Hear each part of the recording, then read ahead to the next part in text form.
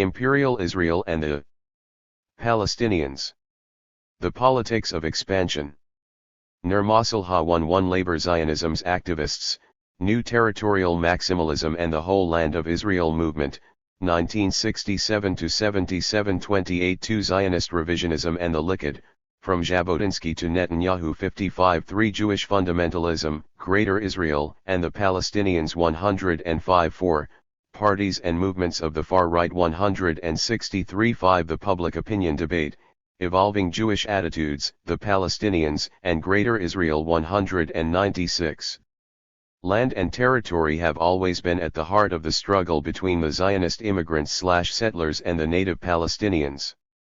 To a large extent, the political history of Zionism and the Israeli state has been a description of an ongoing debate over territorial aspirations and concepts of frontiers. The territorial/boundaries issue has also been the most concrete expression of Israeli expansionism. Since its establishment, Israel has been defining and redefining its territorial ambitions. What are the final boundaries of the Israeli state? In May 1999, Israel's pragmatic expansionists, led by Ehud Barak, returned to power in Israel, with a pledge to maintain, further consolidate, and ultimately annex to Israel the Jewish settlements on the West Bank together with large parts of the occupied territories. Barak's commitments to a united Jerusalem under exclusive Israeli sovereignty and the expansion of Jewish settlements in Greater Jerusalem were affirmed in his election victory speech in Rabin Square, Tel Aviv. 1 Israel's physical border, he stated during the 1999 election campaign, will always be the Jordan River. It was the Labor government which had taken the lead after 1967 with the creation of a string of military kibbutzim and civilian settlements along the Jordan River. However, although territorially expansionist ambitions are deeply rooted in mainstream labor Zionism, the primary focus of this book is on Israel's territorial maximalists and their concepts of state frontiers. The work mainly deals with the supporters of Greater Israel who believe that mandatory Palestine, or the area between the Mediterranean and the Jordan River, is the irreducible minimum for fulfilling the purpose of Zionism.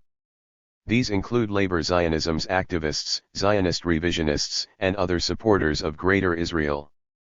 Concentrating on the period from June 1967 to the present, the book covers a whole range of territorially maximalist parties and right-wing groupings, while comparing them with both pragmatic and radical expansionists of labor Zionism.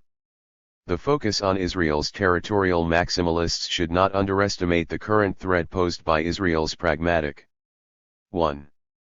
Expansionists to the Palestinians. However, it does make perfect sense to explore the theme of territorial expansionism, especially in connection with the rise of Neo-Zionism and the supporters of the whole land of Israel in the post-1967 period and the implications of their demand for the whole Middle East for maximum territorial expansion. It is the fundamental premise of this work that Greater Israel is both a territorial concept and an ideology aimed at achieving maximum territorial expansionism and imperial domination in the region. Land redemption, settler colonization, and statehood have been the permanent themes of modern Zionism. Jewish nation building, ever-expanding settlement, territorial ambitions, and the effective use of myths/legends/epics of the Bible went hand in hand. The Zionists claim that events described in the Old Testament establish the right of 20th-century Jews to establish an ethnic Jewish state in Palestine. For the Zionists, although the term Eretz Yisrael was always vague as far as the exact boundaries of the territory were concerned, it clearly defined ownership.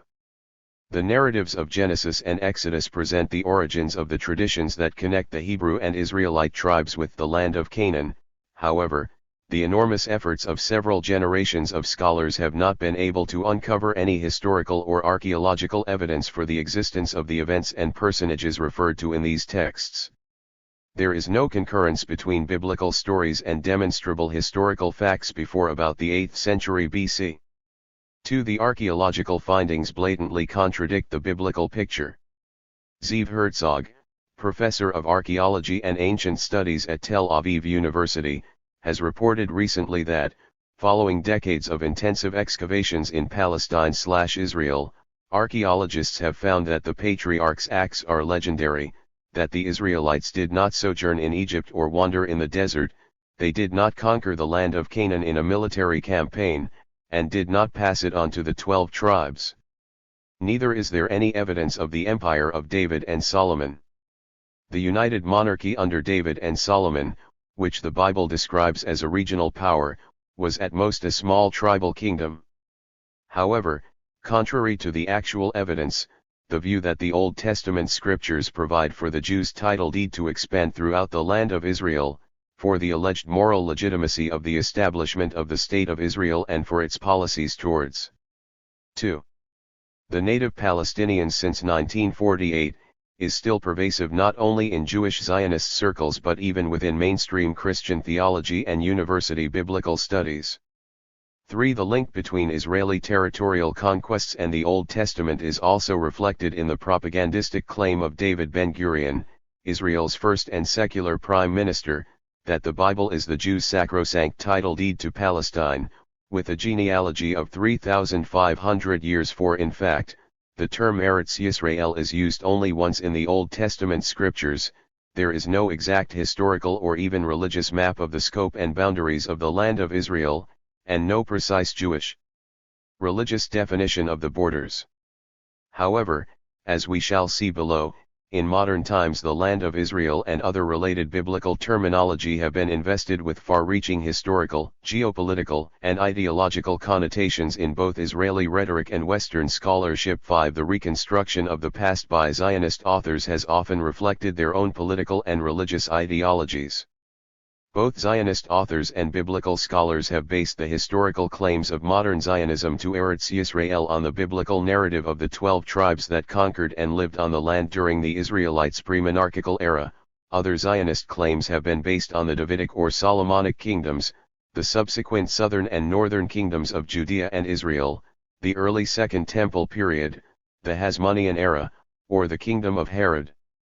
6. Following in the footsteps of 19th and 20th century biblical scholarship, Israeli scholarship has employed an array of terms for the region of Palestine and its surroundings: Eretz Yisrael, the biblical land of Israel; Greater Israel, the whole land of Israel; Judea and Samaria are as the heart of the Israelite nation, the land in which the Israelite tribes had their settlements; the Promised Land, the land of the Bible, the Holy Land.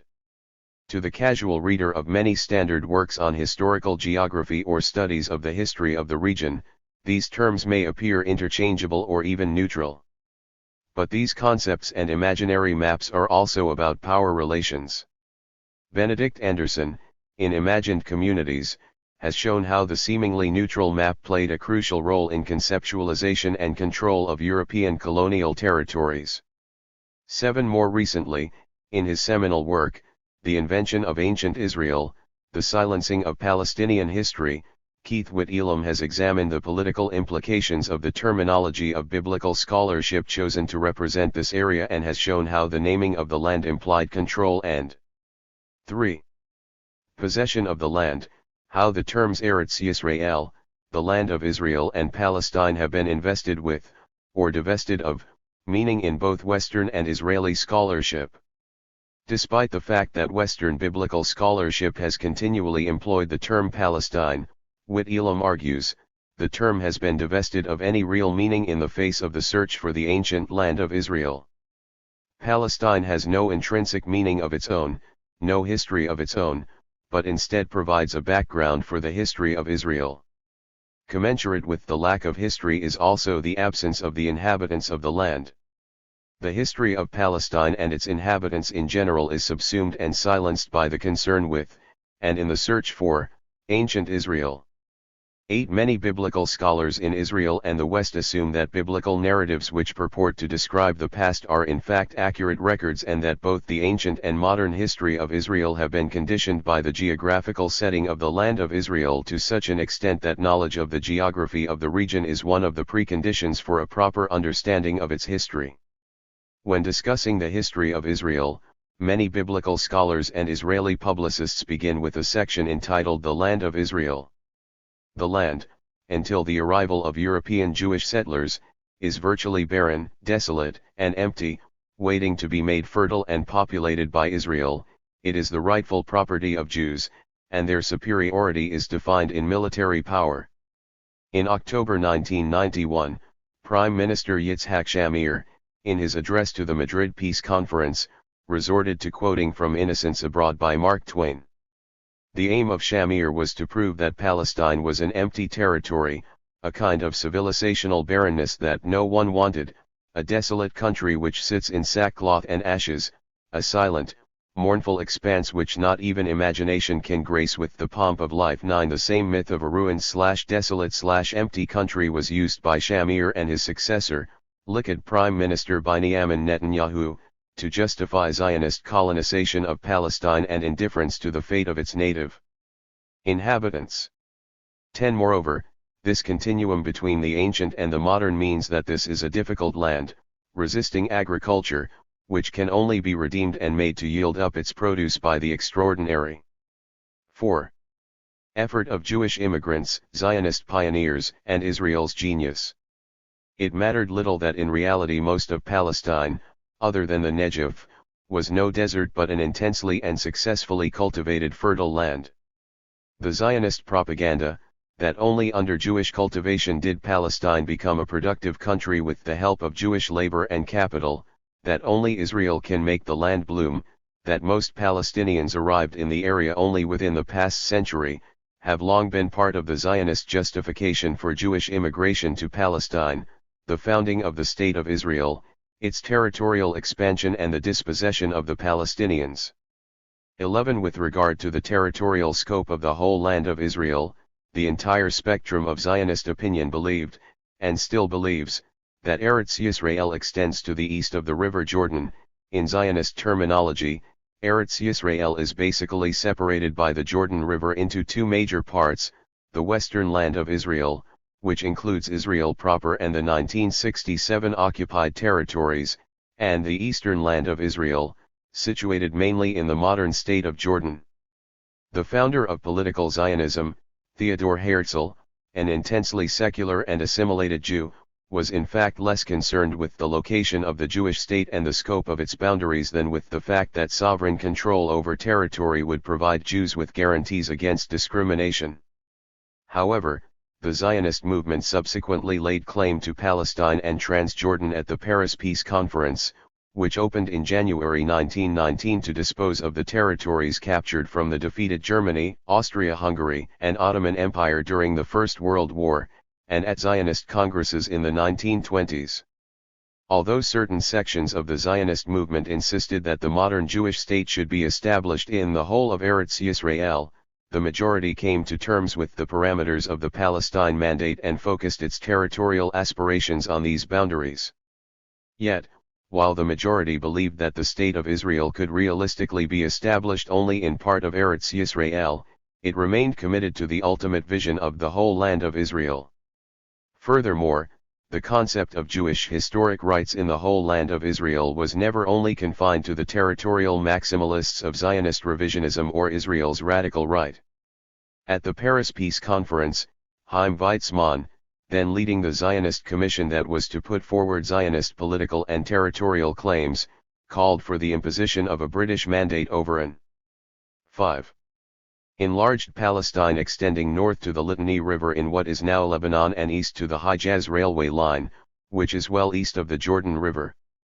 It was at that conference, too, that Weizmann called for a Palestine as Jewish as England is English. 12. For Weizmann, the projected Jewish state and the scope of its boundaries were indelibly tied to the British Empire and the British Mandate, which existed like some protective umbrella overhead. 13. During the British Mandate, the Zionists insisted on Palestine also officially being referred to as the Land of Israel, but the most mandatory authorities were willing to concede was the use of the Hebrew acronym for Eretz Yisrael after the name Palestine on all official documents, the currency, stamps, etc. 14. Throughout the period of the Mandate, the Zionist pragmatic and gradualist state builders, led by David Ben-Gurion, and his Mappé party, dominated the Yeshuv's politics. Right-wing territorial maximalists of Zionist revisionism won only a minority of Jewish votes. For Ben-Gurion, an eminent realist, the boundaries of the Jewish state should be flexible, never finally fixed, but dependent on the nature and need of the historical moment and regional and international conditions. 15. In 1937, Ben-Gurion, an archetypal pragmatic expansionist who had concentrated on many objectives at the same time, was willing to accept the British Royal Commission partition proposal and the establishment of a Jewish state in part of the country, although throughout he remained strongly committed to a vision of Jewish sovereignty over all of Palestine as the ultimate goal of Zionism. 16. The use of force to ensure state building, the recovery of unredeemed national territories and steady Jewish territorial expansion into the whole land of Israel had, too, a deep basis in the Ben-Gurion's thinking. For instance, at an important meeting of the Jewish Agency Executive in June 1938, which was held against the background of the British Peel Commission recommendation of partitioning Palestine, Ben-Gurion made clear his support for the establishment of the Jewish state in part of Palestine only as an intermediary stage. He was not satisfied with part of the country, but on the basis of the assumption that after we build up a strong force following the establishment of the state, we 6. will abolish the partition of the country and we will expand to the whole land of Israel.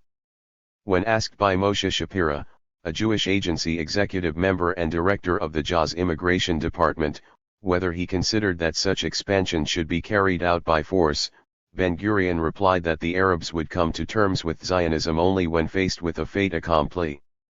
This is only a stage in the realization of Zionism and it should prepare the ground for our expansion throughout the whole country through Jewish-Arab agreement. The state, however, must enforce order and security and it will do this not by moralizing and preaching sermons on the mount but by machine guns, which we will need. 17. Ben-Gurion's objective of a Jewish state expanding into the whole of Palestine were also echoed in his memorandum to the Zionist Actions Committee meeting of December 17, 1938, a meeting held after Britain's formal abandonment of the Peel Commission's partition plan. There he argued that since the Arabs had already been given Iraq, Syria, and Saudi Arabia, which he pronounced to be more than enough, the Zionists should demand all of Palestine. 18. Ben-Gurion publicly excoriated right-wing revisionist groupings and in 1948 he opposed their participation in the newly formed government. From 1935 to 1967, the Labour Party sought to maintain its political paramountcy within Zionism and the State of Israel by ostracizing the revisionist movement and its post-Second World War leader, Menahem Begin. In 1948, the military arm of revisionism, the Irgun, was forcibly disbanded. When Begin organized the Herut Party and entered parliamentary politics, Ben-Gurion denounced him as a fascist and dangerous demagogue. But where the Palestinians were concerned, Ben-Gurion espoused some of the irredentist principles of revisionist Zionism, the expansion of Israel's borders, the conquest of Arab areas, and the evacuation of the Palestinian population, since the Palestinians could never agree to a partition plan that would satisfy the Zionists, he argued, the borders of the Israeli state would have to be determined by military confrontation. 19. In 1948, Israel, like many 19th and early 20th century European states, was born as an irredentist ethnic Jewish state committed to the recovery of the unredeemed national territories. 7. During 1948–49, the borders of the newly established Jewish state were expanded by conquest from the 55.5% of mandatory Palestine allotted to the Jews under the November 1947 UN partition plan to 77%. More evidence of its elitist expansionist instincts is found in Ben-Gurion's 1949 proposal to his cabinet to conquer the West Bank, then under Jordanian control, assuming then that the Palestinian population would flee or be driven out. 22 decades later, in June 1967, the entire area of mandatory Palestine came under Israeli control. Historians often argue that, as far as Israel was concerned, the 1967 war was of a preemptive character.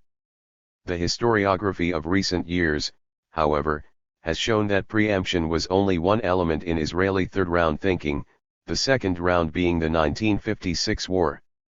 Both Israeli second and third-round thinking also had a deep ideological strand anchored in the irredentist vision of Greater Israel. This vision was also based on the post-1948 conviction, widely held among the Israeli leadership, that the territorial character of the state was not final.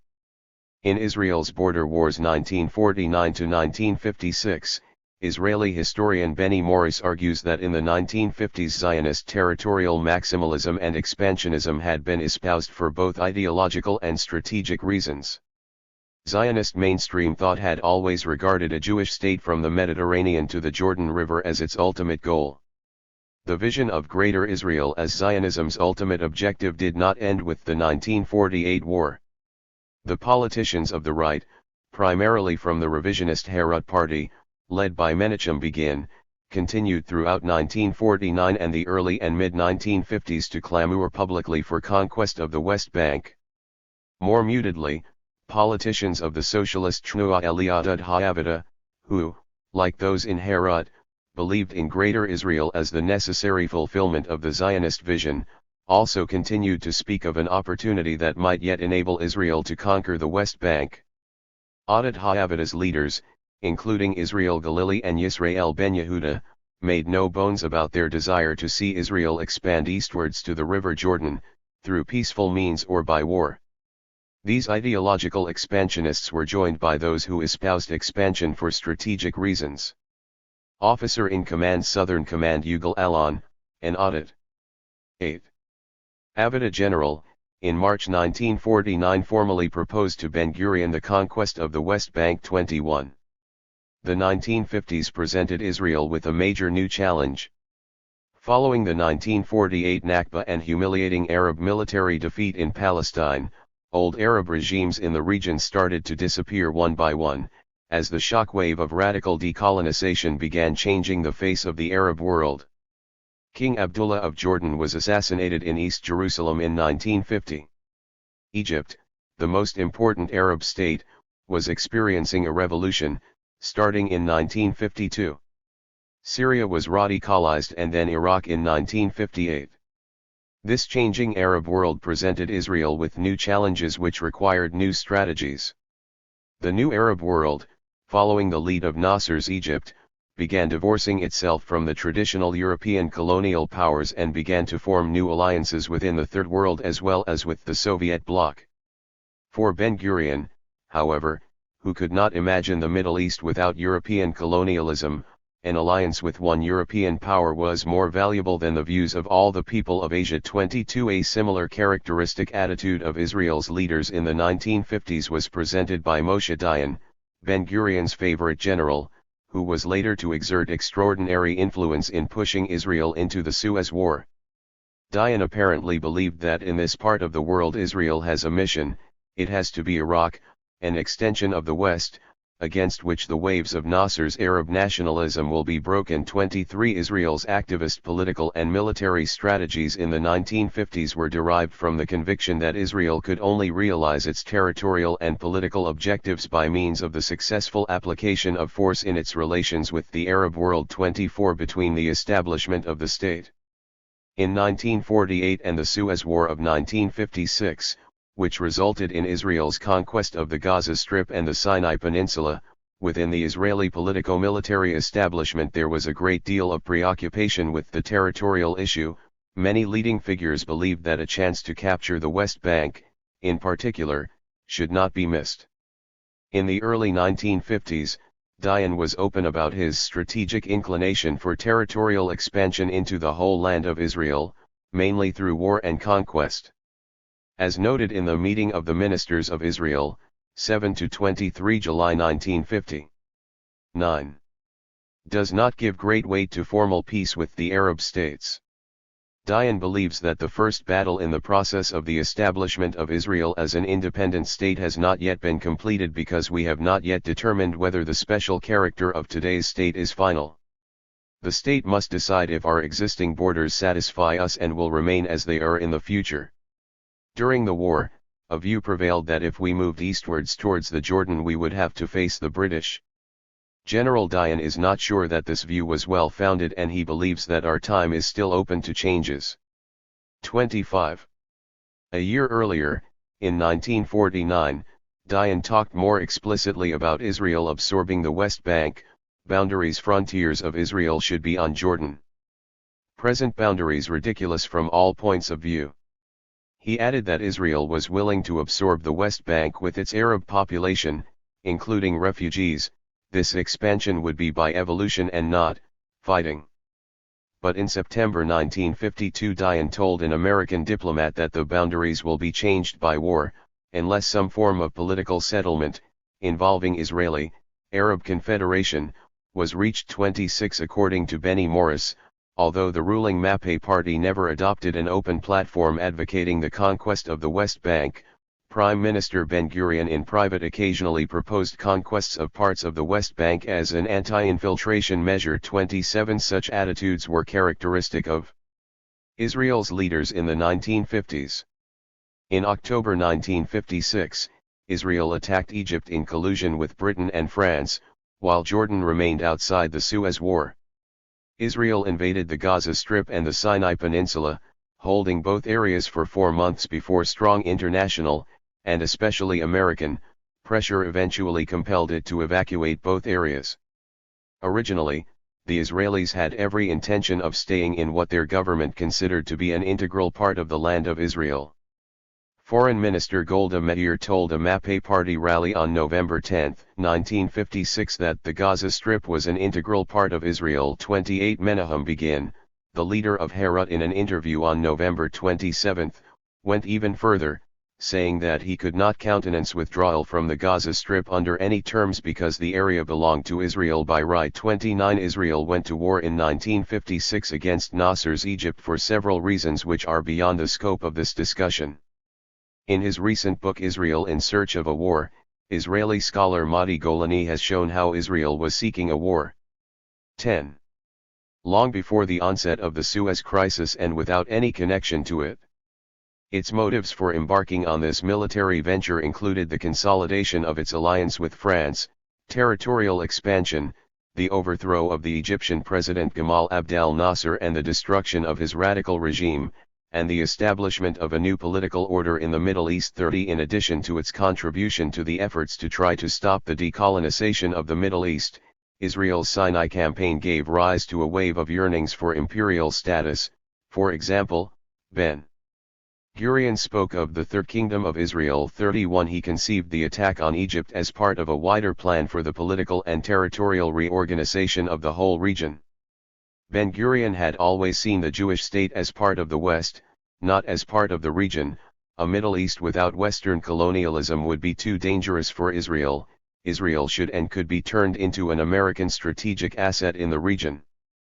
32 On October 22, 1956, at a meeting at the secret Sèvres Conference, held on the eve of the tripartite attack on Egypt, Ben-Gurion presented to the French Prime Minister Guy Mollet a far-reaching plan for creating a new order in the Middle East. The plan included, apart from the occupation and annexation of the Gaza Strip and the Sinai Peninsula which gave Israel strategic depth, the overthrow of the Egyptian President Nasser, the dismantling of Lebanon and the annexation of southern Lebanon up to the Litani River to Israel and the creation of a Christian state in other parts of the country, and the partitioning of Jordan between Israel and monarchical Iraq. Israel would annex the West Bank and Iraq the East Bank, on condition that Iraq signed a peace accord with Israel and absorbed the Palestinian refugees in the camps on both banks of the Jordan River. According to Ben-Gurion's secret plan, the Suez Canal would be internationalist and Israel would control access to the Gulf of Aqaba. In his autobiography Milestones, Dayan, who attended the Sèvres Conference, wrote that, at Sèvres, Ben-Gurion argued, Jordan has no right to exist and should be divided, Transjordan, to be annexed to Iraq which would have to be committed to absorbing and settling the Arab refugees in it. The territories west of the Jordan will be annexed to Israel, as an autonomous region. Lebanon will have to get rid of some of its Muslim regions to assure stability based on the Christian part. Britain will hold sway over Iraq and over the southern Arabian Peninsula. France, over Lebanon, perhaps even Syria. 11. With close ties with Israel. The Suez Canal will have international status, and the Straits of Eilat, under Israeli control. 33. Ben-Gurion simply could not imagine a Middle East without Western colonialism. He believed that his Sèvres plan suited the colonial interests of the French and British and would consolidate their crumbling positions in North Africa and the Middle East. 34 Although Israel's decisive military victory of 1956 put the country on the map as a major military power, the main realistic lesson that Ben-Gurion drew from the Suez War, according to Avi Shlaim, was that Israel could not acquire strategic depth by expanding its territory at the expense of its neighbors because the great powers would not allow it to keep the spoils of war. 35 Accordingly, Ben-Gurion scaled down his objectives of territorial expansion and emphasized a hegemonic political and military strategy of equipping the Israeli army with the most advanced Western weapons, coupled with the secret development of nuclear weapons, and thus maintaining its qualitative superiority over the Arab armies. Other developments in Israel's policy towards the Arab world in the post-Suez period emphasized the alliance of the periphery and alliances with non-Arab or non-Muslim minorities. When it became clear to Ben-Gurion that direct territorial expansion into the whole land of Israel without the support of the great powers was not possible under current conditions, Israel sought the forging of unofficial alliances with the non-Arab states of the outer ring of region, that is, Iran, Turkey and Ethiopia. These alliances were mainly designed to counter Nasser's brand of pan-Arab radicalism and to reduce Israel's isolation. The informal alliance with religious and ethnic minorities was in part designed to keep the Arab East divided. 36 Ben-Gurion had been an enthusiastic advocate of a Christian state in Lebanon in the early and mid-1950s, but he was strongly opposed on this by the more pragmatic Moshe Sharad. In his personal diary, Sharad recorded Israeli plans to destabilize and dismember Lebanon and to install a Maronite Christian puppet regime pliable to Israeli diktat. The entry of his diary of February 27, 1954 deals with the then recently retired Prime Minister Ben-Gurion, Defense Minister Pinhas Lavon, and Chief of Staff Moshe Dayan, all of whom wanted to take advantage of a coup d'état in Syria to order to dismember Lebanon. Ben-Gurion insisted that if Iraq invaded Syria, this is the hour to 12. Arouse Lebanon, that is to say its Maronites, to declare a Christian state. Sharad demurred. I said this is an empty dream. The Maronites are split. Ben-Gurion retorted furiously.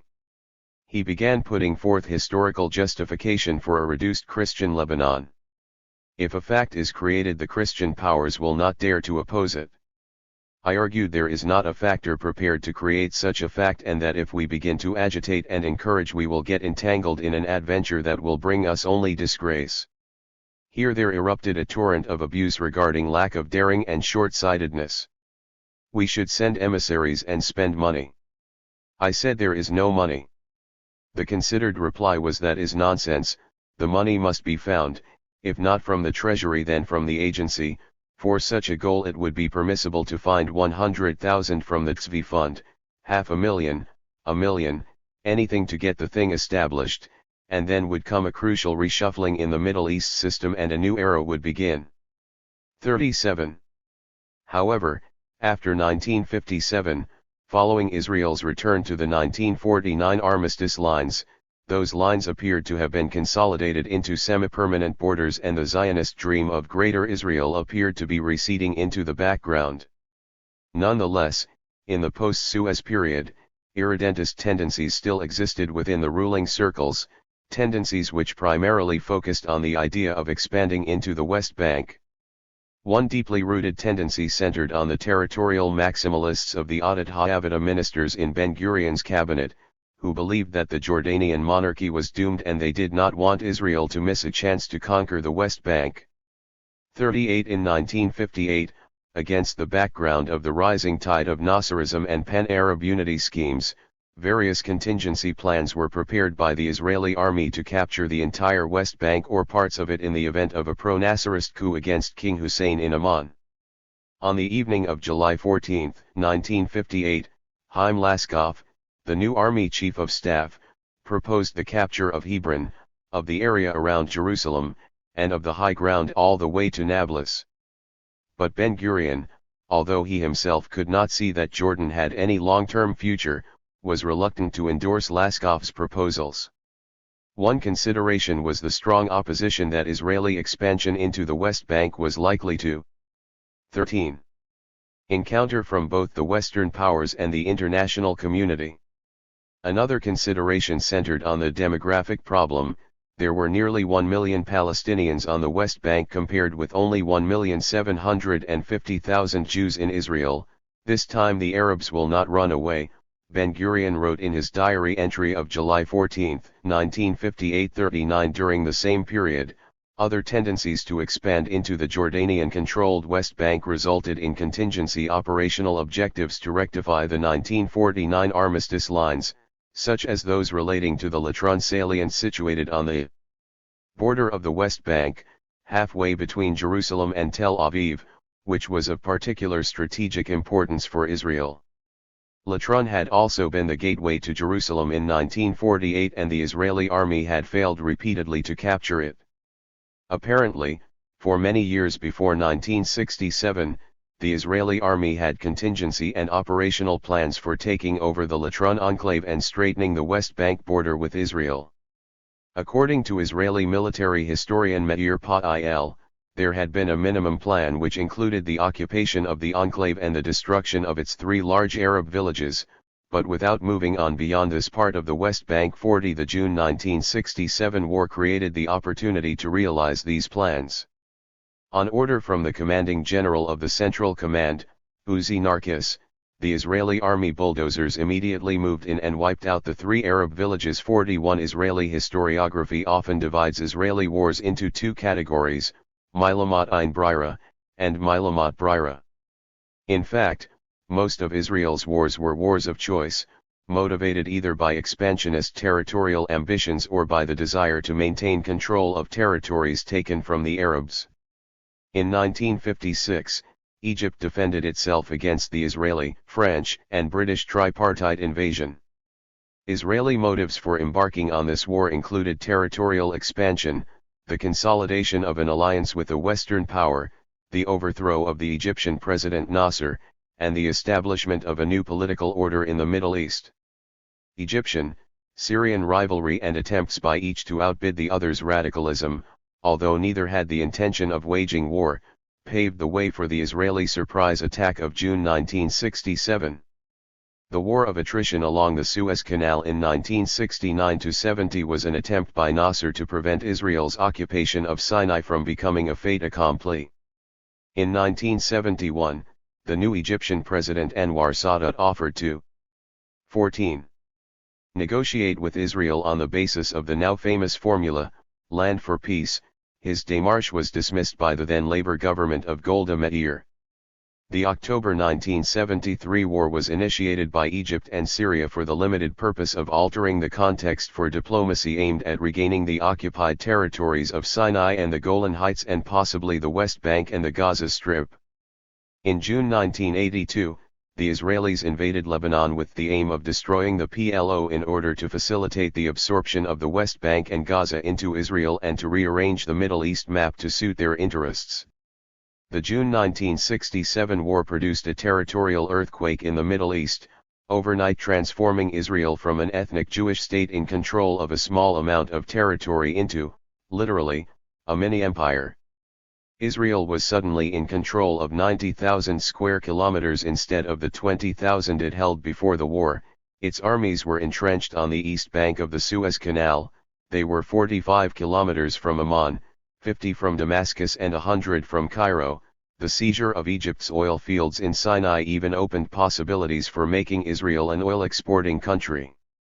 42 In Israeli popular imagination, the hero of the Six-Day War was General Moshe Dayan, who, perhaps more than any other Israeli official, typified labor pragmatic expansionism and the reopening of the territorial issue of Zionism in the post-1967 era, a development which would also instantly be exploited to the full by both Zionist revisionists and labor supporters of Greater Israel.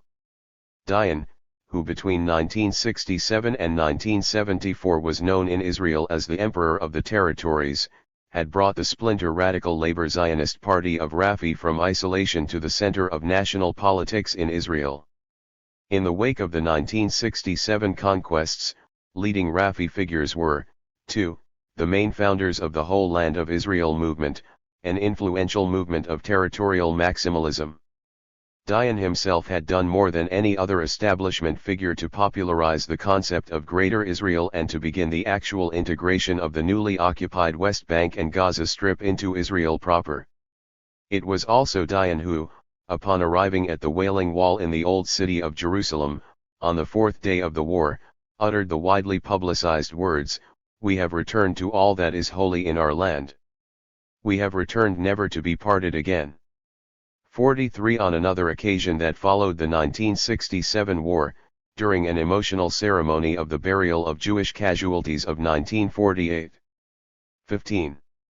On East Jerusalem's Mount of Olives, Dayan repeated the same vision of Greater Israel, an imperial vision which was also symbolically illustrated by the title of his 1969 book, A New Map, Other Relationships. "We have not abandoned your dream and we have not forgotten your lesson. We have returned to the mountain, to the cradle of our people, to the inheritance of the patriarchs, the land of the judges and the fortress of the kingdom of the house of David. We have returned to Hebron and Sichem, to Bethlehem and Anato, to Jericho and the fords of the Jordan at Adam Ha-ir." 44. The 1967 war not only reopened the question of Israel's border, but also rekindled mass interest and excitement in the so-called biblical whole land of Israel. The influence of the Hebrew biblical narrative in the secular intentions of labor Zionism, particularly biblical conquests as narrated in the book of Joshua, had always been evident. Ben-Gurion, Dayan, and Yigael Yadin, another former army chief of staff, had all developed a keen interest in biblical archaeology and biblical warfare techniques and instruments. Dayan himself, who wrote Living with the Bible, became a notorious collector of biblical archaeological artifacts. In the wake of the 1967 conquests, Amos Elon writes, "The daily Hebrew press was filled with maps of Joshua's, Solomon's, and Herod's conquests on both sides of the Jordan, and with argumentative articles proclaiming Israel's right to the whole of Palestine, irrespective of the wishes of its Palestinian inhabitants." 45 Lamer have, the organ of labor minister Yigael Allon, and of course the right-wing party Herutz Hayim, became patrons of the whole land of Israel movement. 46 According to Allon, Jewish biblical borders included Sinai and the Syrian Golan Heights. Apparently, he was very upset by the Dayan declaration that Israel's historical borders included only the West Bank. 47 On the other hand, however, it was Dayan who, before the October 1973 war, said, "Better Sharm el-Sheikh without peace than peace without Sharm el-Sheikh." Zionist Israelis advanced their claims of Jewish rights to the whole land based on security or economic or demographic or religious considerations. And so the contest over the so-called Israelites' biblical borders continued. There were many reasons why the expansionist instincts of Greater Israel were sharply reawakened in the post-1967 period. First, 16. The claims of Jewish historical rights in the whole land of Israel had a deep basis in mainstream secular labor Zionism. Second, the spectacular and manifold consequences of the 1967 military successes emphasized the triumph of Zionism and the creation of a confident, dynamic, semi-militarized and expansionist settler society with distinct Prussian militarist characteristics. In Between Battles and Ballots, Israeli political scientist Yoram Perry has shown that political life in his country has been profoundly affected by militarization and that the institutions of the military have actually encroached on every aspect of civilian life.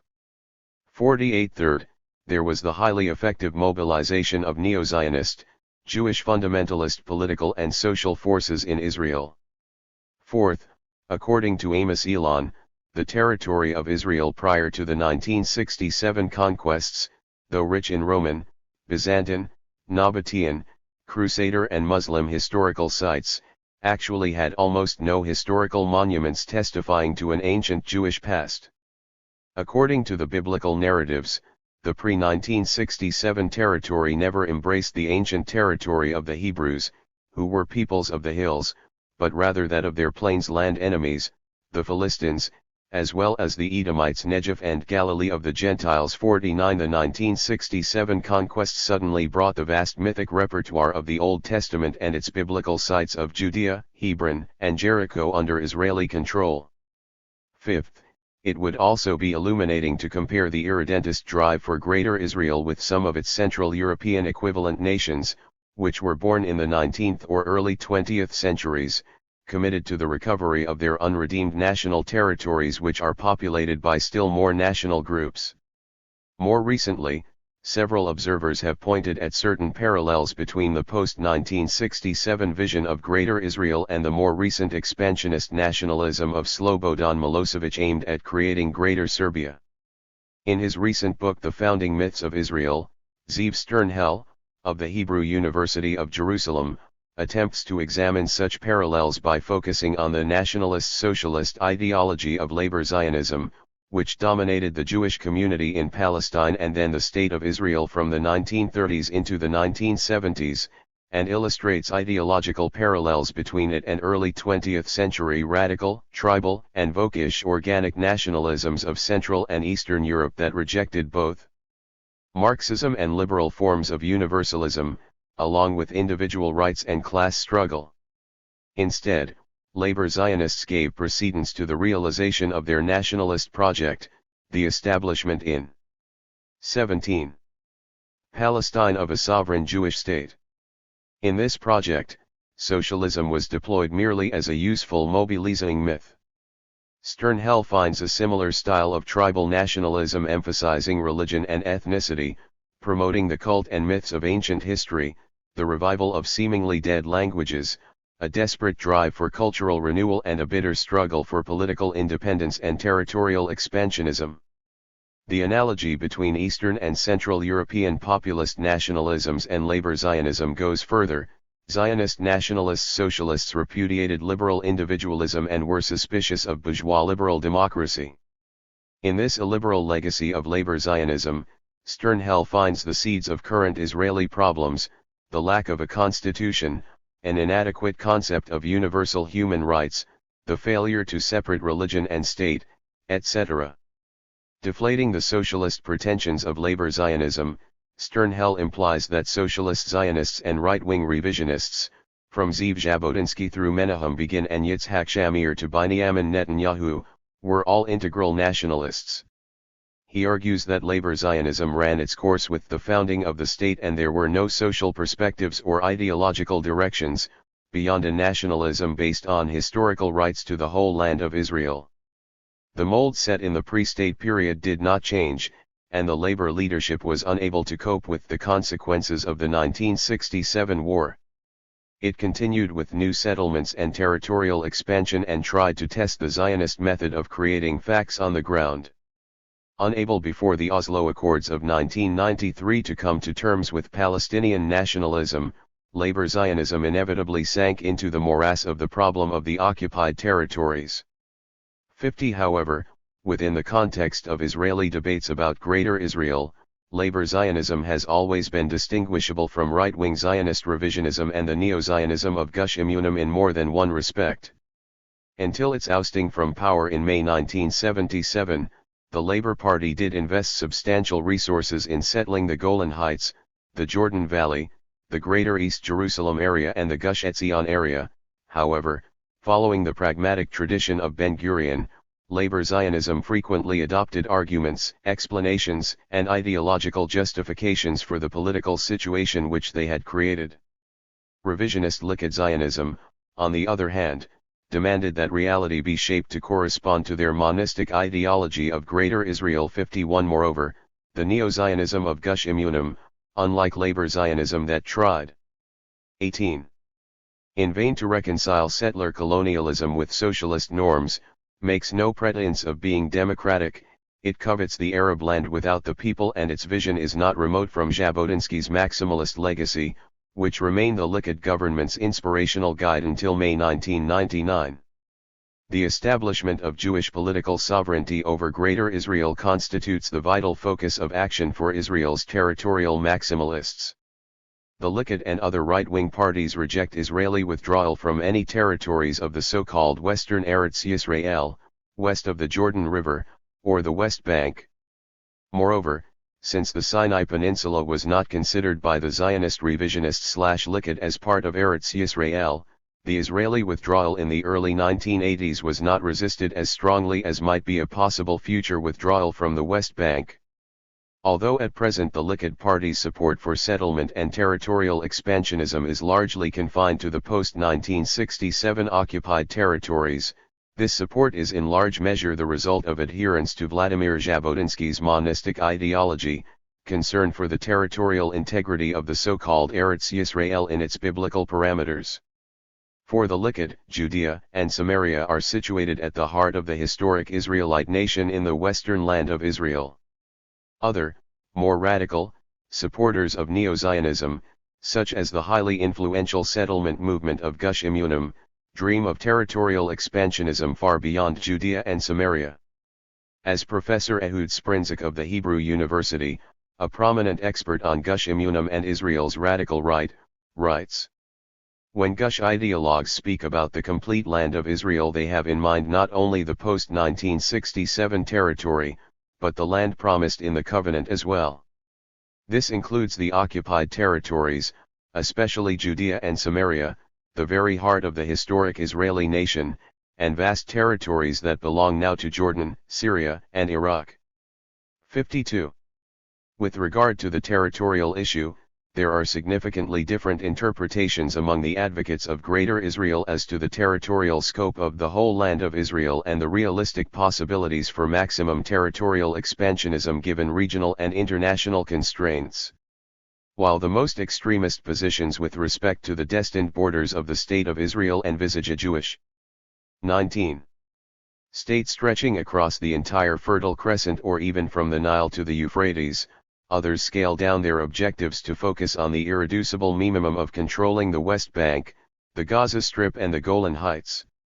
In between, there are also political groupings advocating the reconquest of Sinai. For instance, the ultranationalist Tehaya, a small parliamentary party existing from 1979 to 1992, and leading figures in Gush Emunim, who formed Shvut Sinai in 1982, demanded the reconquest of Sinai after the territory was returned to Egyptian sovereignty in the early 1980s, a territory which had been returned to Egypt partly because Menahem Begin did not regard it as part of Eretz Yisrael. Moreover, in 1990, during the Gulf Crisis which was sparked off by the Iraqi invasion of Kuwait, Tehaya leader and Deputy Minister Jaula Cohen threatened to invade the Kingdom of Jordan and annex it to Israel. 53, a scenario which most Likud leaders viewed then as unrealistic. The pages that follow deal with the ideas of the advocates of maximalist territorial expansionism and the supporters of Greater Israel, who are united in their position that the Palestinians have no legitimate claim to nationhood or to any other part of the country. The expansive conceptions of the territorial extent of Jewish sovereignty draw on three distinct ideological strands of Zionism, whose devotion to the whole land of Israel as the highest operational imperative also helps to explain the close and symbiotic relationship that developed among them in the post-1967 period. 1. The more militant and expansionist trend of labor Zionism, as reflected in the labor movement's activist tradition, the Adat HaAvada movement and Hakibbutz HaMuhad, the labor Zionist faction of Rafi and the Whole Land of Israel movement. 2. Right-wing Zionist revisionism with its heritage of territorial maximalism from Vladimir Jabotinsky to present-day Likud. 3. Nationalist religious Neo-Zionism and the Kookist ideology, the teaching of Rabbi Tzvi Yehuda Kook. Kook's teachings have integrated the traditional religious longing for the land with the modern, secular activist settler Zionism, giving birth to a comprehensive fundamentalist nationalist religious ideology. The parties and movements of the far right are also discussed, and the final chapter examines the Israeli Jewish population's evolving attitudes to Greater Israel and the Palestinians. 20.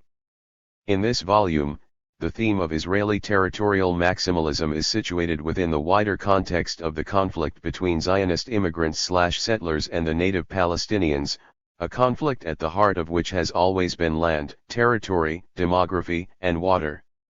The quest for land, territory, and territorial expansion also underpinned the Zionist settlement drive in the pre-1948 period. In a sense, Zionism's long-lasting battle against the native Palestinians was a battle for more land, more territory, and less Arabs. This battle was dictated essentially by Zionism's premises and fundamentals: the ingathering of the world's Jews in Palestine, the acquisition and conquest of land, and the establishment of an ethnic state for the Jews, who mostly had yet to arrive in Palestine, at the expense of the native Palestinians.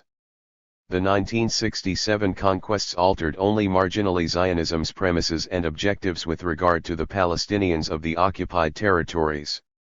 Indeed, the principal objectives of the Israeli state, as defined in terms of its Zionist ideology, are the fulfillment of the Jewish majority's aspirations, and those of would-be Jewish immigrants, frequently at the expense of the aspirations of the Palestinians.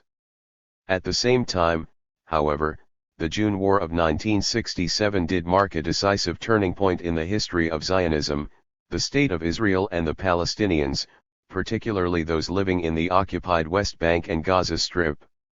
The overwhelming Israeli victory, the seizure of the remainder of Palestine with its sizable Arab population, the resultant outburst, and later upsurge, of Messianic Zionism and growing Israeli confidence all contributed to the prompt and inevitable revival of the project of territorial expansionism.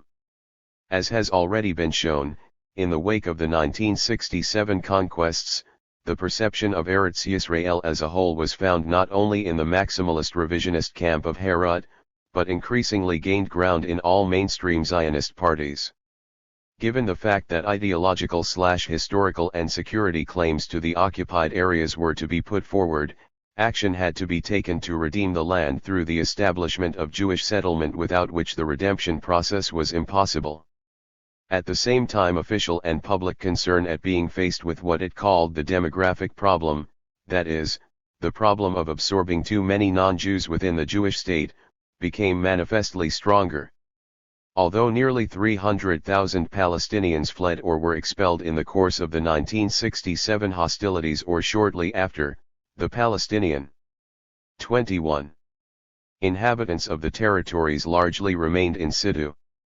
The number of Palestinians living within the new ceasefire lines, including those who were citizens of Israel, was over 1.3 million in 1967, and given the high Arab birth rate, the prospect of the Palestinians becoming at least 50% of the population, a Zionist/Israeli nightmare, was perceived as a feasible reality.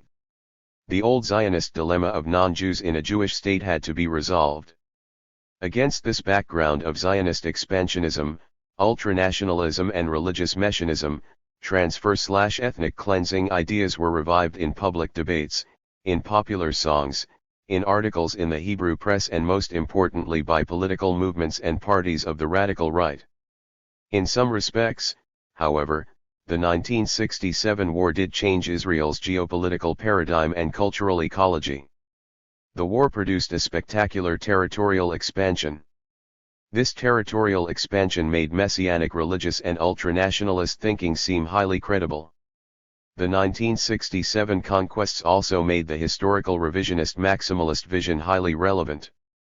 All the ingredients of Israel's new right radicalism, militarism, ultranationalism, territorial expansionism and neo-religiosity, produced political movements, including the new territorial maximalism of the whole land of Israel movement and the fundamentalist settlement movement of Gush Emunim. At the heart of this volume is the attempt to explore two interrelated themes: Zionist territorial maximalism and the demographic debate in Israel within the wider context of post-1967 Greater Israel. In my two previous books, Expulsion of the Palestinians, The Concept of Transfer in Zionist Political Thought 1882-1948 and A Land Without a People, Israel, Transfer and the Palestinians, 1949-1996, I have dealt with the evolution of the theme of population transfer, a euphemism denoting the organized removal of the Arab population of Palestine to neighboring or distant countries, which was a concept widely held in Israel after 1967.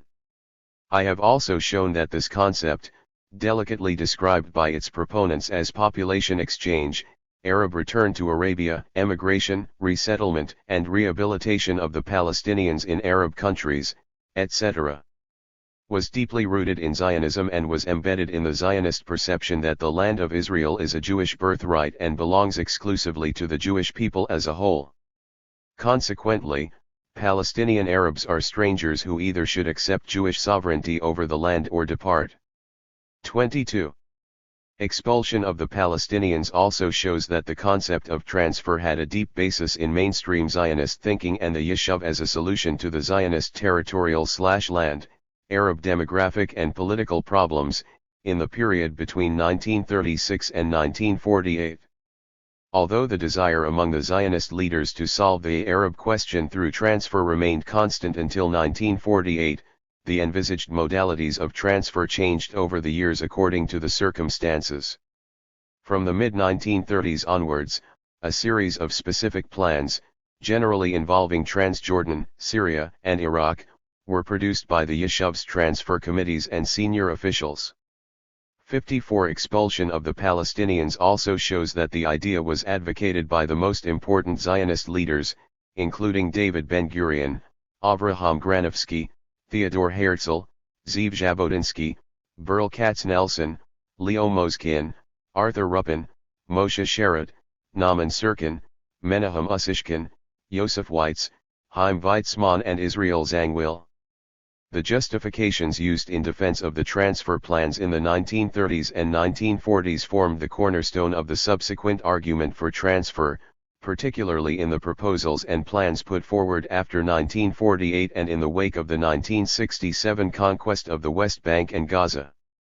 After 1967, Zionist territorial maximalists and proponents of transfer continued to assert, often publicly, that there was nothing immoral about these proposals, that the earlier 20th century transfers of Greeks and Turks, Indians and Pakistanis, Germans and other Europeans provided a precedent for similar measures vis-a-vis the Palestinian Arabs, that the uprooting and transfer of the Palestinians to Arab countries would constitute a mere relocation from one district to another, that the Palestinians would have no difficulties in accepting Jordan, Syria, or Iraq as their homeland, that the Palestinian Arabs had little emotional attachment and few real ties to the particular soil in Palestine and would be just as content outside the land of Israel, that the Palestinian Arabs were marginal to the Arab nation and their problems might be facilitated by a benevolent and humanitarian policy of helping people to leave.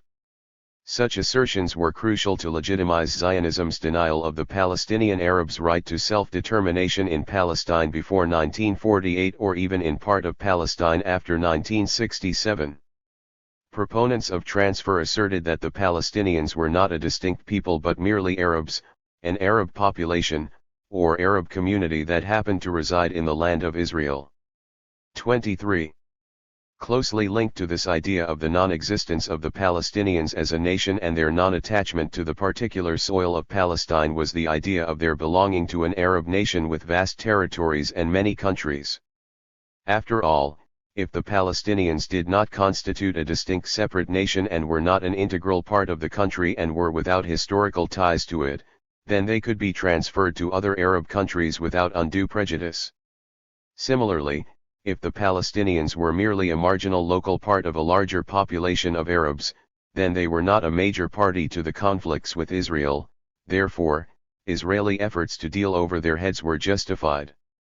It is thus that Israeli territorial maximalists' pronouncements were full of references to the vast Arab territories and to the notion that the Palestinians were bound to other centers in Syria, Iraq, and the Arabian Peninsula, the homeland of the Arab people. After June 1967, the Israeli state had to deal with a territory entirely populated by non-Jews and a perceived major demographic problem. Hence, the modalities of transfer changed after 1967, and the revival of the transfer concept since then points to the parallels that exist between the Zionist transfer schemes in the pre-1948 era and in the era since June 1967. The use of force and coercion formed an important element in Israel's policy toward the Palestinians of the occupied territories in the post-1967 period. The institution of the military government, together with the imposition of the defense emergency regulations promulgated by the British Mandatory Authorities in 1945, empowered the military governors to close off the Arab localities and to restrict entry or exit only to those who had been issued permits by the military authorities. These regulations also enabled the Israeli authorities to evict and deport people from their villages and towns, to place individuals under administrative detention for indefinite periods without trial, and to impose fines and penalties without due process. 55 Among the parliamentary parties, the open proponents of territorial maximalism and the transfer solution are the far right-wing parties, that is, those further to the right of the Likud, and are religious and secular alike, including the Zivi-led Molday Party, the Tehaya Party, the Tzemet Party of General Raphael Eitan, who until May 1999 was Agriculture Minister in the Benjamin Netanyahu cabinet. In the ascendance of Israel's radical right. 24.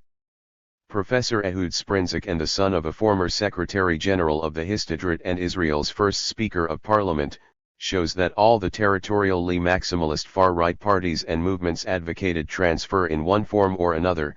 The difference lies between the manifest and total transfer of Molday and the latent and partial transfer of the Tehaya and Tzemet. 56 The same three parliamentary parties, according to Professor Sami Smuha of Haifa University, called on Israeli Arab citizens to do military/civil service or to demote their citizenship status to permanent residence, that is, to give up the right to vote in the Knesset elections. 57 In addition to the Israeli rights parliamentary parties, this volume deals with extra-parliamentary movements of territorial maximalism, including the influential settlement movement of Gush Emunim, the Catch movement, founded by Rabbi Meir Kahane, and the National Circle, led by Ora Shemur. With the exception of the discredited Catch movement, which was disqualified from nomination to the Knesset election in 1988 and banned in the wake of the Hebron massacre in 1994, the Israeli radical right was represented both in the Knesset and the coalition cabinet of Yitzhak Shamir between 1990 and 1992. In comparison with the stridency of these far right-wing parties and movements, the territorial policies of the labor coalition governments between 1967 and 1977 and between 1992 and 1996 look like the epitome of pragmatism. Together, Molday and Tzemet won 4 parliamentary seats in the 1988 general elections, while the Tehaya was represented by 3 seats and the National Religious Party had 5 seats. Together these 4 parties received 12 seats and 10.5% of the vote. The Western media coverage focused on the Labour Party victory in the 1992 general election, but tended to downplay the increasing support for the far right, which collectively gained 17 Knesset seats against 12 in 1988. In June 1992, Tzemet increased its parliamentary representation from 2 to 8 seats, while Molday gained 1 more seat, raising its total to 3.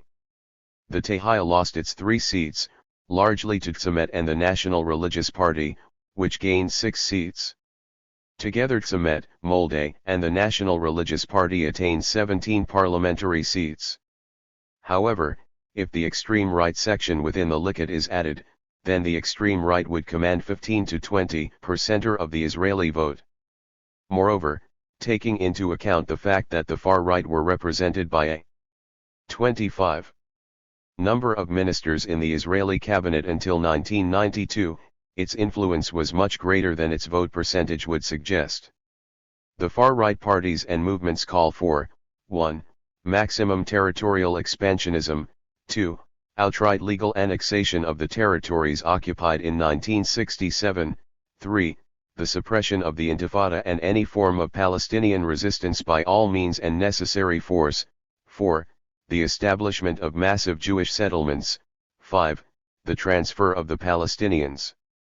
The terminology and style used by each party and movement to describe territorial expansion and transfer varies according to organizational background and preoccupation. For instance, while the Gush Emunim settlers talked about persuading the Arabs to emigrate, the Catch movement demanded outright expulsion and the Molday Party crystallized since 1988 around a single-minded platform of agreed transfer. Yet for some religious extremists, expulsion is not the final solution, they call for the total annihilation of the modern Amalek. Moreover, the fact that both secular generals Raphael Eitan and Rehavam Zeevi come from the Palma, the elite strike force of labor Zionism in the 1940s, and the fact that the Molde Party received the highest rate of its electoral support in 1988, 45% from Kibbutz Beit Guvrin in the South 58, affiliated with the Hakibbutz Hamuhad movement, may point to the origin of the aspirations of territorial maximalism found in the activist current of labor Zionism of the pre-state period. Unlike the religious messianics of Gush Emunim, secular generals Eitan and Zeevi justify their territorial expansionism not by religious messianic perceptions and Jewish theocratic notions, but as pragmatic answers to practical necessities. This echoes the argument often found in the activist labor Zionist tradition of the 1930s and 1940s. Of course, Israeli public views on Greater Israel have been considerably affected by the Oslo process and the various interim agreements signed between Israel and the Palestinian Authority. Nevertheless, one still can observe a deep division between those who support territorial maximalism and annexation and those who prefer territorial compromise and complete or partial withdrawal from the occupied territories. Yet even those figures of labor Zionism regarded as pragmatists also have reiterated their views in favor of various concepts of frontiers which retain maximum land and minimum Arabs in the West Bank and Gaza, views that 26. Demonstrate how deep-rooted in Israel are the instincts of territorial expansion. It is hardly necessary to mention that the various ideas of territorial maximalism combined with transfer discussed in this study do not carry the same weight. Certainly those put forward or supported by Likud, Labor, or Tzemet figures are far more important than those advocated by Gush Emunim or the Molde Party. This book will cover the whole of spectrum ideas, proposals, and plans put forwards by the Israeli right from 1967 to the present. Methodologically, this work will apply a historical approach. It is divided into 5 chapters. The first concentrates on the whole Land of Israel movement, the second on Zionist revisionism and the Likud, the third on Gush Emunim and the religious fundamentalists, the fourth on the parties and movements of the far right, and the fifth on the evolution of Israeli Jewish public attitudes since 1967. This work is based in part on archival material in the Israeli State Archives, the Central Zionist Archives in Jerusalem and the Jabotinsky Archives in Tel Aviv, as well as private papers in the Institute for Settlement Studies in Rehovot. The Israeli Hebrew press also has been a very important source for the period since 1967. These primary sources were supplemented by secondary works in Hebrew, English, French, and Arabic. 27. 1. Labor Zionism's activists. New Territorial Maximalism and the Whole Land of Israel Movement, 1967–77. In the wake of Israel's 1967 conquests, the deep-rooted perception of Eretz Yisrael as a whole was not only found in the traditional Zionist maximalism of the revisionist Herut camp, but increasingly gained ground in all the main political parties, including the traditionally pragmatic Labour Party. This maximalist concept of state frontiers was based on a Zionist political and military strategy which served as a means to essentially imperialist ends, the creation of a Middle East more favorable to a greatly enlarged and regionally dominant Jewish state. This territorially expansionist and imperialist approach found its first manifestation in the Whole Land of Israel movement, a secular elite organization and an influential ideological movement of territorial maximalism which was founded promptly after the war with the aim of annexing and settling with Jews the newly liberated territories won. In addition to Begin's Herut, the WLIM was one of the most significant organized efforts to push Israel towards the permanent incorporation of the occupied territories. Devoted to the whole land of Israel as the highest operational imperative, the highly publicized, founding manifesto of the WLIM of 1967 was almost entirely supported by prominent members of the labor establishment. Too full of historical imagery, the manifesto laid the foundations of the project of Imperial Israel in straightforward terms. Zahul's victory in the Six-Day War placed the people and the state within a new and fateful period. The whole of Eretz Israel is now in the hand of the Jewish people. 28. And just as we are not allowed to give up the state of Israel, so we are ordered to keep what we received there from Eretz Yisrael. We are bound to be loyal to the entirety of the country, and no government in Israel is entitled to give up this entirety, which represents the inherent and inalienable right to our people from the beginning of its history. 3. The occupation of Sinai, the Golan Heights, the West Bank and Gaza, their combined territories 4 times bigger than Israel proper, and the destruction of the combined armies of Egypt, Syria, and Jordan thrilled most Israelis and encouraged many of them to develop an imperial outlook and to embrace an imperialist project based on a conviction that their state was the strongest military force in the Middle East. The same expansionist instincts helped to sanctify the Zionist principle that never again should Eretz Yisrael be divided. As Professor Ehud Sprinzik explains, since 1967 this principle has become a most energetic and influential tenet in modern Zionism, for against the intoxicating backdrop of the new Israeli Empire, the official founding conference of the WLIM was held on October 31, 1967. The new movement of territorial expansion and imperial domination cut across all party lines in Israel and brought together diverse Zionist schools of thought, from labor activists to Jabotinsky's revisionists to smaller groups and individuals. By and large, however, the movement was set up and dominated by labor intellectuals, poets, politicians, generals, and kibbutz leaders, and other personalities prominent in the pre-1948 Zionist struggle. 5. It drew its inspiration from the pre-state activist and militant tradition of labor Zionism, which attempted to reconcile romantic Jewish socialism with colonial expansionism, and focused on the whole land of Israel. Within labor Zionism, the activist approach was characterized by militant commitment to territorial expansion, tough policies towards the Arabs, and maximum extension of Jewish settlement and sovereignty. Its advocates were committed to the idea of creating settlements as a means of determining future political borders. The speeches and writings of one of its most influential ideologues, Yitzhak Tabenkin, were imbued with imagery of East European romantic and organic nationalism. Although explicitly secular, his message and that of other activist leaders, often featured references to the Bible and biblical Israelites. The militant ethos of the activist movement of labor Zionism also 29. Contained mystical overtones of communion between Jewish workers and fighters, and the soil of the land of Israel. These ideas were most prominent within the Adat Ha'avada political party, whose concepts of state frontiers and Jewish territorial space also included parts of the Sinai Desert.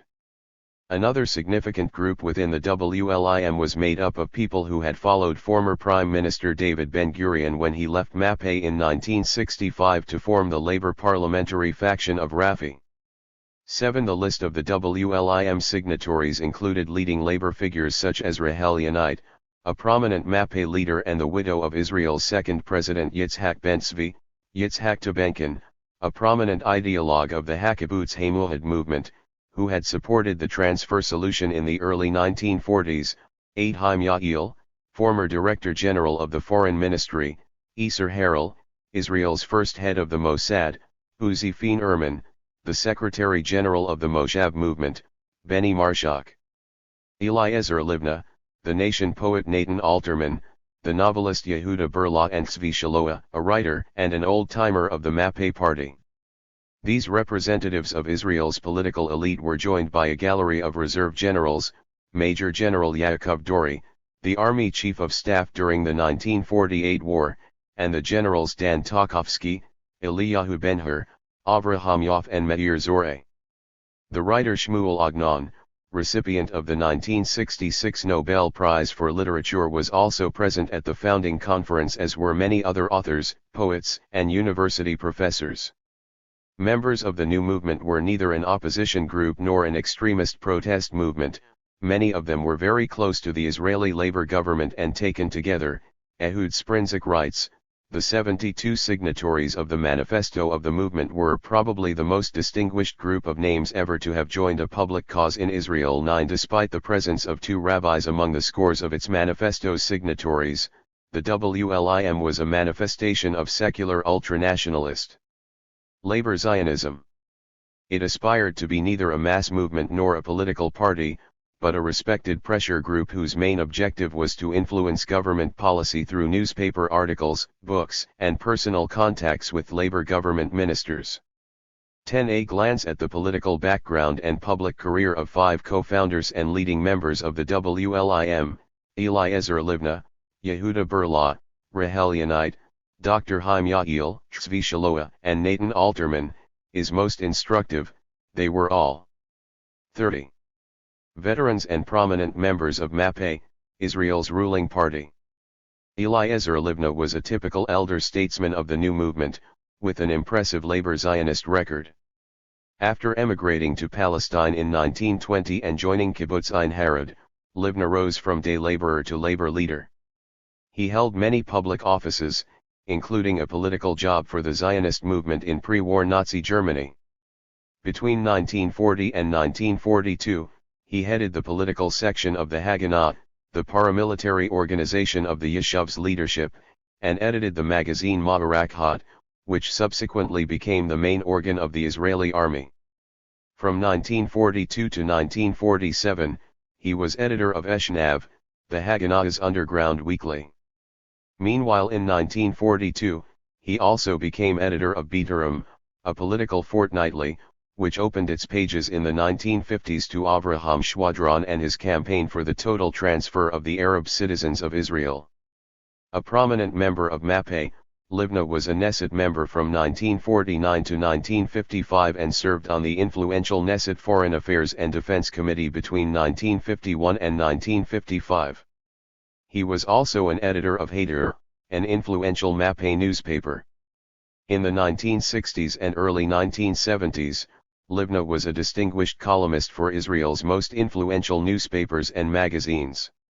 11. In the summer of 1967, Livna put forward a plan for the transfer of 600,000 Palestinians from the occupied territories.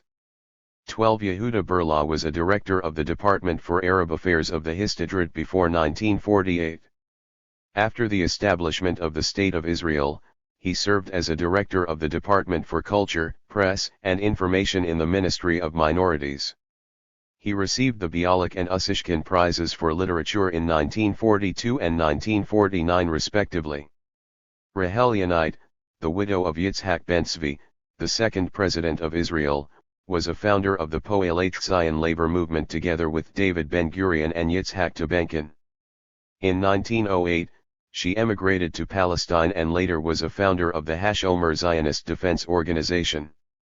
After the First World War, she helped found the Adat HaAvada movement, from which the MAPE party originated, and the Histadrut. She served as a delegate to Zionist congresses and as a member of Asfat Hanav Harim, the pre-1948 Yeshuv Assembly. After the establishment of Israel, she was one of the editors of the labor weekly Hadad. And in late 1956, after 31. The Israeli army overran the Gaza Strip and Sinai, she appealed to Ben-Gurion to transfer the Gaza refugee camps residents to Sinai. 13. Chaim Yael first arrived in Palestine in 1929 and there he joined Kibbutz Givat Haim for a short time before returning to Europe. Returning to Palestine in 1939, he became a Histadrut official, serving first as director of its education department in Haifa and then as a member of the executive committee. From 1945 to 1948, Yael served as representative of the Jewish Agency in Munich, Germany, and was then Israeli consul in the same city. Between 1949 and 1951, he was director of the Jewish Agency's Department of Absorption in Jerusalem. From 1951 to 1953, he served as head of the Information Department of the Ministry of Foreign Affairs, and from 1956 to 1959, he was appointed first as minister to the Scandinavian countries and later became ambassador to Sweden and minister to Norway and Iceland. From 1960 to 1964 he served as Director General of the Ministry of Foreign Affairs, and from 1965 to 1972 he served as chairman of the Israel Broadcasting Authority. Yael was a delegate to numerous Zionist congresses and for several years also served as head of the Center for the Diaspora of the Jewish Agency. Even after becoming a leader of the Whole Land of Israel movement and until his death in 1974, Yael still served the Ministry of Foreign Affairs in various capacities, including as chairman of the editorial board of its major publication, Israel's Foreign Relations, Selected Documents. The first 2 volumes of these official documents, published in 1976, were dedicated to the memory of Chaim Yael. Nathan Alterman, the central figure of the whole Land of Israel movement, served on the editorial board of the daily newspaper Haaretz from 1934 to 1943, when he joined the Histadrut Daily Davar, virtually the mouthpiece of the Mappé party. In an article in the mass circulation Ma'ariv shortly after the 1967 conquests, Alterman wrote that the transfer solution is only possible in an ideal peace situation between us and Arab states, which will agree to cooperate with us in a great project of population transfer. 14. It is also worth noting that in justification of his views on Arab transfer, Alterman cited the statements made by Burl Katznelson, the hero of labor Zionism, and one of the most important leaders of the Yishuv. And the founder and editor of Davar. In 1943 he wrote, 32. Our contemporary history has known a number of transfers. The USSR arranged the transfer of 1 million Germans living in the Volga region and transferred them to very distant places. One could assume that this transfer was done against the will of the transferees. There could be possible situations that would make population transfer desirable for both sides. Who is the socialist who is interested in rejecting the very idea beforehand and stigmatizing it as something unfair? Has Merhavia not been built on transfer? Were it not for many of these transfers, Omer Hatzair would not be residing today in Merhavia, or Mishmar HaEmek or other places, and if what has been done for a settlement of Omer Hatzair is a fair deed, why would it not be fair when it would be done on a much larger and greater scale, not just for Omer Hatzair but for the whole of Israel? 15. These leading labor figures and representatives of Israel's political elite were joined by Menahem Begin and other personalities from the traditional camp of territorial maximalism, the revisionist camp, furnishing the campaign for territorial expansion and annexation with its organized political backbone. Signatories of the WLIM also included Professor Ari Jabotinsky, Vladimir Jabotinsky's son, Dr. Reuven Hecht and Shmuel Katz, 2 veteran revisionist figures, Yuri Tzvi Greenberg, the poet laureate of the Zionist right since the 1930s, who is considered by Jewish ultranationalists as the greatest Hebrew poet of the contemporary era, several leaders of the National Religious Party, and Dr. Yisrael Eldad, the former commander of Luhamei Herut Yisrael, who was later to become one of the most articulate publicists of the settlement movement of Gush Emunim. In time, the WLIM was to give birth to Gush Emunim and a number of extreme right-wing and transfer parties such as the Moldei Party, which will be discussed below.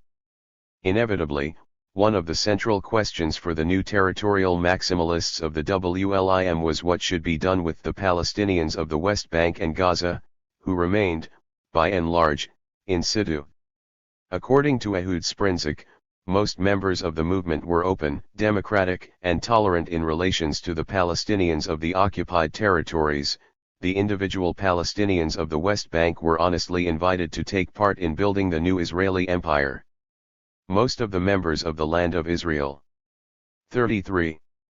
Movement agreed with Eliezer Livna that the Arabs should get full political rights in the Jewish states. 16. However, as we shall see below, the available evidence indicates the opposite. Livna as well as many other leading members supported the transfer concept. Moreover, the movement's spokesmen and sympathizers did not, on the whole, put forward new ideas in this regard but rather resurrected phrases derived from the classical Zionist arsenal of terminology and conceptions, such as only Israel's genius and the extraordinary efforts of Jewish settlers can make the untended and barren landscape productive, the Arab demographic problem and demographic threat, the transfer solution, all of which had been so familiar in Zionist debates before 1948. And indeed in use since the beginning of political Zionism. Suddenly the deep-seated transfer formula came out into the open. The first set of proposals appeared in a book in 1967, immediately after the war, under the revealing Hebrew title Hakol. 17. It was a collection of articles from the Hebrew press edited by Dr. Aharon Ben-Ami, who had been brought up in the activist tradition of labor Zionism. In the 1940s, Ben-Ami had served in the Palma, the strike force of labor Zionism. In the mid-1960s, he had been a member of the labor Zionist faction of Rafi, headed by Ben-Gurion and Dayan, while teaching sociology at Tel Aviv University and Haifa universities. After June 1967 he had helped organize the WLIM and wrote articles for its organ, Zad Haaretz. He later became one of the first residents of Ariel, a large Jewish settlement in the West Bank, and since 1986 he has served as the editor of Hayarden, an organ of the territorial maximalists of Greater Israel. 18. In everything, the supporters of the new movement outlined their attitude towards the Palestinian inhabitants as well as the refugees residing in Judea, Samaria, and Gaza. Once again the theme of untended land, that the land can only be made to bloom and yield up its produce by the extraordinary efforts of Israel, was invoked in justification of Jewish colonization of the West Bank and Gaza and Palestinian removal.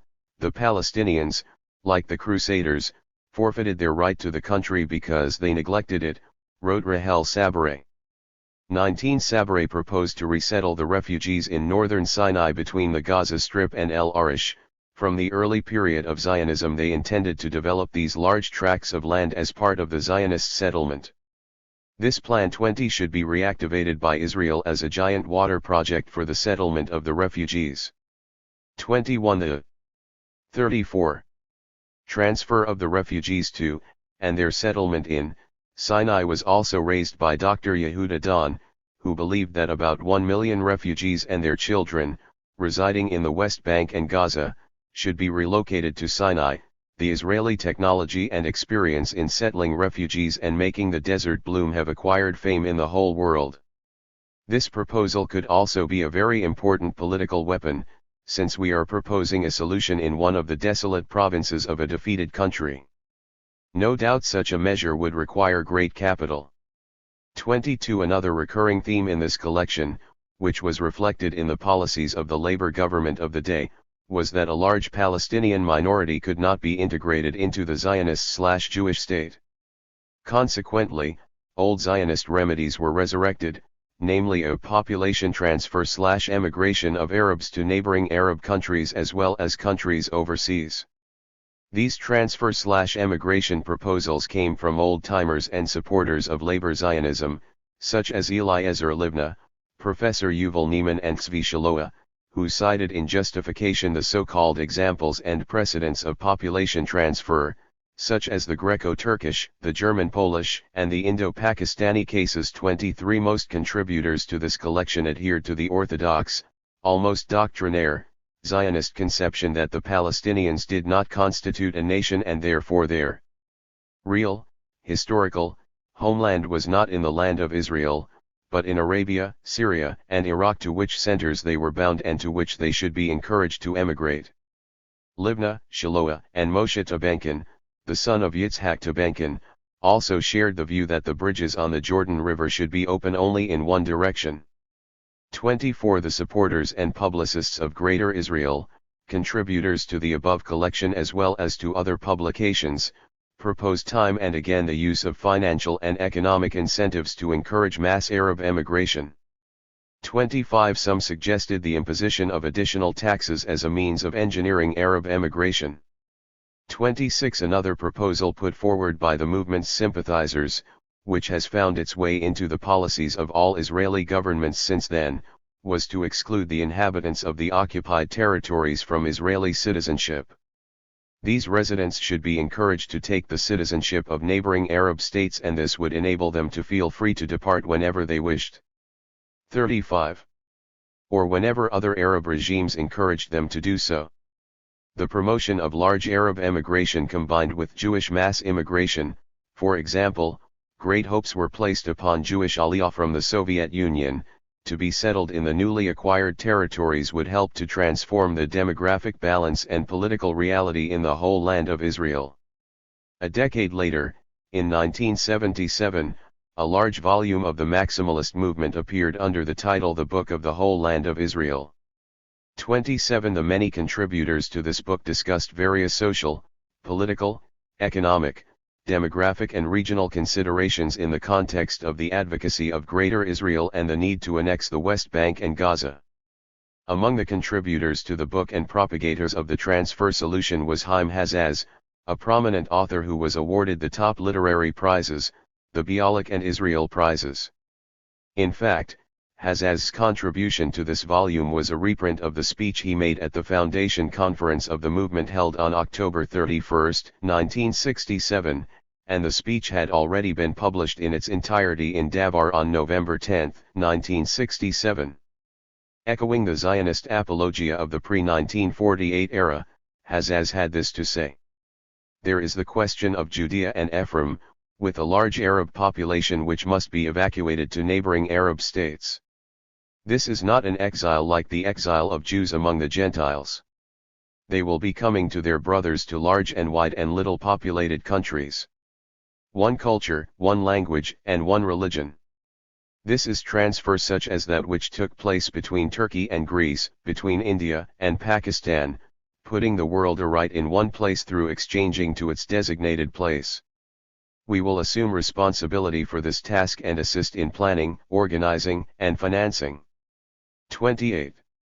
Hazaz, who was willing to allow an Arab minority to remain in Greater Israel provided it would not disrupt or change the Jewish character of the land of Israel. 29. Repeated his transfer proposal in a simplistic way in an interview in 1968, the war cost us £3 billion, let's take £3 billion more and give them to the Arabs and tell them to get out. 30. Once again the leaders of the movement as well as its experts on demographic affairs argued that transfer of the Palestinians of the territories is the best solution. Eliezer Livna, a former prominent MAPE member, explained that in 1948 the Israeli leadership rejected. 36. The demographic ethnic reality of the country as a criterion for establishing the boundaries of the state by conquering predominantly Arab-populated areas and simultaneously transforming them by establishing Jewish settlements. 31. Yosef Sheikh added that the right to change the existing demographic situation in the land of Israel is the meaning of Zionism and the content of its war. 32. Two self-styled demographic experts of the movement, Haim Yael and Dr. Dov Yosfi, contributed 2 articles under the titles Demography and Israel's Uniqueness and A Humane Solution to the Demographic Problem respectively. Yael saw in principle, in population exchange or in the transfer of minorities an efficient, just and in the final consideration the most humane solution to conflicts between nations.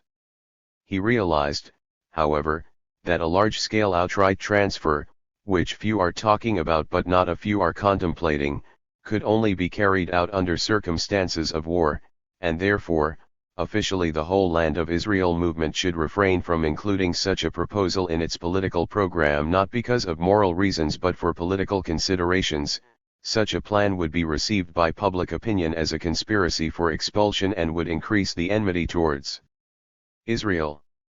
According to Yael, mass transfer would only be possible as an agreed solution in the framework of peace agreement, or in the opposite case, that is a solution implemented in the midst of war. 33. The second demographic expert Yosfi came up with yet more strident conclusions.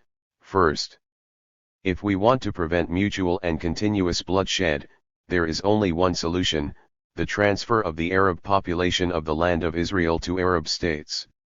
True, this is a little painful, but it is inevitable and preferable than cumulative poisoning which undermines the whole body. There is no doubt that this solution will come sooner or later. The question is only whether it will be by peaceful ways through regional planning and international assistance, or, God forbid, as a result of bloody events. Second, the State of Israel has to show political courage at an opportune moment, and to announce that according to experiences in other places and similar situations there is no other solution but 37. Population transfer. The problem of the Arab minority in the land of Israel remains without a solution because this has not been transferred to Arab states.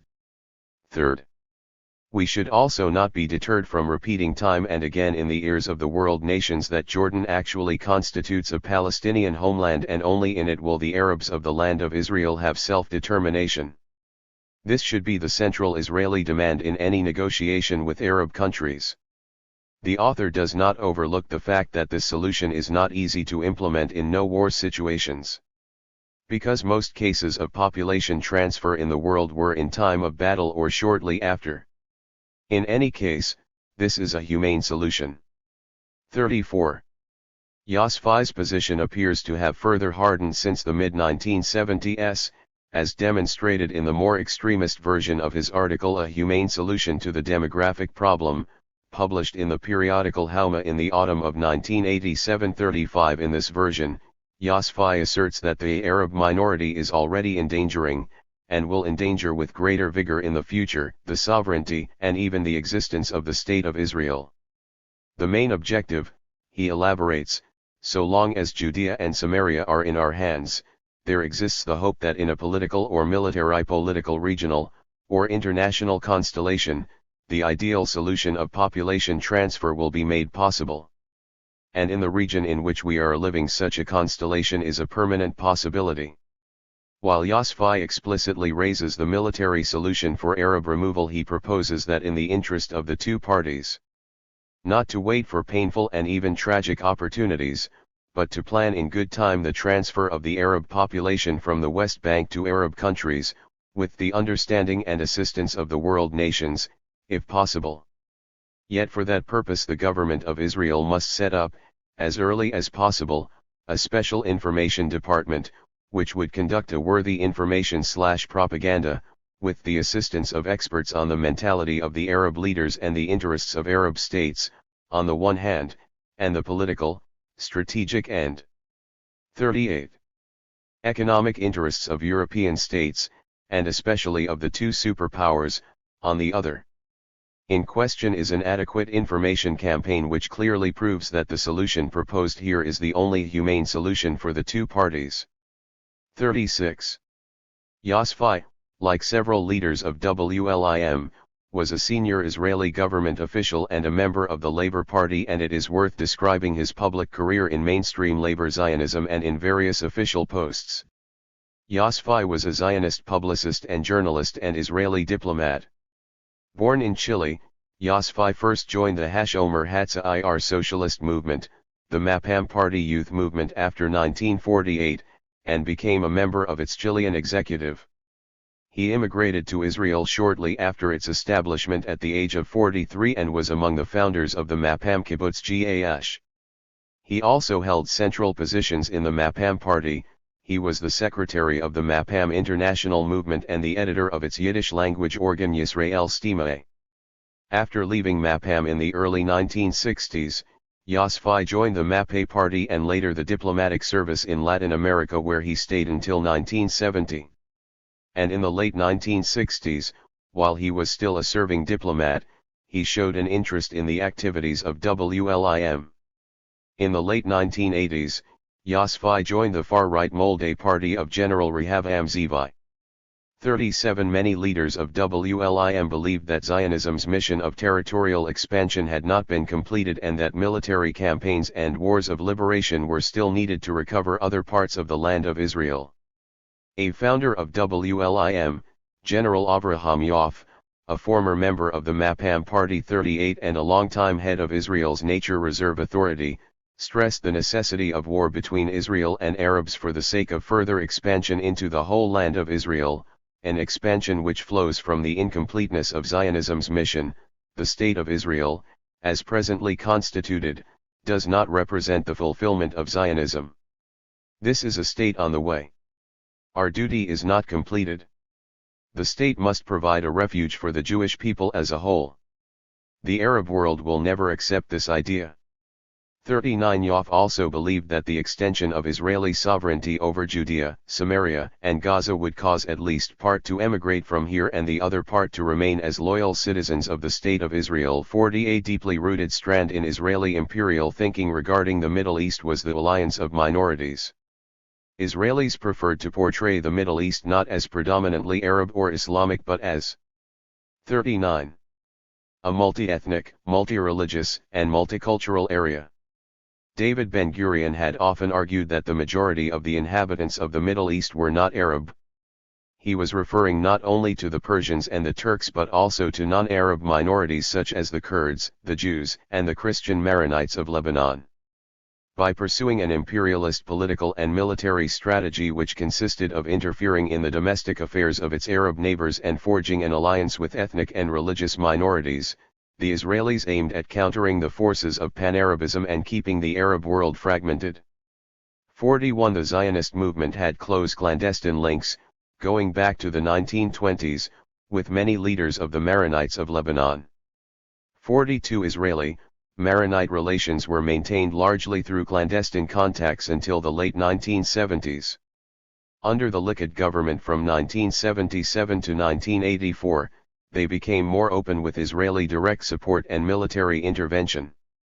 43 Leading WLIM figures not only did not accept the existence of the Arab nation, but also envisaged a complete political reorganization and a cultural transformation of the region in which the predominantly Arab cultural character of the area would disappear.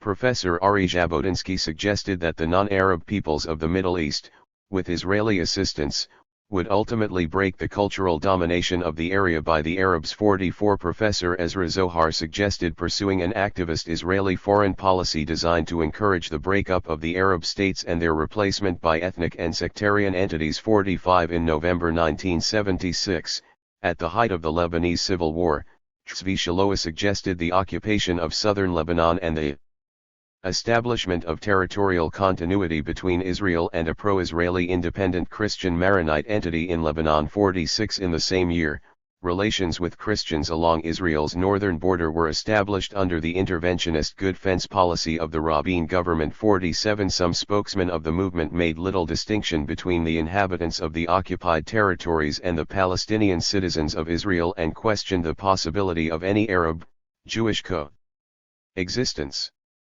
As Yosfi put it, even in the case of our withdrawal from Judea and Samaria, the demographic problem as well as the problem of Arab-Jewish coexistence in one state will not be solved. Because all the arguments regarding an Arab minority of 1.5 million hold true for an Arab minority of 1 million and even 500,000. 48. 40. From the above discussion it appears that many protagonists of Greater Israel within WLIM sought maximum territorial expansion and the expulsion, of at least the bulk of the Palestinians from the West Bank and Gaza. The perusal of numerous publications by other leaders and sympathizers of the movement gives further substantiation to this argument. The following will discuss in detail the proposals put forward by three prominent WLIM campaigners, Eliezer Livna, Yisrael Eldad, and Tzvi Shaloa. The three publicists have contributed much to the revival of the transfer/ethnic cleansing theme and its spreading in public debate in Israel in the post-1967 period.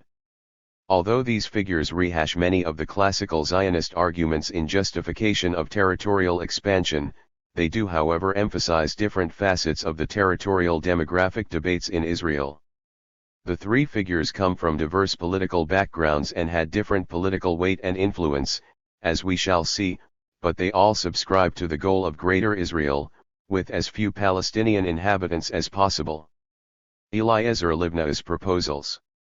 The new Israeli Empire of June 11, 1967 thrilled Eliezer Livna who, like other leaders of WLIM, represented a Zionist school of territorial maximalism, for which security was not the primary reason for holding on to the newly occupied territories. Livna's mystical ideas on the territorial issue show a great affinity with the messianic ideas of the incipient settlement movement of Gush Emunim. 49 Livna's proposal to remove over 500,000 Palestinian refugees from the Gaza Strip and the West Bank was first put forward in the mass circulation Daily Ma'ariv on June 22, 1967. They will choose, willingly, resettlement in whatever Arab country, or emigration to countries overseas. The Prime Minister of Australia has already suggested cooperation, he wrote. A few weeks later Livna reiterated his proposal, the refugees are now within our boundaries. We could rehabilitate some of them in our country, and transfer others for productive life overseas or resettle them in neighboring countries with which we will come to an arrangement. Jordan is likely to be the chief beneficiary to populate its wide territories. 50. Libna developed his proposal further. 41. Into a plan in an article in the liberal daily Haaretz on August 28, 1967. In the last 19 years, Libna wrote, tens of thousands of refugees have crossed, to Saudi Arabia, Kuwait, Bahrain, Qatar, Abu Dhabi, Dubai, and the oil principalities. Tens of thousands of their families, who have remained in the camps, have lived off money remitted by their distant relatives. Just as 500,000 Jews immigrated to the land of Israel from Arab countries, hundreds of thousands of Palestinian Arabs were crossing to Arab countries. The parallel is amazing. What is happening in the refugee camps in a sporadic and limited way without the support of a governmental body should be widened and developed by us from the side of dimensions and means. This means, 1. Constructive emigration should be directed to all the countries in need of a workforce, including the United States, Canada, Australia, and Latin America. B. The emigrants would be entitled to financial support from Israel. C. The implementation must be planned for a prolonged time, let us say 18 years. D. The number of countries designated for migration and resettlement should be as large as possible. If these Arabs would want to maintain their Arabness in the United States, Canada, Brazil, and Australia, it is up to them, Libna wrote. Libna made another little concession, to the extent that there might be a number of refugees who want, in spite of everything, to experience striking agricultural roots in a landscape close to their spirit and tradition. It is worth offering them settlement in northern Sinai. In the opinion of cautious experts, there are water, land, and other conditions for the settlement of tens of thousands of families. Libna argued that the carrying out of the task depended mainly on Israel and on the conditions it could create. A. The allocation of large sums. B. Patience. If we spend $5,000 on the emigration of a family of 6 to 7 persons on average, we would be able to finance every year the emigration of tens of thousands of families, or 60 to 70,000 persons by $50 million. There would be no lack of candidates, and they would increase when encouraging information from abroad. 42. On the settlement of the first ones arrived, if we place such encouragement sums, within 8 to 9 years about 600,000 persons would be likely to emigrate at this pace, meaning all the refugees from the Strip, the Hebron Mountain, the mountains of Ephraim and the Jordan Valley.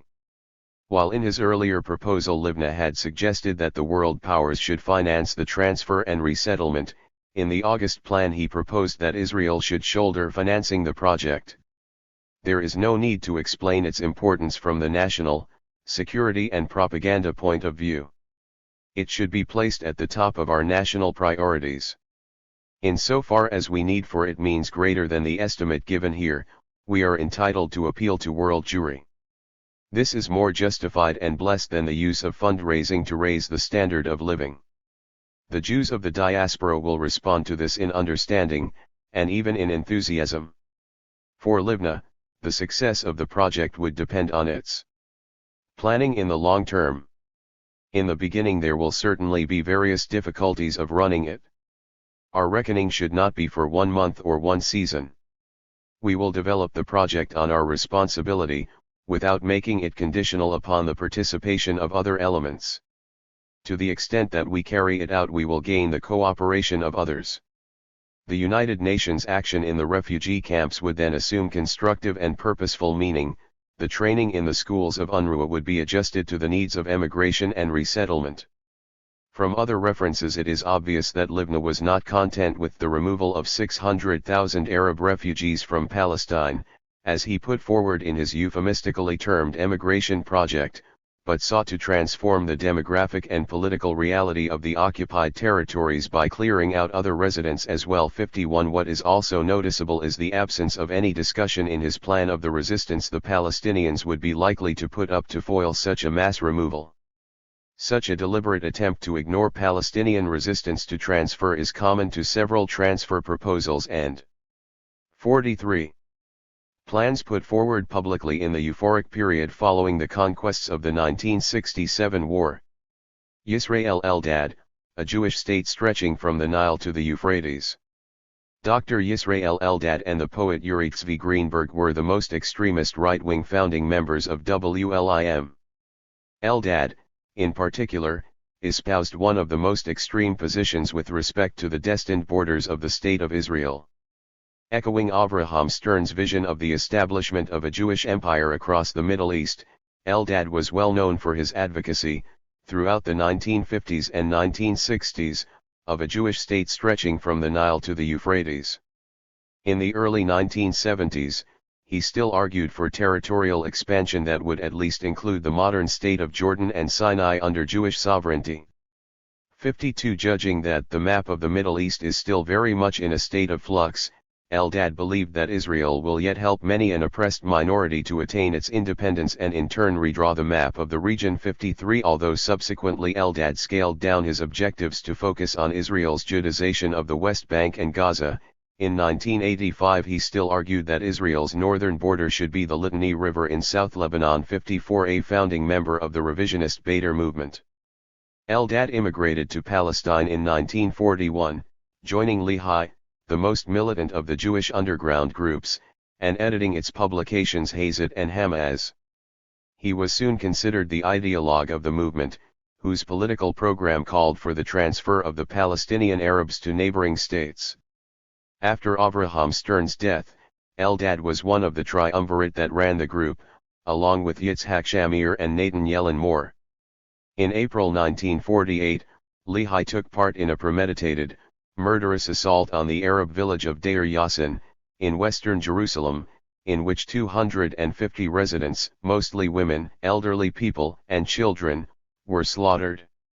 Most historians consider the Deir Yassin massacre as one of the major single factors precipitating Arab exodus in 1948. In September of the same year, Lehi assassinated the United Nations mediator for Palestine Count Folke Bernadotte in Jerusalem. According to Israeli historian Amitzur Ilan, the decision to murder Bernadotte was taken by the center of Lehi, which consisted of the trio, Yellen Moore, Shamir and Eldad. 55. 44. After the establishment of the State of Israel, Eldad's political agitation for maximum territorial expansionism remained confined to the fringe of Israeli politics. Only after Israel's spectacular conquests of 1967 were his views accepted American Samoa relevant and legitimate. 56 And he became a regular columnist for the Daily Haaretz and Yediot Aharonot. In the 1950s he was appointed lecturer in humanities at the Technion, and he also launched the monthly Sulam, in which he espoused a Zionist philosophy advocating the eventual establishment of the Kingdom of Israel, or Jewish rule over all the biblical land from the Nile to the Euphrates, and strongly attacked the then Mapei-led government for not adopting territorial maximalism as an official policy. 57 Eldad used to print in Sulam a map of the land of Israel which included Transjordan and the Syrian capital Damascus. The main theme of Eldad's writings was that Israel had to conquer the entire land of Israel by force, in a process that would inevitably involve blood, glory, and honor. 58 For Eldad, the 1967 conquests were a step in that direction. In conjunction with this territorial maximalism, Eldad called shortly after the 1967 conquests for total Arab emigration from all the territories under Israeli control. 59 In 1990, 23 years later, Eldad was still calling for the transfer of the vast majority of the Arabs of the land of Israel to one of the countries which is their real historical homeland. The Arab countries must receive 1 million Arabs and settle them. There are those who are shocked by the term transfer. So let them say population exchange, resettlement, return to their ancient homeland in the Arabian Peninsula. For Eldad, while the euphemism changes according to the circumstances, the goal of wholesale Arab removal must not be a hidden agenda but rather placed at the top of the official agenda as a declared objective. 60 The question of what to do with the Palestinian population in the liberated territories was an obsessional topic in Eldad's writings. In an article entitled The Realpolitik of Our Sages, published by the Gush Emunim's Department of Information, Eldad maintained that the Palestinians face the same problem as the Canaanites of old. He explained that the choice which he would like them to make was by no means new to political Zionism, the transfer as a Zionist solution, 61 was put forward by mainstream Zionist leaders such as Naaman Sirkin, Israel Zangwill, Yitzhak Tabenkin, David Ben-Gurion, Avraham Stern 62 and Avraham Schwadron. According to 45. Eldad, while Jewish morality disallowed outright mass expulsion except in time of war, the best course of action would be to bring about mass emigration through the deliberate creation of economic hardship in the territories. Earlier, shortly after the 1967 war, he put it more bluntly. Had it not been for Deir Yassin, 500,000 Arabs would be living in the State of Israel. The State of Israel would not have existed. We must not disregard this, with full awareness of the responsibility involved. All wars are cruel. There is no way out of that. This country will either be Eretz Israel with an absolute Jewish majority and a small Arab minority, or Eretz Ishmael and Jewish emigration will begin again, if we do not expel the Arabs one way or another, and men of the Spirit should tell how to do that. 63. Eldad's transfer/ethnic cleansing advocacy rested on the implicit racist assumption that the indigenous inhabitants of Palestine did not have the human and political rights that are naturally accorded to Jews. However, like other protagonists of maximalist Zionism and annexationist policies, his self-justification is couched in rational argumentation and stems from his awareness that the annexation of the territories with their Arab population could end up in the creation of a binational state or even an Ishmael state. He implies that unless the Arab population is expelled, made to flee by means of terrorism as in Deir Yassin, and by the deliberate creation of economic distress, Greater Israel could in reality be transformed into a binational state. Hence, terrorism and massacres are neither a punishment nor a deterrent, they are a political instrument designed to precipitate transfer, which is the logical and rational conclusion of the policy that aims at annexation. Eldad's views do not appear to have been moderated since the early 1970s, nor has his agitation for mass expulsion abated. 64. After the founding of the Transfer Party of Rehavam Zeevi in 1988, Eldad became a regular contributor to its magazine Molday on this issue. 65. On March 26, 1989, Eldad gave an interview to the IDF radio station, concentrating largely on the transfer theme in Zionism. To a question from the interviewer Dan Patir on whether Eldad was the first to propose after the 1967 war a solution of the Palestinian problem through means of transferring the Arabs, Eldad replied. 46. This is a great honor that I do not deserve. The idea is of greater men before me. If someone was telling me that the idea/solution was my brainchild, I would have wanted to receive for that the Nobel Prize or at least the Israel Prize, because this idea is a great idea. This is the most humane and acceptable solution. And also the most efficient one. This idea was put forward by Burl Katznelson and Arthur Ruppin, respectable, liberal and democratic Zionists. Here we are not talking about their expulsion to some other state, but their transfer to a state of their brothers, to Arabs, to 22 Arab states. We must help this thing. Otherwise there will be a catastrophe here, a terrible war for all sides. 66. To a question about whether there is a Palestinian nation, Eldad replied, I very much loved the statement of Golda Meir regarding the Palestinians, there is no such a people. Eldad was referring to the views expressed by the late Prime Minister Golda Meir of the Labour Party in her famous aphorism that it was not as though there was a Palestinian people in Palestine considering itself as a Palestinian people and we came and threw them out and took their country away from them. They did not exist. 67. Eldad further asserted that the transfer must begin with the Arab refugees. Anyway, the refugees are displaced.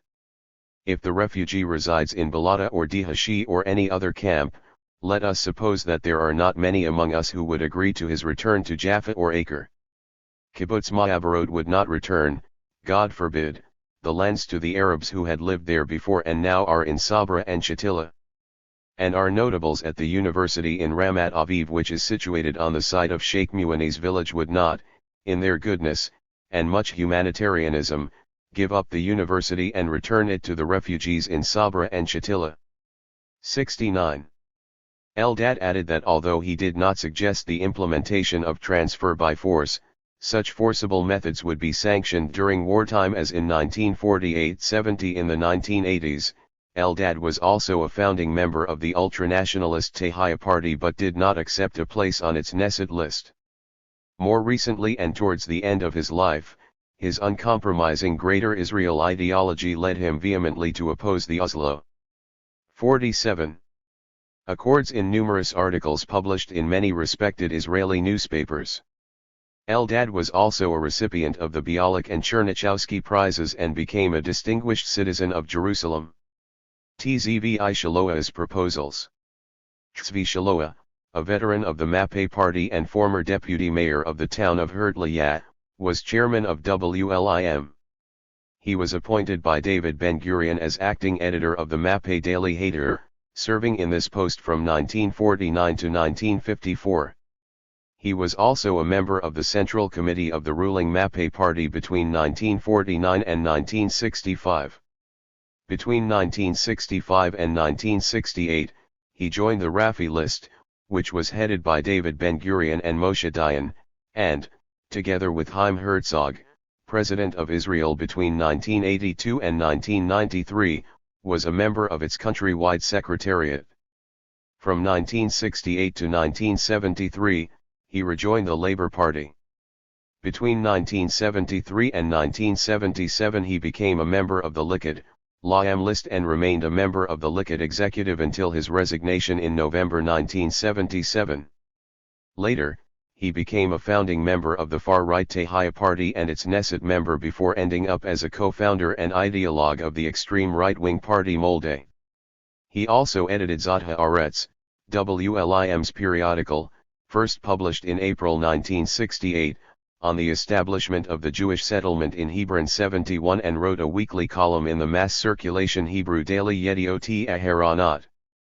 Shortly after the 1967 conquests, while he was still a member of the Labour Rafi faction, Shaloa wrote an article in the Histadrut Daily Davar arguing for mass Arab expulsion. Hundreds of thousands of Arabs are residing in the liberated territory.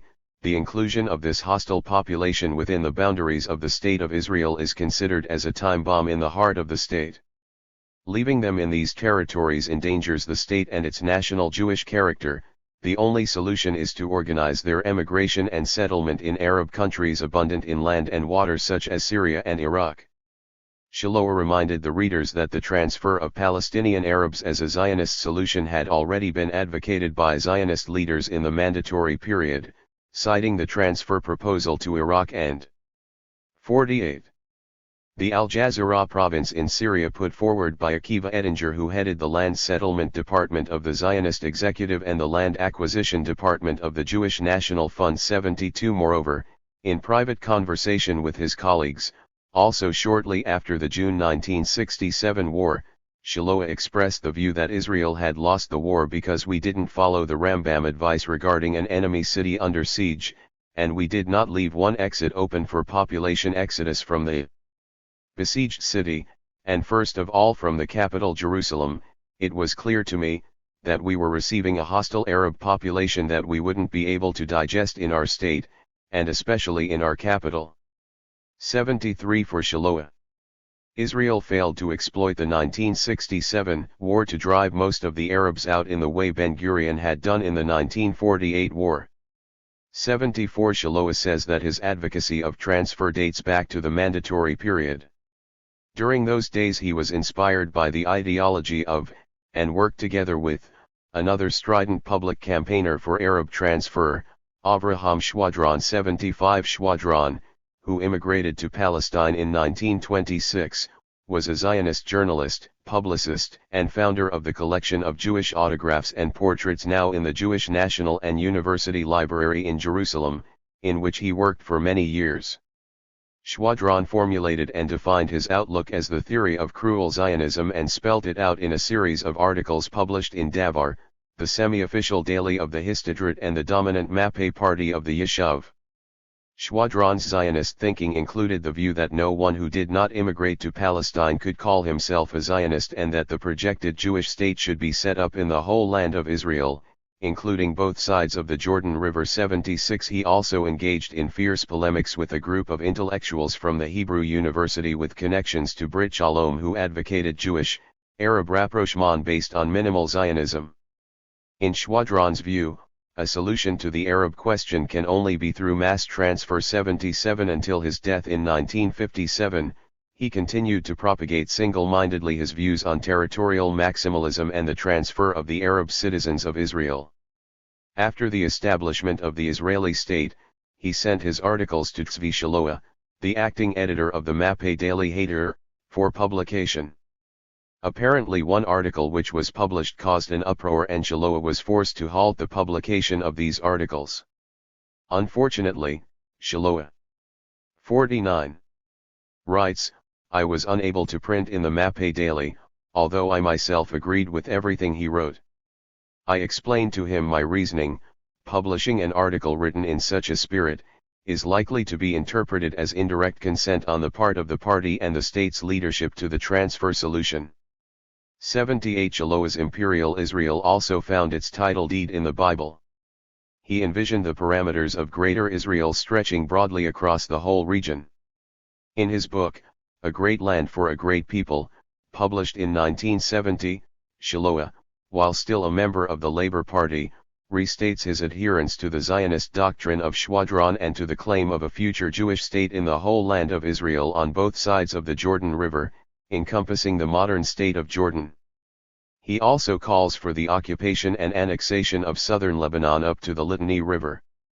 Shaloa, however, disagrees with Yisrael Eldad on the need to occupy the Syrian capital Damascus and incorporate it together with other parts of Syria into Greater Israel. Although he agrees with Eldad that the boundaries of the historic land of Israel encompass parts of Syria including the city of Damascus, because Damascus occupies an important place in Arab history, if it were to be occupied by the Israeli army, it should only be held temporarily as a means of pressure on the Arabs. 79 On the basis of this imperial vision, Shaloa envisioned a military, political, and economic reorganization of the whole Arab East based on two federations, built out of ethnic mini-states into which Syria, Iraq, and Lebanon would eventually dissolve. The Northern Federation would include most of what is now the central and northern parts of Lebanon and Syria plus northern and eastern Iraq. The Southern Federation, dominated and led by Israel, would include what is now Israel and Jordan together with southern Lebanon and Syria, western and eastern Iraq, and Kuwait. This Israeli-led federation would become the United States of the Middle East, and emerge as an industrial, technological, and military power of major international importance. Together with Turkey and Iran, this federation would form the geostrategic axis of the entire area. AD Shaloa also discusses the application of the transfer solution to the Palestinian-Israeli conflict, while reviewing, and drawing inspiration and legitimacy from, those earlier proposals and plans put forward by mainstream and socialist Zionist leaders, such as Dr. Arthur Ruppin, David Ben-Gurion, Burl Katznelson, Dr. Max Nordau and Akiva Edinger. He castigates the left-wing Mapam party for making demography an argument for returning the territories. 50. Liberated in the 1967 war, 81 The entire history of Zionism is a continuous struggle to change the face of demography in this country. To this all trends in Zionism agreed, including Brit Shalom. 82 He also cites Burl Katznelson's polemics with the Omer Hatzair movement, which later constituted the main component of the Mapam party, in the pre-1948 period as the standard labor Zionism apologia in justification of Arab removal. There could be possible situations that would make population transfer from here desirable for both sides, and who is the socialist who is interested in rejecting the very idea beforehand and stigmatizing it as something unfair? Has Merhavia 83 not been built on transfer? Were the inhabitants of Fuli 84 not transferred from one place to another? Were it not for many of these transfers Omer Hatzair would not be residing in Merhavia or in Mishmar HaEmek 85 and other places. And if what has been done for a settlement of Mishmar HaEmek is a fair deed, why would it not be fair when done on a much larger and greater scale, not only for Omer Hatzair but for the whole of Israel? 86. In spite of the Arab states' opposition to transfer, Shiloah writes, in the end the transfer idea will materialize, either within a peace settlement or as a result of a war. 87 He interpreted the announcement of the late Prime Minister Levi Eshkol immediately after the 1967 war that the refugee problem could only be solved through regional cooperation as leading naturally to transfer. The only meaning of these things is that when peace comes, the refugees of the land of Israel will be settled, for the benefit of all sides, in a sparsely populated Arab state abundant in land, water, and oil, such as Iraq. And what is good for the refugees, is desirable, under the conditions of peace. Also for most of the Arab population of the land of Israel.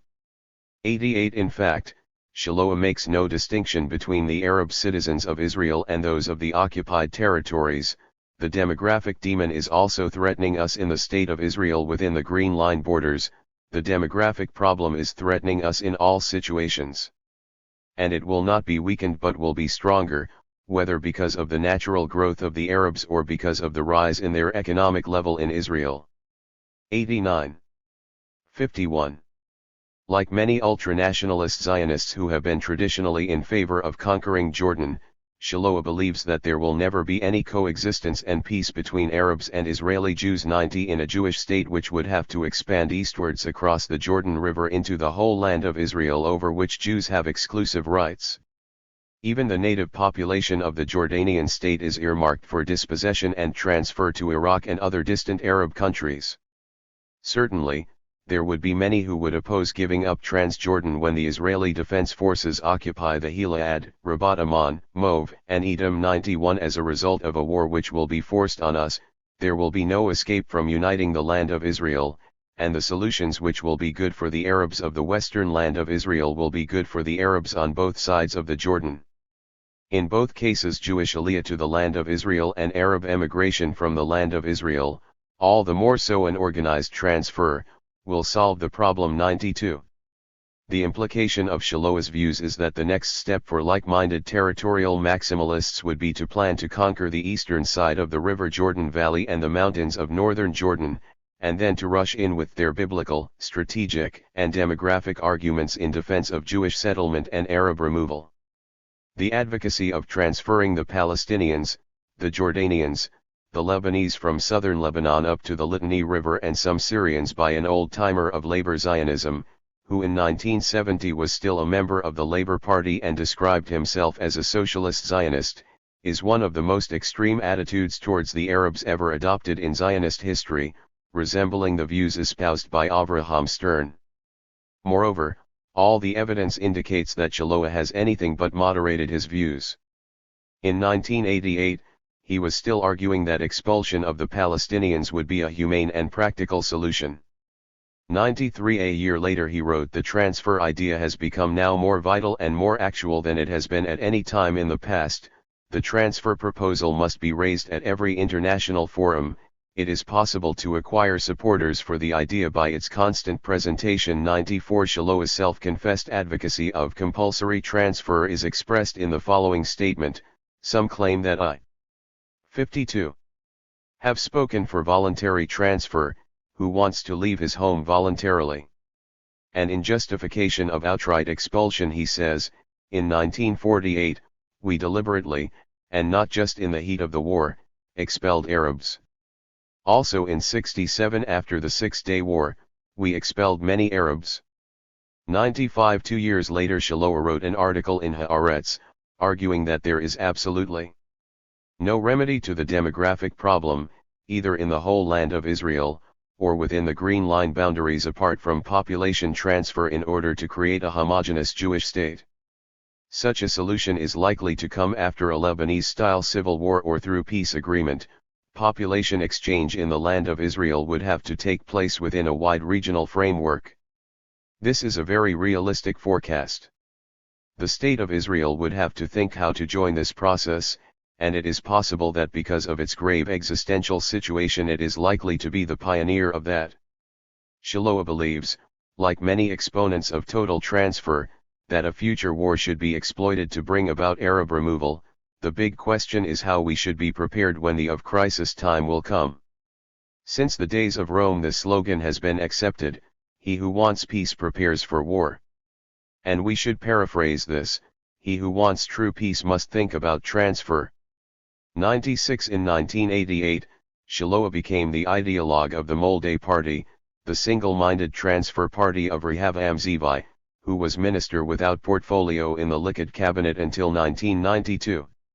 In fact, Molday was conceived at a meeting held at Shiloah's flat in Herzliya in March 1987, which was attended by Generals Zeevi and Yehoshua Sagai, Professors Yair Sprintsak and Eliezer Schweid of WLIM, and Tzvi Bar, the mayor of Ramat Gan.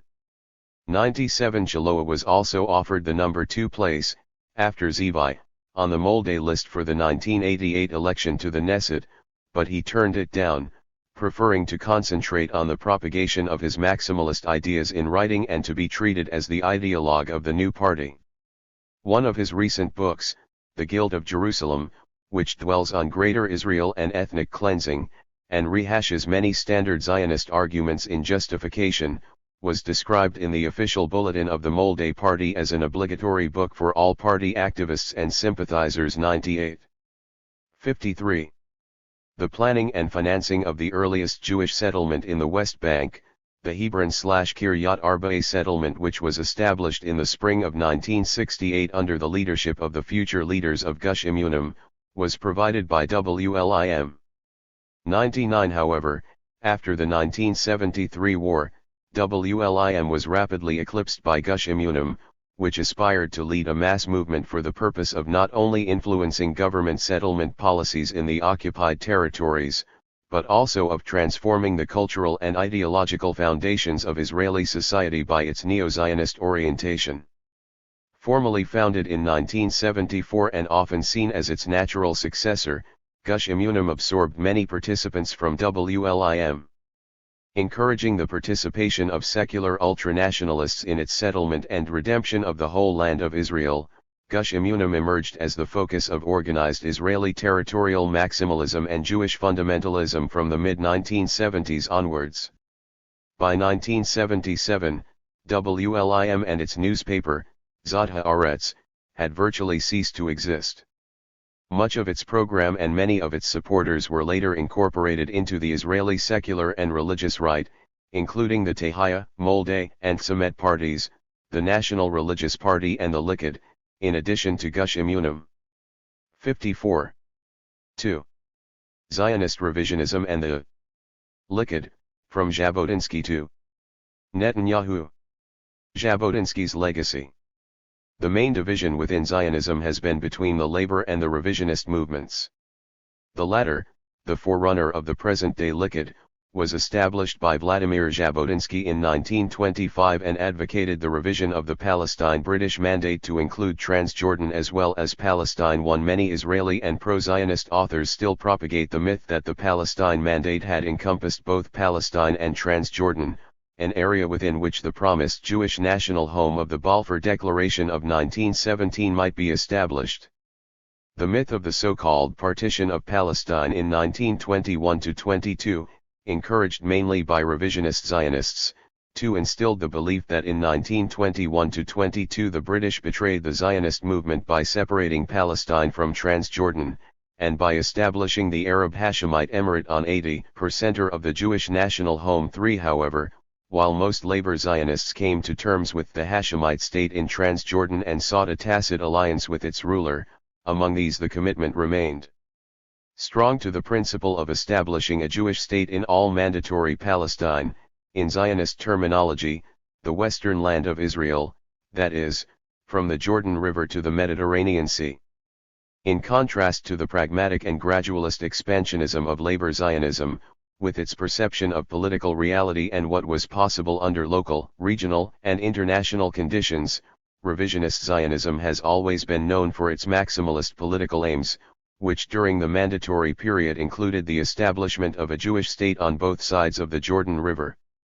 While labor Zionism concentrated on numerous objectives at the same time, the 55 revisionists focused on one idea, the territorial integrity of Eretz Yisrael in its biblical boundaries, which was the hallmark of Jabotinsky's largely monistic ideology, an ideology which also embraced militant right-wing nationalism and the celebration of military prowess.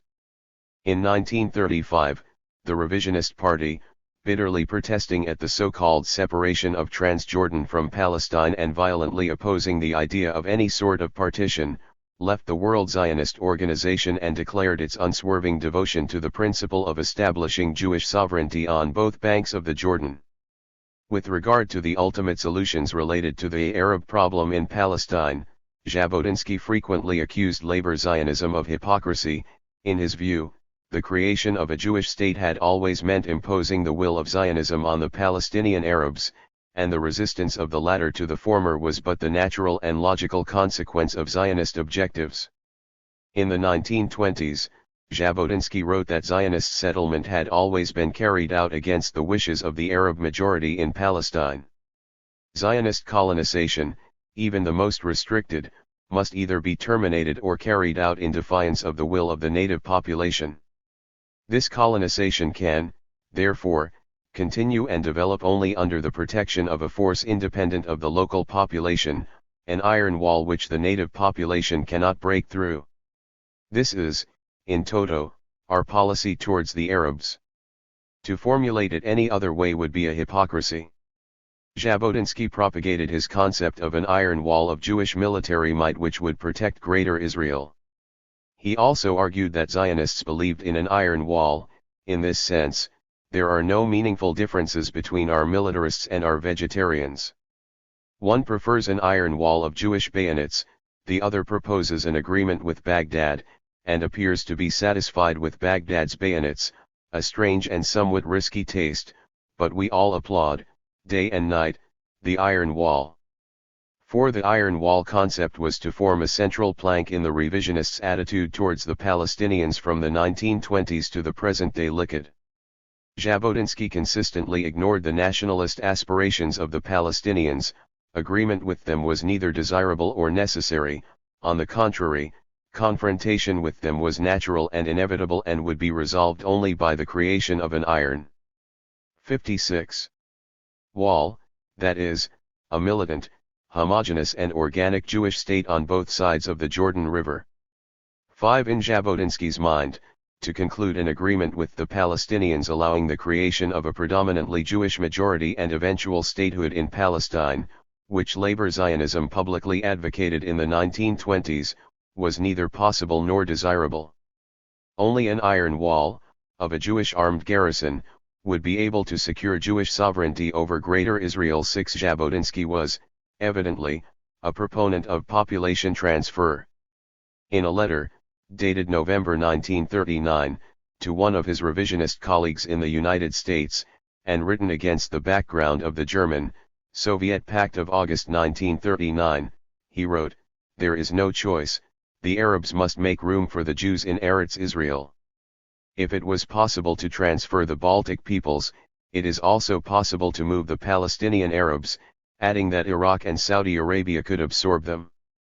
7. Jabotinsky also alluded in a number of articles to the Greco-Turkish transfer in the early 1920s, describing it as a brutal, coercive action imposed by the victorious Turks but which proved ultimately beneficial to the Greeks. 8. Typically, Jabotinsky expressed racist contempt towards the indigenous inhabitants of Palestine, and, unlike the leaders of labor Zionism, he did not mince his words. "We Jews, thank God, have nothing to do with the East.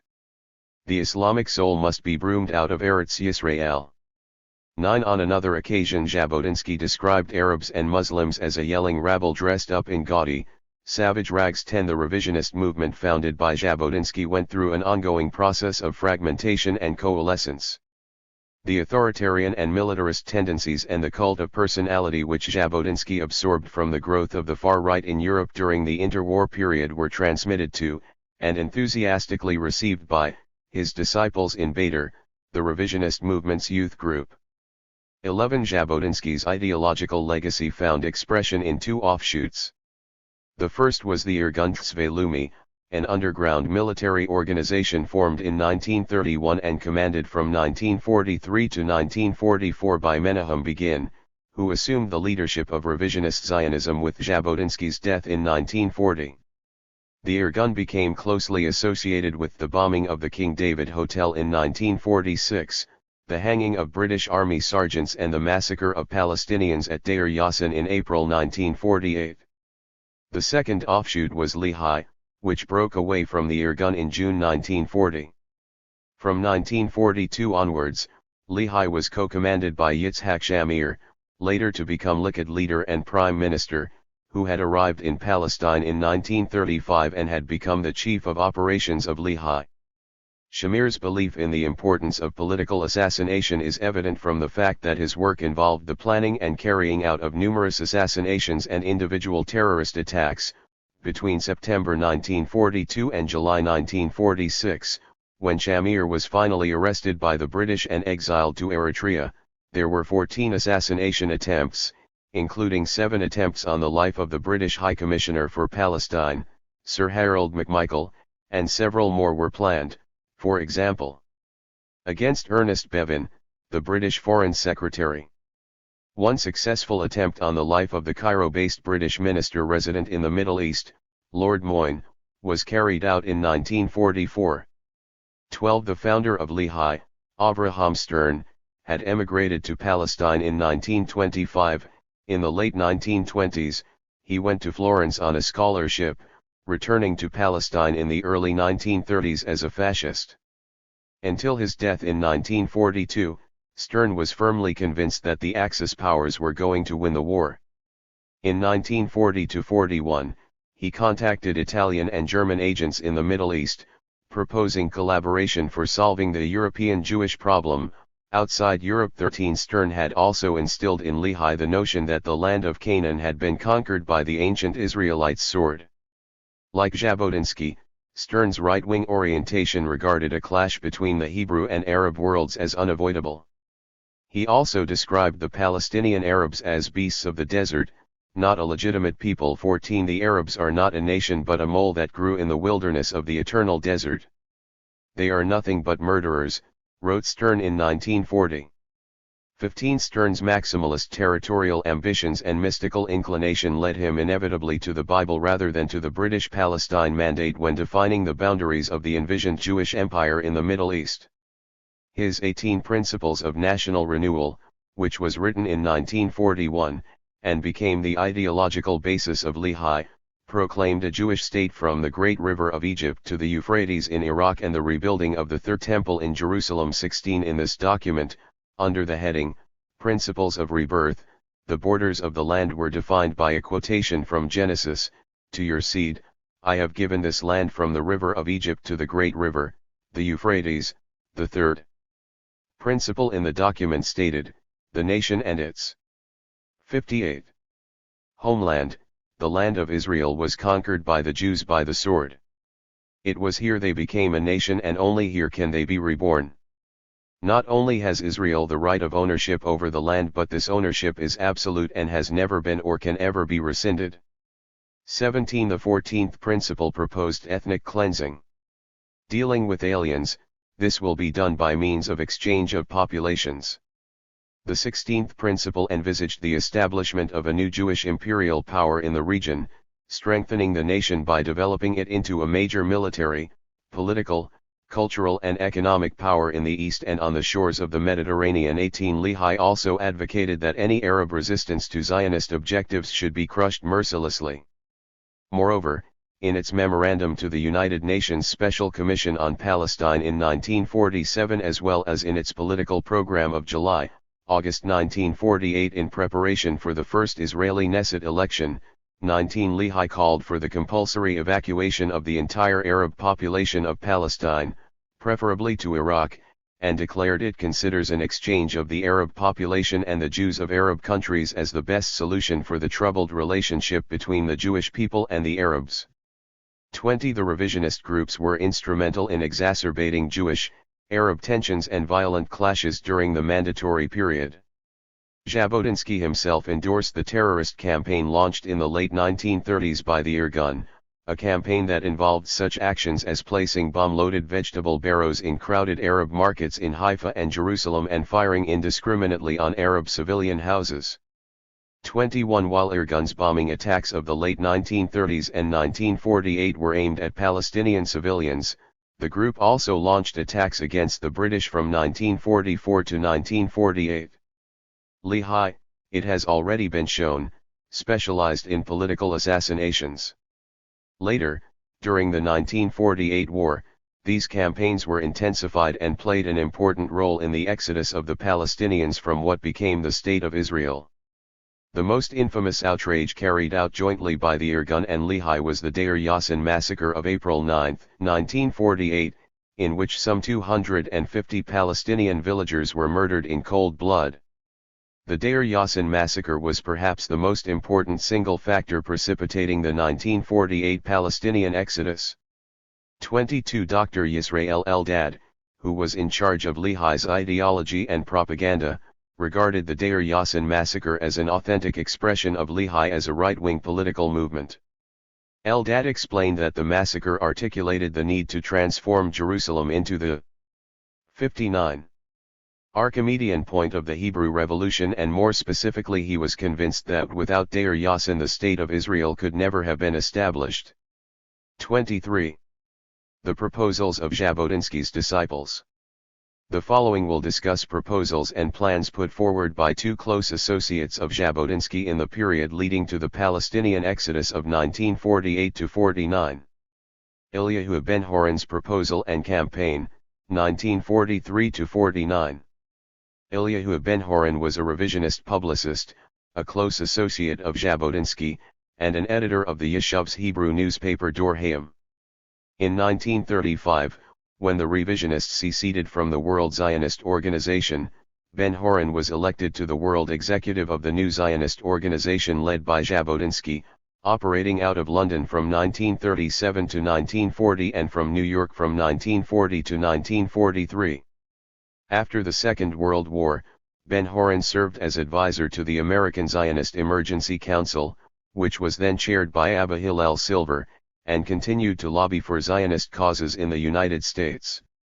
In 1943, 3 years after Jabotinsky's death, Ben-Horon's plan for Arab transfer to Iraq or a united Iraq, Syrian state, was publicly put forward in his book The Middle East, Crossroads of History 24. The plan was important mainly because it served as the basis of former U.S. President Herbert Hoover's own transfer plan of 1945-25. Not surprisingly, Ben-Horon's arguments bear the stamp of his mentor, Jabotinsky. As a maximalist revisionist Zionist who believed in the establishment of a Jewish state on both sides of the Jordan River, Ben-Horon wrote, "I suggest that the Arabs of Palestine and Transjordania be transferred to Iraq, or a united Iraq-Syrian state. That means the shifting about 1,200,000 persons. A larger number were involved in the Greco-Turkish exchange of population, many more in the internal shifts in Russia. The Palestinian Arabs will not be removed to a foreign land but an Arab land. The distance between their old and new homelands, 60, is small, involving no crossing of oceans or seas, and the climatic conditions are the same. If the transfer and the colonization project are well planned and systematically carried out, the Palestinian fellow will get better soil and more promising life conditions than he can ever expect to obtain in Palestine. The city Arab, too, can find a much wider field for his activities and ambitions within the framework of a larger and purely Arab state unit." 26.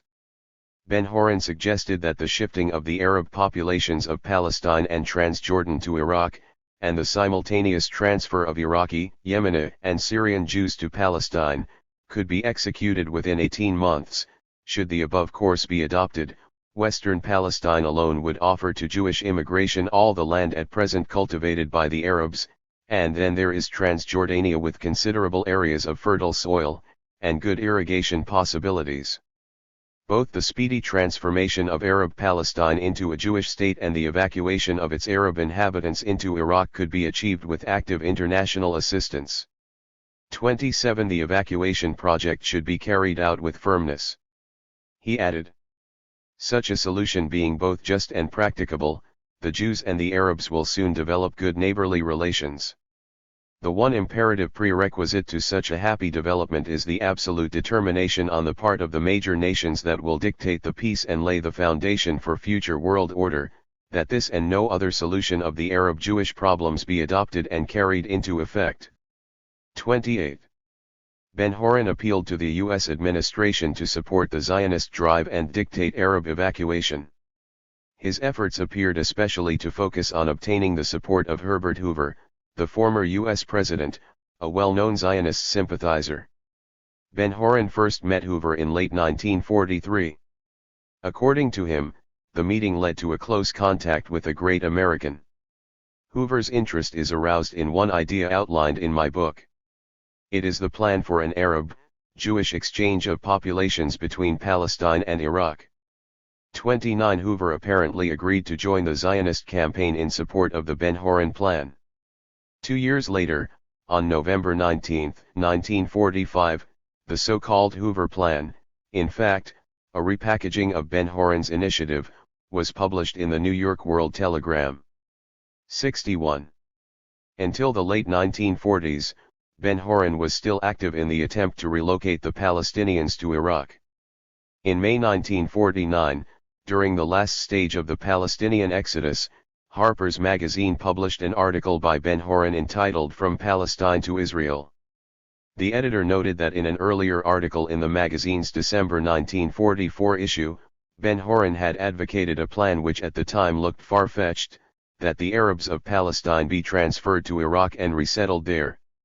Now, with thousands of Arab refugees from Palestine facing a dismal future, the transfer idea appears to be a likely bet.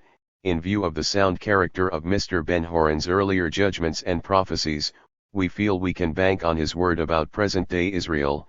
It works. 30. Joseph Skechtman's Plan, 1948. Dr. Joseph Skechtman was involved in Zionist activity in Russia from his early youth. He left Soviet Russia in 1920 and became co-editor of the Russian Zionist weekly Rassvet in Berlin and Paris, co-edited with Vladimir Jabotinsky. A very close associate of Jabotinsky for 3 decades, Skechtman was a founder of the Zionist revisionist movement, and the New Zionist Organization. Skechtman served on the revisionist executive in Paris, London, and Warsaw, and was a member of the Actions Committee of the World Zionist Organization. He was also a deputy member and member of the Executive Committee of the Jewish Agency for Israel, chairman of the United Zionists Revisionists of America, and a member of the executive of the World Jewish Congress. Skechtman published numerous books, many of which reflected his maximalist Zionist revisionist outlook and his obsessive preoccupation with population transfers/movements. These books included Transjordan Within the Framework of the Palestine Mandate, a 2-volume biography of Jabotinsky, rebel and statesman and fighter and prophet, Jordan, A State That Never Was, History of the Revisionist Movement, European Population Transfers 1939–1945, Population Transfers in Asia, Post-War Population Transfers in Europe, 1945–1955, The Refugee in the World, Displacement and Integration, The Arab Refugee Problem, On Wings of Eagles, The Flight, Exodus, and Homecoming of Oriental Jewry. 62. In 1941, Skechtman had settled in New York.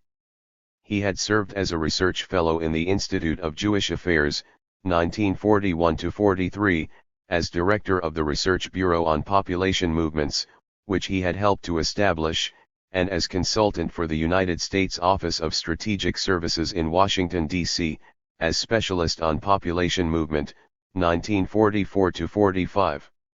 With this background in mind, members of the Israeli government's Transfer Committee of 1948 had invited Skechtman to contribute to their efforts of encouraging Palestinian exodus. Members of the Transfer Committee had met Skechtman during his visit to Israel in September 1948 and hired him to carry out research and advise them on the question of the Palestinian refugees' resettlement in Arab states.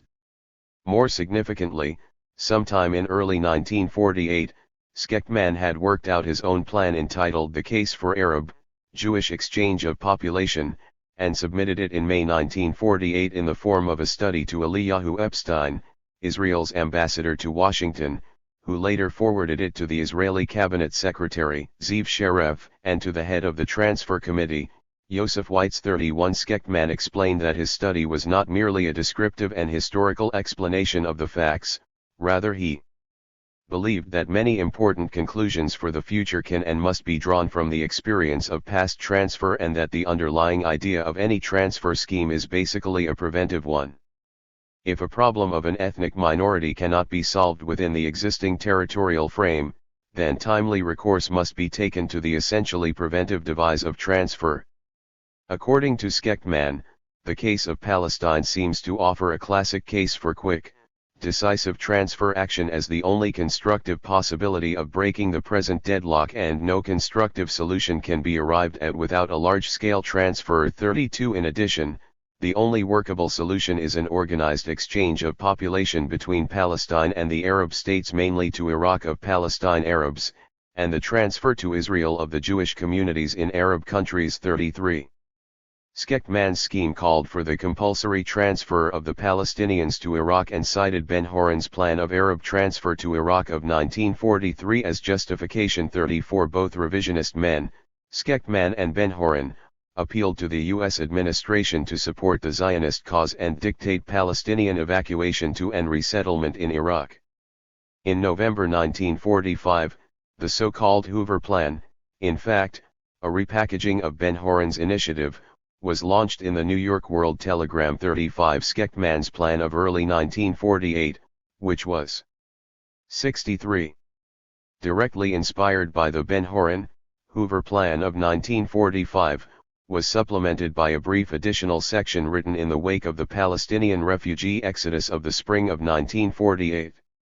In this addition to his plan, he observed unmistakable indications to the effect that the Israeli government begins earnestly to weigh an Arab-Jewish exchange of population as the most thorough and constructive means of solving the problem of an Arab minority in the Jewish state. As evidence of transfer discussions in Israeli government circles, he cited remarks by Arthur Lowry, the head of the Israeli United Nations office and the representative at the Lake Success talks in New York, in an interview that appeared in the New York Times on July 20, 1948. 36 In the spring of 1948, Skechtman had written to Israel's ambassador to Washington, Eliyahu Epstein, saying that the Arab flow out of the area of the Jewish state only strengthens the case for the organized Arab transfer to Iraq. 37 In his ethnic cleansing plan, Skechtman maintained that, although it was evident that the Palestinian Arab leaders would never agree to any plan of this kind, which provoked on their part limitless indignation, 38 Once uprooted, they would probably be responsive to any plan of their resettlement in Iraq, with full compensation by the State of Israel for their property left behind. 39 The working of the transfer/resettlement scheme would be underpinned by an interstate treaty between the governments of Israel and Iraq and possibly other Arab states. These treaties would provide a compulsory, but not all-inclusive, ethnic sorting out. As a rule, every Arab in the Jewish state and every Jew in Iraq would be subject to transfer. No specific option to this effect would be necessary. 40 For Skechtman, the equality of numbers on both sides of the so-called exchange of population in this particular case was of no importance whatsoever, since the prospective Palestine Arab transferees in Iraq would be resettled not on land vacated by the Jewish evacuees, but on land provided by the Iraqi state. As a result, the amount of land would be sufficient in Palestine, where millions of dunams would be left behind by the departing Arabs. 41 Skechtman wanted formal Israeli government acknowledgement about the research he was carrying out for the Transfer Committee. In mid-October 1948, he asked Arthur Lowry of the Israeli United Nations office in New York whether Foreign Minister Sherrod could send him a note stating that you are glad to learn that he has been in touch with friends in Israel. 64.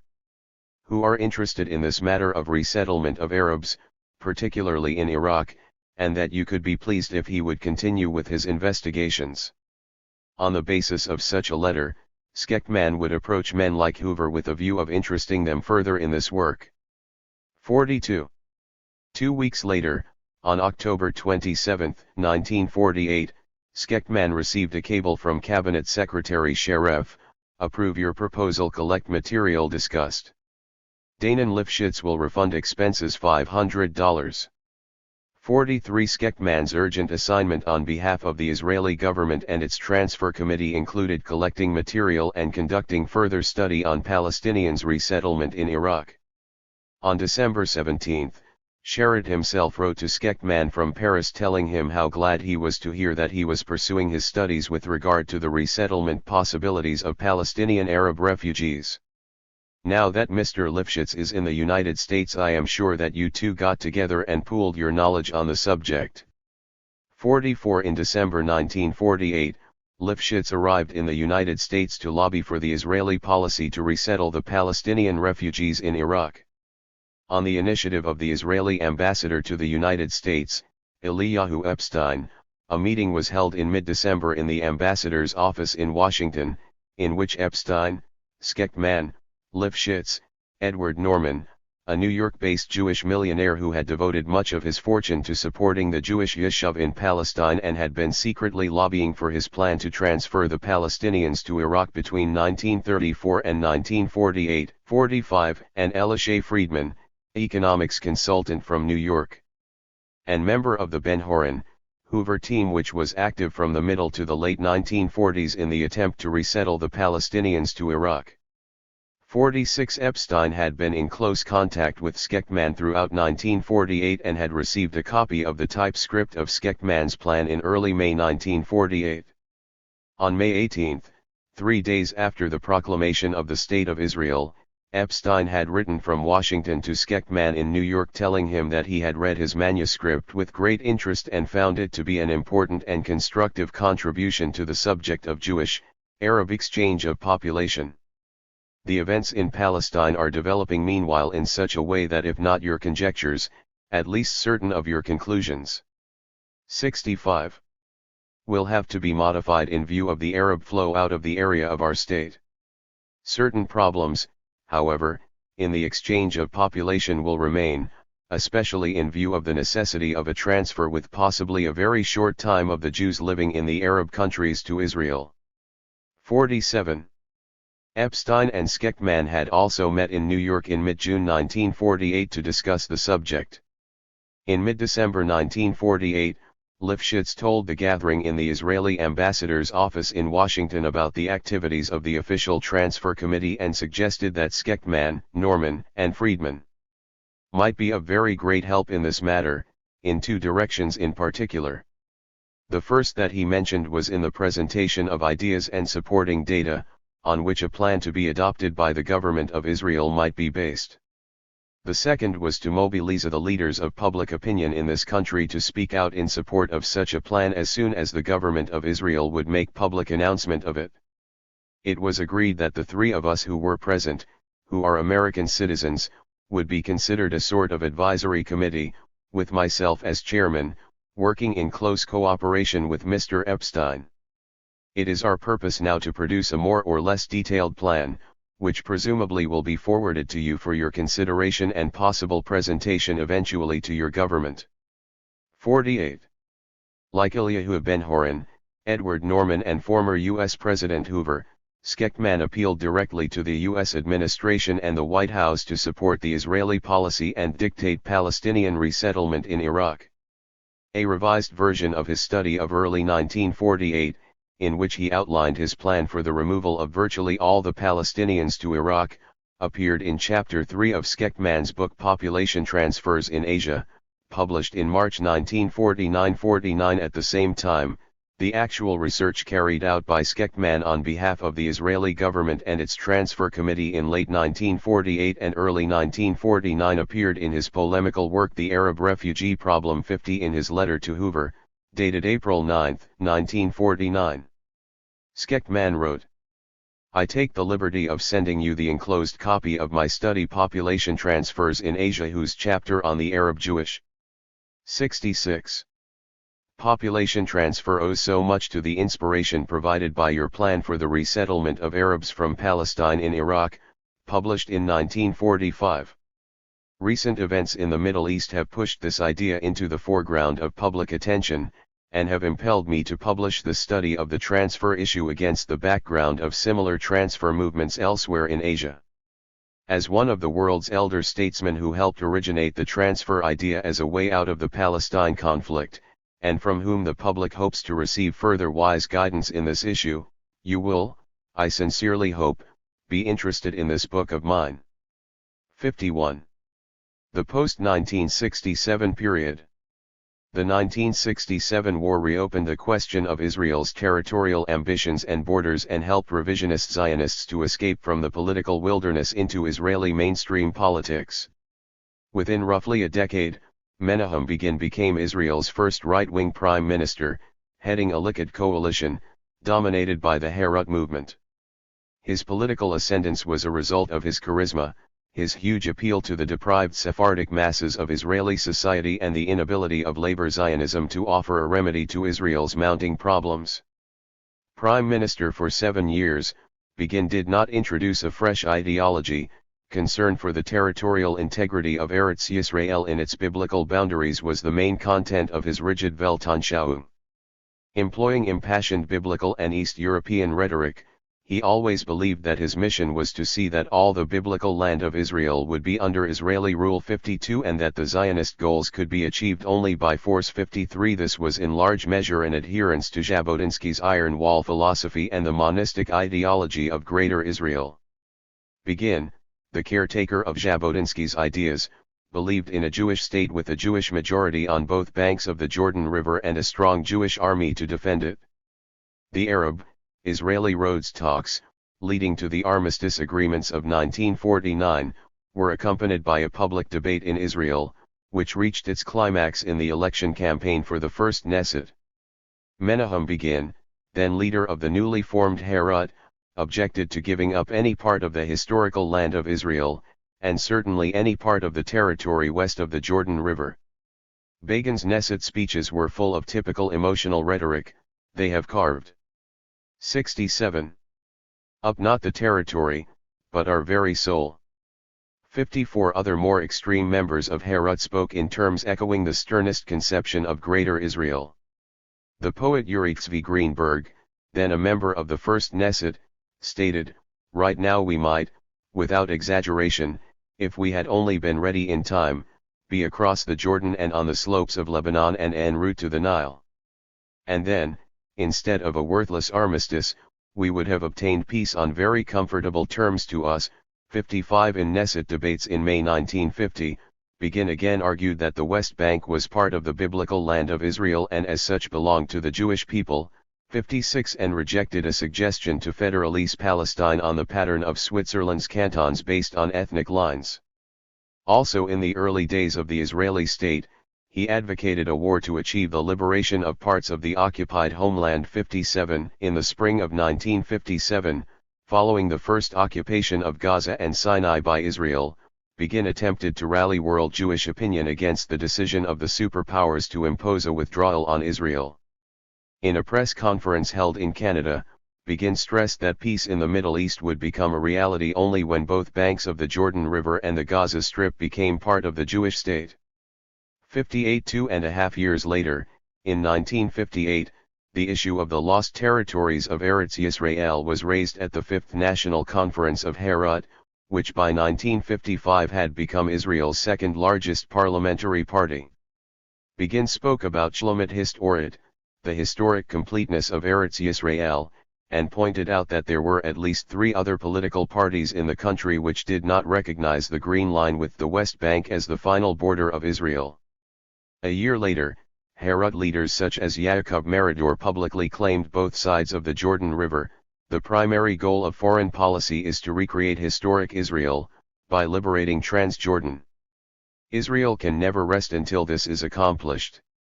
59 Shortly before the outbreak of the 1967 war, Begin was co-opted into Levi Eshkol's cabinet as a full partner in a national unity government.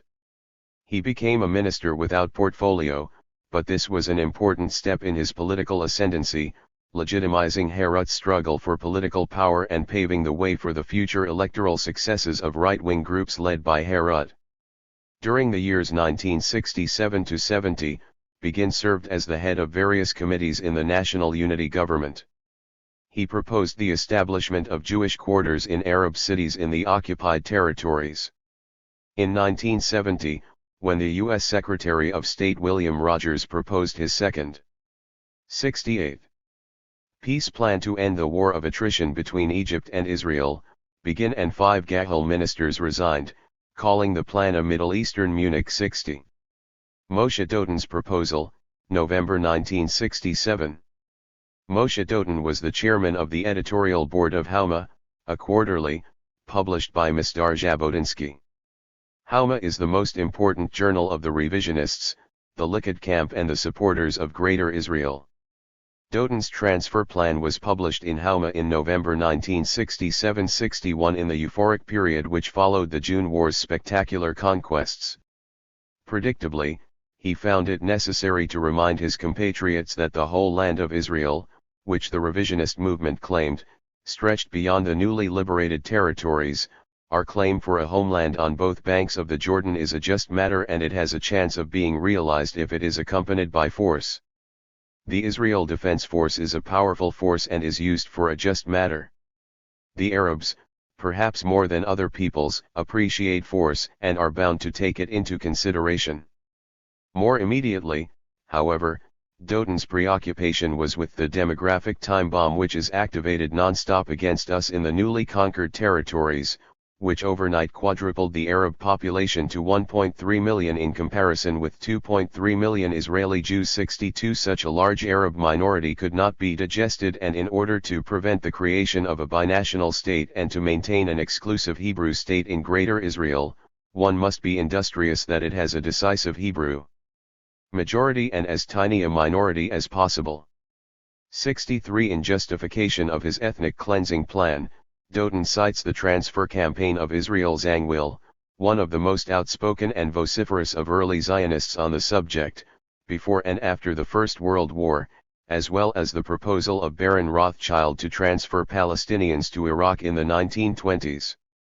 64 In order to ensure that the Arab minority within the boundaries of our state would be as small as possible, Dotan suggests, we had to adopt a policy which promotes and speeds up the organized emigration of the Arab minority towards the Arabs of Israel, refugees as well as residents. We 69 need to adopt a new approach. It is possible to entice and ensure the exodus of individuals and groups to countries overseas, in which the absorption conditions are convenient. Those who would strike roots in the new countries in need of farmers, and the Arabs have acquired in this field no little knowledge from our agriculture, are likely to receive large tracts of land, houses, water, and equipment. Every family, whose emigration has brought it benefit, would attract its relatives who remained in villages, or the sons of landless farmers, or the disappointed among their friends. The encouragement of emigration will come from two sides, from the inside and from the outside. We are capable, through the exploitation of our great experience, in organizing Jewish immigration to turn the emigration of refugees and youth to an efficient non-profitable humanitarian project. 65. For Dotan, every Palestinian on either side of the Green Line is a potential candidate for transfer/emigration. In the emigration of the refugees there is a humane, healthy, and just element. This is an act of preventive medicine.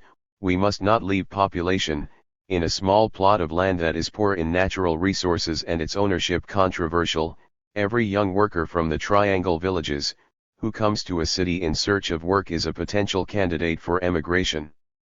It is known that his purpose in the town, in addition to satisfying his needs, is to collect a respectable sum for paying the dowry for his bride's father. Within a few years he establishes a family with many children in his birthplace village, and because there is not sufficient land in his village, also his children, the number of whom has doubled and tripled, are bound to come to the city. It is worthwhile for our state to ensure the emigration of the young man who comes to the marketplace of our city even at the price of paying his dowry at once and recompensing him for his part in the village land, so it would become national property. Moreover, By creating adequate conditions for orderly emigration we would be able to stop the relative growth of the Arab minority and constantly remove the undesirable and dangerous elements. Doughton believes that this emigration policy should be carried out at the initiative and encouragement of the government, but not 70. Implemented by it, just as the Jewish Agency deals with immigration. It would not be difficult to work out agreements with the governments absorbing the emigration, and indeed the few initial contacts have certainly proved themselves as having great chances. Would the Palestinian Arabs accept this mass, organized exodus? Doughton's answer: this thing depends, of course, on the conditions and means we would mobilize and on the skill and wisdom we would be able to direct for the success of the emigration project. As for the skeptics and critics who will doubt the practical value of the mass emigration plan of Arabs, he suggests they should be simply ignored.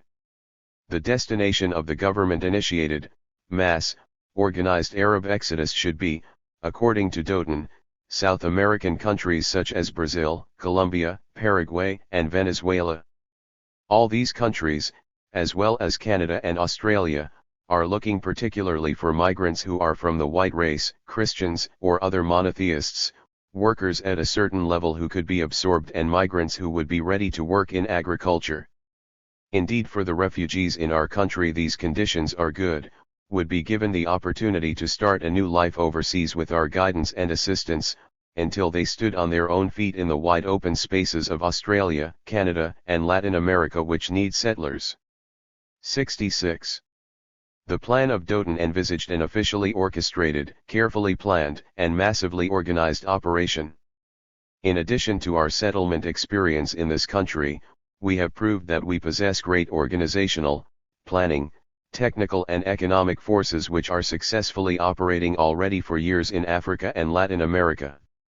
If we do harness them for the project of emigration and resettlement we could ensure its success. It is not impossible that other international, national, and public bodies would agree to take part in the planning, and perhaps not only planning, of this humanitarian project.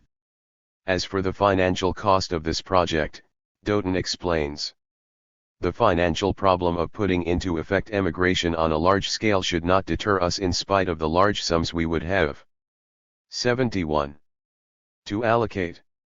It is possible to imagine that even if the emigration countries would participate, we would have to spend a sum estimated at $5,000 approximately for the emigration of a family with 6 to 7 persons on average.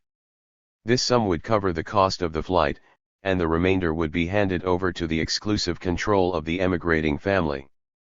The initial reasonable price would be as the following: for the emigration of 100,000 families, $500 million would be needed.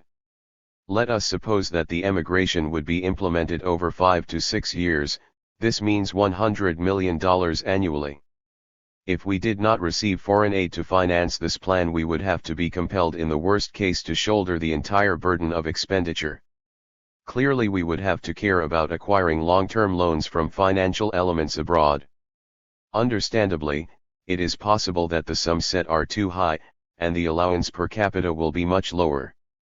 However, we must be prepared for every effort to solve once and for all the refugee problem and the Arab demographic time bomb. 67.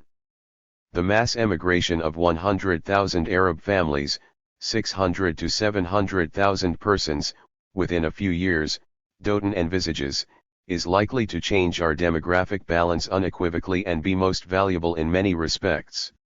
We are likely to look forward to the start of 1975, at the end of the 5-year plan of programmed emigration, to the following composition in the population of the land of Israel in its present borders: instead of 1.3 million Arabs there will be about 600 to 700,000 Arabs against over 3 million Jews.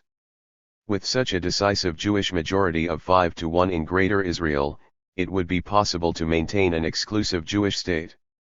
In conclusion, Doughton argued in November 1967 that the Israeli leaders should treat his plan as a top priority of their national agenda. Mass Arab emigration is perhaps a brutal solution, but it is anyway an extreme and efficient for all. Consequently, it is vital that our public opinion exercises constant and consistent public pressure on the leaders of our state, for the execution of a project which has political, demographic, and humanitarian 72 implications and whose results are likely to ensure the future and character of Greater Israel. There is no evidence to suggest that Doughton has changed his views on the territorial and transfer issues since November 1967. In May 1981 he wrote again in the journal Hauma, which has since been turned into a platform for many other advocates of transfer, suggesting that after the 1967 war, it would have been preferable to open bridges only in the exit direction and to encourage the emigration of laborers to neighboring Arab states abundant in petrodollars. We have lost years, in which dangerous thorns, that have greatly weakened the state, have grown. 68. The Likud in power. In May 1977, Labor Zionism was finally defeated by the disciples of Jabotinsky. The Likud assumed power and remained effectively in government for 15 years until 1992. In 1996, after 4 years in opposition, the Likud returned to power for another 3 years. Menahem Begin, labeled by his supporters Begin, Melech Yisrael, maintained loyalty to the traditional slogan of the revisionist movement, still officially valid, both banks of the Jordan, this one is ours and that one is also. Begin never abandoned Jabotinsky's claim to both sides of the Jordan River, and indeed he was the only Israeli prime minister who refused to meet King Hussein of Jordan, even clandestinely. 69 Apparently this attitude led President Jimmy Carter to believe that Begin laid claim not only to the West Bank, but also to the East Bank, that is, the Hashemite Kingdom of Jordan.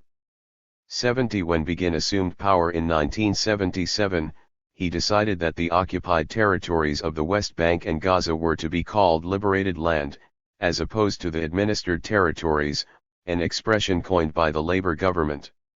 In a press conference in Kadam, a Jewish settlement in the West Bank, established shortly after he came to power, he said, "We don't use the word annexation. You annex foreign land, not your own country." 71 Until 1977, the Labor governments had sought a political solution which would allow Israel to retain control over parts of the occupied territories. Under Begin's leadership, the Likud organized a coalition government with the National Religious Party dominated by the settlement movement of Gush. 73. Immunim. Espousing a fundamentalist and emotional attachment to Judea and Samaria, Begin and his coalition partners pursued a settlement policy with the highest priority of consolidating Israel's permanent control of the whole of Eretz Yisrael Hama Arabit. Under the Likud administrations of Menahem Begin, Yitzhak Shamir and Binyamin Netanyahu, Palestinians were subjected to a colonial policy designed to encourage emigration. Drastic demographic changes were also introduced.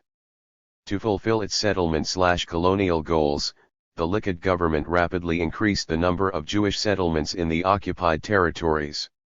In September 1977, Ariel Sharon, the new agriculture minister and head of the Ministerial Committee on Settlement, announced a plan to settle more than 1 million Jews in the West Bank within 20 years.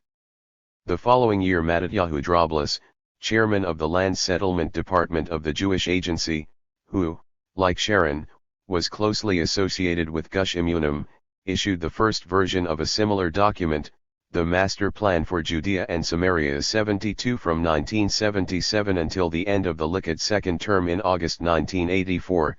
Two Likud governments poured more than $1 billion into Jewish settlement in the West Bank and Gaza Strip and various support activities. 73 By August 1984, some 113 settlements were spread over the entire West Bank, including a half-dozen sizable towns. By 1990, the Jewish population of the West Bank settlements had grown to 140,000. 74 Today, over 160,000 Jewish settlers live in the West Bank with a similar number in Arab East Jerusalem. The number of settlers in the Gaza Strip has remained relatively small. Up to 1987, only 2,500 Jewish settlers resided in the Gaza Strip, and by 1993, this number had reached 3,810. 75 In the Syrian Golan Heights, at least 40 settlements were established. Sweeping land confiscation and zone restrictions were implemented to provide a land reserve for current and future Jewish settlement. The increasing number of Jewish settlers areas was intentionally planned by the Likud to make it difficult for future Israeli governments to remove the settlements in any future agreements with the Arabs. Many settlements were built by members of the fundamentalist movement of Gush Emunin which, with the support of the Likud government, was able to utilize economic incentives as well as ideological motives. It would be misleading to take a simplistic and monolithic view of Israeli politics since 1967. Labor Zionism has remained more 74. Sensitive to Western public opinion, and its style has been more subtle, more politic, and above all more pragmatic on the territorial issue than Zionist revisionism. However, until the Oslo Accords of 1993, the political programs of both the Likud and the Labour parties had much in common. Although, following the 1967 conquests, neither Likud nor Labour advocated outright and legal annexation of the West Bank and Gaza, both parties were deeply opposed to Palestinian nationalism and ruled out Palestinian self-determination and statehood in the West Bank and Gaza.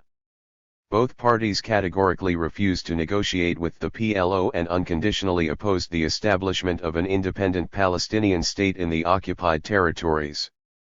In essence, both major groupings have taken the position that Jordan is a Palestinian state, the Jordanian Palestinian Arab state, in the official parlance of both the Likud and the Labour parties. On October 5, 1981, Yitzhak Shamir, then Israel's foreign minister, gave a speech at the Foreign Policy Association in New York. Public opinion in the West is being exposed to loud clamors in support of the Palestinian cause.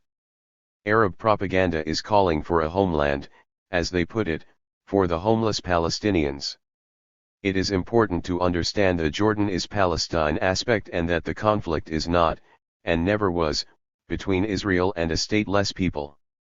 Once this is understood, the emotional dimension that evokes problems of conscience in some minds will be removed.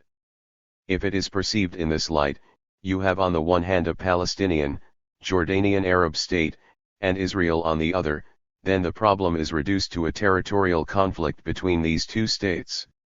The conflict will then have been reduced to its true and manageable proportions. 76. It was General Ariel Sharon as defense minister in the second Begin government who promoted the idea that the Palestinians already had a homeland, the Hashemite Kingdom of Jordan. Interestingly, the foundation of this view had been laid a decade earlier by Labour Prime Minister Golda Meir, who, while dismissing the existence of the Palestinian people, suggested on occasion that they had a state in Jordan anyway. 77. However, the idea of Transjordan as a Palestinian homeland has been used extensively by Likud leaders largely for polemical purposes and as a propaganda exercise aimed at delegitimizing the Palestinians. Most prominent members of 75. Herut, including Begin and Shamir, had an abiding ideological aversion to surrendering formally Jewish sovereignty claims over large portions of the East Bank. For Shamir, in particular, with his emotional and ideological attachment to the sternest conception of a land from the Nile to the Euphrates, there could be no compromise on the issue of the borders of the land of Israel. In April 1974, a few months after his election to the Knesset, he appealed to Prime Minister Golda Meir to annex formally the Golan Heights, some 7 years before Begin actually carried it through. 78. Even when he became the head of the Likud and Prime Minister in September 1983, having been chosen because he came from the same ideological background as Begin, Shamir was still at heart a loyal member of the Stern Gang. Shamir remained in office until 1992, with a hiatus of 2 years as Deputy Prime Minister in the National Unity Government of 1984–88. With the exception of Ben-Gurion, no other Israeli Prime Minister has served longer. He had strongly opposed the Camp David Accords and the return of Sinai to Egypt. Throughout his long tenure, he stubbornly adhered to an approach which was based on a coupling of Stern's maximalist philosophy to Ben-Gurion's perception of political reality of what was possible under current local, regional and international conditions. 79. According to Labour's pre-Oslo Jordanian option, some densely populated Arab sections of the West Bank were to be returned to Jordanian control, and that would take the bulk of the Palestinian population out of the Jewish state. Labor has always ruled out withdrawing from occupied East Jerusalem and the Jordan Valley, and has backed security settlement in the Jordan Valley and elsewhere in the West Bank. On the other hand, after 1977, the Likud governments moved fast towards settling the West Bank and Gaza and unilaterally annexed the Golan Heights. Already during Begin's premiership, the Knesset had passed a law prohibiting the evacuation of any Jewish settlement from the West Bank and Gaza, which was tantamount to de facto annexation. 81 This move was in line with the Likud party manifesto. The right of the Jewish people to Eretz Yisrael is eternal and indisputable, and linked to our right to security and peace. The State of Israel has a right and a claim to sovereignty over Judea. 76. Samaria and the Gaza Strip. In time, Israel will invoke this claim and strive to realize it. Any plan involving the handover of parts of Western Eretz Yisrael to foreign rule, as proposed by the labor alignment, denies our right to this country. 82. Prime Minister Yitzhak Shamir, restating the Likud policy at a meeting of the Knesset's Foreign Affairs Committee in June 1991, declared, "We think that Judea, Samaria, and Gaza are an inseparable part of the State of Israel, and will fight to put that thought into practice." 83 5 months later, in December 1991, Shamir, while participating in a rally of the Shorashim Society in Tel Aviv, affirmed the core objective of the Camp of Greater Israel. "This is it, this is the goal, territorial integrity. It should not be bitten or fragmented. This is an a priori principle, it is beyond argument. You should not ask why, this is the be-all and end-all. Why this land is ours requires no explanation. From as far back as the pre-state days, I have not been able to abide by such words. Is there any other nation in the world that argues about its motherland, its size and its dimensions, about territories, territorial compromises, or anything similar? What may be forgiven when it comes from people in the diaspora cannot be forgiven in this land, from the people ruling it." 84. In fact, the Likud administrations have not called for legal comprehensive annexation of the West Bank and Gaza. Instead, Likud pursued the formula of de facto, creeping integration, which would have enabled Israel to settle the land, while restricting the Palestinian inhabitants to ever-shrinking enclaves or Bantustans, and at the same time finding ways to remove part of the population. Outright, comprehensive legal annexation, on the other hand, would sharply raise the question of citizenship for the residents of the territories, while a de facto, creeping annexation appeared to be widely supported in Israel.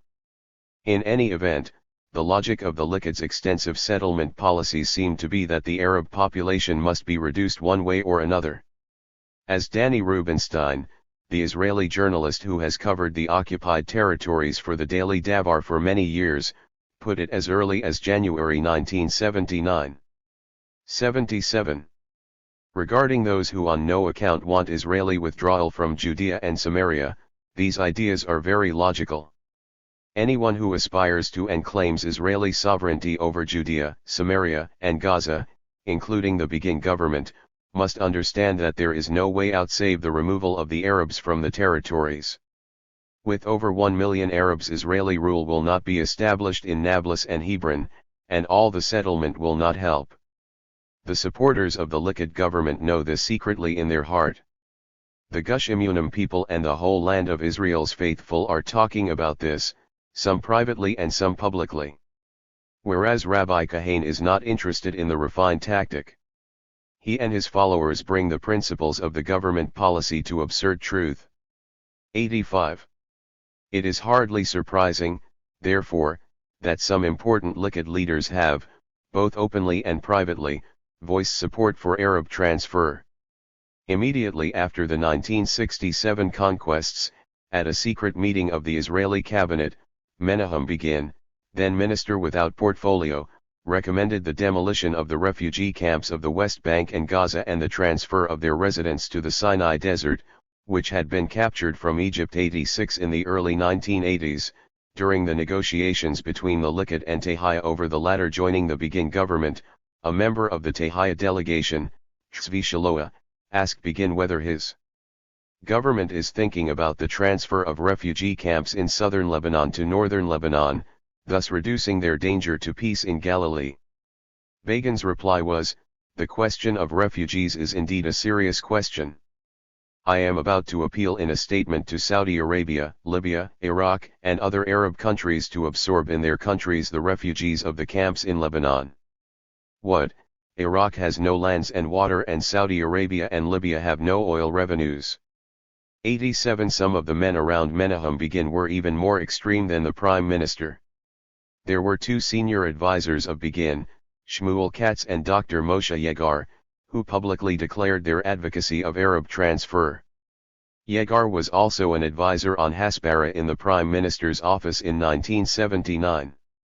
Formerly he was a consul in Los Angeles, general consul in Philadelphia and New York, director of the Instruction Division and the Information Division in the Foreign Ministry and Deputy Director General of the Foreign Ministry. He was also Israeli ambassador to Sweden from 1988. Yegar revealed his advocacy of transferring the Palestinians. 78. Including those citizens of Israel, in an article, published in the revisionist periodical Hauma, in May 1979, 88 while he was still serving as an advisor in the Prime Minister's office. His article, entitled Zionism, the State of Israel and the Arab Question, discusses the views and transfer campaign of Avraham Schwadron, a Zionist journalist and publicist and a proponent of the theory of cruel Zionism, who openly campaigned in the 1940s for the total transfer of the Palestinians and, significantly, continued to do so in the 1950s with the aim of removing the remaining Arab citizens of Israel.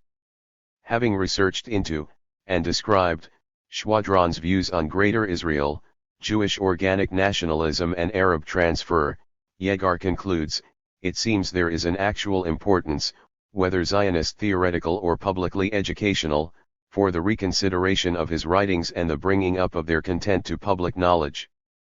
In his sympathetic summing up of Schwadron's campaign, Yegar writes that Schwadron demanded from the Arabs to evacuate the land of Israel which is not their country, because he was convinced that there is no chance of coexistence with them. The solution is that the Jews leave their diaspora, and immigrate, while the Arabs cross to neighboring countries, to live with their brothers. This solution seemed to him humane, fair, and ensuring the prevention of trouble in the future. Historical examples of population exchange strengthened his opinion that this is the right solution. There is no other alternative.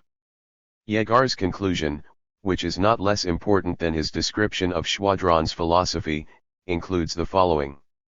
Sharon would have said that all these events are no more than a confirmation of his opinion that there is no remedy for the problem, in spite of what Israel has invested in the Arab minority, and that the only alternative is the complete separation between peoples by encouraging the Arabs to emigrate.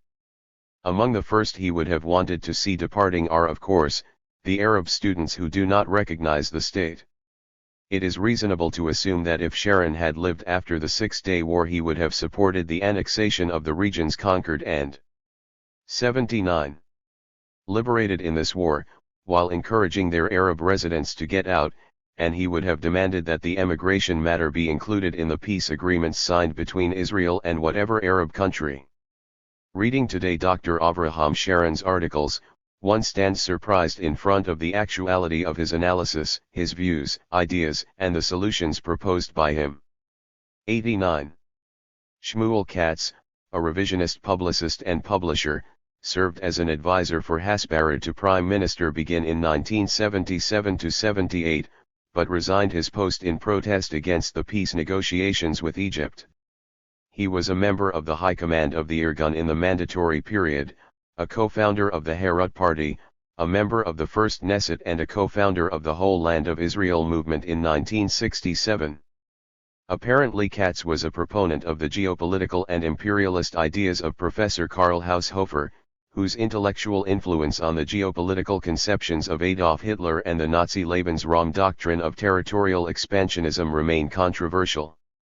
Haushofer defined Lebensraum in practical terms as the right and duty of a nation to provide ample space and resources for its people.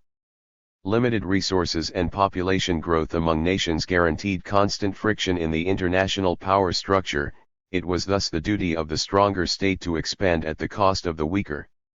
90 Katz preached that history was shaped by space and political geography, not economics. Israel needed the territories occupied in 1967 as living space, and should not give up any of the occupied territories, including Sinai. 91 Remaining loyal to Jabotinsky's philosophy, Katz dismissed the legitimacy of Palestinian nationalism. The Arabs of Palestine are not a nation. There is no Palestine Arab nation. They were and have remained a fragment of the large Arab people. They lack the inner desire, the spiritual cement and the concentrated passion of a nation.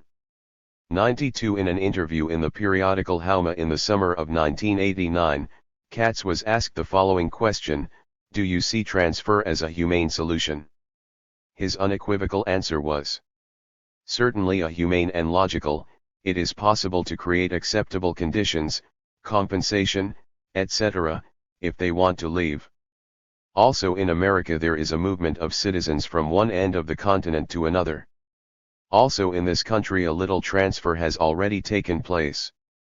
During the years 48 to 67, 382,000 Arabs, 80, left Judea and Samaria. In these years, a Jewish body operated which gave financial support to Arabs who wanted to get out. The activities of the body were stopped at the end of the Eshkol government. Katz added in sorrow that when Begin came to power in 1977 the heads of this Jewish body for transfer submitted a memorandum to him requesting the renewal of their activities, but Begin took little notice. 93 It is not clear to what Jewish body Katz was referring or whether he was himself involved in that organization. It is clear, however, that Katz was also advocating the transfer of the Israeli Arab citizens and that as a founder, publisher and manager of the Carney Publishing House, he was responsible for the publication of Tzvi Shaloa's book, The Guild of Jerusalem, cited above, in which the author devotes a large section to the argumentation in justification of Arab expulsion within the context of Greater Israel. 94 Another veteran Irgun commander and an associate of Begin, Dr. Shlomo Lefami, openly preached Arab transfer in 1988. Lefami had joined the Haganah in 1936, rising to the rank of company commander. 2 years later, he moved to the Irgun and took part in retaliatory strikes against the Arabs. In the Irgun he rose to the rank of chief training officer. In 1973 he was appointed head of briefing in the Ministry of Education for state schools biblical and Jewish consciousness teachers. He also lectures at academic institutions and at Histadrut HaOvdim, the Israeli non-socialist labor organization which upholds the idea of a Jewish state within the historic boundaries of the land of Israel. He is also a co-founder of the Institute for Research on Zionist Pre-State Underground Movements at Bar Ilan University. 95 In his book, Did Zionism Fail? Lefami argues that 100 years of Zionism prove that so long as too many Arabs exist in the western land of Israel the future of Israel will be in danger. Ben Ami devotes a section to what he calls the Arab return to Arabia, a recurrent slogan in the Zionist transfer apologia, that is, the transfer of the Palestinians to their so-called historical homeland in Arabia or other Arab countries. There is no escape from the readoption, the return of the Arabs from the land of Israel to Arab states, as an exchange for Jews who have departed from Arab states, is just and logical. This plan of return to Arabia is more necessary than that plan of 81. Exchanging the minorities on behalf of the League of Nations in Europe was vital. There is no comparison at all between the necessity of return to Arabia with the expulsion of Jews from various countries in the world. 96. Lefami believes that Israel must extend its sovereignty at least from the Mediterranean to the River Jordan, leading logically and inevitably to the return of the Palestinians to Arabia. In their exodus from the land of Israel to their historic homeland in the Arabian Peninsula or any other Arab country, the Arabs would be likely to receive full assistance from Arab countries and the United Nations. In the framework of a settlement of population and property exchange between Arab states and Israel, the Arabs of the land of Israel would be able to receive the appropriate assistance, also from Israel. 97. While he was still Prime Minister, Begin sent to New York Haggai Leff as leader of the Herut Party in the United States. Following an interview with Leff in 1982, Robert Friedman, an editor for the pro-Zionist magazine, Present Tense, explained. Neither Leff nor Begin advocates forcibly evicting the Palestinians from their homes in East Jerusalem and the West Bank. But, pointing out that Israel has a particular problem in the occupied territories, for Judea and Samaria could hardly be Jewish with a population of nearly 1 million Arabs and only some 20,000 Jews, Leff suggested that the Arabs would eventually get fed up with life under Israeli rule and leave voluntarily. In fact, in a way that is already happening, Leff noted with some enthusiasm, for the number of Arabs in the West Bank has remained constant since 1967, even though the area has the highest birth rate in the world. 98. Begin remained faithful to Jabotinsky's concept of an iron wall of Jewish military might which would secure Greater Israel. On June 6, 1982, a massive Israeli expeditionary force began the long-planned for and expected invasion, Operation Peace for Galilee, with the aim of rearranging the Middle East map to suit Israel's imperialist interests.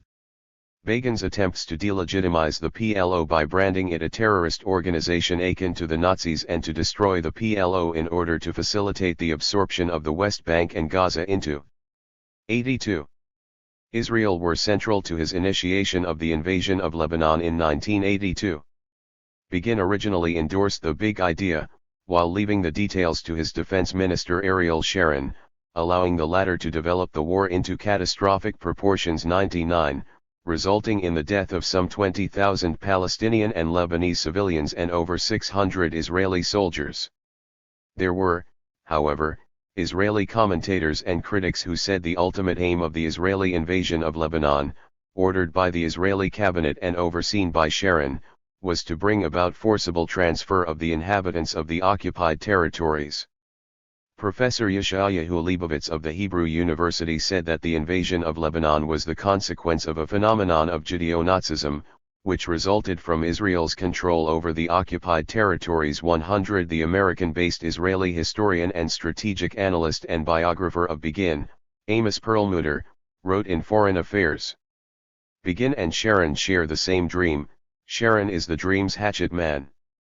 That dream is to annihilate the PLO, douse any vestiges of Palestinian nationalism, crush PLO allies and collaborators in the West Bank and eventually force the Palestinians there into Jordan and cripple, if not end, the Palestinian nationalist movement. That, for Sharon and Begin, was the ultimate purpose of the Lebanese war. 101. 3 weeks before the start of the Israeli invasion, Perlmutter wrote in the New York Times that Sharon hopes to evict all Palestinians from the West Bank and Gaza and drive them to Jordan. 102 During the invasion, Yaakov Meridor, a longtime associate of Begin and the then minister without portfolio, visited the Sidon area and, on being asked what to do with the Palestinian refugees, he replied, "You must drive them east, towards Syria, and let them not return." 103. Writing in the same issue of Foreign Affairs, Harold Saunders, Assistant Secretary of State for Near Eastern and South Asian Affairs under President Jimmy Carter and former member of the National Security Council with responsibility for Middle Eastern affairs, explained. With a fragmented and dispersed PLO, Israeli leaders foresaw the Palestinian population in the West Bank and Gaza, deprived of outside moral support, coming to accept permanent Israeli 83. Control there, in a situation in which much of the Palestinian population could be induced to migrate across the Jordan River into Jordan. The Israeli invasion of Lebanon was designed to break any final resistance to total Israeli control and to pave the way for making life so difficult for those who valued their freedom and political self-expression that they would eventually leave for Jordan. 104. Before becoming defense minister and presiding over the invasion of Lebanon in 1982, General Sharon, as Minister of Agriculture and Chairman of the Ministerial Committee on Settlement, was at the heart of the Likud intensive settlement policies in the West Bank, whose trends and evolution since 1977 have been extensively documented by many researchers. 105 Though the Likud government cited security arguments in defense of its settlement policies, it is clear that the government's position was founded on the abstract, uncompromising ideological claim of the whole land of Israel for the Jewish people. To all intents and purposes, the settlement policies of the fundamentalist movement of Gush Emunim and of the Israeli state had become one and the same after Begin/Sharon's rise to power. Sharon, who had used the iron fist to smash Palestinian resistance in Gaza in 1970 and to evict, ruthlessly, thousands of the Arab inhabitants of the Rafah salient from their homes around the same time, believed that the blitzkrieg strategies he had employed on the battlefield could be applied to the political and demographic problems of the West Bank and Gaza.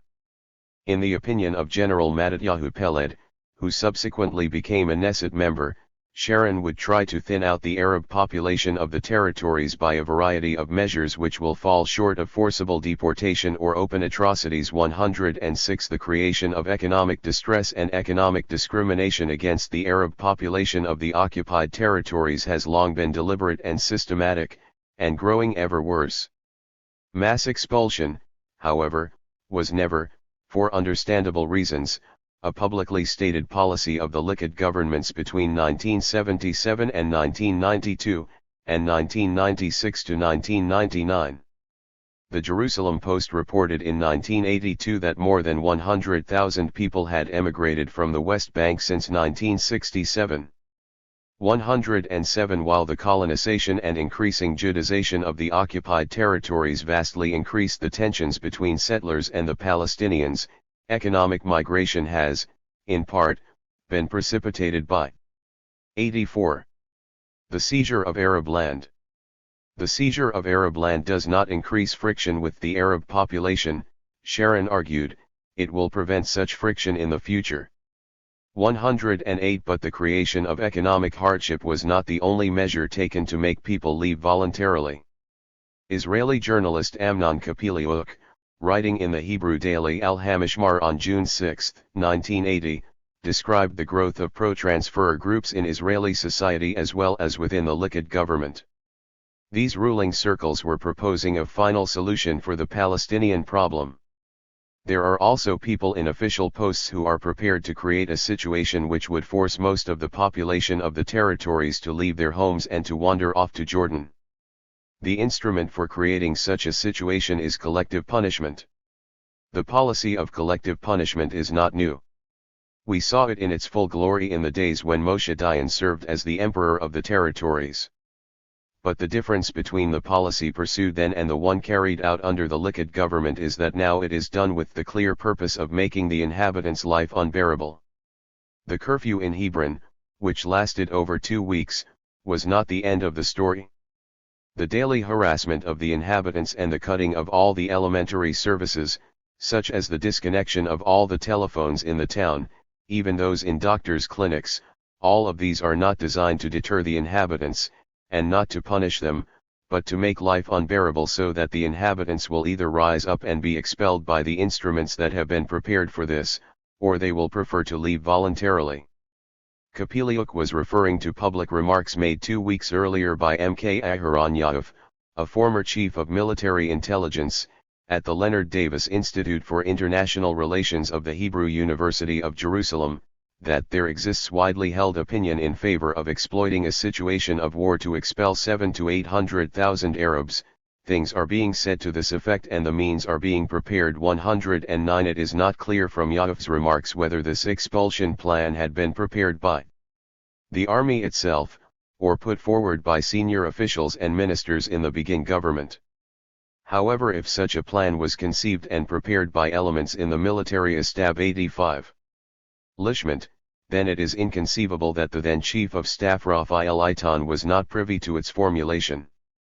In any event, however, Yaakov's critical remarks were also part of an ongoing public debate about the transfer solution beginning in the late 1970s and intensifying as the 1980s progressed and drew to a close, and in turn generating outspoken condemnations from a small, though significant, group of liberal academics, journalists, and members of the peace movement. Arguing against the Likud annexationist policies, Dr. Arya Yattari, a political scientist and academic director of the International Center for Peace in the Middle East, wrote in 1984, "Formal annexation is liable to dangerously arouse the population in the territories, who will see in this move a plot to deny them their national independence.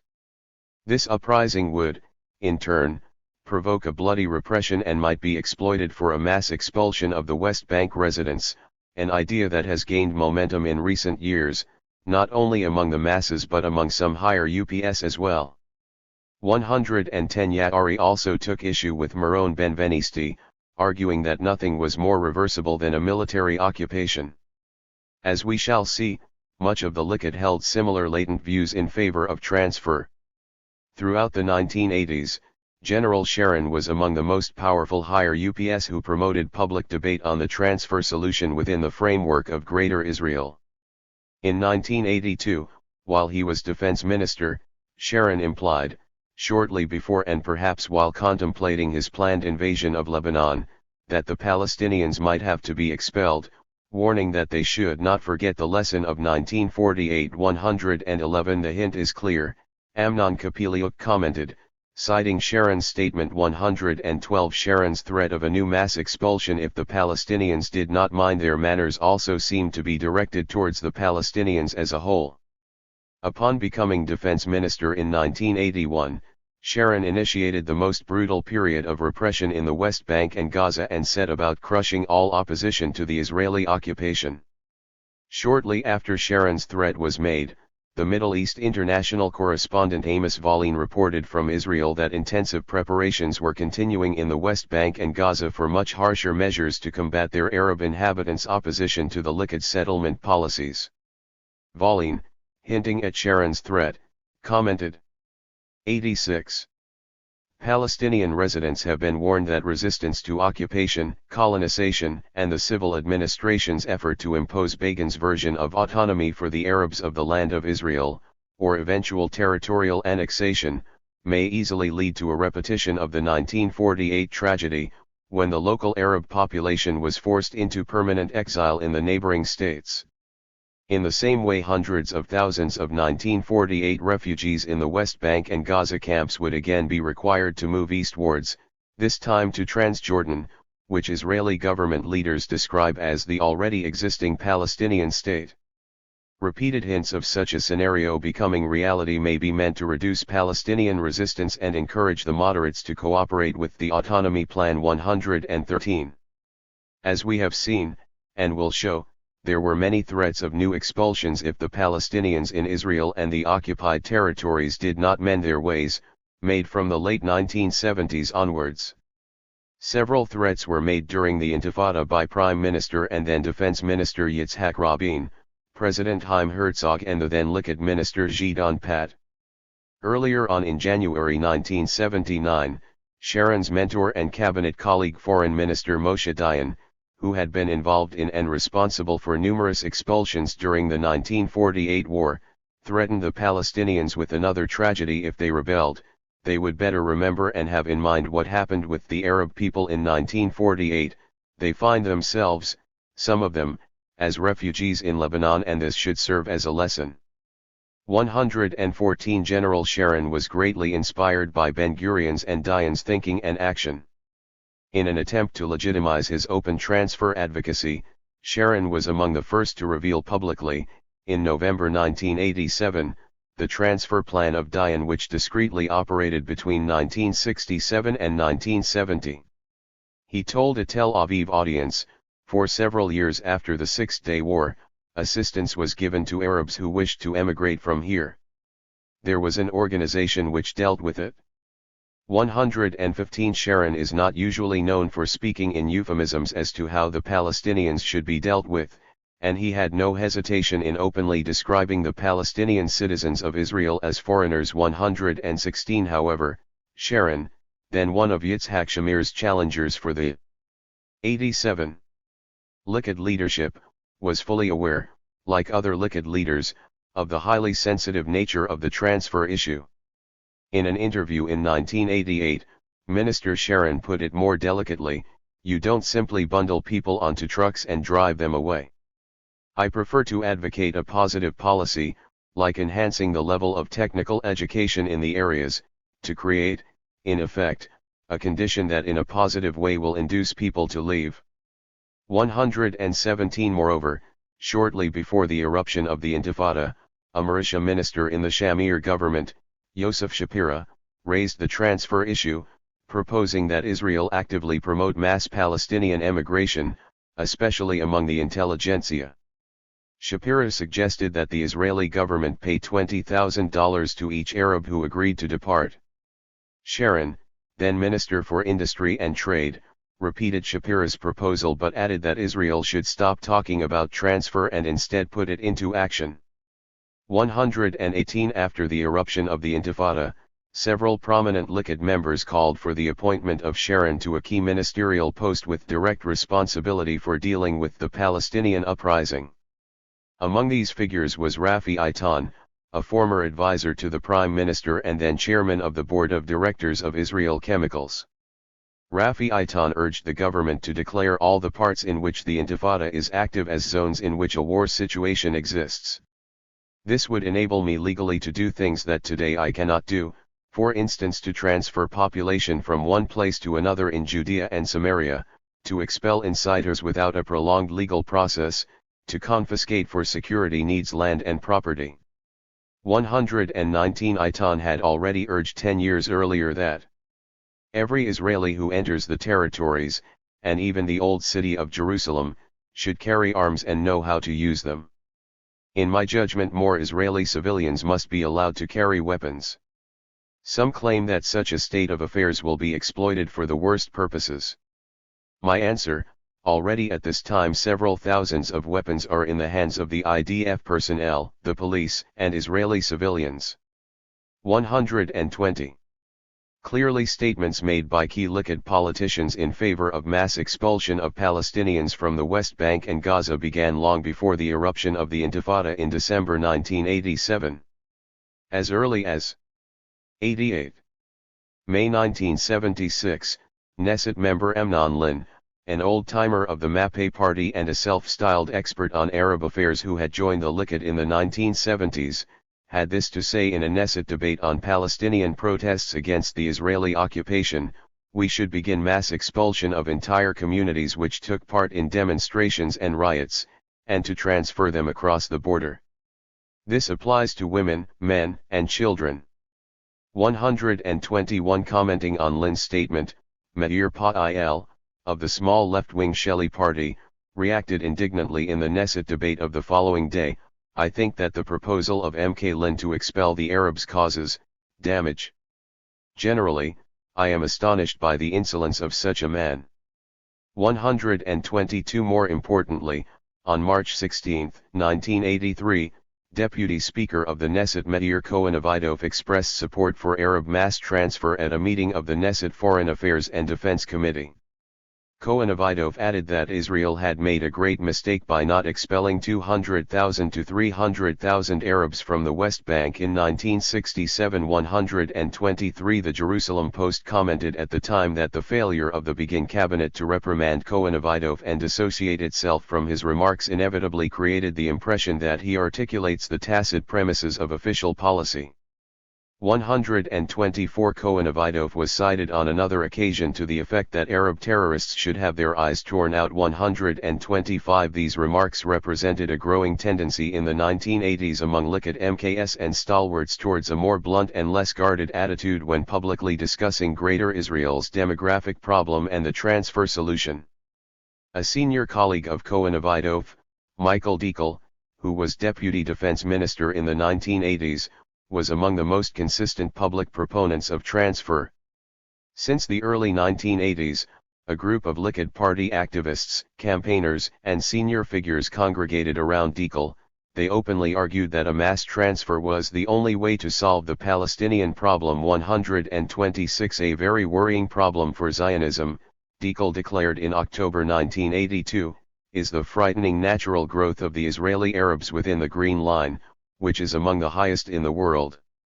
As for the population of the West Bank and Gaza, which the Likud government would never give up, there is nothing left to them, apart from looking for their future in overseas, Dikal said.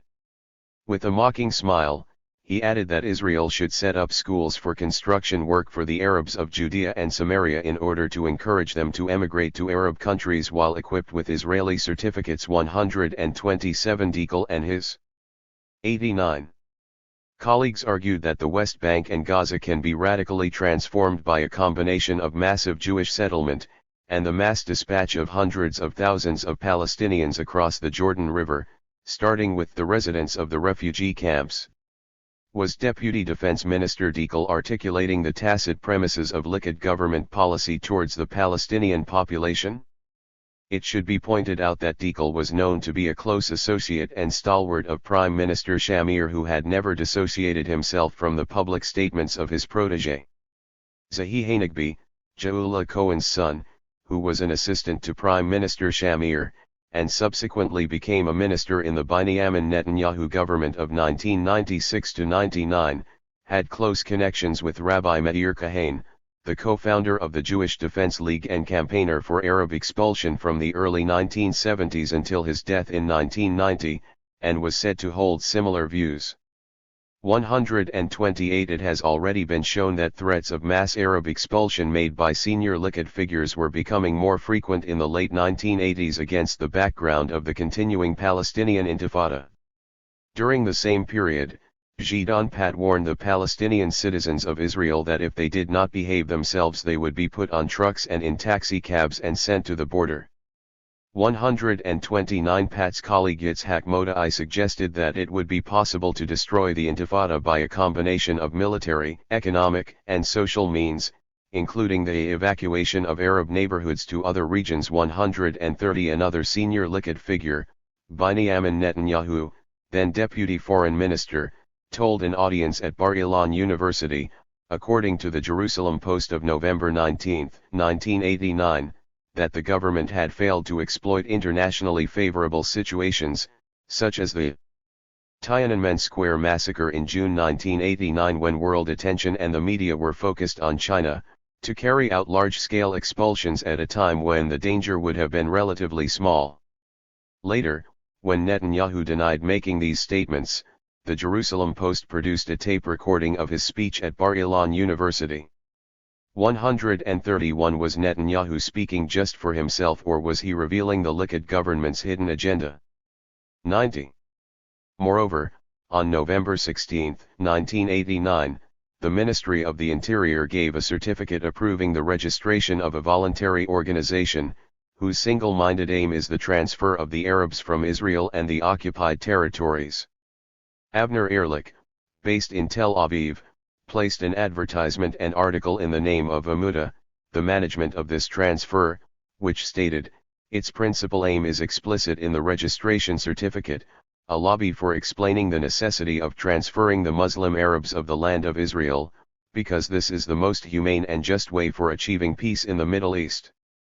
The only way to prevent the development of a binational state in Greater Israel is to implement the plan of evacuating the Arabs of the land of Israel outside the boundaries of the land of Israel. We have reached the 12th hour, and we should know that this country would be either for us or for the Arabs. And if we want this country, a decision should be taken immediately to set up a parliamentary lobby, the aim of which is to bring about that the state of Israel, the whole Jewish people and most peoples understand that peace in the Middle East will be established, only if the transfer of the Arabs of the land of Israel is carried out to Arab countries. If the evacuees decide on another destination, it would be the role of the United Nations to provide it for them. I am convinced and certain that the United States could absorb 300 to 400,000 of them. France, England, Italy, Germany, and Canada would have to absorb the rest of the evacuees. Only thus would the problem of the Arabs of the land of Israel be solved in a humane way. Other Likud activists such as Aharon Papo have argued that expulsion would be a humane and practical solution. 132 Like many Likud members, Aharon Papo is not a recent convert to the transfer doctrine. In 1973, Papo acted as a solicitor for Rabbi Meir Kahane, who had been indicted by an Israeli court for his letter-writing campaign urging Arab citizens to emigrate from Israel. The line of defense Papo intended to employ during the trial, which in the event was postponed indefinitely, was that Kahane's campaign was perfectly legitimate since it was in line with the attitudes espoused. 91. By the founding fathers of the State of Israel, including Chaim Weizmann, David Ben-Gurion, Berl Katznelson, Yitzhak Tabenkin, Zeev Jabotinsky, Moshe Sharett and Golda Meir. 133 Papo pointed out that the then Prime Minister Golda Meir used to confide to her close entourage that she was apprehensive about waking up every morning and hearing that another Arab baby had been born in Israel. 134 In the early 1990s, Papo, while remaining a Likud member, became closely associated with two groups of the extreme right which campaigned for Palestinian expulsion, the National Circle of Or Shemur and the Moldei Party led by General Rehavam Zeevi. In an article entitled Moldei is the Message, published in the mass circulation daily Yediot Aharonot during the Second Gulf War and shortly after Moldei joined the Shamir cabinet in January 1991, Papo wrote, "The Moldei movement's joining of the government is important and has a significance because of the latest events which proved that there is no possibility of living together with the Arab residents of the land of Israel. The joining of the government by Gandhi will give legitimization to the possibility that indeed, in certain circumstances, the solution of their transfer to Arab countries in general, and the desert of Iraq in particular, is possible and legitimate." He added that Israel should follow the example of Czechoslovakia, which expelled 3.5 million Germans after the Second World War. 135 The atmosphere created by the Iraqi invasion of Kuwait in August 1990 and Second Gulf War of 1991, coupled with the general Israeli tendency to blame the Palestinians for Saddam's actions as well as public statements made by Israeli ministers and Likud MKS who exploited the Gulf crisis to threaten the Palestinians, greatly heightened the Palestinians' fear of mass expulsion.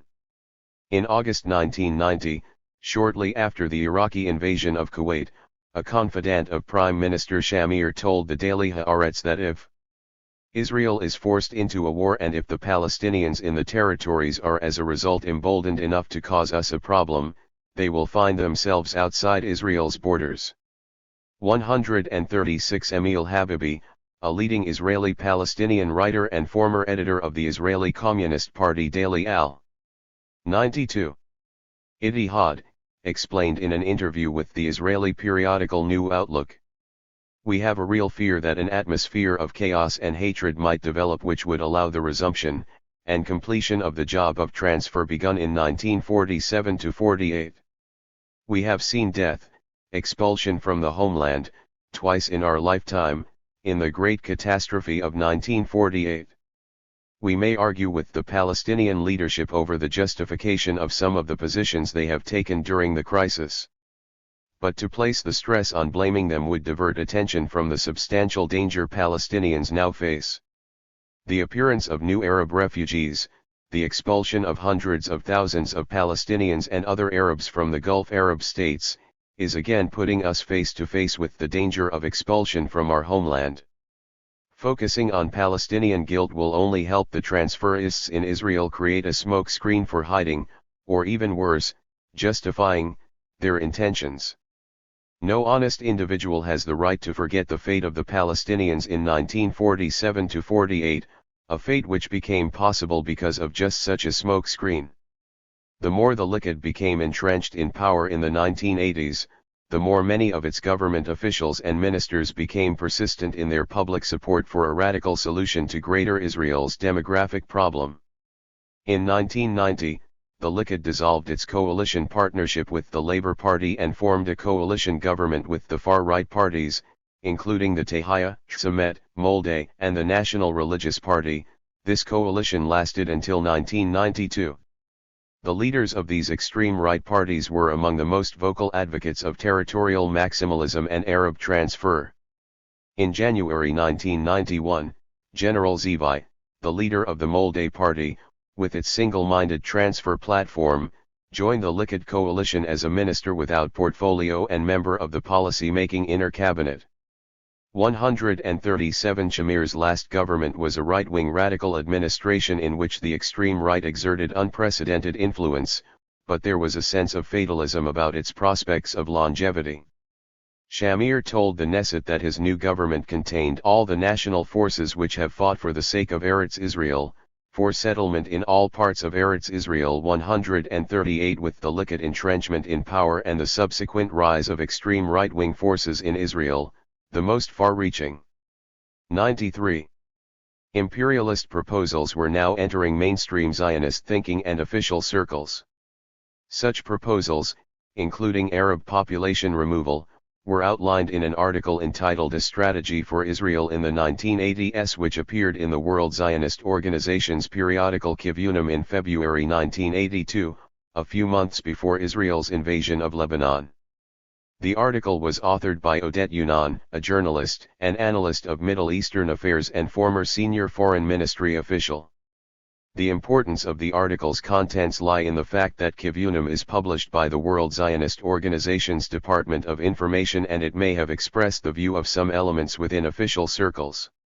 Odette Yunan analyzes the weaknesses that characterize the national and social structures of Arab states and concludes that Israel should work to bring about their dissolution and fragmentation into a mosaic of ethnic and confessional groupings. In the short term, Yunan proposes, Israel should bring about the dissolution of Jordan.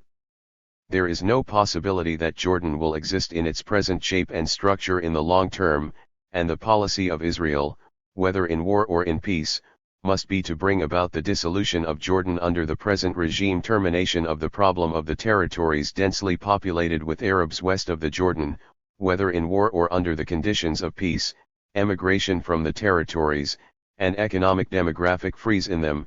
We have to be active in order to encourage this change speedily, in the nearest time. It is no longer possible to live in this country in the present situation without separating the two peoples, the Arabs to Jordan and the Jews to the territories west of the river, can only have security and existence in Jordan. Yunan believes, like many advocates of transfer in Israel, that Israel has made a strategic mistake in not taking measures towards the Arab population in the new territories during and shortly after the war.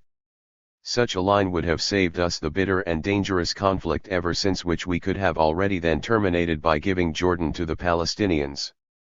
The long-term objectives, Yunan suggests, encompass the whole Arab world, including the imposition of a Pax Israelon, and the determination of the destiny of Arab societies, re-invading Sinai and 94.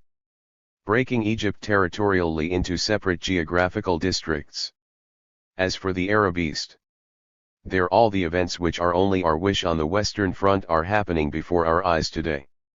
The total disintegration of Lebanon into 5 regional, localized governments as the precedent for the entire Arab world, the dissolution of Syria, and later Iraq, into districts of ethnic and religious minorities, following the example of Lebanon, is Israel's main long-range objective on the Eastern Front. Syria will disintegrate into several states along the lines of its ethnic and sectarian structure. As a result, there will be a Shiite Alawi state, the district of Aleppo will be a Sunni state, and the district of Damascus another state which is hostile to the northern one. The Druze, even those of the Golan, should form a state in Auran and in northern Jordan. Oil-rich but very divided and internally strife-ridden land of Iraq is certainly a candidate to fit Israel's goals. Every kind of inter-Arab confrontation will help us to prevail in the short run and will hasten the achievement of the supreme goal, namely breaking up Iraq into elements like Syria and Lebanon. There will be 3 states or more, around the 3 major cities, Basra, Baghdad, and Mosul, while Shiite areas in the south will separate from the Sunni north, which is mostly Kurdish. The entire Arabian Peninsula is a natural candidate for dissolution. 139. Given the auspices under which Yunan's proposals were put forward, this article generated wide echoes in Arab countries. 140, giving the impression that the World Zionist Organization was endorsing a detailed plan for Zionist territorial expansionism. including the destruction of several Arab countries and Arab transfer. Regardless of whether Yunnan's transfer proposal was endorsed by official circles in the World Zionist Organization, the Palestinians, as has already been demonstrated, have good reason to fear mass transfer from the occupied territories. To the Palestinians, the massive immigration of Russian Jews into a small country in 1990–91, which was channeled by the Likud government into creating facts on the ground in the form of Jewish settlements, aroused the gravest fear of a new 1948 exodus. 1 million newly arrived Jews dropped into the laps of Shamir and Sharon, will destroy the argument of the Labour Party and strengthen support for transfer, stated Saeb. 95. Arakat, professor of politics at the Al-Najah University in Nablus, and later member of the Palestinian delegation to the Middle East peace talks. Hannah Sineira, the editor of the East Jerusalem-based Al-Fajr, said in a similar vein, in the context of the lack of a political initiative to end the conflict and reach a solution, the Palestinians see Soviet immigration as a threat and part of a plan to transfer them from their homeland. 141 The Palestinians viewed this large-scale immigration as giving further impetus to the whole dimension of Greater Israel and wreaking havoc on the views of Israel's demographic doves. 142 And the supporters of the Israeli Zionist peace camp, who stood to lose the basis of their whole demographic argument used to stave off increasing settlement and annexationism. Such fear has been evidently expressed in rumors of impending mass expulsion widely circulated in the West Bank and Jordan in 1990. On January 9, 1990, an Arab newspaper claimed that the PLO has a report on a plan endorsed by the U.S. administration calling for the expulsion of 500,000 Palestinians from the occupied West Bank and Gaza Strip within 2 years. 143 It is very questionable whether the U.S. had ever endorsed such a plan. However, such a report appears to have been taken very seriously in Jordan. 4 days later, on January 13, a Jordanian newspaper warned against the mass transfer of Palestinians from the West Bank across the Jordan River. We must, through awareness and decisive clear measures, differentiate between opening the bridges to keep the economic veins alive and opening them to fulfill the enemy's desire to uproot and deport the Palestinians and drive them to emigrate or seek work outside the land of Palestine.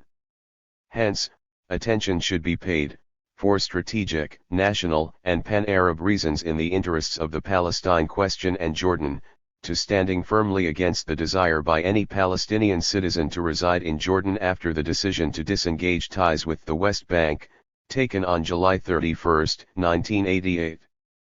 It follows that those who came to visit and failed to return, hoping to stay, should not be allowed to stay. Nor should there be silence over the large number of people who came but failed to return. 144. In the event, however, only a minority of the 800,000 new Russian immigrants who had arrived from the former Soviet Union between 1990 and 1998 found themselves in Jewish settlements in the West. 96. Bank, despite the price incentives. Although many Russian Jews were encouraged to settle in Greater Jerusalem, most opted for a quieter life in Israeli cities and towns on the Mediterranean coast.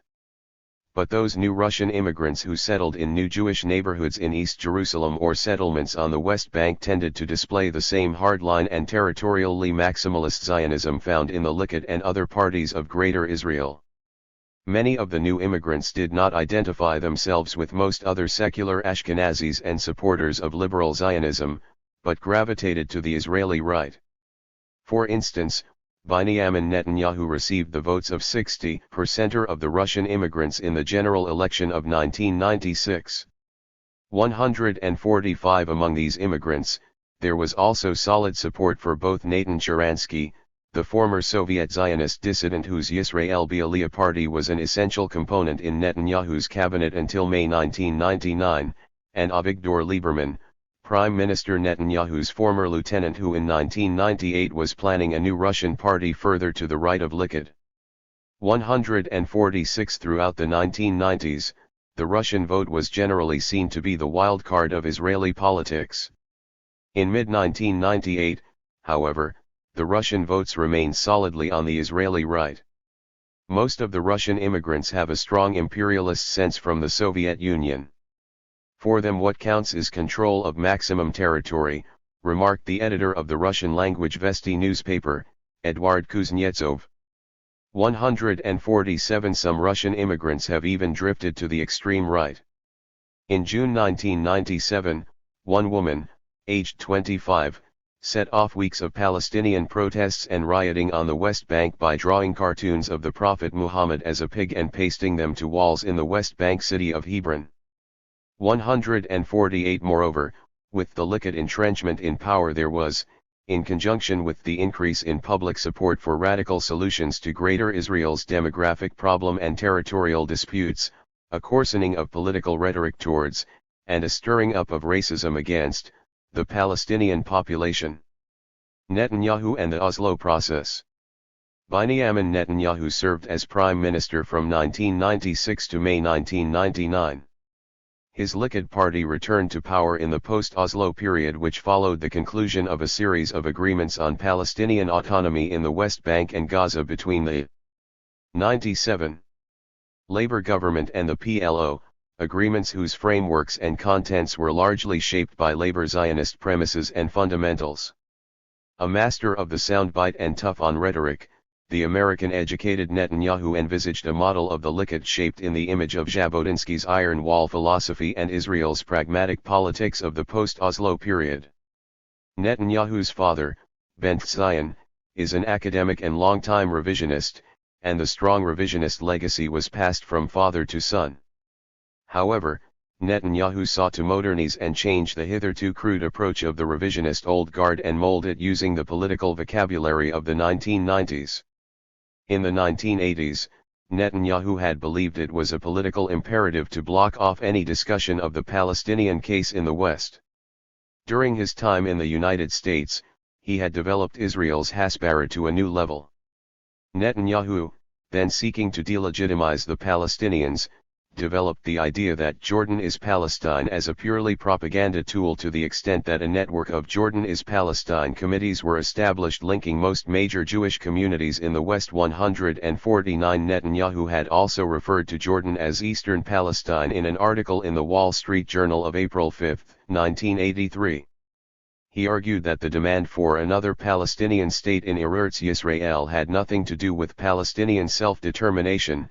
It simply provided the basis for an irredentist drive to destroy the State of Israel. The Jordan is Palestine Hasbara line gained wide currency among Jews and non-Jewish Zionist sympathizers, even spawning an entire conference in Jerusalem. It was a diversionary measure in support of Likud policy, with the aim of marginalizing the Palestinians and delegitimizing them as negotiating partners. 150 The Likud's acceptance of the peace treaty with Jordan signed in October 1994 suggested they were de facto ideologically reconciled to the so-called loss of the East Bank, even though they did not shout it out loudly for the party faithful to hear. 151 While the subsequent abandonment of the Jabotinskite notion of Jordan as part of the homeland was crucial to the Likud prospects in the 1990s, Netanyahu still remained the intransigent opponent of the slightest concession regarding the West Bank, the old biblical lands of Judea and Samaria, in which there was no room for a real Palestinian autonomy, let alone a Palestinian state. Throughout his tenure as prime minister, Netanyahu, like his predecessor Shamir, pursued a policy which admitted little. 98. Deviation from Jabotinsky's Iron Wall concept, believing that the international community and the Arab world would acquiesce in the continuation of the Israeli hold on the West Bank and Gaza. Moreover, it was assumed that the situation would become more permanent with each new Jewish settlement. The strategy of seeking peace with the Arabs on these terms, it was argued, would minimize the degree of interference from the West. It was therefore in the Likud's interests to reject or drag out any political initiatives which hinted at the possibility of withdrawal and the renunciation of Israeli sovereignty over the occupied territories. Netanyahu also shared with Shamir an enforced political immobility and lack of ability to maneuver. Indeed, the more the prospect for a decision on the future of the West Bank and Gaza drew closer, the more difficult it became to contain emotions towards the West Bank within the Likud. Netanyahu's effort to establish himself as Likud leader had received a severe jolt when the Oslo Agreement suddenly emerged and Yitzhak Rabin hesitantly shook Yasser Arafat's hand on the White House lawn in September 1993. Given the psychological assault which embracing the PLO entailed, Netanyahu had no other choice if he wished to maintain his position as Likud leader. 152 In the post-September 1993 period, Netanyahu's approach to the Oslo process was, at root, ideological and hardline, repeating the pattern of decades by embracing undiluted revisionism. Netanyahu emulated Begin and Shamir in making common cause with the far-right parties. His espousal of a radical populist approach was the path chosen to confront the Oslo process. This was highly reminiscent of Menahem Begin's tactics of the past. Netanyahu called the Oslo process an enormous lie and a crime against Zionism and demanded a national referendum. In the Knesset debate, he went further and stated that the Likud might not honor the Oslo Agreement if they were returned to power. 153 Under the settlement backing, land-grabbing, new right Likud government of Netanyahu, which came to power in June 1996, things got much worse. Confidential Israeli documents leaked to The Observer in June 1996 showed that Netanyahu's government had drawn up plans to devour Arab East Jerusalem and reduce its Arab community to an insignificant minority. The godfather of the master plan was Jerusalem's Likud deputy mayor, Shmuel Meir, who believes the Palestinians have no rights in the holy city. His ideas include the demolition of at least 2,000 Arab homes which he claims 99 have been built without planning permission, and the construction of some 7,000 new homes exclusively for Jews in Arab East Jerusalem, which has already 160,000 Jewish settlers in 10 major settlements ringing the Arab sector. Every time he says Jerusalem is his, we will respond by building 1,000 homes for Jews, explained one of Netanyahu's advisors. 154 Netanyahu fervently embraced the cause of undermining the Oslo process. However, under intense American pressure, in October 1998, he and the head of the Palestinian Authority, Yasser Arafat, signed the Y Memorandum at the White House. In essence, the Y Memorandum was a long overdue mechanism to implement aspects of earlier agreements, notably the Interim Agreement of September 28, 1995 and the Hebron Protocol of January 15, 1997. The overarching principle that governs the Y Agreement is the concept of security/reciprocity. The sections on security consume about 60% of the memorandum, while the rest is taken up with further redeployment and unresolved interim issues, including Israel's commitments to negotiate safe passage between the West Bank and Gaza, as well as the opening of the Gaza airport and eventually a seaport. Under the memorandum, Israel agreed to turn over 13% of Area C in a combined first and second stage of further redeployment. 1% will go directly to Area A, 12% to Area B. Israel will maintain full security control in the nature reserves, but BA security forces may enter with prior Israeli approval. Israel will also turn over 14.2% of land currently in Area B to Area A, leaving the PA at the end of 12 weeks with full control of 18.2% of the West Bank and in partial control of 21.8%. Israel also committed itself to carry out a third stage of further redeployment. Under Y, Israel's other responsibilities were open-ended. They included, A. To open the Karni industrial estate in a timely manner, B. To revive talks of safe passage between Gaza and the West Bank, C. To resume talks on the Gaza airport, and D. To address outstanding legal disputes with the PA. The PA and Israel also agreed to prevent acts of terrorism, crime, hostilities, and incitement against people and property. Under Y, the PA's specific obligations were concrete and to be met by specific dates. These included pledges, A. To submit and implement a work plan to the U.S. on combating terrorist organizations. 100. B. To resume full security cooperation with Israel, C. To outlaw organizations or wings of organizations that incite violence, D. To apprehend specific individuals suspected of violence, E. to prohibit and collect illegal weapons, f. to issue a decree prohibiting all forms of incitement, and g. to provide a list of all PA police in conformity with prior agreements. Concerning the PLO Charter, the memorandum stated that the PLO Executive Committee and Central Council should reaffirm Arafat's January 22, 1998 letter to President Clinton, listing the 26 out of 33 articles of the Charter annulled on April 22, 1996, after which Arafat should invite members of the Palestinian National Council, the Palestinian Legislative Council, and heads of the PA ministries to a meeting to reaffirm their support for the Executive Committee and Central Council's decisions. Both sides also agreed to resume final status talks immediately, with the goal of concluding an agreement by May 4, 1999, and to refrain from taking unilateral steps that would change the status of the West Bank and Gaza. Following the signing of the memorandum, the PA immediately began taking steps to meet its obligations, sometimes sparking riots and prompting accusations of human rights abuses in its areas. Meanwhile, on October 27, Netanyahu postponed cabinet and Knesset ratification of Y on the pretext that the PA would not meet its obligations on security issues. While delaying Y, Netanyahu proceeded with settlement expansion, declaring on October 26 that he had not agreed at Y to halt settlement construction or confiscation of Palestinian lands. Around October 28, Netanyahu approved the addition of 1,000 new units to existing West Bank and Gaza settlements within 18 months. Also, the Israeli government approved the fortification of 33 settlements near the expanded Area A prior to redeployment. On November 13 it approved the construction of 13 bypass roads requiring the confiscation of large tracts of Palestinian lands.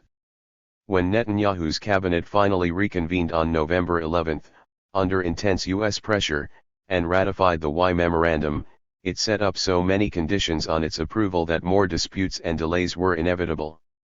At the close of 1998, it was uncertain where Y implementation was headed. With the peace process apparently dead, the right-wing government began disintegrating. Netanyahu's term of office as prime minister had been marked by incessant acrimony, and the Likud itself was racked by bitter infighting. Netanyahu's credibility was in shreds among his own 101 colleagues. 2.5 years after coming into office, Netanyahu underwent the humiliation of being forced to support an opposition motion dissolving the Knesset and calling for early elections, scheduled for May 17, 1999. But it was not the parliamentary opposition that toppled the Netanyahu government. The ruling coalition simply imploded under the burdens of its own contradictions, above all, the tension between a professed commitment to the peace process and its compositions of factions and individuals implacably opposed thereto. The vote to dissolve the Knesset did not put an end to the Likud's disintegration. Netanyahu's leadership was challenged by senior Likud figures, including Benny Begin, whose father Menahem Begin was a longtime standard-bearer of the Greater Israel cause. In January 1999, Defense Minister Yitzhak Mordechai was dismissed by Netanyahu, after he had met with leaders of the emerging Center Party, Amnon Shahak and Dan Meridor, a former Likud finance minister. Humiliated by Mordechai's move and his evident intention to leave the Likud, Netanyahu struck first. During his 31-month tenure, Netanyahu had parted company with 2 ministers of finance, 1 defense minister and 1 science minister. Netanyahu's former foreign minister, David Levy, had gone even further, crossing the lines to ally himself with Ehud Barak of the Labour Party.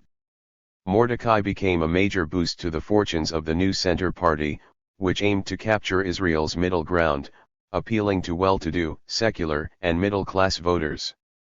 However, Mordechai, who was running against Netanyahu as candidate for prime minister for the Center Party, entered the increasingly crowded arena of contestants for the post of prime minister. This mass defection decimated the Likud leadership. Netanyahu proved a bitter disappointment to significant sectors of his own constituency, that is, settlers and other hardliners, and the Russian immigrants were equally disillusioned.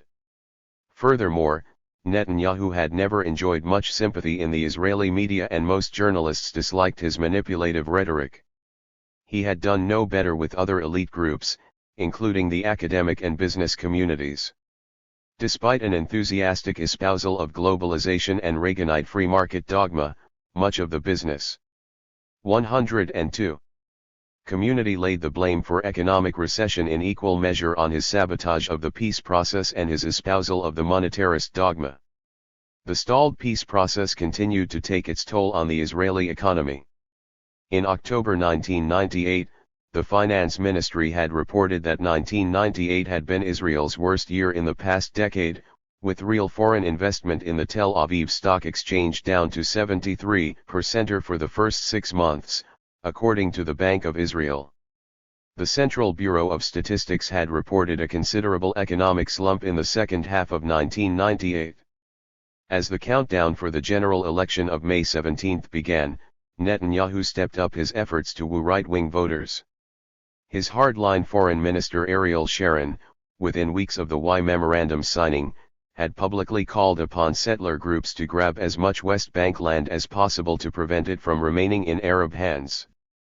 On January 9, Netanyahu threatened to annex the bulk of the West Bank if the head of the PA, Yasser Arafat, declared Palestinian statehood when the Oslo process expired on May 4. Netanyahu's tough rhetoric was combined with the escalation of settlement expansion in the West Bank and East Jerusalem.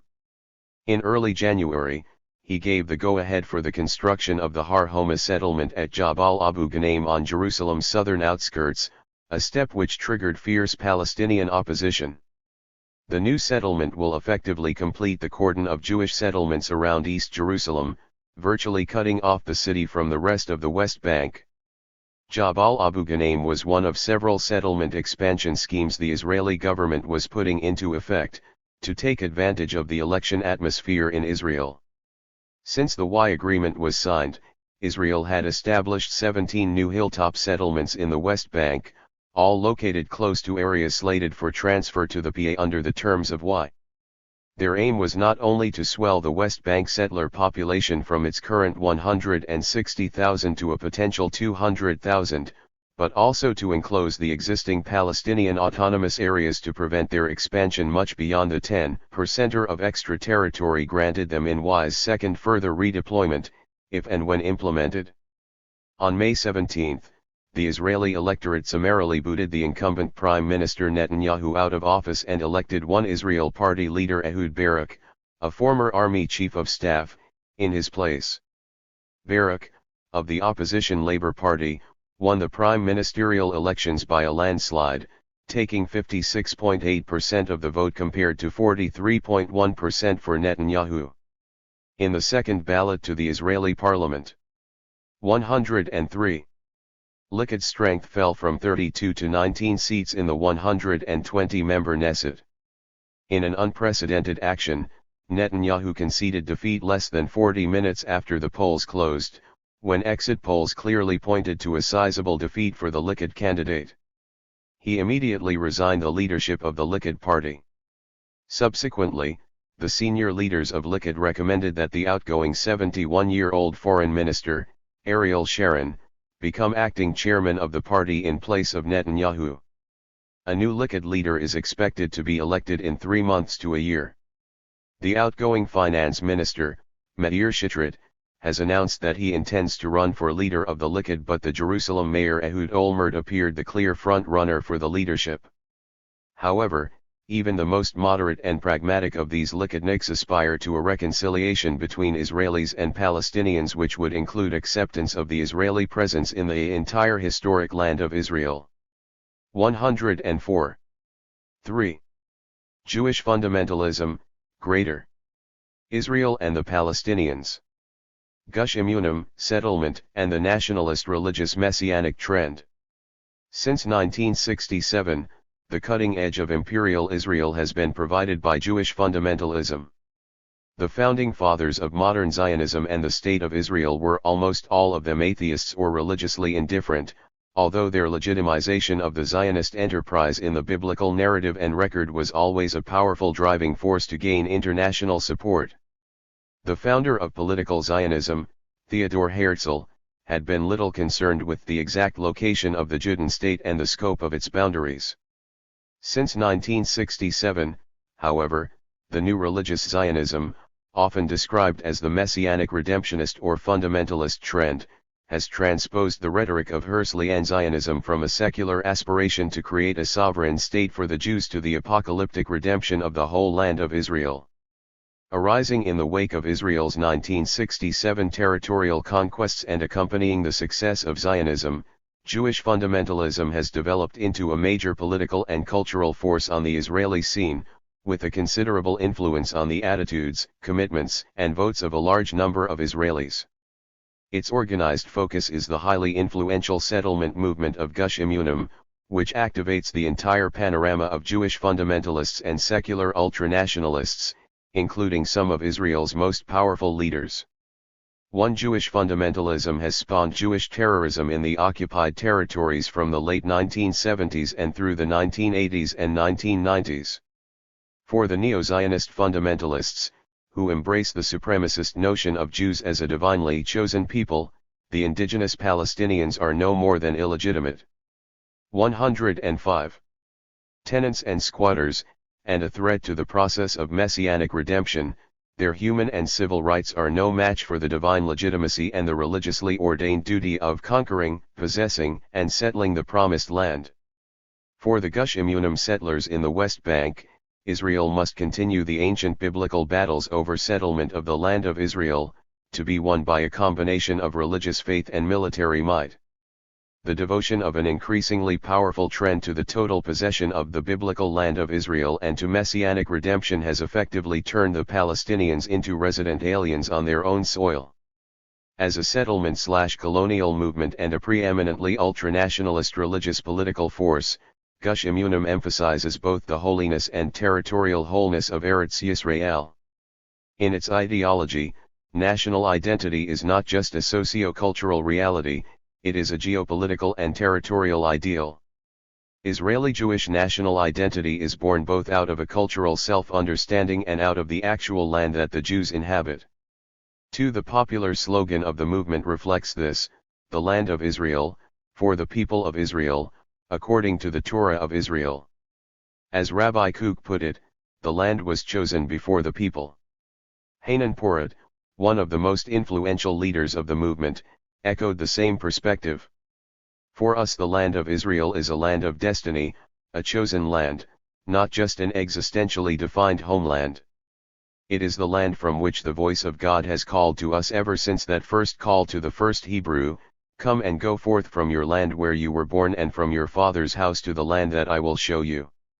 3. Given this view, it is hardly surprising that questions of the genational borders of Greater Israel automatically assume cosmic proportions. The Gush Emunim philosophy is based on several components: messianic fervor related to the belief in the sanctity of Greater Israel, the establishment of Jewish sovereignty over the whole land of Israel and the building of the Temple in Jerusalem, the ethos of a religious utopia, reflecting the desire to build a nationalist Jewish state based on the halacha as a substitute for Western-style liberal democracy, the claim of pioneering settlement inspired by the labor Zionism and its kibbutz movement of the 106 pre-state era, and political activism inspired by maximalist revisionist Zionism. For although at present the settlement drive of Gush Emunim is confined to the post-1967 occupied territories, according to Ehud Sprinzik, a renowned expert on Gush Emunim, when Gush ideologues speak about the complete land of Israel, they have in mind not only the post-1967 territory, but the land promised in the covenant as well. This includes the occupied territories, especially Judea and Samaria, the very heart of the historic Israeli nation, and vast territories that belong now to Jordan, Syria, and Iraq. 5. Traditionally, Transjordan, where, according to biblical stories, the Israelite tribes of Reuben, Manasseh, and Gad were supposed to have resided, has been the primary focus of Gush Emunim's expansionist ambitions.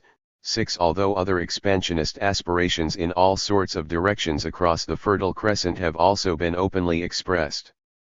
In the judgment of the late Rabbi Tzvi Yehuda Kook, the paramount spiritual leader of Gush Emunim, the destined borders of the Jewish state will stretch broadly across the whole area, Transjordan, the Golan Heights, the Bashan, are all part of the land of Israel. 7. Echoing the same vision of geopolitical ambitions, Yehuda Elitzur, one of the most influential scholars in Gush Emunim, considered the promised or patriarchal boundaries extending to the Euphrates River, southern Turkey, Transjordan and the Nile Delta, the lands which Israel is required eventually to conquer, redeem, inherit, and settle include northern Sinai, Lebanon and western Syria, the Golan Heights and much of Transjordan. 8. Israel's military invasion of Lebanon in 1982 encouraged many religious Jews to discuss halachic imperatives towards territorial expansion in the direction of Lebanon, regardless of the price.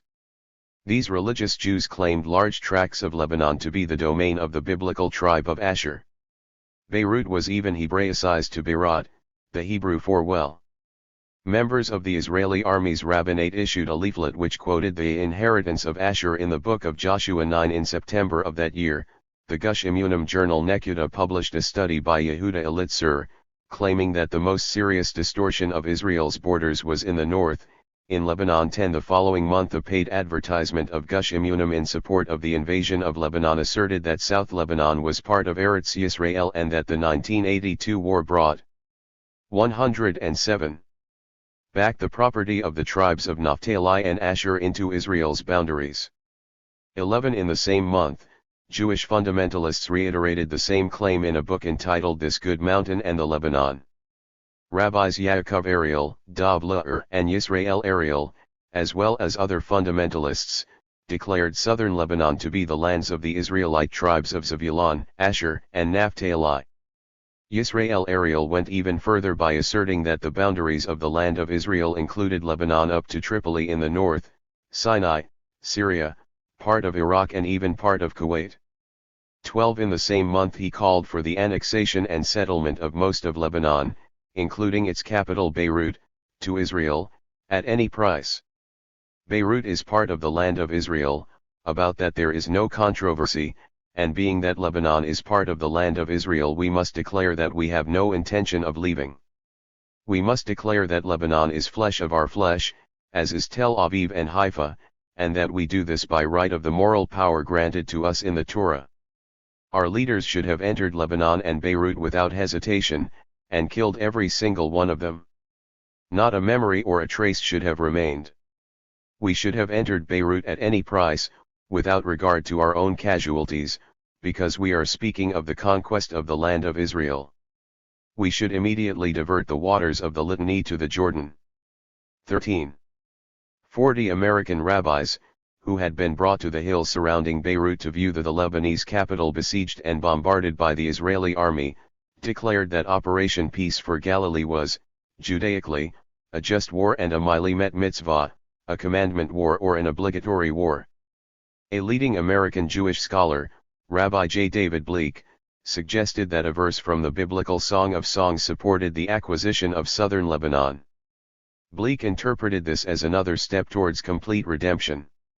14 The Ashkenazi chief rabbi of Israel, Shlomo Goren, went even further, and following Maimonides, cited various categories of obligatory wars, which included Joshua's battle to clear Eretz Yisrael when the ancient Israelites crossed into Canaan, the battles against the Amalekites and the contemporary war in Lebanon. 15 The Lubavitcher Rebbe, the Hasidic leader who held court in Brooklyn, New York, and popularized the Messianic idea, fiercely opposed Israel's partial withdrawal in 1985 from southern 108 Lebanon, describing the area as Israel's North Bank, which had been part of biblical land of Israel 16 back in 1982, shortly before Israel's invasion of Lebanon and immediately after Israel's evacuation of the settlement of Yamit in northern Sinai.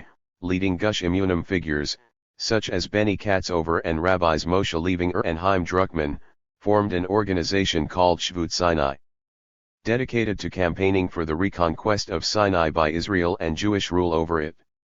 17 2 years later, in 1984, Yaakov Veit Elson, a Tehaya Party member and the former mayor of Ariel, the largest Jewish settlement in the northern part of the West Bank, echoed the same Jewish imperial vision of a Jewish state stretching across the entire Arab East. I am speaking of a tremendous vision. We are only in the infancy of the Zionist movement. Israel must squarely face up to the implementation of the Zionist vision, a vision that has not changed since the days of Herzl. As is known, Herzl never indicated what the borders of the state were to be. In his time the settlement of the Syrian desert was discussed. I say that Israel should establish new cities throughout the entire area. I mean really the whole area of the Middle East, without limiting ourselves. We should never say about any place, here we stop 18. In the same year, Rabbi Eliezer Waldman expressed opposition to the idea which was then propagated by Likud leaders, such as Ariel Sharon and Yitzhak Shamir, that Jordan has become the Palestinian homeland. Waldman and the majority of Gush Emunim opposed any final agreement to relinquish the East Bank of Jordan to non-Jewish rule. 19. This geopolitical vision of territorial expansion across the region can only be ensured by military campaigns and wars of liberation. In fact, the actual settlement drive in the West Bank is viewed and planned as nothing less than a military campaign. Military might, war and warfare are desired and often eagerly sought by many neo-Zionist groups. War simply represents a time of testing, a sign of strength, a necessary means by which the will of providence is worked out. Territorially ambitious rabbis and leaders of Gush Emunim share the same attitude to war. Within Gush Emunim, war, leading to Jewish rule over the whole land of Israel, is a central component of the purgative process that will bring about Messianic. 109 times. Emphasizing expansion by military means, Rabbi Tzvi Kook advised the following. We are commanded both to possess and to settle. The meaning of possession is conquest, and in performing this mitzvah, we can perform the other, the commandment to settle. We cannot evade this commandment. Torah, war, and settlement, they are three things in one, and we rejoice in the authority we have been given for each of them. 20. In a similar vein, Rabbi Shlomo Aviner writes, we have been commanded by the God of Israel and the Creator of the world to take possession of this entire land, in its holy borders, and to do this by wars of defense, and even by wars of liberation. 21. Hanan Porat, a leading Gush Emunim figure, spoke in 1982 in terms of practical preparations for future opportunities that will arise. We must prepare ourselves in terms of our consciousness and by establishing new settlement nuclei, to settle those portions of the land of Israel that today are still not in our hands, nuclei for the Litani area, Gilead, Transjordan, and Sinai. 22. Gush Emunim has been the most successful extra-parliamentary movement to arise in Israel since 1948 and has had a profound influence upon the Israeli political system. 23. Its practical settlement of the West Bank has been the main vehicle of the political success of Jewish fundamentalism inside Israel. Gush Emunim, Sprinzik writes, is a very dynamic force, by far the most viable component of the radical right. It may also be the most effective social movement that has emerged in Israel since 1948. 24. A large measure of its huge success has been due to the symbiotic relationship it forged with the Likud, Israel's major right-wing political party, which had no strong settlement movement of its own. Consequently, after May 1977, the practical expertise and settlement zeal of thousands of fundamentalist settlers provided the Likud administrations with an indispensable resource in the implementation of their annexationist policies.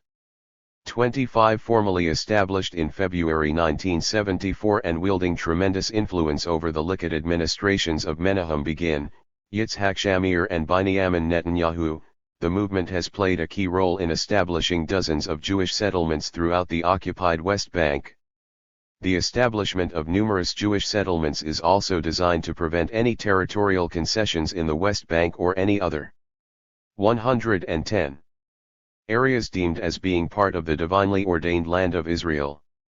The creation of the State of Israel in 1948 and the conquest of additional territories in the 1967 war are both perceived as constituting part of the divine process of messianic redemption, a process that, according to the Gush Emunim leaders, should not be stopped or altered by any elected government of Israel. 26. Seen as a successor to the whole land of Israel movement, Gush Emunim underwent several stages of development. Its roots are embedded in the post-1967 reality.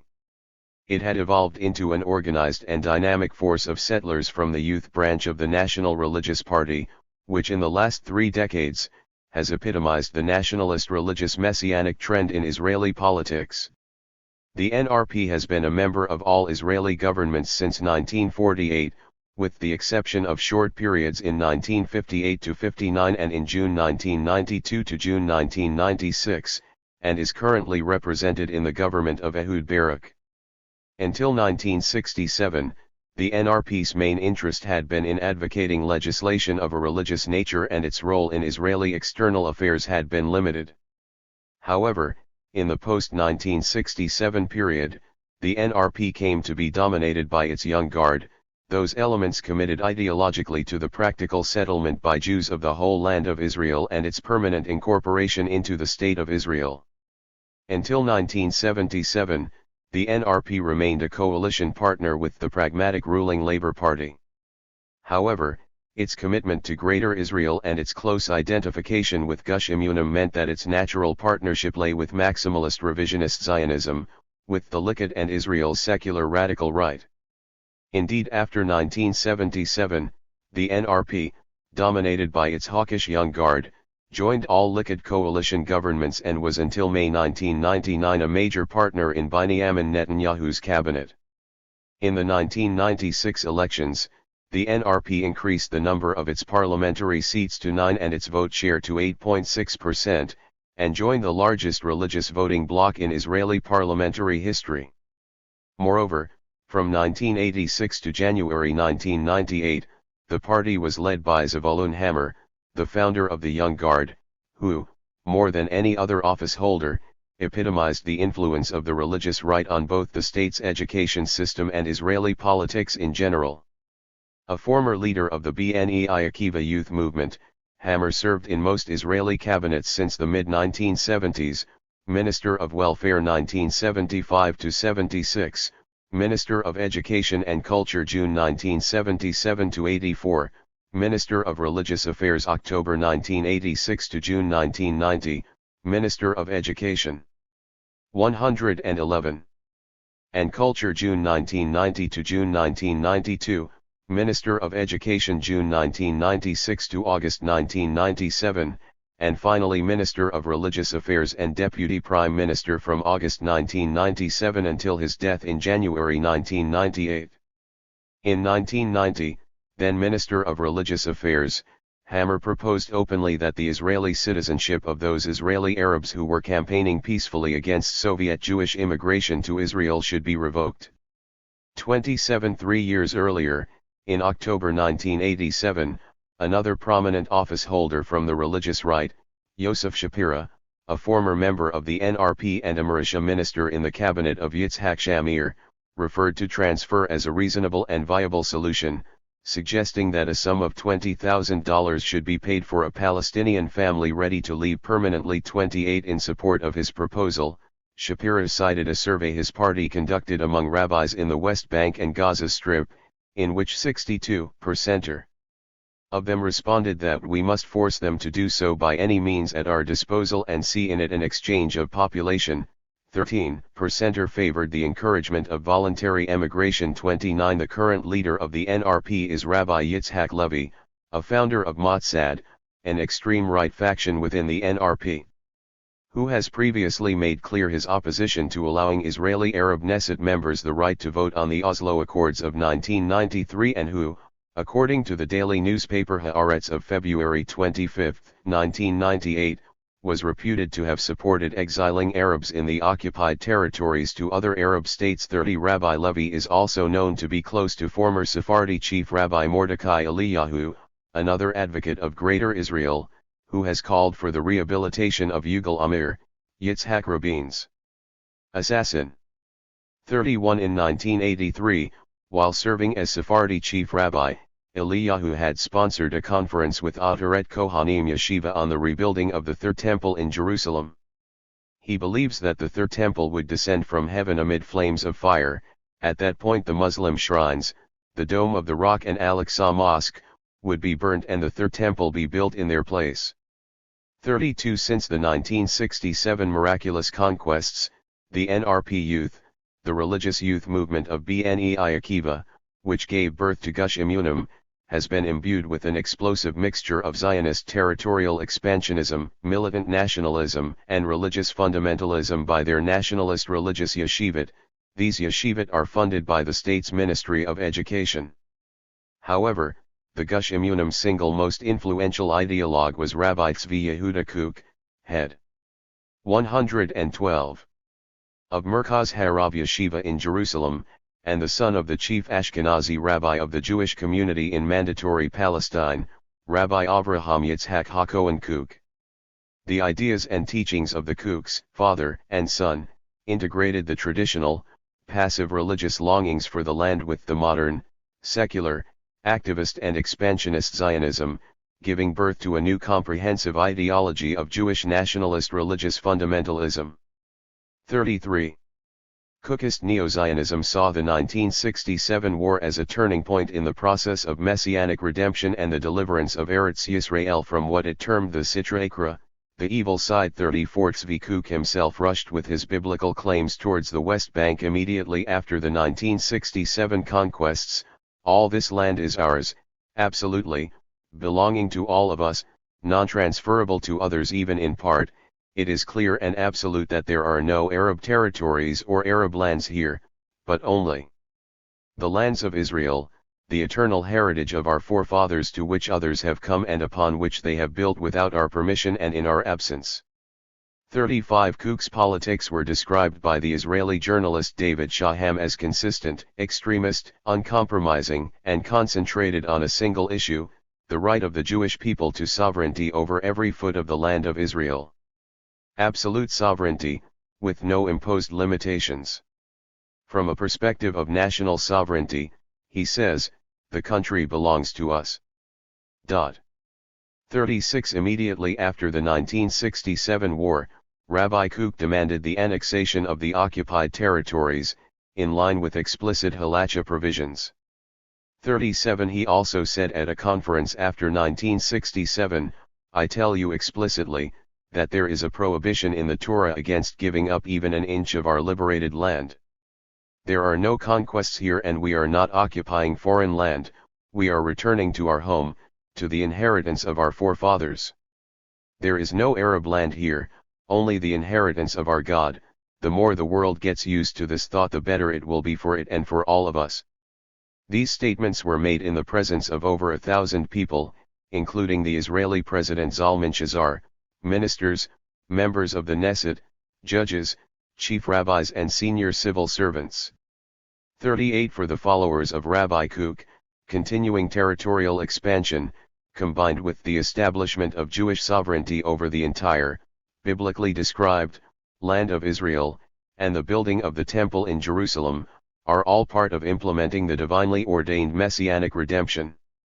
Rabbi Shlomo Avener, the former 113 Rabbi of Bet El settlement on the West Bank and currently the Rabbi of the Ataret Kohanim Yeshiva, called for further territorial expansionism beyond the current occupied territories.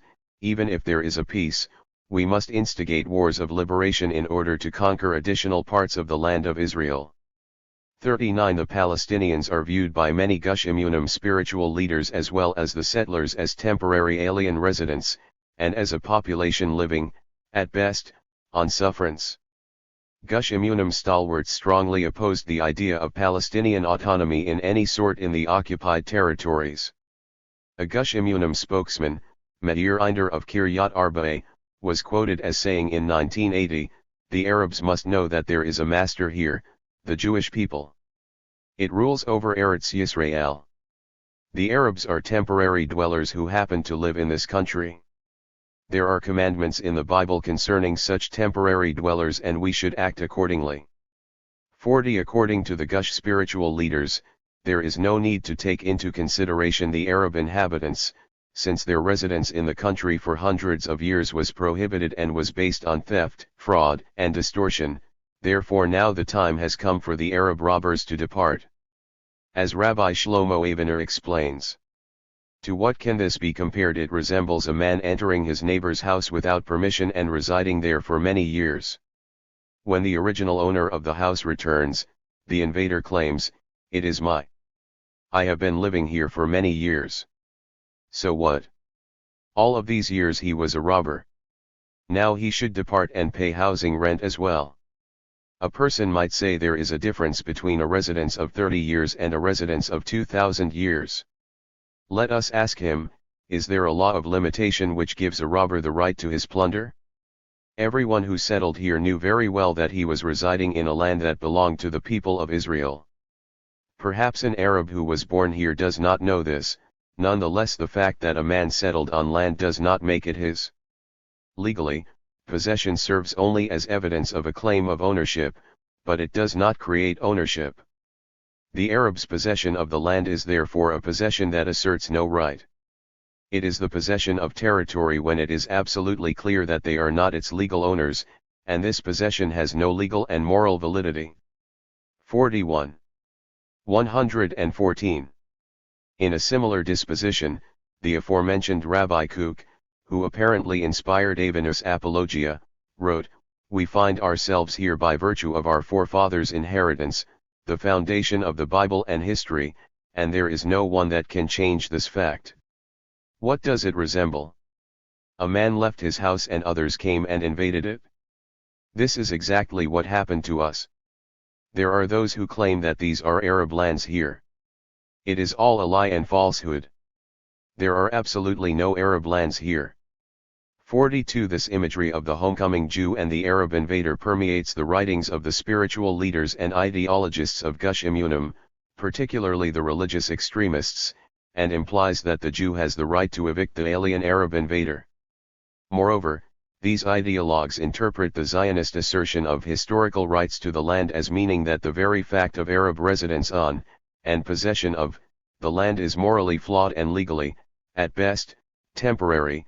Therefore the Arabs must evacuate the land for the legal owners of the country and depart. In 1980, the Gush Emunim Movement's Department of Information published an article written by the above-mentioned Yisrael Eldad recommending that the best course of action would be to bring about large-scale Arab emigration through the deliberate creation of economic hardship in the West Bank and Gaza. Similar views have been expressed at every level of the Gush Emunim movement by both leaders and rank-and-file members, most of whom are religious extremists. Eliakim Ha'etzny, of Kiryat Arba, is a prominent secular figure in the settlers movement, who later became a Tehaya Party member of the Knesset and was until the early 1950s a member of the Mapei Party. He spoke at a settlers conference attended by 50 leading activists from settlements in the occupied territories and held in Moshav Bnei Ital in the Gaza Strip in 1980 to discuss the future of Arab-Jewish relations in Eretz Yisrael. According to the account of the conference, published by the official Gush Emunim Bulletin Hamaker, Ha'etzny stated, "We must get rid of the real obstacle to peace, which is the Hashemite royal house, and we must not leave Amman except in exchange for an agreement stipulating the elimination of the Hashemite royal house and the elimination of the refugee problem.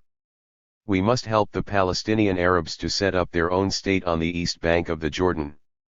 The Arabs living on the west bank, in Judea and Samaria, and in 115. The Galilee and the Negev will then elect the Jordanian parliament, and the Jews will settle on the east bank will elect the Knesset." Ha'etzny, who, like many supporters of Greater Israel mentioned earlier, makes little distinction between the Palestinian citizens of Israel and those of the West Bank and Gaza, added, "Today there is no plan to make Hebron into a Jewish town, but if you think that Kiryat Arba will disappear, you had better remember Jaffa." Another speaker from the Gush Emunim settlement of Ofra named Aharon Halamish was much more straightforward. "It is not necessary to throw bombs into the Kasbah or expel the Arabs. There is nothing wrong, however, with making their life difficult in the hope that they will emigrate. Perhaps in the end only those will remain who genuinely want to be loyal citizens of Israel, and if they really do, let them convert." 43. Clearly the settler did not believe that many Arabs would agree to convert, and therefore he suggested the encouragement of Arab emigration.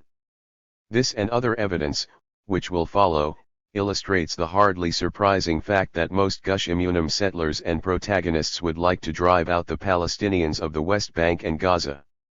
David Grossman, a Jerusalem Post correspondent covering the West Bank, described a meeting of Gush Emunim in the settlement of Alfei Menashe at which Ha'etzny urged the authorities to take steps against PLO activities and anyone who opposed the settlement policies.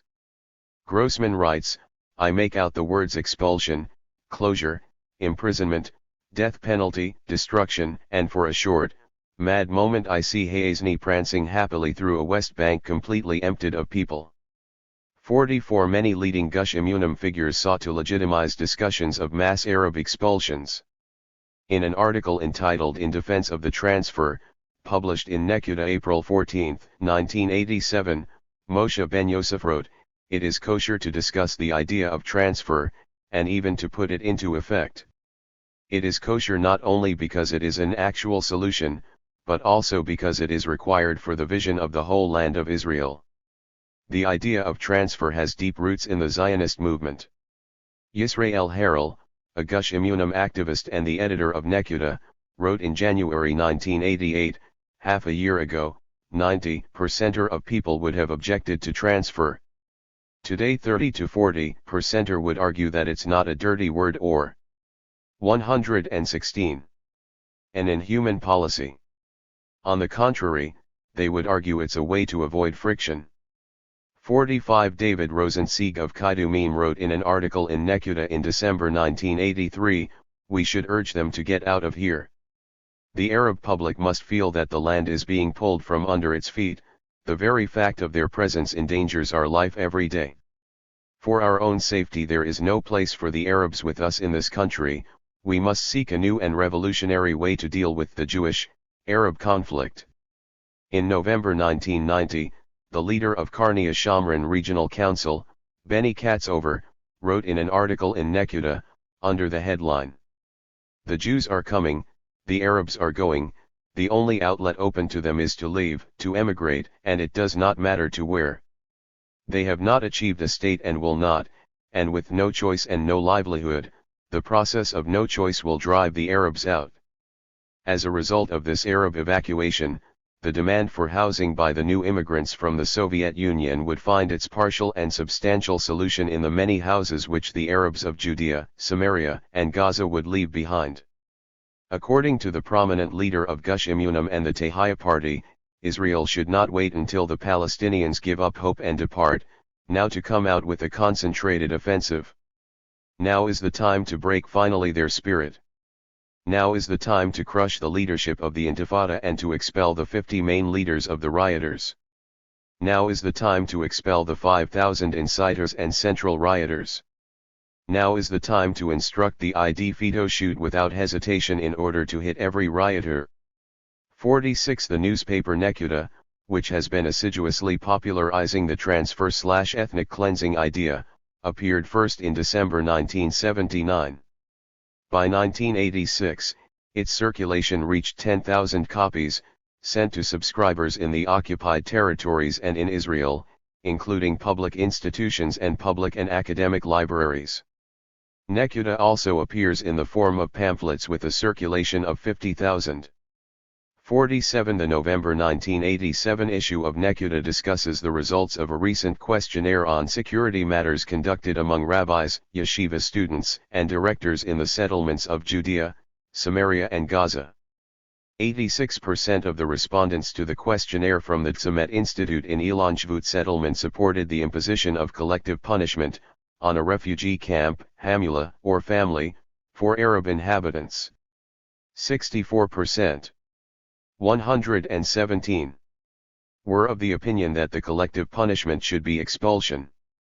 77% of the respondents believed that Arab emigration should be encouraged, while 85% thought that the death penalty should be imposed on Arab terrorists. 48 Israeli journalists, who have covered the West Bank for over 3 decades, provide some of the best accounts of the ideology of the settlers movement and its anti-Arab racist concepts, as well as amply documenting its violence in the occupied territories.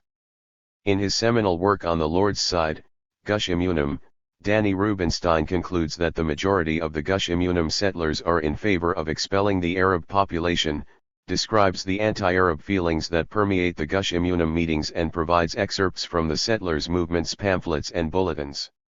Hatred of the enemy is not a morbid feeling, but a healthy and natural phenomenon. The people of Israel have a legitimate national and natural psychological right to hate their enemies. The Arabs are the Amalekites of today. The aim of the settlements in the Nablus area is to stick a knife in the heart of the Palestinians.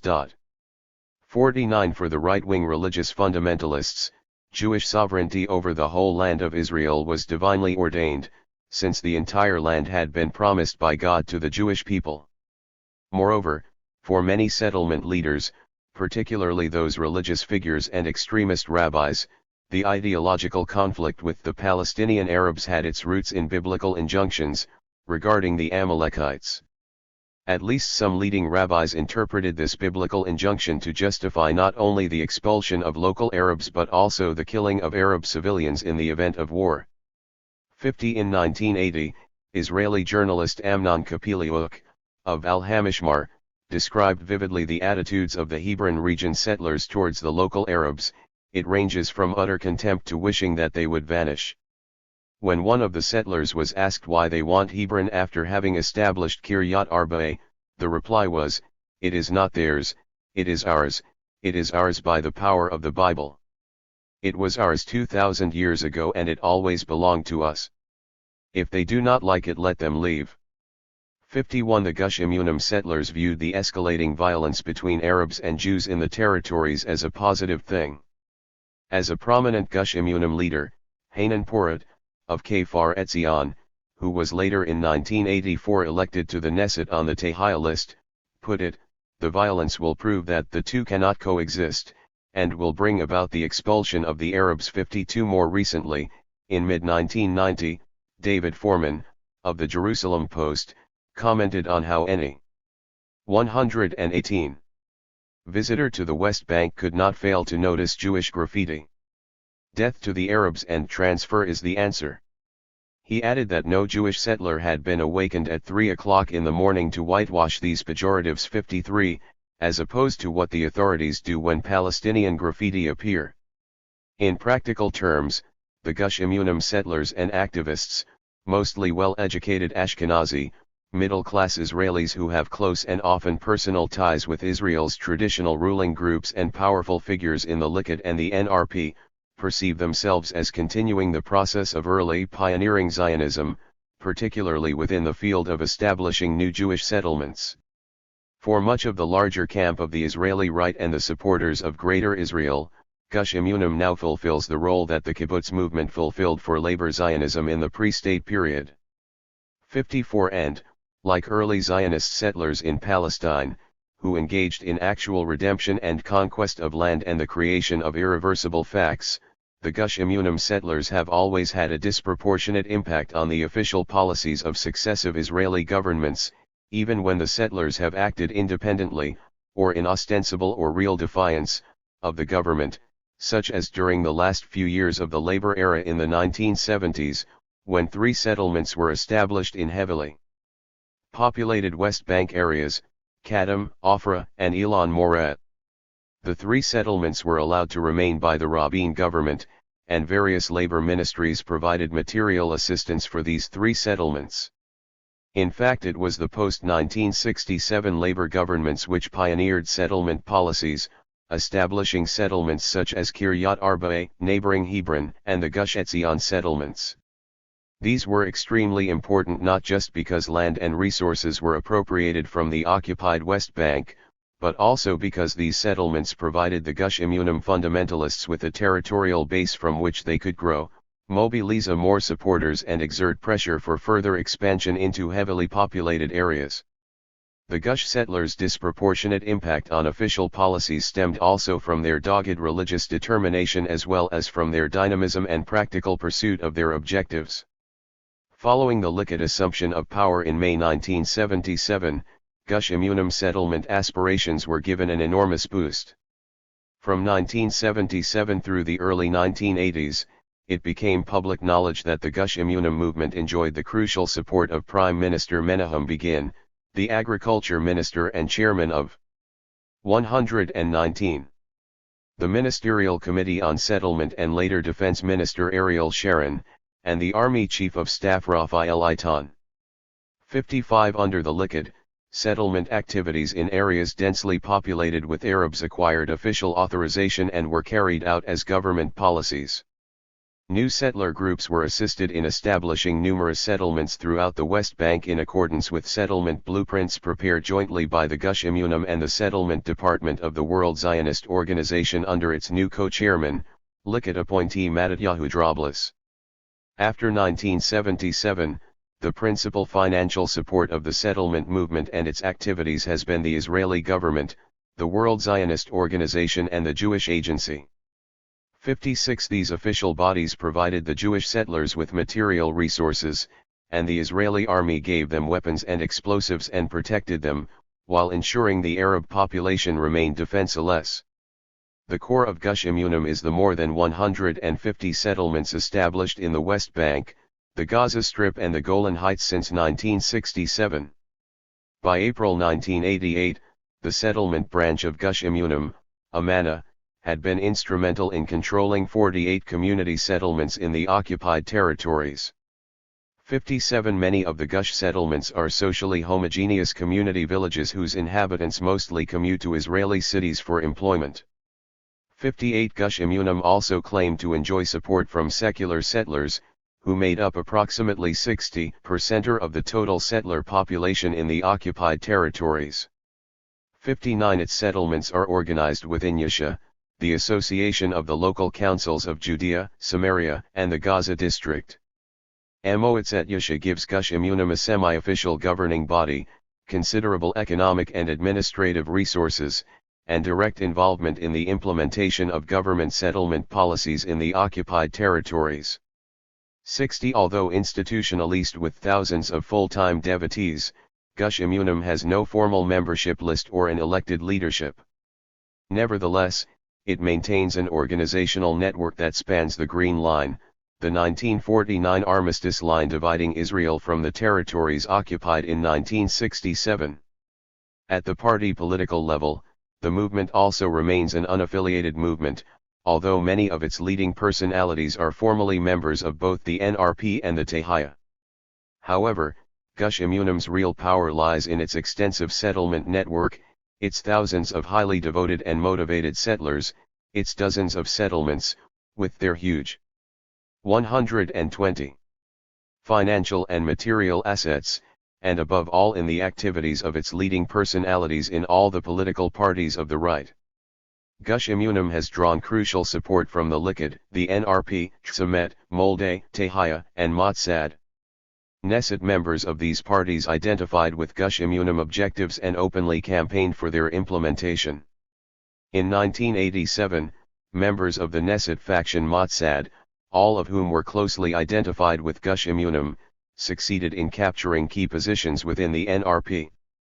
Furthermore, several leading Gush Emunim personalities, including Hanan Porat, Rabbi Eliezer Waldman, and Rabbi Chaim Druckman have been Knesset members.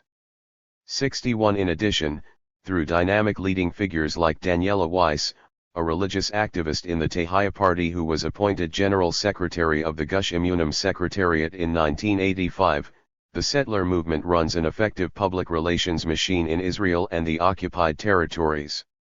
62. The politics of Amalek. Direct action and violence, activities of the Jewish underground, terror against terror, the Sicarites and Temple Mount groups. The ideas of the religious fundamentalist messianic current in Israel are not confined to the realm of doctrines and sermons. From the outset their ideas began to accommodate and sanctify the use of violence as a proactive means of forestalling any moves that might retard the messianic process of territorial redemption and land conquest.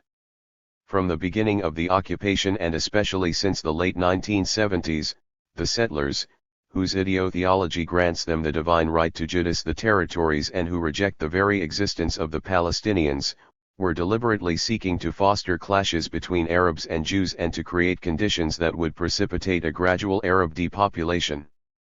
After 1977, with the encouragement of successive Likud governments, the militant settlers in the West Bank and Gaza Strip effectively organized themselves into a private and highly motivated army.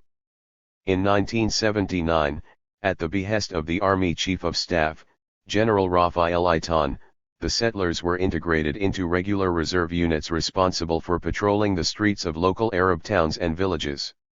63 with weapons, ammunition, and training readily.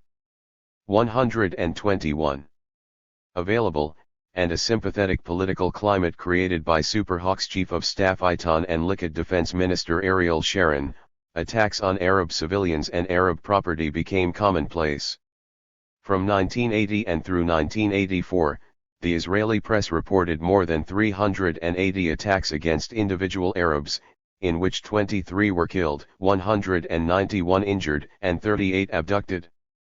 Hundreds more attacks were directed at Arab property, such as cars, homes, and shops. 41 attacks on Muslim and Christian institutions were also recorded. 64 in 1981, Yehuda Litany of Haaretz Daily warned, the West Bank settlers constitute military units. They will disrupt any political move towards concessions to the Arabs. Their well-stocked ammunition stores in the West Bank will be of great help in this struggle. 65 having organized themselves into a militant, well-disciplined, private army, and having always regarded themselves as being subject to divine laws and above the conventional laws of the state as far as Eretz Yisrael is concerned, the Gush Emunim settlers would represent the severest challenge to any Israeli government which might consider ceding West Bank territory to Arab sovereignty. Gush Emunim was also reported in the Israeli press to be harboring a whole range of violent groups which either planned or actually carried out attacks against Arab civilians. These militant groups included Catch, Temple Mount-related groups, Terror Against Terror, a shadowy group or groups related to Catch which claimed responsibility for a long series of attacks against West Bank Palestinians, Christian missionaries in Jerusalem and dovish Israeli Jews, and the Sicarites, a group which vowed to avenge tit for tat the stabbing of Jews by militant Palestinians. 66 on the eve of the 1977 elections, Rabbi Kook, Gush Emunim spiritual leader, spoke explicitly in praise of Rabbi Meir Kahane and his overtly racist Catch list which was standing for the Knesset. 67 also Gush Emunim had ties with Catch, the Temple Mount Faithful and the Ataret Kohanim group which apparently on various occasions tried to blow up the two mosques on the Haram al-Sharif in East Jerusalem, so as to herald the building of the Jewish temple and the advent of the Messiah. 68 From 1967 and through the mid-1980s, at least 5 separate, Temple Mount-related groups, with a total estimated membership of 1,500, sought to change the status quo on the site of the Haram al-Sharif in Jerusalem. Their objectives ranged from building a Jewish synagogue on the site, to restricting the Muslim access area, and even replacing the Muslim shrines with a 122 rebuilt temple. More recently, a Miami-based American Jewish millionaire, Dr. Irving Moskowitz, apparently offered $12 million for Jewish groups seeking to replace the Muslim shrines with a rebuilt temple. 69 Back in May 1980, the Israeli police discovered a plot to blow up Al-Aqsa Mosque. A large cache of explosives was unearthed on the roof of a yeshiva in the Old City of Jerusalem. Those involved were 2 soldiers with links to Gush Emunim and Catch. In March 1983, several dozen yeshiva students and soldiers from Kiryat Arba and Jerusalem were arrested after they were found digging under the mosques. Equipped with weapons, shovels and diagrams of the underground passageways, they seemed to have planned to seize the site and hold public prayer services there.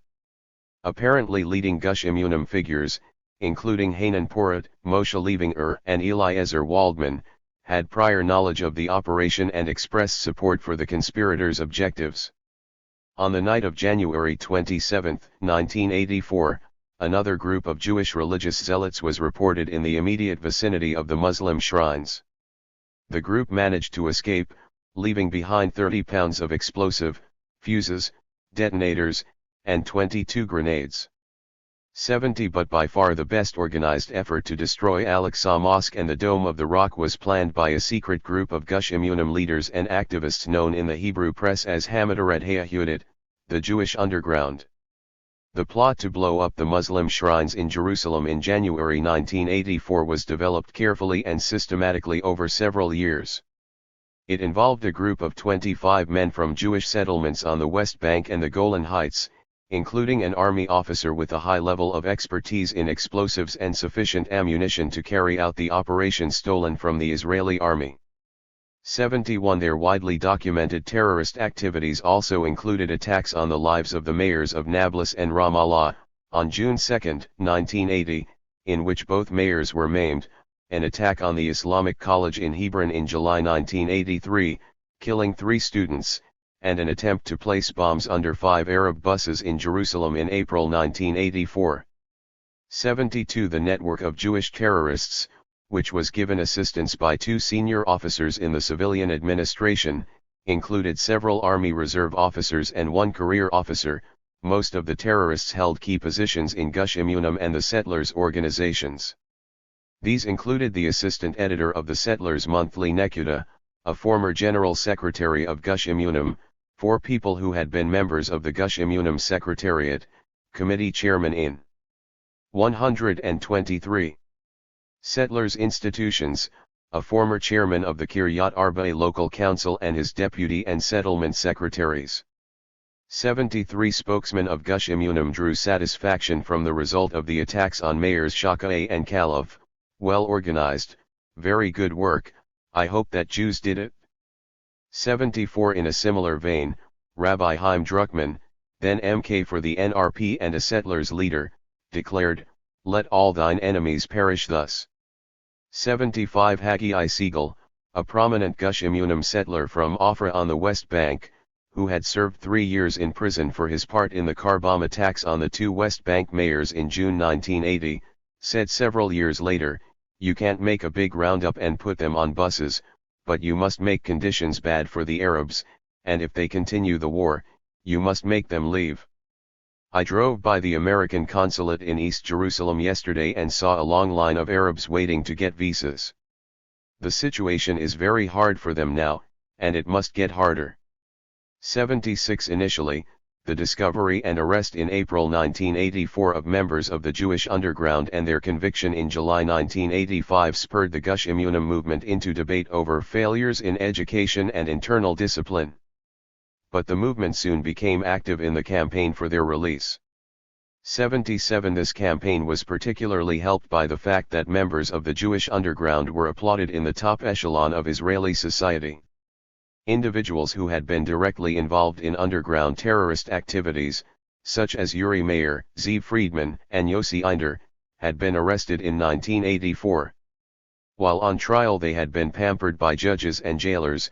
Politicians from the Likud, the Tehaya, and Marisha had flocked to the prison where the accused were held to express their sympathy and support.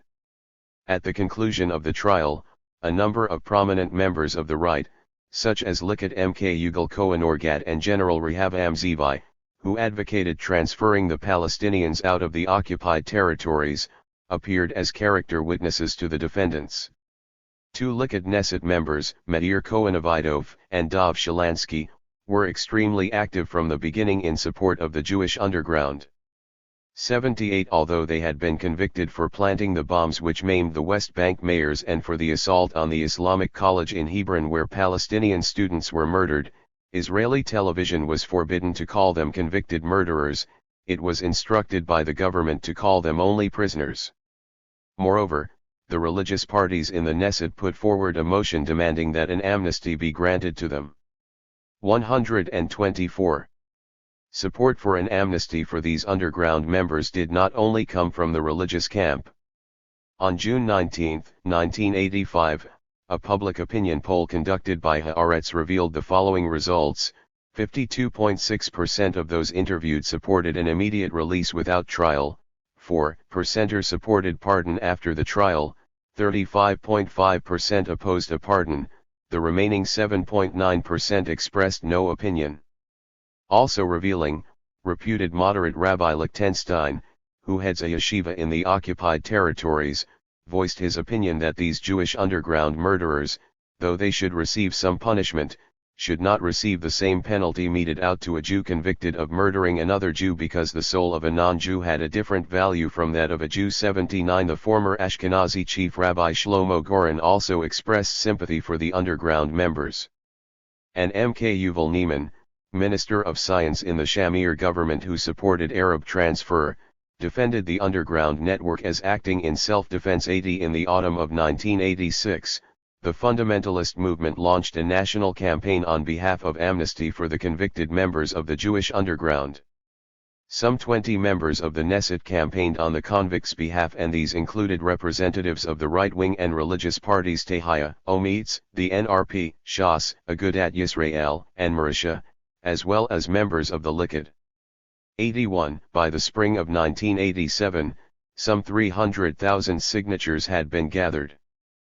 40 members of the Knesset, including Prime Minister Yitzhak Shamir, Industry and Trade Minister Ariel Sharon, and Minister of Transport Chaim Korfu, voted for a bill to grant a blanket amnesty to the underground prisoners.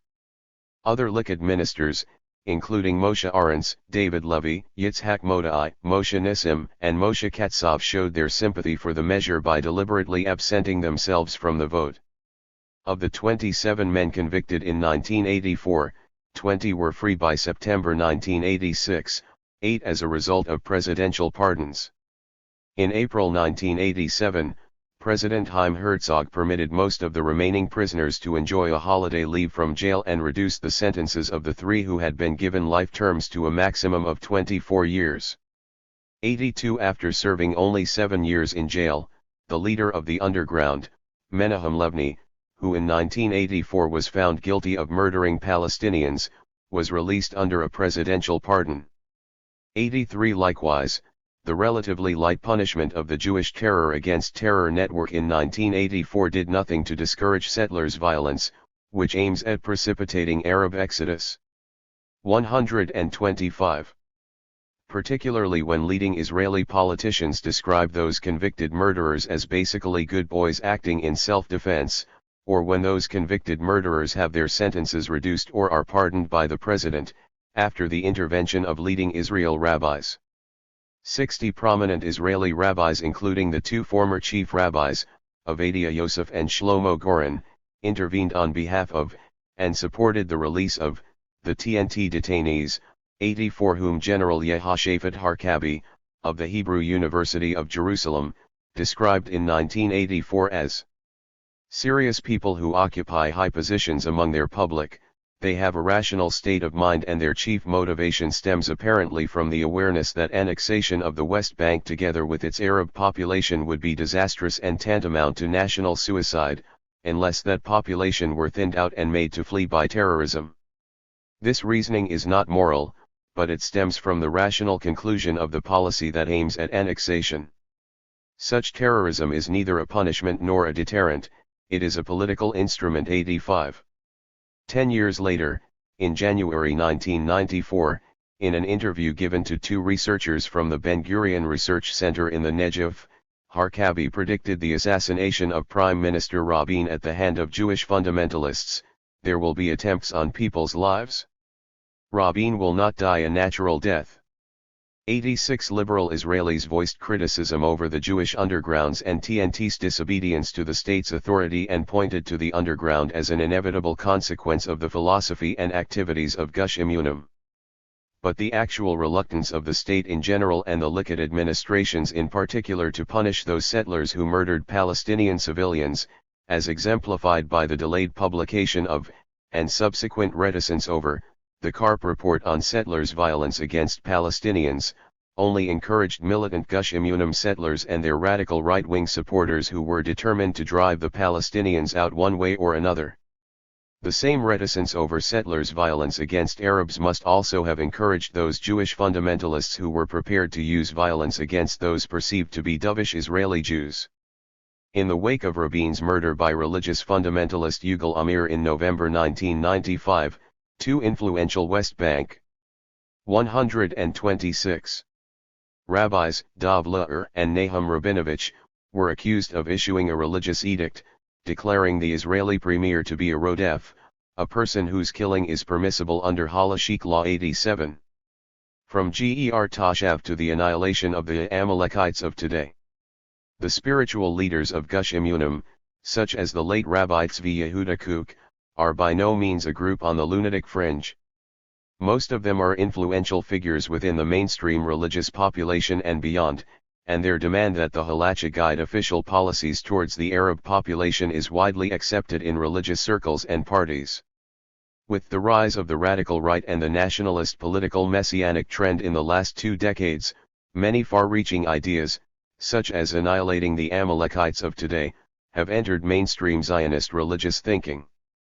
Inspired by a literal interpretation of some of the traditions of the Old Testament scriptures, especially the books of Exodus, Deuteronomy, and Joshua, their discourse presents ethnic cleansing as not only legitimate, but as required by the divinity. It has already been shown that the idea of ethnic cleansing, or transferring the Palestinians, is widely supported by nationalist religious groups as well as the mentors of the Gush Emunim movement, both leaders and members. If the very idea of Arab residence in Palestine is based on theft, is morally flawed and legally temporary, according to the religious messianics, then Arab removal is the logical conclusion. Rabbi Yisrael Ariel bluntly and explicitly demands expelling the Palestinians as necessitated by Jewish religious commandments. On the one hand there is a commandment of settling Eretz Yisrael, which is defined by our sages of blessed memory also as the commandment of inheritance and residence, a commandment mentioned many times in the Torah. Every young student understands that inheritance and residence means conquering and settling the land. The Torah repeats the commandment "You shall dispossess all the inhabitants of the land" tens of times, and Rashi explains that "you shall dispossess, you shall expel." The Torah itself uses the term expulsion a number of times, such as, "Since you shall expel the inhabitants of the country with my." 127. Help. The substance of this commandment is to expel the inhabitants of the land whoever they may be. This is also the opinion of Rashi in defining the commandment. In the same Talmudic passage which mentions the commandment pertaining to the land, Rashi interprets, because to settle Eretz Yisrael, to expel idolaters and to settle Israel there. Thus according to Rashi the commandment to settle aims at the expulsion of the non-Jew from Eretz Yisrael and that it be settled with Jews. 88. In particular, these influential rabbis have demanded that the Arabs, Muslims as well as Christians, should be removed from, or at least discouraged from living in, Jerusalem. Rabbi Eliezer Waldenberg, the Israel Prize winner for 1976, stated, "I, for example, support the application of the halacha prohibition on Gentiles living in Jerusalem, and if we should apply the halacha, as it should be, we would have to expel all the Gentiles from Jerusalem and purify it absolutely. Also we must not permit the Gentiles to be a majority in any of Israel's cities." 89. In his statement, Waldenberg implies not only the expulsion of the Arabs from Jerusalem but also that in other towns, such as Nazareth, Nablus, Hebron, Ramallah, etc., the Palestinians, who should only be given the status of alien resident, must be reduced to a small minority. Rabbi Shalom Dov Wolpo, who bases his views on discussions with, and on the opinions of the rabbi from Lyubavitch, the Habit Hasidic religious movement, agrees with Waldenberg. According to the halacha it is prohibited for a Gentile to live in Jerusalem, and in the ruling of Maimonides it is forbidden to give a resident alien a place in Jerusalem. True, this applies when Israel has a strong hand, but today, too, although it is not possible to expel them by force, this does not mean that they should be encouraged to live there. 90. Rabbi Wolpo adds, "If they had declared at the time of the occupation of Jerusalem and the territories that they were going to leave alive the residents and give them financial compensation, but they must cross immediately to Transjordan, they would have been thankful for this until today. Yet what did the leaders do? They left the Arabs in their location, but from the beginning they should have removed them from here." 91. 128. These fundamentalist ideas, which in the past were marginal, are becoming increasingly close to the center of political thinking. For instance, Avadia Yosef, the politically relatively moderate former chief rabbi of Israel, and spiritual mentor of the Orthodox religious party of Shas currently represented in the government of Ehud Barak, ruled that the New Testament should be burned because Christianity is a form of idolatry. 92 The practical effect of this ruling was revealed in the Hebrew Daily Ma'ariv in June 1985 when copies of the New Testament found in the library of the base of the Army's chief education officer were burned by the military rabbi of the base. 93 3 weeks later, Ma'ariv reported that the influential Knesset Foreign Affairs and Defense Committee had referred to the incident and one of its members had justified the New Testament burning. 94 The implication of these ideas and actions are crystal clear: if Christian Arabs are practicing a form of idol worshipping, and if the Palestinians, Christian and Muslim, are to be discouraged from living in Jerusalem and are to be subjected to the Torah laws of resident alien, then expulsion becomes a logical conclusion for the political messianics. Resisting the extension of Jewish sovereignty over the whole land of Israel by the Palestinians, according to many Jewish fundamentalists, will result in their uprooting and destruction. Frequently Jewish fundamentalists refer to the Palestinians as the Amalekites or the Canaanites of today. Although some refer to the local Arabs as Ishmaelites and to the circumstances under which biblical Abraham expelled Ishmael, many prefer to use Joshua's destruction and subjugation of the Canaanites as a model for the determination of Israeli policy towards the contemporary Arab problem of Greater Israel. Reflecting on the appropriate policy for Jews to adopt towards the Palestinians, Rabbi Tzvi Yehuda Kook cited Maimonides to the effect that the Canaanites had three choices: to flee, to accept Jewish sovereignty, or to fight, implying that the decision by most Canaanites to resist Jewish rule justified their destruction. 95 According to the Old Testament, the Amalek were an ancient nomadic people, who dwelled in the Sinai Desert and southern Palestine, who were regarded as the Israelites' inveterate foe, whose annihilation became a sacred duty and against whom war should be waged until their memory be blotted out forever. Although the biblical stories mention that the Amalekites were finally wiped out during the reign of Hezekiah in 129. The 8th century BC, rabbinical literature dwells on Amalek's role as the Israelites' permanent arch-enemy, saying that the struggle between the two peoples will continue until the coming of the Messiah, when God will destroy the last remnants of Amalek. Some of the political messianics insist on giving the biblical commandment to blot out the memory of Amalek in actual contemporary relevance in the conflict between Israelis and Palestinians. In February 1980, Rabbi Yisrael Hess, the former campus rabbi of Bar Ilan University, published an article in the student bulletin Bat Kol, the title of which, "The Genocide Commandment in the Torah Leaves No Place for Ambiguity." The article ends with the following: "The day is not far when we shall all be called to this holy war, this commandment of the annihilation of Amalek."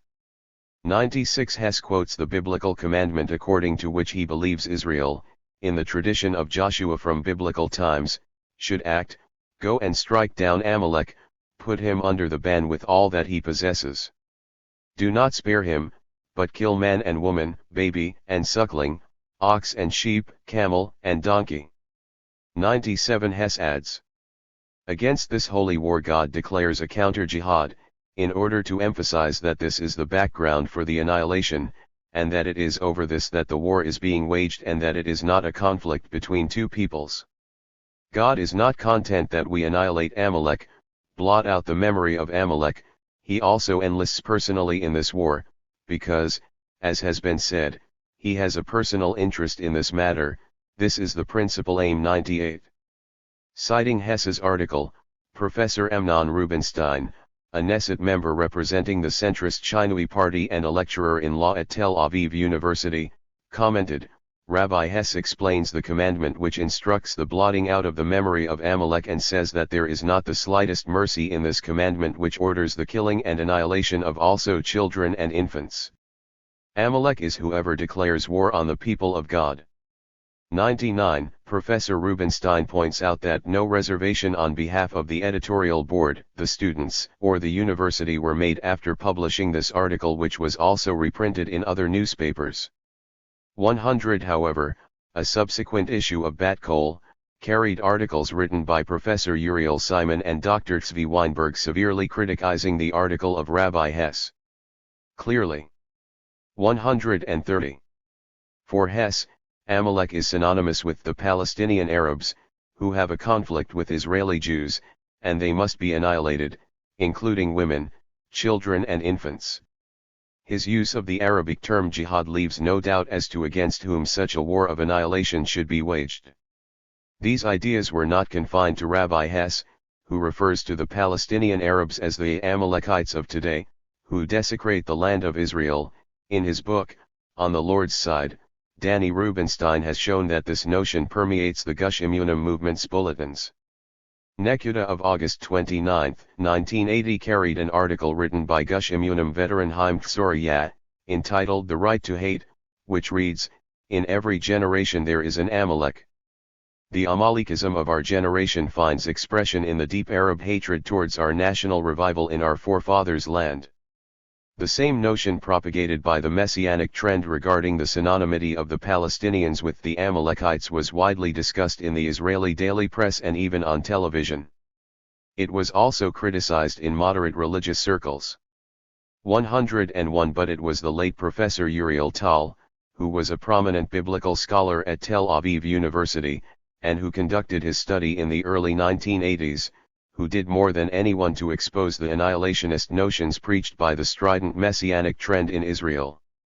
Professor Tal, who had also done extensive research on anti-Semitism between the two world wars, concluded that these messianic doctrines were similar to ideas common in Germany during the Weimar Republic and the Third Reich. The gist of Tal's research was presented to an academic forum at Tel Aviv University in March 1984 and was subsequently widely publicized in the Hebrew press and Israeli journals. Tal pointed out that the totalitarian political messianic stream refers to the Palestinian Arabs in three stages or degrees: 1. The reduction of the Arabs to the halachah status of resident alien; 2.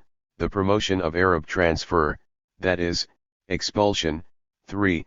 The implementation of the commandment of Amalek, as expressed in Rabbi Hess's article The Commandment of Genocide in the Torah, in other words, annihilating the Palestinian Arabs. 102 Like Uriel Tal, many liberal Israelis found the resurgence of this political messianic and racist trend a chilling prospect, as Dr. Yoram Perry, an Israeli political scientist, remarked in an article Expulsion is not the final stage. In Davar on August 3, 1984, the solution of the transports and the trucks is not the end of the story. There is a further stage which the proponents of racist Zionism do not usually refer to explicitly, since 131. The conditions for it are not ripe. But the principles are there, clear and inevitable. This is the stage of genocide, the annihilation of the Palestinian people. 103 The discovery of the activities of the Jewish underground organization in the mid-1980s showed that the ideas of the messianic trend were not confined to the realm of sermons. On May 2, 1985, the Jerusalem Post published an article by David Richardson which pointed out that at least 7 rabbis, among them the prominent spiritual guide of the Gush Emunim movement, were privy to the violent campaign conducted by the Jewish underground organization. According to the article, a statement confirming this was given to the Jerusalem police by the accused leader of the underground group, Menahem Livni, and his 27-page affidavit was presented to the Jerusalem District Court on May 1, 1985. These rabbis included the above-mentioned Tzvi Yehuda Kook, Avadia Yosef and Shlomo Avener, as well as Rabbi Moshe Levinger, a prominent veteran leader of Gush Emunim and the founder of the first Jewish settlement in Hebron, in 1968, and the adjoining Kiryat Arba, Rabbi Eliezer Waldman, Rabbi Yoezer Ariel and Rabbi Dov Le'er. Waldman, Ariel, Le'er and Levinger all took part in a meeting at which, after discussion, it was unanimously decided to wage a widespread campaign of violence against the inhabitants of the occupied territories. Rabbi Yisrael Ariel, who, as has already been shown, explicitly demanded the expulsion of the Arabs, justified the campaign of the Jewish underground organization, implying that the killing of an Arab was not murder. Anyone who searches through the Code of Maimonides, which is the pillar of the halacha in the Jewish world, the concept "you shall not murder" or the concept holy blood with regard to the killing of a non-Jew, will search in vain, because he will not find. It follows from the words of Maimonides that a Jew who kills a non-Jew, is exempt from the prohibition "you shall not murder." And so Maimonides writes in the halachas of murder, an Israelite who kills a resident alien is not sentenced to death in the court of law. 104. The ideology of the political messianics, including the theory of the Amalek of today, also found an echo in an article published by the chief military rabbi of the IDF Central Command, Rabbi Avraham. 132. Zemel who, according to Professor Amnon Rubinstein, gave halacha justification for the murder of non-Jewish civilians including women and children, during War 105. Another soldier, who was also a yeshiva student, asked his rabbi about the subject of Tohar Hainshik. From the answer of the rabbi the soldier concluded, "During war I am permitted or even obliged to kill every male and female Arab that happens to be in my way. I must kill them even if this involves complication with the military law." 106. Professor Rubinstein, who cites in his book The Zionist Dream Revisited, From Herzl to Gush Emunim and back many references made by the spiritual mentors of Gush Emunim to the Arabs as the Amalek of today, wrote critically in an article in Haaretz Daily on February 3, 1983. We are dealing with a political ideology of violence. It is needless to show how this ideology is expressed in the way the Arabs are treated.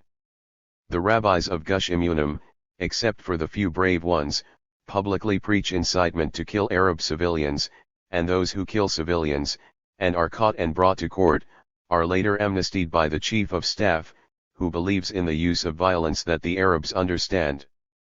Those who think that it is possible to differentiate between blood and blood are wrong. The verdict on Amalek can easily be extended to the enemies within, the traitors.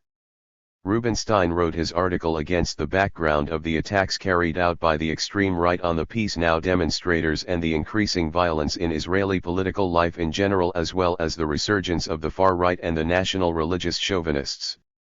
There is good reason to suggest that the greater the role of the Jewish halacha in the political life of Israel becomes, the more vigorously will these messianics demand that the Palestinian Arabs be dealt with according to halachic regulations, including the imposition of the status of resident alien on them, the insistence on diminishing Arab numbers by making life even more difficult, the revival of the command to blot out the memory of Amalek and the insistence that the Arabs are the Amalekites of today to be dealt with by annihilations, and the assertion that the killing of a non-Jew is not a murder. 133. The proposals of fundamentalist academics. Professor Mordecai Nissen. Professor Mordecai Nissen is a senior lecturer at the Hebrew University's School for Overseas Students, where he teaches the basic foundations of Zionism and Middle East politics to American Jewish students coming to Jerusalem, who are often enticed by the authorities to settle in Israel. He has published a number of books including Israel and the Territories and the Jewish State and the Arab Problem. 107. In Chapter 5 of the latter book, entitled The Separation Line, the idea of transferring Arabs from the western land of Israel, 108. Nissen attempts to legitimize his advocacy of transfer with ample documentation of previous Zionist leaders' support for such a solution. After reviewing Zionist transfer ideas and proposals from Herzl to Ben-Gurion, Nissen quotes several statements made by leading Israeli politicians and Knesset members, Meir Cohen-Avidov, a former deputy speaker of the Knesset, and Yuval Ne'eman, leader of the Tehaya Party and former Minister of Science. 109. Among the well-known authors who expressed support for this solution, Nissen points out, is Yugal Ma-Sensen. 110. The latter, an officer in the Palma during the 1948 war, a military judge and author of 25 children's books and 20 plays for screen and theater, who has received top prizes, including the Ussishkin Prize, the Kiner David Prize and the Prime Minister's Creative Prize, published an article in the mass circulation Daily Ma'ariv in June 1985 in which he expressed support for the non-compulsory transfer of Arabs from Israel. 111. Nissen states that the idea of transferring the Arabs from the land of Israel has not left the national agenda in Israel, In recent years books were written proposing explicitly the removal of the whole Arab population or at least most of it, from the Jewish state, in order to safeguard it from the Arab danger which is becoming stronger. All these statements, books, and articles in the Hebrew press in support of transfer are a few signposts which, perhaps, indicate a tendency in the Israel public to raise forcefully this ancient idea. It seems to me that the time makes the idea relevant and vital now, Nissen suggests. 112. 134. Nissen goes further, questioning the very possibility of Arab-Jewish coexistence, an attitude characteristic of many of the supporters of Messianic Zionism and Greater Israel mentioned above. His justification of Arab removal rests on explicitly racist premises, echoing the strident arguments of Rabbi Meir Kahane, which have been discussed. It is likely that a sharp and extreme solution will be raised as a remedy to the Arab plague that afflicts the country. The idea of removing the Arabs from the western land of Israel radiates hope and arouses interest in the face of the hopelessness that the governments of Israel have shown in the recent period. Nissen spells out 3 advantages for Israel if the country were to be emptied of the Arab inhabitants. 1. The internal security problem would disappear. 2. The Arab claim over the land of Israel would lose its validity, and the Jewish people would be able to enjoy exclusive sovereignty without contestation over the country. 3. The danger of assimilation, the blurring of the state being solely a Jewish state, mixed marriages, etc., would all disappear as a threat to the Zionist/Jewish domination of Greater Israel. 113. These advantages in the security, political and cultural field would certainly contribute to the strengthening of the State of Israel and its turning into a more comfortable, secure, quiet and Jewish place. The extreme solution of removing the Arabs from the country is surely tempting in its simplicity and its anticipated results of spoils. It appears as a positive and pragmatic measure that could solve once and for all the bitter conflict and thereby secure a good life for the people of Israel. Is it a secret that among very many Jews in Israel this is the solution that has settled deep in their heart?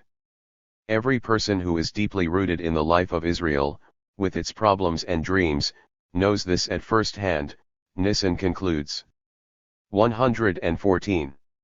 Notwithstanding the euphemistic terms used by Nissen, it is very likely that he advocates an outright mass expulsion of Arabs, as in the following letter written by him on January 24, 1986 and sent to Ora Shemur, the author of the book Greater Israel, in which she calls for compulsory removal of the Arabs. Nissen writes, "I enjoyed your book Greater Israel, which has sharpened many facts and assumptions for me. Of course the widest distribution of your 135 new book would be very useful, because its basis, cast in demographic fact, could persuade many Israelis." 115. Nissen, who has elsewhere expressed rationalization and endorsement of Jewish terrorism against the Palestinians of the occupied territories, writes the following passages shedding further light on the religious messianic fundamentalism and exclusionist premises underpinning his transfer imperative. At the very dawn of Jewish history, contact with the land of Israel established the principle that the presence of non-Jews in the country is morally and politically irrelevant to the national right of the Jews to settle and possess the land. The Bible states the Jewish right regardless of non-Jewish presence. Much later, the rabbinic sages expounded on the patriarchal promise and articulated the following principle. Dwelling in the land is the Jewish priority, and it is in no way restricted, let alone nullified, by a non-Jewish majority population in any given part of the land. This principle was later codified by Maimonides in his legal work, thus lending his outstanding halachic authority to this Abrahamic national imperative, is a direct denunciation of Abraham, the first Jew, the father of the Jewish people, set the precedent and model for settling there in spite of the fact that the Canaanite was then in the land. The Jewish presence in the land has always had to contend with, and at least partially overcome, an indigenous non-Jewish element in the land. The land is the eternal possession of the Jewish people alone. 116. For Nissen, as for Yisrael Eldad, the Palestinians face the same predicament as the Canaanites of old and have little choice but to leave their native land. Hence the approval of Jewish terrorism on the part of Nissan is the logical and practical conclusion of the political messianic ideology of Greater Israel and is a political instrument designed to force the Arab population into evacuation. Nissan, like many supporters of Greater Israel and Arab transfer, believed that the Gulf crisis of the second half of 1990 and the consequent war in early 1991 could and should be exploited to drive the Palestinians out. In an article entitled The Persian Gulf Crisis and the New Order in the Middle East, 117, Nissan argues that the gulf between Palestinian Arabs and Israeli Jews was growing steadily and 136. This reinforced the call for separation, the idea of mass Arab transfer. Despair and fear led many Jews to this thinking in 1990. It is possible to arrive at such thinking also as a result of pure political analysis. The new political order and the redrawing of the Middle East map, proposed by Nissan, would be the result of a massive Israeli strike on Iraq which would not aim at the temporary military dismantling, but to ensure an achievement on the strategic level, and first of all, a fundamental change in the political and demographic balance of forces in the Arab-Israeli conflict, inside and outside the country. Other proposals put forward by Nissan during the Gulf War included the treatment of the entire population of the occupied territories as hostages. The Arabs in the areas of Judea, Samaria, and Gaza are a problem, they are an enemy and a severe nuisance, but from an entirely different point of view, the Arabs of Judea and Samaria are hostages. This is a hostile and violent public and fifth column in our country. They identify completely with Saddam Hussein, a policy of limited expulsion of Arabs from the land of Israel. For every missile, Israel should remove instantly from the country about 1,000 Arabs or more. We must carry out this quickly and accompany it with information as official statements of a state under siege. If these expulsions of Arabs did not stop the Iraqi missile attacks, then at least the objective of thinning out the Arab population would have been achieved, Nissan explains. 118. Professor Paul Eidelberg. Professor Paul Eidelberg is close in his political ideology and thinking to Mordecai Nissan. He is a professor of politics in the Political Science Department of Bar-Ilan University, which is a stronghold of the supporters of political Messianism and of the Gush Emunim settlers in the occupied territories. In his transfer proposal, published in the journal Hauma in the spring of 1988, 119, while he was a visiting professor at Yeshiva University in New York, Professor Eidelberg is preoccupied mainly with the question of how to bring about Palestinian removal, rather than whether the Palestinians should be transferred. More specifically, he outlines the steps which 137 ought to be taken to press the Israeli government to drive out the Palestinians on both sides of the Green Line. Like most far right-wing supporters of Greater Israel, Eidelberg makes no distinction between the Palestinian citizens of Israel and those of the West Bank and Gaza. Both populations pose two demographic problems, he argues in his plan set out under the inflammatory title Neutralization of the Arab Time Bomb, the demographic problem. He draws inspiration from the archetypal proposal of political Zionism's founder Theodor Herzl, who said that we must transfer the Arabs across the River Jordan, by finding employment for them there, and denying them employment in the land of Israel. 120. He also has good words to say for Rabbi Kahane's campaign for an outright mass Arab expulsion. His book They Must Go is a humane and serious alternative, although it is not always realistic. I find none of his proposals turned down by the Halacha. Eidelberg puts it even more explicitly and bluntly.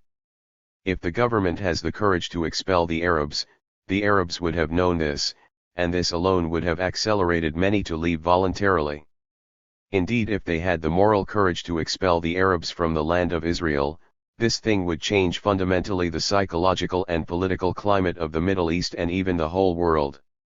This was likely to be the beginning of the end of not only the demographic problem, but I dare to say, the whole Arab-Israeli conflict. 121. However, since the Israeli leaders, Eidelberg complains, lack the courage and efficiency to threaten mass expulsion of the Palestinians, he explains how to solve this problem by legal and political means. First of all, there are the Arab citizens of Israel.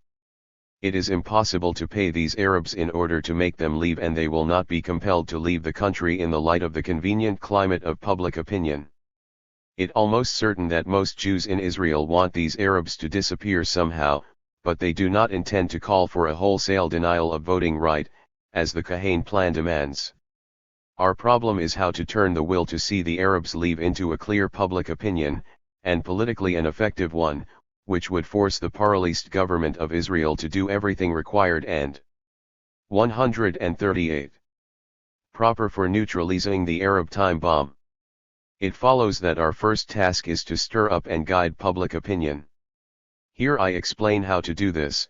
The plan I am thinking about is designed to overcome the demographic problem of Israel and to stir up and guide public opinion so that it would unite public support for the solution of this crucial problem. 122. Heidelberg outlines the agitation campaign which should be launched, and the legal and legislative measures which should be pursued, in order to bring about the removal of citizenship from the Israeli Palestinians and their eventual transfer.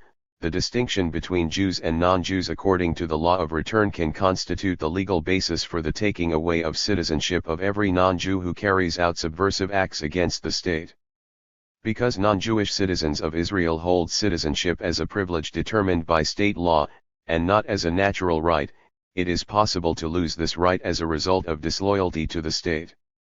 As for the Independence Charter, which promises equal civil rights to all citizens without distinction according to religion or race, he explains that this charter does not carry any constitutional authority and cannot constitute a basis for real legal right at all. 123. The legal and legislative steps suggested by Heidelberg, which are designed to mobilize Israeli Jewish public opinion behind the plan to disenfranchise the Arab citizens and ultimately to remove them, begins with the following. An action group, made up of Jewish draftees or young Jews who are about to join the army, would submit a legal claim to the Supreme Court, complaining that the Jewish citizens are being treated unjustly and unequally because they have to serve in the army while the Arab citizens are exempt. Consequently, as a result of the wide publicity which would surround this case, the Jews would be made more aware of the problem and as a result would be prepared to overcome it in a more decisive and intelligent way. Now, if the Supreme Court imposes on the Arabs 3 years national service in labor corps and additionally 1 month of service annually, after that many Arabs would refuse to serve and therefore they would be liable for the legal punishment. Consequently, many are likely to ask to leave the country, particularly if they and their families are spurred by the encouragement of compensation for the property they leave behind.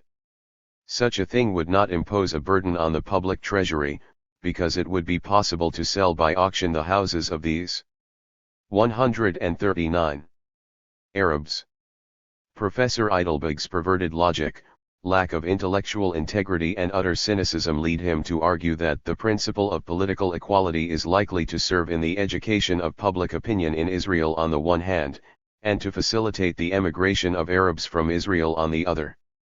In parallel, Heidelberg suggests that a draft bill be submitted to the Knesset, imposing national service of 3 years and 1 month of annual labor on every Arab who passes the age of 18. Such a law is likely to be enacted if the Israeli public is educated and guided according to the above steps of Heidelberg's proposal. Once again, many Arabs would refuse to serve in labor corps and then the punishment imposed would include taking away their citizenship. As a result, many Arab families are likely to leave the country, and their readiness would increase when they are encouraged by compensation for their property. Other measures designed to reinforce this official policy of transferring Arab citizens, according to the Heidelberg proposal, include the abolition of allowances for large families. 124. The second, more straightforward, part of Heidelberg's proposal sets out practical measures, to be implemented by a future government of Israel, designed to drive the Palestinians of the occupied territories out. First, in order to facilitate Arab emigration, the government must reduce gradually the employment of the 100,000 Arabs working now in Israel and living in the administered territories. Clear efforts should be made to find employment for these Arabs in other places, outside the land of Israel. Second, our future government, must impose severe restrictions on the flow of money from Amman to Judea and Samaria. Third, the government must prevent financial aid coming from the U.S. government to the Arab inhabitants of the territories and simultaneously must facilitate their emigration to free countries like the USA. Fourth, the government must bring to an end the services and activities of foreign voluntary organizations in the territories.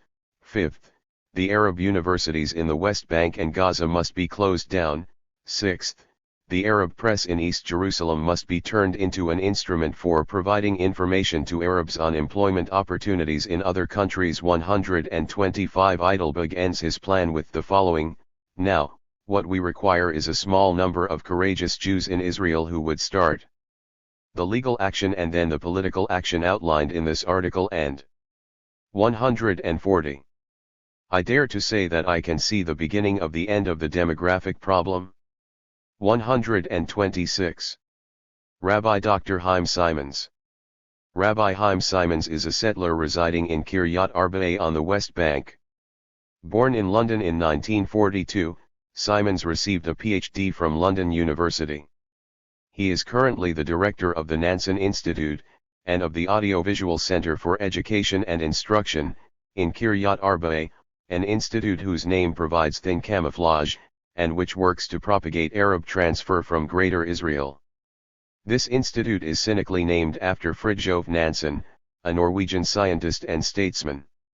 According to Simons, Nansen presided over the Greco-Turkish population transfer in the 1920s and received the Nobel Peace Prize for that work.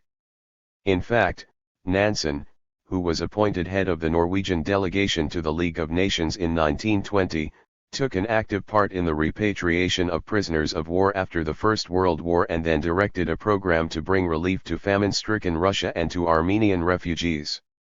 For these works, he was awarded the Nobel Peace Prize in 1922.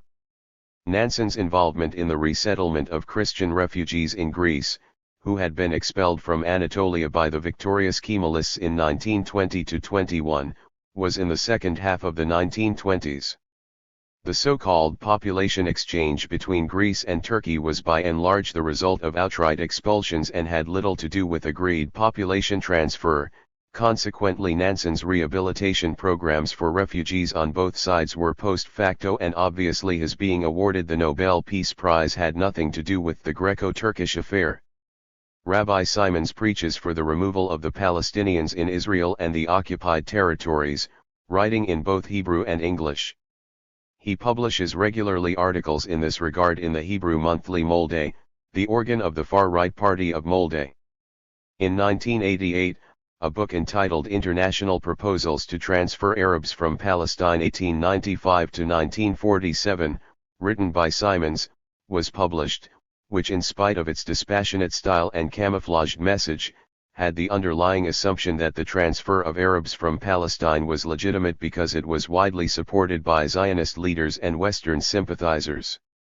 A year later, a less camouflaged and more polemical pamphlet, a collection of 141 articles by Simons, was published entitled Chelm or Israel. 127, which carried an unambiguous message.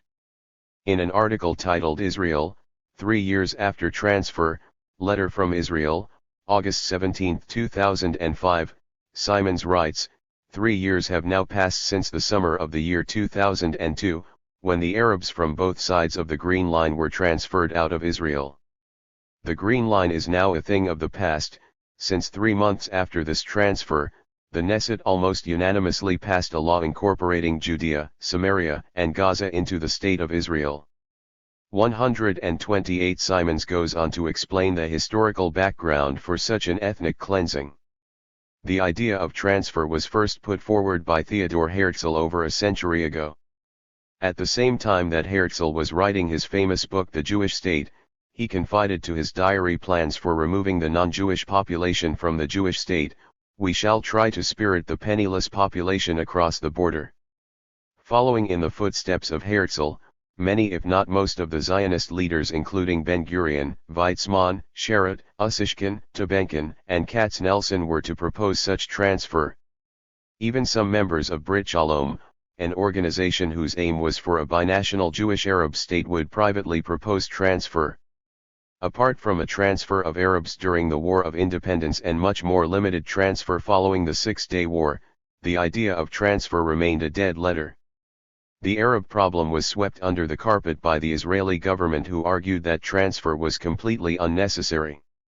However, setting out his desired scenario for the ultimate mass Arab expulsion, Simons goes on in his letter of August 17, 2005, over the years, voices advocating transfer increased, against the background of escalating Arab resistance in the territories. They began in the 1980s with the entry of the Catch Party, with which Simons displays marked sympathy, to the Knesset. As the time went on, voices from the Likud, Mafdal, and Techia parties were added to this sole voice. Towards the end of the 1990s, almost the entire religious and right-wing parties were calling for transfer. Pressure also began building up in the Labour Party. It was pointed out to them that their mentor, David Ben-Gurion, had enthusiastically welcomed the Peel Report recommendation. 142. On compulsory transfer, we must expel Arabs and take their places, he wrote to his son Amos in 1937. During the following year, he had told the Jewish Agency executive, "I favor compulsory transfer, I see nothing unethical in it." As Prime Minister during the War of Independence, he was asked by his army chiefs what to do with the Arabs of Lod and Ramla. To this question he retorted, "Expel them." He expressed anger at the fact that the Arabs of Nazareth had not been expelled. Ben-Gurion's record swayed the Labour Party and they joined in the chorus of transfer. Having persuaded the Labour Party to espouse a mass expulsion policy, Simons turns, in his hypothetical scenario, to the remaining stubborn liberals. When however they heard that Chaim Weizmann had regarded the transfer of the Arabs absolutely essential and had told the British colonial secretary that the Jews will help in getting Arabs out of Galilee, these liberals dropped their opposition to transfer. Simons' most desired scenario culminates in the summer of 2002. Having a broad consensus on transfer, the Israeli government fully implemented it in the summer of 2002. It was planned with military precision, advice being gained from the retired generals, and was completed within 2 weeks. The cost of the operation was relatively low, since it was felt that as long as the Jews who had left Arab countries following the establishment of the State of Israel had not received compensation, payment to the transferred Arabs should be held in abeyance. The magnificent villas owned by the Arabs were given to the Jewish refugees from Arab countries. The letter of August 17, 2005 informs us that on Al-Haram al-Sharif a great synagogue is at present under construction, implying the destruction of the third holiest shrine of Islam. The letter concludes, although over 100 years were to pass from the time Herzl proposed transfer until its full implementation, his motto, "If you wish it, this is no fairy tale," has once again been proved right. Simons' mass expulsion scenario was also underlined by the editor of Chelm or Israel, Mark Braham of the South Head Synagogue, Australia, who wrote in the pamphlet's foreword in July 1989. 143. I agree with Dr. Simons, there is no future for Israel, as we know it, if the Arabs remain. Nothing could better illustrate the double standards adopted over Israel than the current attitude to population transfer. Political realism demands that one compare Israel's situation in 1989 with Britain's in 1939, when she stood alone, threatened by a mighty Nazi empire. Britain immediately interned or transported all enemy nationals or potential enemies of the state. Israel must do the same. 129. Apparently Simons and Braham believe that Israel is strong enough and can get away with expelling 2.5 million Palestinians within 2 weeks. Other racist groups. Rabbi Meir Kahane and the Catch Movement. Rabbi Meir Kahane claimed that Jewish Lebensraum, stretching from the river of Egypt to the river of Euphrates, is needed for Israel, and he, like other religious messianics of Gush Emunim, envisaged a theocratic regime for Israel and spurned universal, humanistic, and liberal values. Rabbi Kahane was the rabble-rousing founder of the Jewish Defense League in the United States and its Israeli counterpart, the Catch Movement, established in the late 1970s, which has become the most outspoken exponent of the ethnic cleansing solution. Catch has also acquired a reputation for defining the outer limits of both right-wing fascism and overt racism in Israel.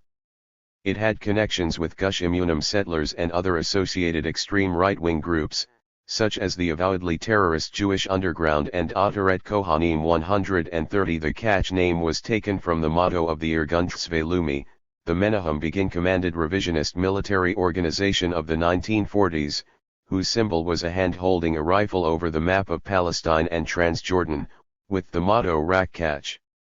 This fact also echoes Kahane's earlier membership of Beitar, the revisionist youth organization in the U.S.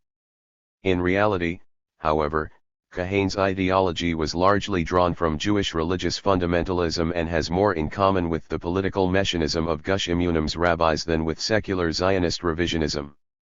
144. Kahane's public campaign for maximum territorial expansion and the expulsion of the Arab population was launched in earnest in 1972, at a lecture delivered at Haifa University, shortly after his immigration to Israel. 131. This was followed by a letter-writing campaign, letters mailed in late 1972 and early 1973, to thousands of Arab citizens of Israel as well as residents of the occupied territories, urging them to emigrate. 132. To this end, Kahane employed a Christian Arab from the western Galilee village of Faisutah, named Emmanuel Naji Kauri, who had described himself as having worked for the pre-1948 Haganah intelligence services as well as having been an informer for the Israeli secret services and the military government after the establishment of the state.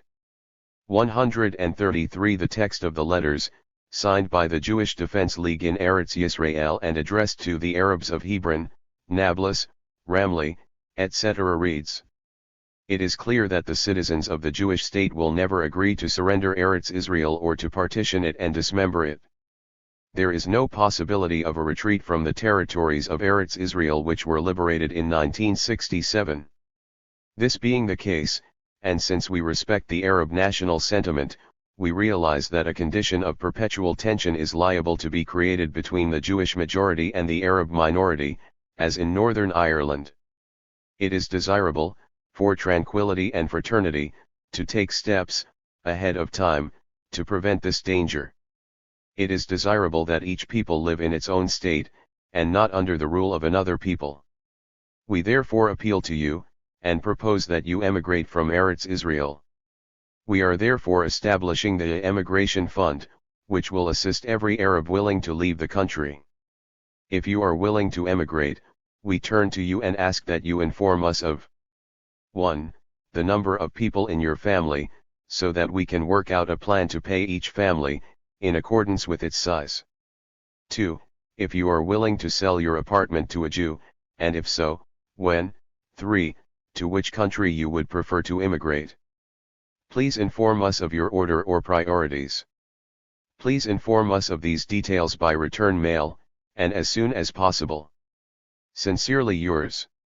The Jewish Defense League in Eretz Israel, POB 7287, Jerusalem. 134. 145. Contrary to the secretly guarded transfer plans initiated by the Israeli government after 1967, 135 Kahane's strident public campaign thrived on media publicity, and concentrated, also, on the Arab citizens of Israel and not just on the inhabitants of the occupied territories. Kahane believed, "We have a terrible problem in Israel. It's not the Arabs of the occupied territories who are the problem. We can get rid of those Arabs now. The real problem is that there are many Arabs in Israel who have Israeli citizenship. And these Arabs are making many, many children. Once the Arabs have a majority in this country, they're going to do what any self-respecting nationalist would do. They are not going to accept living in a country called a Jewish state, in a country with a law of return that applies solely to the Jews. Once the Arabs have gained a majority, they'll change the laws and the nature of the state, and they'll be right. Completely right. And this is why I want to move them all out now. 136. On March 1, 1973, Kahane held a press conference in Tel Aviv and introduced his colleague Dr. William Pearl, a Jewish Defense League leader based in Washington, D.C.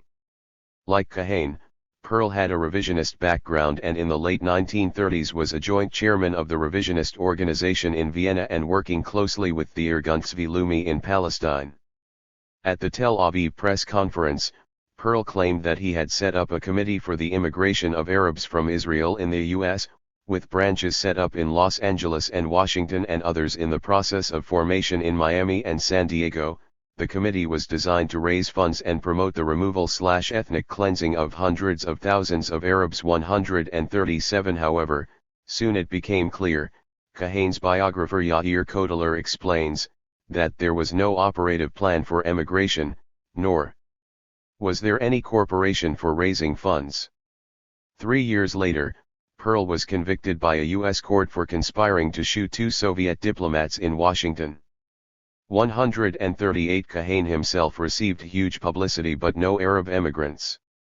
139. However, as we shall see, Kahane was not content with encouraging voluntary Arab emigration. Outright expulsion was at the heart of his platform. He often voiced the view, which is also held by other religious messianics in Israel, that it would have been possible to expel the Arab population of the West Bank and 146. Gaza immediately after the 1967 victory, but because of the Israeli leaders' weakness of will, a golden opportunity was missed. 140. In 1973, Kahane's widely publicized campaign for Arab emigration elicited strong local Palestinian reaction. His tactics were also to the aversion of the Israeli authorities who sought to prevent the outburst of protests among the Arab citizens. On February 24, 1973, the East Jerusalem-based Al-Fajr newspaper sharply lambasted Kahane's ethnic cleansing campaign, describing him as a mass murderer, criminal, the devil Kahane. Publishing a list of those who allegedly agreed to emigrate under the Kahane plan, the newspaper announced the establishment of a fund to assist those potential migrants who might be tempted by financial incentives. 141. The authorities were also nudged into action. On April 20, Jerusalem's district attorney brought charges against Kahane, and against Yoel Lerner, a member of the Jewish Defense League's secretariat. The charges cited the letters sent by the organization, calling for Arab emigration, which were described as incitement to rebellion. 142. In the event, however, the trial of Kahane was allowed to drag on and eventually was postponed indefinitely without explanation. Also, the files of the case were burned, as Israeli law permits the burning of files after 7 years. 143. Kahane was fully aware that the Palestinians were unlikely to remove themselves voluntarily, since they regarded Palestine as their homeland and were fighting to keep it as such. He concluded, however, I do not feel sorry for the Arabs of Eretz Yisrael, no matter how much they feel that the land is theirs. I do not feel for them because I know that the land is not theirs, that it is Jewish. 144. He was usually explicit, revealing the real intent behind his campaign for Arab emigration on countless occasions. In a letter to the Jerusalem Post, dated August 3, 1980, Kahane wrote, "We of the Catch movement are committed to a Knesset law to remove the Arabs. Those who wish to leave willingly will be compensated for their property, not given large sums of money. Those who are unwilling would be removed without compensation. It is a Knesset law we seek." 145. Kahane was more explicit in an interview he gave in the following year to the Los Angeles Herald-Examiner. In an article entitled Portrait of a Zealot, in 1981, the Los Angeles Herald-Examiner journalist Gary Rosenblatt reported that Kahane's ultimate means for solving Israel's problem is the use of force to drive the Arab population out. I'd go to the Arabs and tell them to leave. I'd promise generous compensation. If they refused, I'd forcibly move. 147. Them out. To a question as to whether he would carry this out with midnight deportations in cattle cars, Kahane answered, Yes, 146. Around the same time, Kahane wrote in his book They Shall Be Strings in Your Eyes that the election of a strong, iron-handed government, whose reputation and determination to implement the expulsion program at all costs would be known to the Arabs, would keep resistance to a minimum. As Kahane declared on another occasion, no non-Jews can be citizens of Israel, seeking to rescind the citizenship status currently given to the Arabs inside the Green Line. If the Arabs refuse to accept the status of resident alien, we'll put them on trucks and send them over the Allenby Bridge, we'll use force. And if they fire at our soldiers, we'll kill them. 147. In another interview given in 1986, Kahane stated, I want to make life hard for them. I want them to think, it makes no sense to go on living here, let's take our compensation payment and leave. I would only use force for those who don't want to leave. I'd go all the way, and they know that.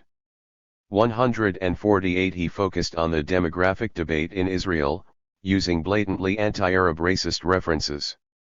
The cover of one of his inflammatory books, They Must Go, demands, how long can Israel survive its malignant and growing Arab population? Kahane maintained that the Arab demographic threat spurred him to launch his expulsion campaign, to sit back with arms folded and allow the Arabs to grow and destroy Israel from within is unreasonable. 149. In a speech in Karnia Shamran settlement on the West Bank on May 15, 1985, Kahane declared, the Arabs are a cancer in the heart of the nation, they are growing at a frightening pace, 6 in the belly of one.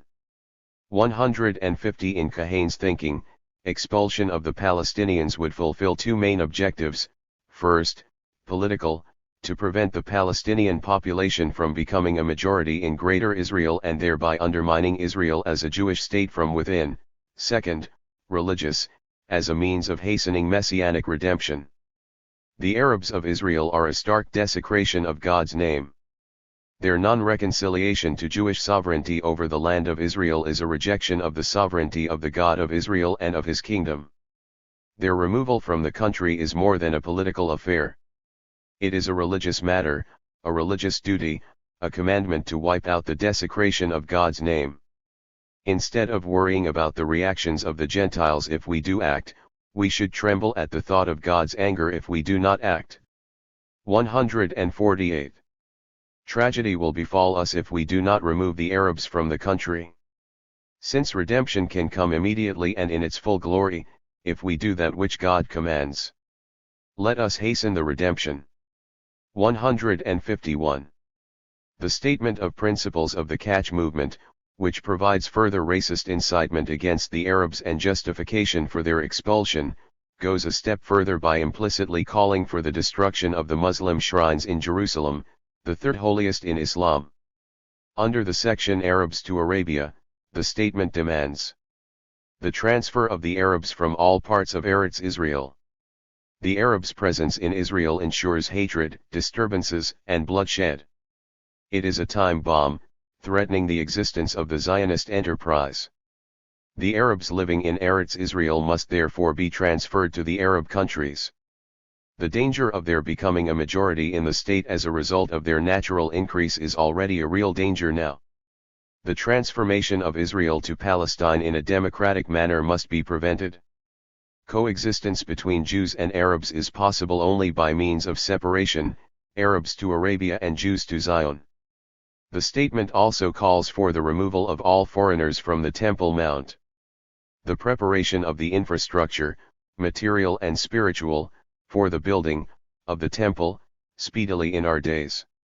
152. Kahane was more explicit in an interview in 1986, I want to move the Arabs out from the two mosques on Temple Mount. The Arabs have no right to be there. To a question whether he would applaud it, if somebody blew up the Jerusalem shrines, Kahane replied, I certainly would. 153. Kahane stated frequently that he was not the only Israeli advocating expulsion and repeated his familiar slogan, I am only saying what you are thinking.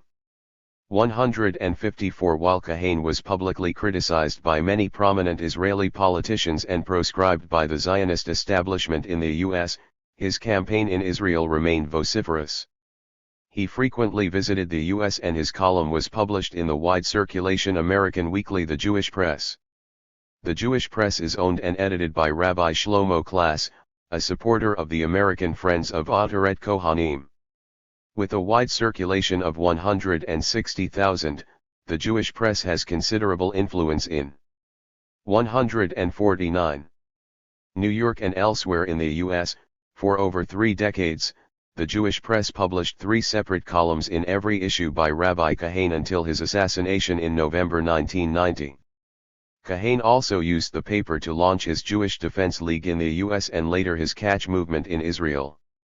155 in his book, They Must Go, which was published by the well-known New York publisher Grosset and Dunlap, giving the impression that by 1981 Kahane's platform had become a sellable commodity.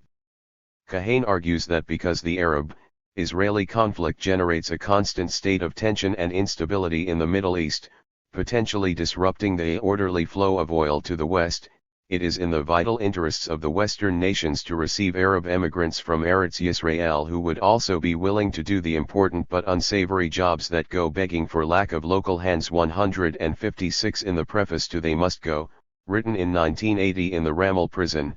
157 Kahane bragged of the popularity of his views in Israel. Average guard was overwhelmingly sympathetic to me. It was clear to all that I was not an ordinary criminal and that I had been imprisoned for my ideas, ideas that so many of these guards, as well as Jews throughout the country, privately espoused. And that is the key to the writing of this book. It would have been impossible to write the manuscript, with all its facts, dates, incidents, quotes, and names, had the prison officials not allowed me to bring in all my private papers and clippings.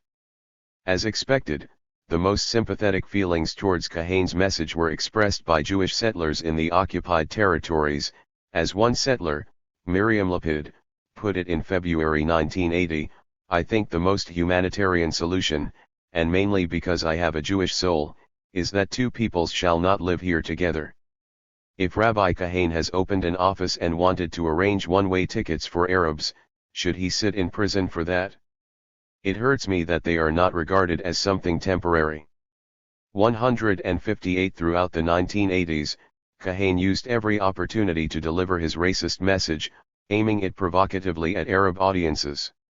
He led his followers repeatedly to Arab villages, addressing the residents as dogs and warning them to leave the country. 159 He and his followers were responsible for numerous attacks on Arab individuals and Arab property and the relentless spreading of inflammatory agitation against them. In January 1980, Catch was responsible for a 150 violent assault on Christian clergy in Jerusalem and some of its members were arrested.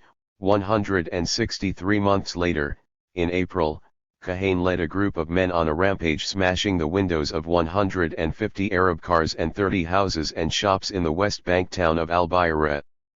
4 days later, Kahane returned to the neighboring town of Ramallah demanding the deportation of its mayor Karim Khalaf, while his followers distributed leaflets telling the local population to leave the country. The provocation had the desired effect of sparking a large demonstration of local residents and students which ended in 4 protesters being sent to hospital after the army dispersed the demonstration with clubs and tear gas. 161 This incident had all the hallmarks of the Catch tactics which were described by 2 Israeli journalists as follows. Kahane, or another leader of the movement, sets out with a group of his followers to an area densely populated with Arabs, having previously notified the media of their intention, and when they arrive they tell the Arabs to leave the country, provoke them and pick quarrels with them in the hope that the security forces will do their duty against the Arabs for attacking Jews.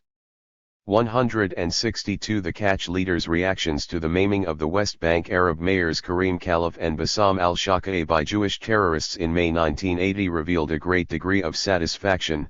Yossi Dayan declared that the attack was carried out by good Jews. We must make the Arabs aware that they have to leave. Anyone who thinks that Jews and Arabs can coexist is kidding himself, stated a spokesman of the movement. 163 In May 1980, Kahane was arrested and held in administrative detention by the Israeli authorities for 6 months, Following the unearthing of caches of arms and explosives stored by the Catch movement in Hebron, he was held reportedly on suspicion of taking part in a plot to destroy the Dome of the Rock and Al-Aqsa Mosque, the third holiest shrine in Islam. Other charges against Kahane included a plot to attack Arabs.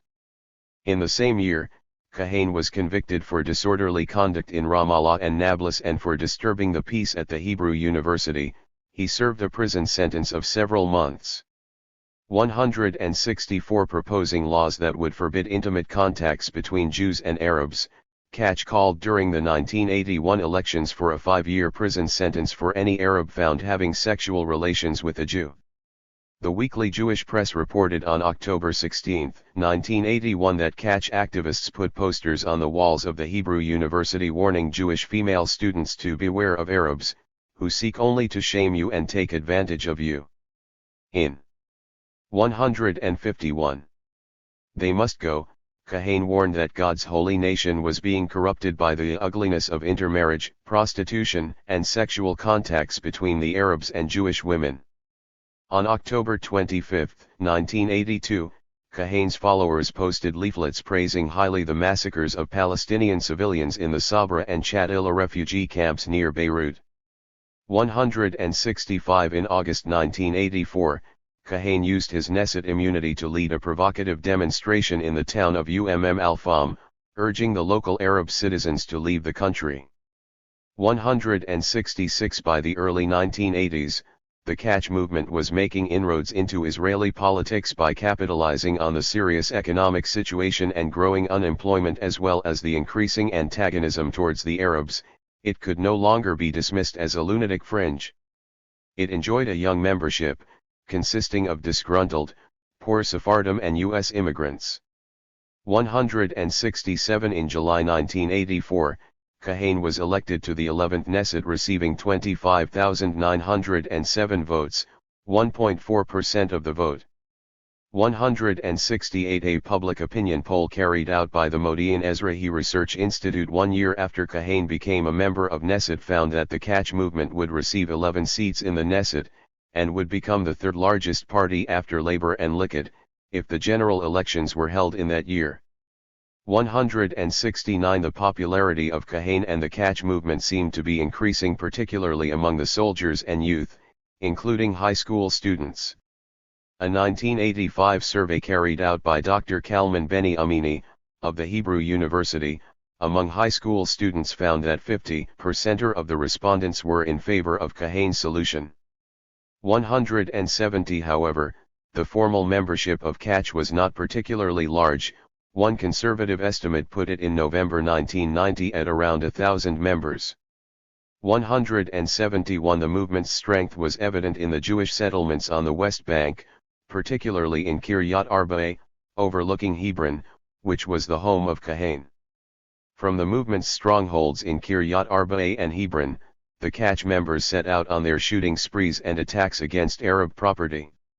In the 1985 municipal elections of Kiryat Arba, 2 Catch representatives were elected to the 8-member local council and joined a governing coalition with the Tehaya and Marisha National Religious Faction. The coalition agreement stated that Arab laborers would not be employed by the local council and its municipal institutions. 172 Kahane carried his expulsion platform and explicit racist rhetoric into the Knesset debates, shouting at an Arab member of Knesset. 152. Shut up, Arab. 173 He had always called for expulsive legislation to be enacted by the Knesset.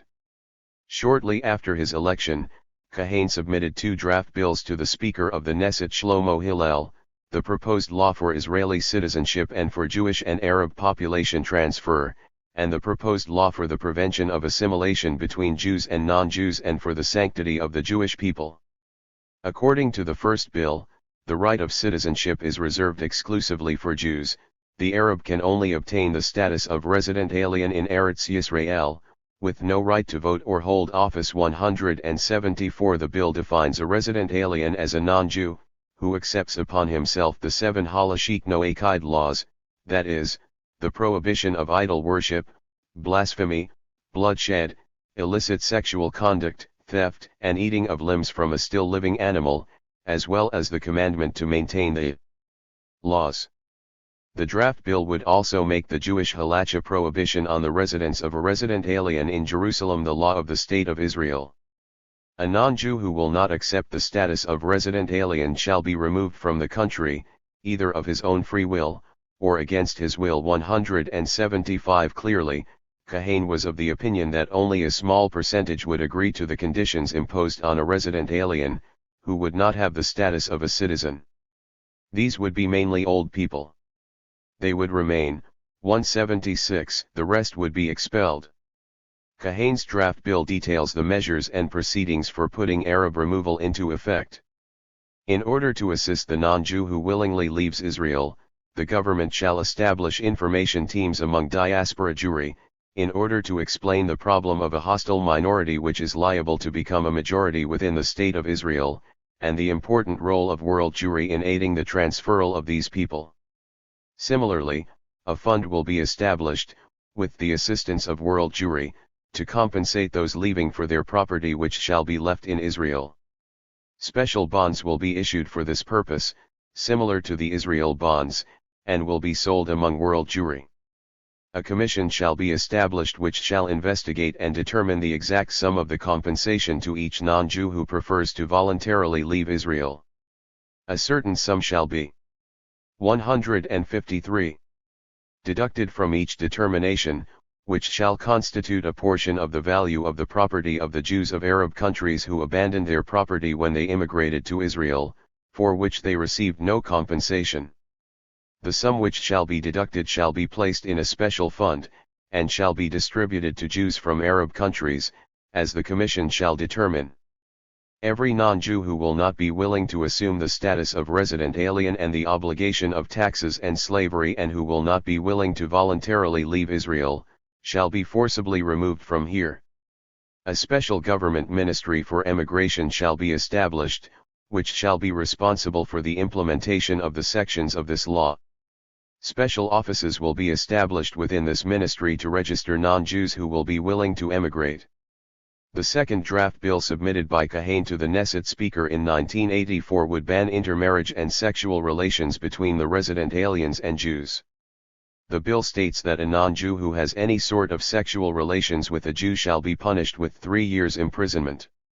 There is a clear discrimination in favor of Jews in the punishment for breaking such laws. A non-Jew who has sexual relations with a Jewish prostitute or with a Jewish male shall be punished with 50 years imprisonment. A Jewish prostitute or Jewish male who has relations with a non-Jewish male shall be imprisoned with 5 years imprisonment. 177 Agitating against sexual relations between Arabs and Jews had always been obsessional for Kahane and his followers. In another book by Kahane, 40 Years, which is full of inflammatory incitement and racist references to the Arabs, the following is found. Daily the Ishmaelite adds to Hilul Hashem that is expressed in the profanity of his roaming of land, seeking out Jewish women to bed and, sometimes, to wed them. The Jewish women who live as wives of the Ishmaelites in Arab villages are joined by the countless others, who serve the Ishmaelite sexual pleasures without benefit of bridal canopy. 178. 154. The 2 draft bills of M.K. Kahane were disqualified by the Knesset Presidium on December 3, 1984, although the Supreme Court later ruled that Kahane had the right to submit them for Knesset debates. 179 The disqualification of Kahane's bills by the Knesset Presidium, however, could not stem Kach's extra-parliamentary activities, whose upsurge in the mid-1980s was bolstered by the political trend in Israel which moved towards right-wing extremism. The leading activists of Kach, who were scattered throughout Israel and in Jewish settlements in the occupied territories and were not a group on the fringe of society, were expressing confidence that the expulsion platform would be put into effect when Kach attained power sharing in a right-wing coalition in the near future. Avner Uzan was 4th on the Kach election list in 1984, he was born in Hadera in 1958, was active in the revisionist Beitar youth movement and resides in a Jewish settlement in the occupied territories. In September 1984, he said, "The philosophy of expelling Arabs can be put into practice. When we have 6 seats in the Knesset, and we form a coalition with the Likud will have commitments towards us. We will demand the establishment of a government body authorized to deal with the emigration of Arabs, Israeli Arabs. The official in charge of this department will travel to, say, Canada. He will deal with the absorption and settlement of the Arabs there. Everything will be done with compensation. American Jews will also contribute. Jordan is Palestine. It will be possible to transfer the Arabs there, or to disperse them throughout the world. When questioned what would happen if the Arabs refused to leave, Uzan replied, "We'll bring them to this, the Arab only understands force." Uzan explained in September 1984 that the mass expulsions would begin in 5 years, after the Arabs finish building Judea and Samaria for us. Then the builders will be expelled, since we're degenerating due to them, that is, Jews were eschewing physical labor. 180 According to another leading activist in the catch movement, Gad Servetman, who was born in Tel Aviv in 1959 and served as an aircraft technician in the Israeli Air Force, the catch leadership has a single-minded goal, to remove the Arabs from the land of Israel, if not in a good spirit, then in a not good spirit. What Rabbi Kahane says today, the others will say tomorrow, if Kahane 155 will be defense minister in 20 years, the Arabs will certainly want to leave Israel. Kahane was not completely ostracized. Kahane and Leaving danced together in Simchat Torah celebrations in Hebron in October 1984. Minister Ariel Sharon also danced with him. 181 Yair Kodeler, who interviewed Servetman after the catch election success in 1984, wrote, is convinced that the government will decide upon this course of action sooner or later, passing a law to this effect. He admits that this is not realistic today, but believes that when Catch has 10 or 16 representatives in the Knesset, the movement will be asked to join the government. 182. Mina, Upper Nazareth, and the debate on racism. The campaign of Kahane's representative in the Galilee, Catch activist Alexander Finkelstein in Upper Nazareth, exemplified the surge in popularity of the movement in the 1980s. Finkelstein, like Kahane, preached for the removal of Arabs, including those citizens of Israel, by force. He stated in an interview in the mid-1980s, "Let the Arabs of Israel move to the Arab lands, where they will assist in strengthening the economy. We have to amputate the infected limb. Many ways have to be used for a population transfer. We have to be sophisticated and careful to solve the problem. In order to win support, there will have to be intensive information and groundwork. The Arab minority is growing stronger, and sticks in our throat." 183. In the summer of 1983, Finkelstein established Mina, which launched a notorious campaign for the eviction of the 4,000 Arab residents of Upper Nazareth and the exclusion of Arabs from access to housing in this largely Jewish, upmarket town. Avraham Cohen of Mina declared, "The aim is to obtain a pure Jewish town." 184. The same slogan of a pure Jewish town was repeated at a debate between Mina activists and a group of Israeli Palestinians which was screened by Israeli television in December 1983. 185. In one instance, Finkelstein, heading a Mina delegation from the town, met the then Army Chief of Staff Raphael Eitan, who lived in the neighboring Moshav of Tel Adesham, for consultation. Eitan, who 156. Later set up the far-right Ksamet party which won 8 seats in the Knesset in June 1992 and advocates partial Arab expulsion, advised the Finkelstein delegation to appeal to David Levy, the then housing minister. The latter, however, after meeting the Mina delegation, demurred, telling them that Arabs could live in Upper Nazareth. 186. The publicity surrounding the actions of Mina clearly inspired the Institute for Researching Social Problems in the Light of the Halacha, at Mazkaret Badia, to come out in December 1983 with a halachic decision stating that Jews and non-Jews should not live together in the same building. The head of the Institute, Rabbi Ephraim Zalmanovich, also justified the demands of Jewish inhabitants of the Coptic neighborhood in Jaffa, who were trying to prevent Arab inhabitants of the same town from being housed in a new building on Kiaso Street in Jaffa. Rabbi Zalmanovich also turned to the housing minister with the recommendations that the government should issue regulations prohibiting the purchase of flats by Arabs in houses, streets, and neighborhoods where Jews lived. 187 Clearly the pronouncements and actions of Kach, Mina, the Mazkaret Batya Institute and other similar groups, with their manifest emphasis on racial purity and the propagation of thoughts of Arab Reign 188 environment, contributed to the rise in public support for Arab transfer in the 1980s.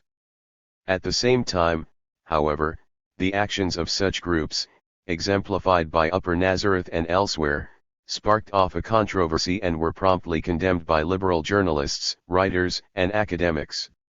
Aharon Bakar commented on the Mazkaret Batya Institute decision.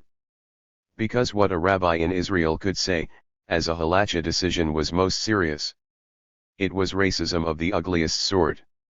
This rabbi from Mazkaret Batya claims in his halachic decision that Israeli citizens who are Arabs should not be permitted to buy flats in houses where Jews live.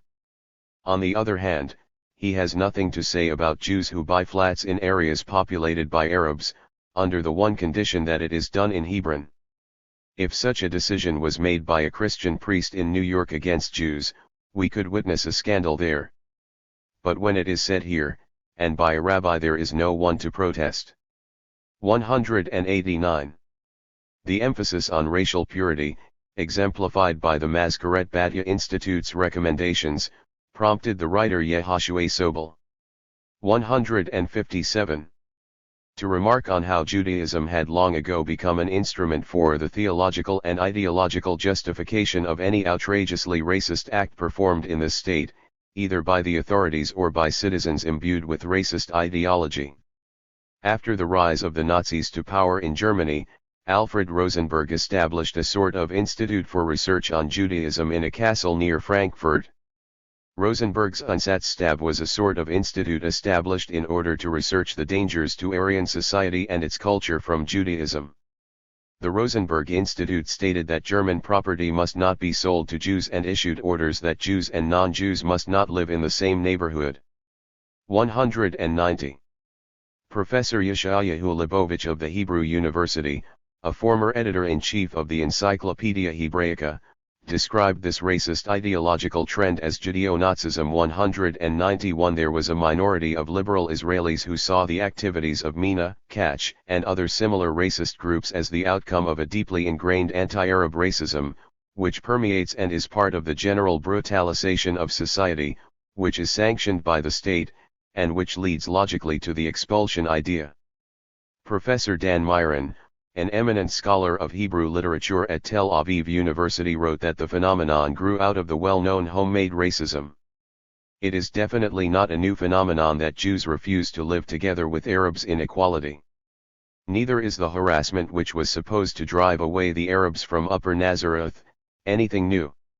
Such refusal and such actions exist in Tel Aviv and in Jerusalem and in other Israeli towns, moshav, and kibbutz. I believe that no part of the Israeli public can regard itself to be completely clear of the racist disease. Mina exposed the ugly face of Israeli racism in its old essence and new ideological cover. This racism is not unique to them, but exists in all sections of the Israeli public. It is part of the general brutalization and behavior of our society. 192. Commenting on Finkelstein's comparison of the Arabs to a cancer in the body of the state, 193. Professor Myron thought that Finkelstein's cancer metaphor echoed similar expressions repeatedly made by army generals, ministers, and prime ministers. General. 158. Yanush Ben-Gal, the commander of the Northern Front, former Chief of Staff Raphael Eitan, Ariel Sharon, and the Prime Minister Menahem Begin. The source of the evil does not lie in the Finkelsteins from Nazareth, but in those in charge of leading Israel and showing examples of behavior. Their metaphors were absorbed by people who were willing to accept them. If the Arabs are the insects in our national home, then they should be removed. And what better way to get rid of insects than killing them with some drug?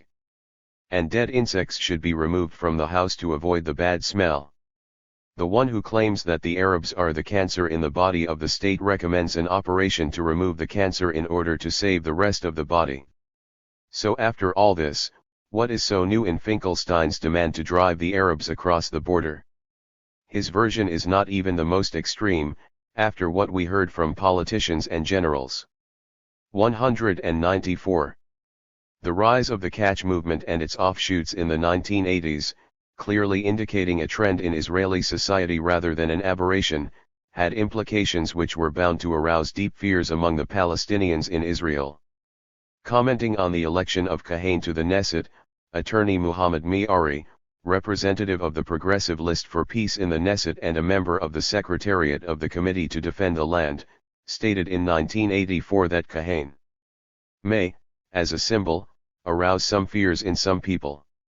Actually, I should not say fear, because we live in our own country and no force on earth is going to make us leave, yet, I suppose fear is a possible response. The issue has more dangerous implications, when we understand that Kahan does not differ essentially from Tehaya and some of the religious parties. Nor is he different from Likud, Sharon and Shamir. The only difference is that Kahan is allegedly unbalanced and lacks political sophistication. He says exactly what he thinks, while others, such as Likud or Tehaya members, try to disguise their real positions with more moderate ones. 195. 159. Racism, inherent in a state established exclusively for the members of one religious/national group, has frequently resurfaced in the way the Arab citizens of Israel are treated. Kahan did not create the public's racism. However, 15 years of Likud rule and annexationist policies encouraged constant political shift to the right and created a highly charged racist atmosphere with dangerous implications for Israeli Palestinians. The rise of Kahan did galvanize liberal circles into action in 1984–85. To many supporters of the Peace Now movement, which was basically an Ashkenazi elitist protest movement, the catch leader became a rallying point for their extra-parliamentary campaigning against the messianic religious and right-wing groups. 196. A section of the MKS was also nudged into action. On December 18, 1984, the Knesset Committee voted to restrict Kahan's parliamentary immunity. The Likud, Tehaya, and the National Religious Party MKS voted against the motion. 197. However, even within the Likud, there was unease about Kahan's exhibitionist style, his tactics, and strident undisguised racism.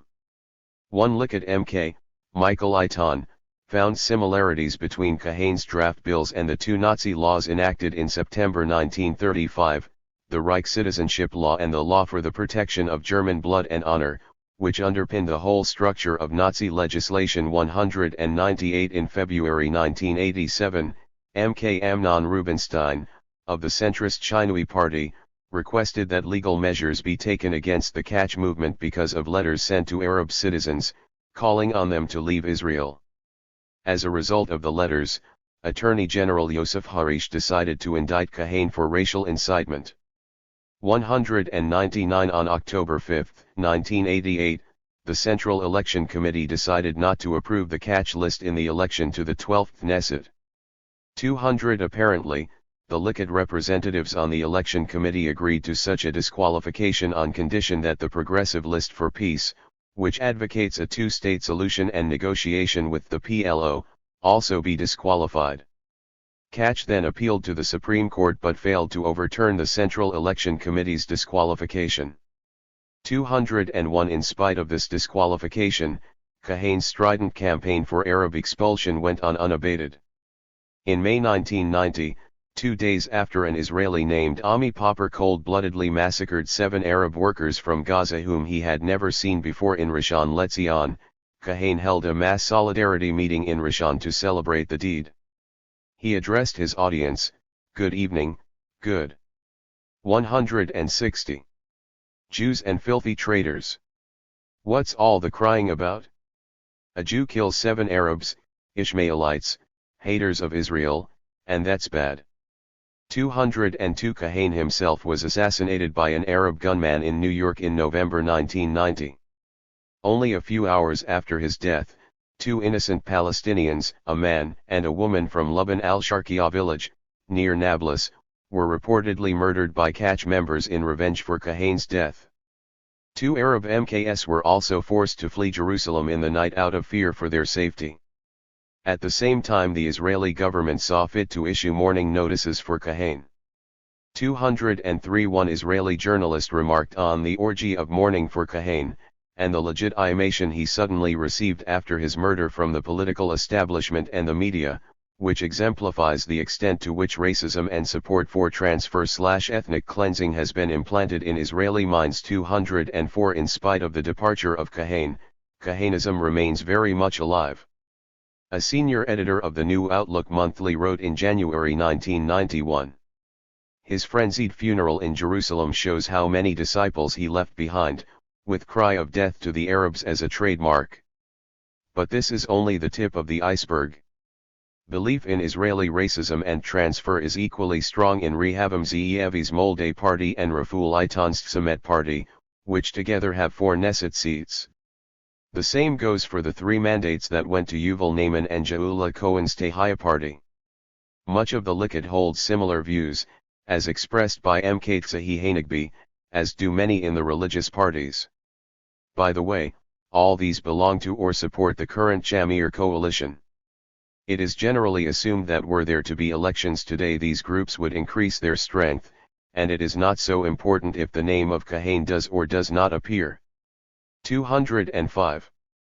Kahanism remained alive in Israel after the assassination of Rabbi Kahane. In 1991, Rabbi Avraham Toledano became the leader of Kach, but he was later replaced by younger men, such as Barak Mirzal and Noam Federman, Kach's operations expert. Kahane's son, Binyamin Zeev, founded another smaller group with an identical platform, called Kahane High. The Israeli High Court rejected the appeals of these 2 lists to be permitted to run in the elections of 1992 on the grounds that their platforms were still supportive of open racism. 206 Many supporters. 161 of the 2 groups live among Jewish settlers in Kiryat Arba and Hebron, on the West Bank. One of these zealots was Dr. Barak Goldstein, who carried out the massacre of 29 Muslim worshippers at the Ibrahimi Mosque in Hebron on February 24, 1994. 207 After the Hebron massacre, the 2 groups were banned outright. Nevertheless, prominent figures of Kach continued to receive funds from supporters in the USA and resurfaced in other groups such as EL 208, whose member Yugal Amir was responsible for the assassination of Prime Minister Yitzhak Rabin on November 4, 1995. Noam Federman is currently active in the Committee for Safety on the Roads, a right-wing pressure group, led by a former Tehaya member of Knesset, whose raison d'etre is to keep the West Bank roads safe for passage by Jewish settlers and whose members have been accused of acts of violence against Palestinians. 209 Meanwhile, several Kach policies were openly adopted by still legal parties of the far right, such as Tehaya, Tzemet, and Molde. 210 Also many former supporters of Kahane were dispersed among the far right parties, which adhere basically to Kach's Arab removal goals but, as we shall see, articulate them in a less shrill and more respectable, middle class, and politic style. 162. 4. Parties and movements of the far right. It was the conquest of the West Bank, Gaza, Sinai, and the Golan Heights in 1967 which resurrected the dormant far right in Israel. Between 1948 and 1967, few had been willing to follow figures such as the Lehi veteran Yisrael Eldad into the wilderness of confrontational ultranationalism which sought a land from the Nile to the Euphrates. Unlike the far right, Menahem Begin adopted a pragmatic attitude towards the question of Sinai and the peace treaty with Egypt. He also believed that Sinai did not belong to the biblical land of Israel. It was in part his sponsorship of the Camp David Accords in the late 1970s and his decision to return Sinai to Egypt which consolidated the radical right. The formation of the Tehaya Party, mainly from the Likud's radical right wing in 1979, and, subsequently, of Tzemet by General Raphael Eitan in 1983 from Labor Zionism's adherents, was symptomatic of the growing influence of the far right in Israeli politics and its moving away from the official revisionist umbrella. 2. In the 1980s, the THIRD, and MOLDE became the leading parties of the extreme right. Situated further to the right of the Likud, the three parties, along with substantial sections of the Likud and the National Religious Party, are generally considered part of the influential parliamentary radical right. In comparison with the stridency of these extreme right-wing parties on the territorial issue, the policies of the current labor coalition of Ehud Barak towards the Palestinians look like the epitome of pragmatism. It should be pointed out, however, that these radical right-wing parties are also rooted in basic Zionist Israeli values and principles that have guided the Israeli leadership in the pre-state and state period. The Israeli far right basically supports the Greater Israel position of the mainstream right-wing Likud, only more so. An appropriate description of the radical right parties is provided by Ehud Sprinzik. 163. The radical right should not be seen as an isolated extremist faction that stands in diametrical opposition to both Israeli democracy and the moderate right, but rather as a very influential school that has been pushing the entire Israeli right toward greater ultranationalism, greater extra-legalism, greater militarism, greater ethnocentrism and greater religiosity. The radical right is neither separated historically nor detached politically from the larger Israeli right. It is instead the right pole of the nationalist continuum. It is a political and ideological camp of the true believers whose values and ideas are sometimes shared by large numbers of Israelis who are usually not considered radical. 3. The three parties of the far right are also open proponents of the transfer solution. According to Sprinzik, the difference between the manifest transfer of MOLDE and the latent transfer of the THIRD is that the former recommends the removal of all the Arabs of the occupied territories while the THIRD only speaks about the refugees. THIRD, while similarly avoiding the transfer concept, also sees the political expediency of the removal of the Arab population of the refugee camps from the occupied territories. Its 1987 Kiryat Shimon Convention passed a resolution supporting an exchange of population as a way to terminate violent confrontations and hostile operations. Its platform leaves no doubt that as a part of every peace agreement, the residents of the refugee camps inside Eretz Yisrael will be rehabilitated in the Arab countries and the remaining Jews in the Arab countries will immigrate to Israel. 4. The 1980s began with a clear rise in the parliamentary representation of the parties of the extreme right, but the 1990s ended with their marked decline. In 1984, parties running on explicitly ultranationalist platforms received 150,000 votes, electing 8 members of the Knesset. 5. In the early 1990s, the three parties of the extreme right, the THIRD, and MOLDE, were all represented both in the Knesset and the ruling Likud coalition. Together the three parties had attained 7 seats in the Knesset in the 1988 elections, while the National Religious Party had 5 seats.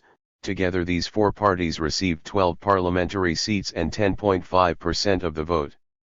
In the 1992 164 elections, the THIRD declined, but many voters moved further from the Likud to the far right. THIRD increased its parliamentary representation to 8 seats, MOLDE gained 3 seats and the National Religious Party 6 seats, together these three parties gained 17 seats. In the 1996 elections, the National Religious Party gained 9 seats, THIRD 5 seats and MOLDE 2 seats, the three parties gained collectively 16 seats.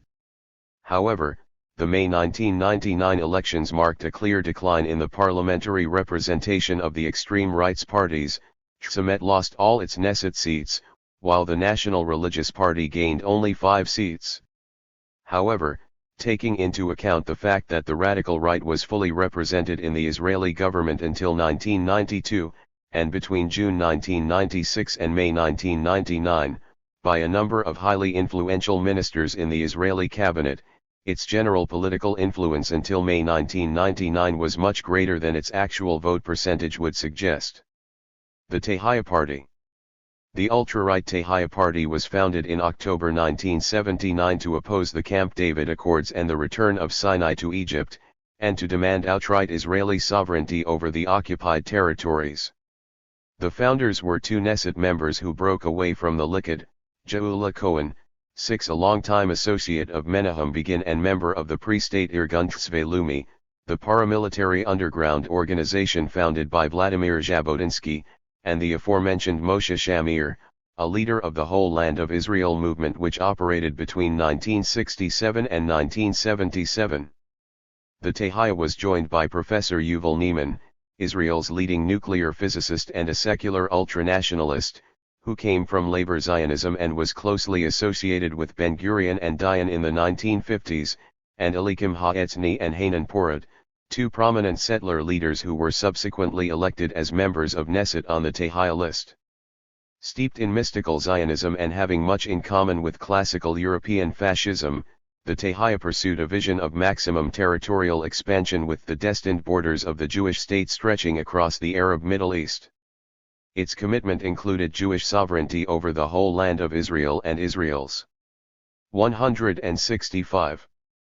Reconquest of Sinai, an Egyptian territory which the party, unlike Menahem Begin, considered as an integral part of biblical Eretz Yisrael. 7 In a recent article in the Hebrew daily Yediot Aharonot of December 26, 1997, Geulah Cohen wrote, "True, in 1948 we accepted a state de facto within the partition borders which left out most of Eretz Yisrael. However, no Israeli government to this day has ever voluntarily given up, de jure, our right and legal ownership of most of historic Eretz Yisrael, which is not yet in our hands, by signing an agreement to this effect." 8.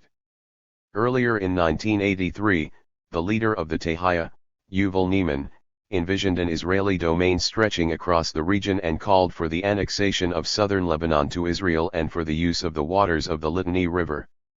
He also advised the following: "If we are attacked by Jordan, I would annex the Red Mountain, which is relatively unpopulated, and which has great importance for the development of the southern part of the country. We would also thereby create a border with Saudi Arabia from which we could threaten the oil fields. In the north, if the conflict in Lebanon should begin again, I advocate maintaining control over the Litani." 9.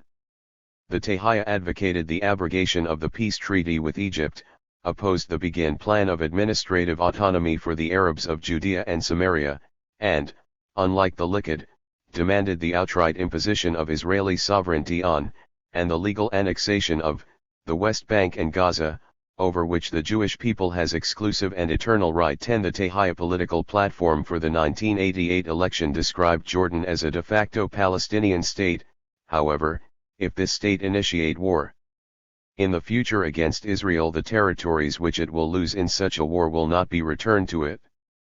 The implication of this statement is that Jordan, which, according to the Tehaya, constitutes part of the land of Israel, over which Jews have exclusive and eternal right, would be targeted for the next stage of territorial expansion. The same election platform also calls for the confiscation of the control over the Temple Mount from the Muslim Waqf and its handover to Israeli hands, as 166. Well as the building of a Jewish place for prayer on the Temple Mount in the place permitted according to the Halacha. Apparently Geulah Cohen was pinning her hopes on the high frequency of earthquakes in the region, which would perhaps cause the destruction of the Muslim shrines in Jerusalem. 11 This position seems to conceal a latent position in favor of a partial or even complete dismantling of the Muslim shrines, the Al-Aqsa and Dome of the Rock mosques, and it is close to the position of the Catch movement, although, as has already been shown, Catch explicitly demanded the rebuilding of the whole temple and not just a place for prayer on the Temple Mount. Moreover, the followers of Rabbi Kahane did not satisfy themselves with messianic hopes of this kind. They explicitly announced their intention to blow up the mosques.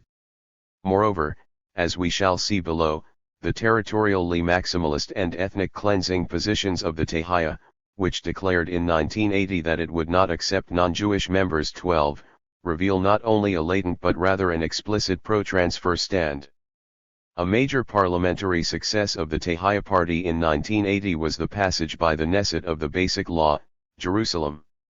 Proposed by the Tehaya, the so-called Jerusalem Law declared the city to be Israel's capital.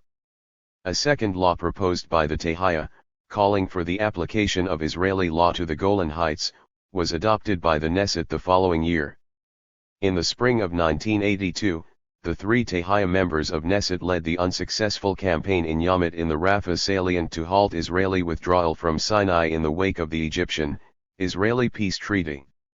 In September 1982, shortly after the Israeli invasion of Lebanon, the Tehaya joined the Likud coalition government. Its chairman, Professor Yuval Neiman, was appointed Minister of Science and Development, and Deputy Chairman of the Ministerial Committee on Settlement, which subsequently authorized more than 40 new settlements, most of them on the West Bank.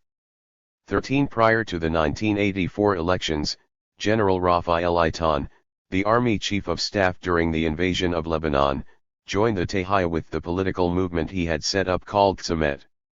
In the elections of 1984, the Tehaya Tzamet joint list received 5 Knesset seats, emerging as the third largest party after Likud and Labor, although remaining outside the national unity government.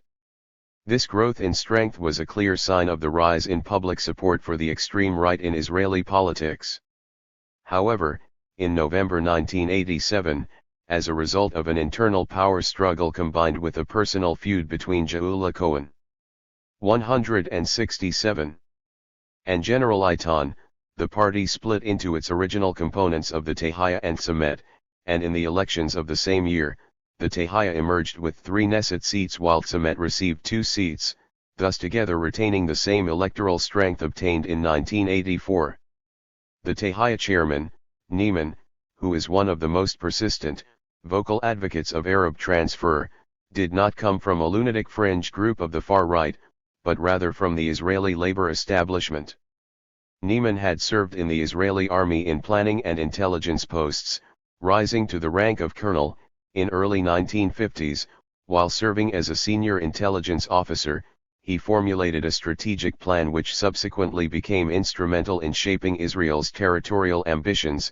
As a professor of nuclear physics, Neiman held key posts in Israel's nuclear planning and was acting chairman of Israel's Atomic Energy Committee. He has been chairman of Israel's space agency since 1982. He served as senior advisor and chief scientist to the Ministry of Defense, 1975-76, when Shimon Peres was defense minister, and he was closely associated with the Labor Party, president of Tel Aviv University 1971-75, Minister of Science and Development 1982-84, and Minister of Science and Energy in Shamir's cabinet, until January 1992.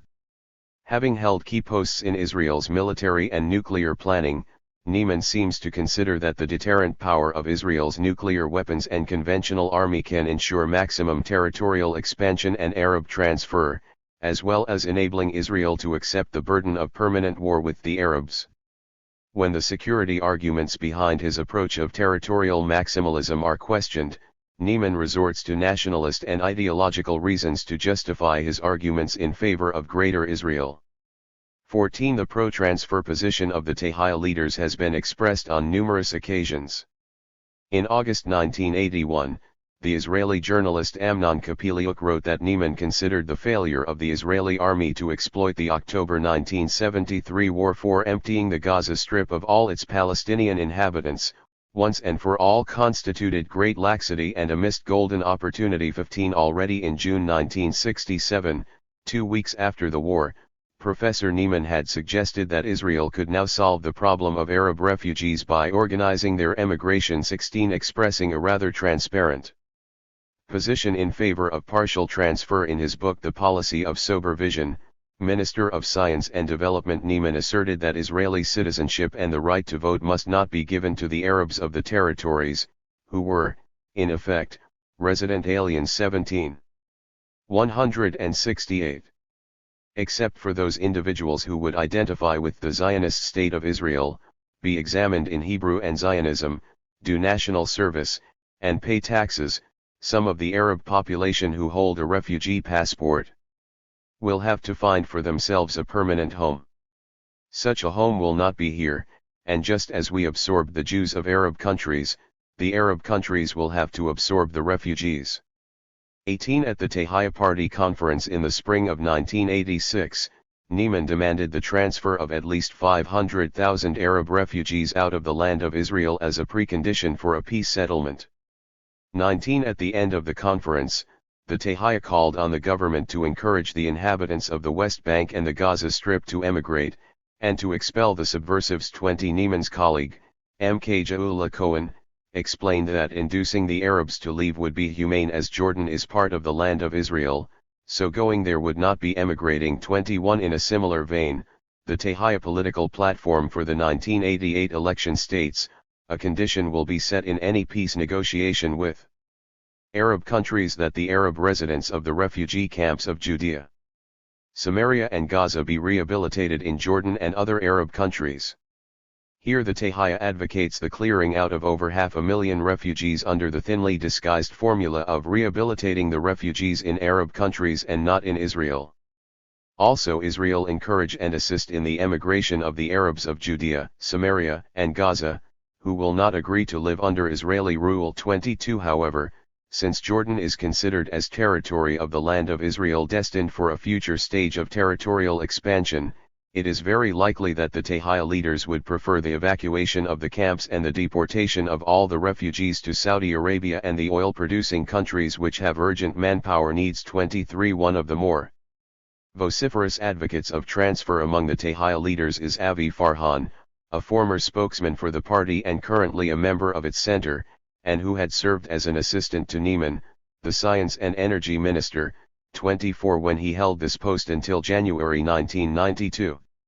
The thinly disguised pro-expulsion political platform of the Tahrir for the 1988 election does not exclude the Arab citizens of Israel who have expressed solidarity with their brothers in the territories since the beginning of the Intifada, which exposed manifestations of lack of loyalty also among respectable parts of the Arabs of the State of Israel, necessitates a new political arrangement. 169. Towards the Israeli Arabs. This new arrangement includes, 1. That the right to vote and be elected to the Knesset, currently enjoyed by the Arab citizen, be revoked and made conditional on doing 3 years national service. 2. That the national insurance allowance be made conditional on the fulfillment of all the citizens' duties and a test of loyalty to the State of Israel. 3.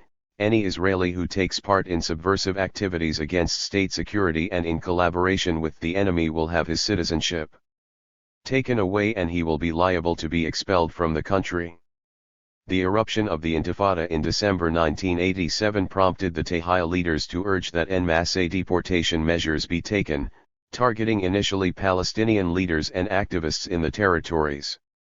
To break the Intifada, the Tahrir proposed, inter alia, the deportation of terrorists and insiders, the evacuation of the Kasbahs and other residential parts of the town centers, and the creation of wide traffic routes. 25 On March 29, 1989, Mkjaula Cohen, together with 4 other members of the influential Knesset Foreign Affairs and Defense Committee, toured the Arab towns of Nablus, Ramallah and Al-Baira, and she repeated her party's proposal to destroy the Kasbahs, and evacuate their Arab residents.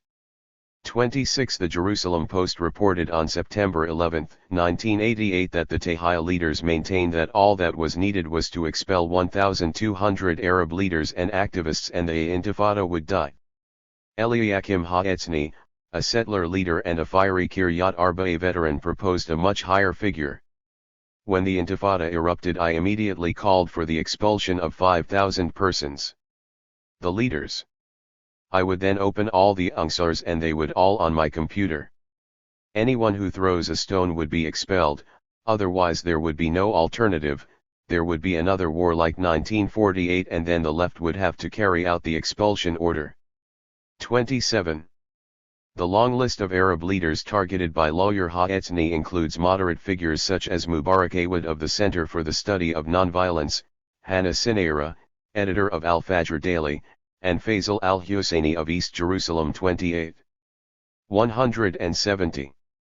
Ha'etzny claims that his proposal of expelling thousands of Arab leaders and activists in order to bring about the suppression of the Intifada is an antithesis of the transfer advocated by the Molday party of Rehavam Zeevi and the Catch movement of Rabbi Kahane 29, but, as has already been shown, the Tehaya positions of territorial maximalism contained an explicit ethnic cleansing agenda. Moreover, the fact that Ha'etzny, as a Tehaya member of the Kiryat Arba Municipal Council, formed a municipal coalition which included Kahane's Catch party after the municipal election in 1985, and signed a coalition agreement stating that Arab workers would not be employed by the Kiryat Arba Council, 30 shows how close he and his Tehaya party are to the pro-transfer position of Molday and Catch. Furthermore, in his bid to justify the annexationist policies of the right and the activities of the Jewish settlers, Ha'etzny, who had been a member of the ruling Mape party in the 1950s, criticizes the hypocrisy of left-wing Zionism and its attempts to beautify the past. In 1948 the Yishuv did things to them beyond Kahane's most terrible dreams. The Jewish community expelled Arabs with mortars.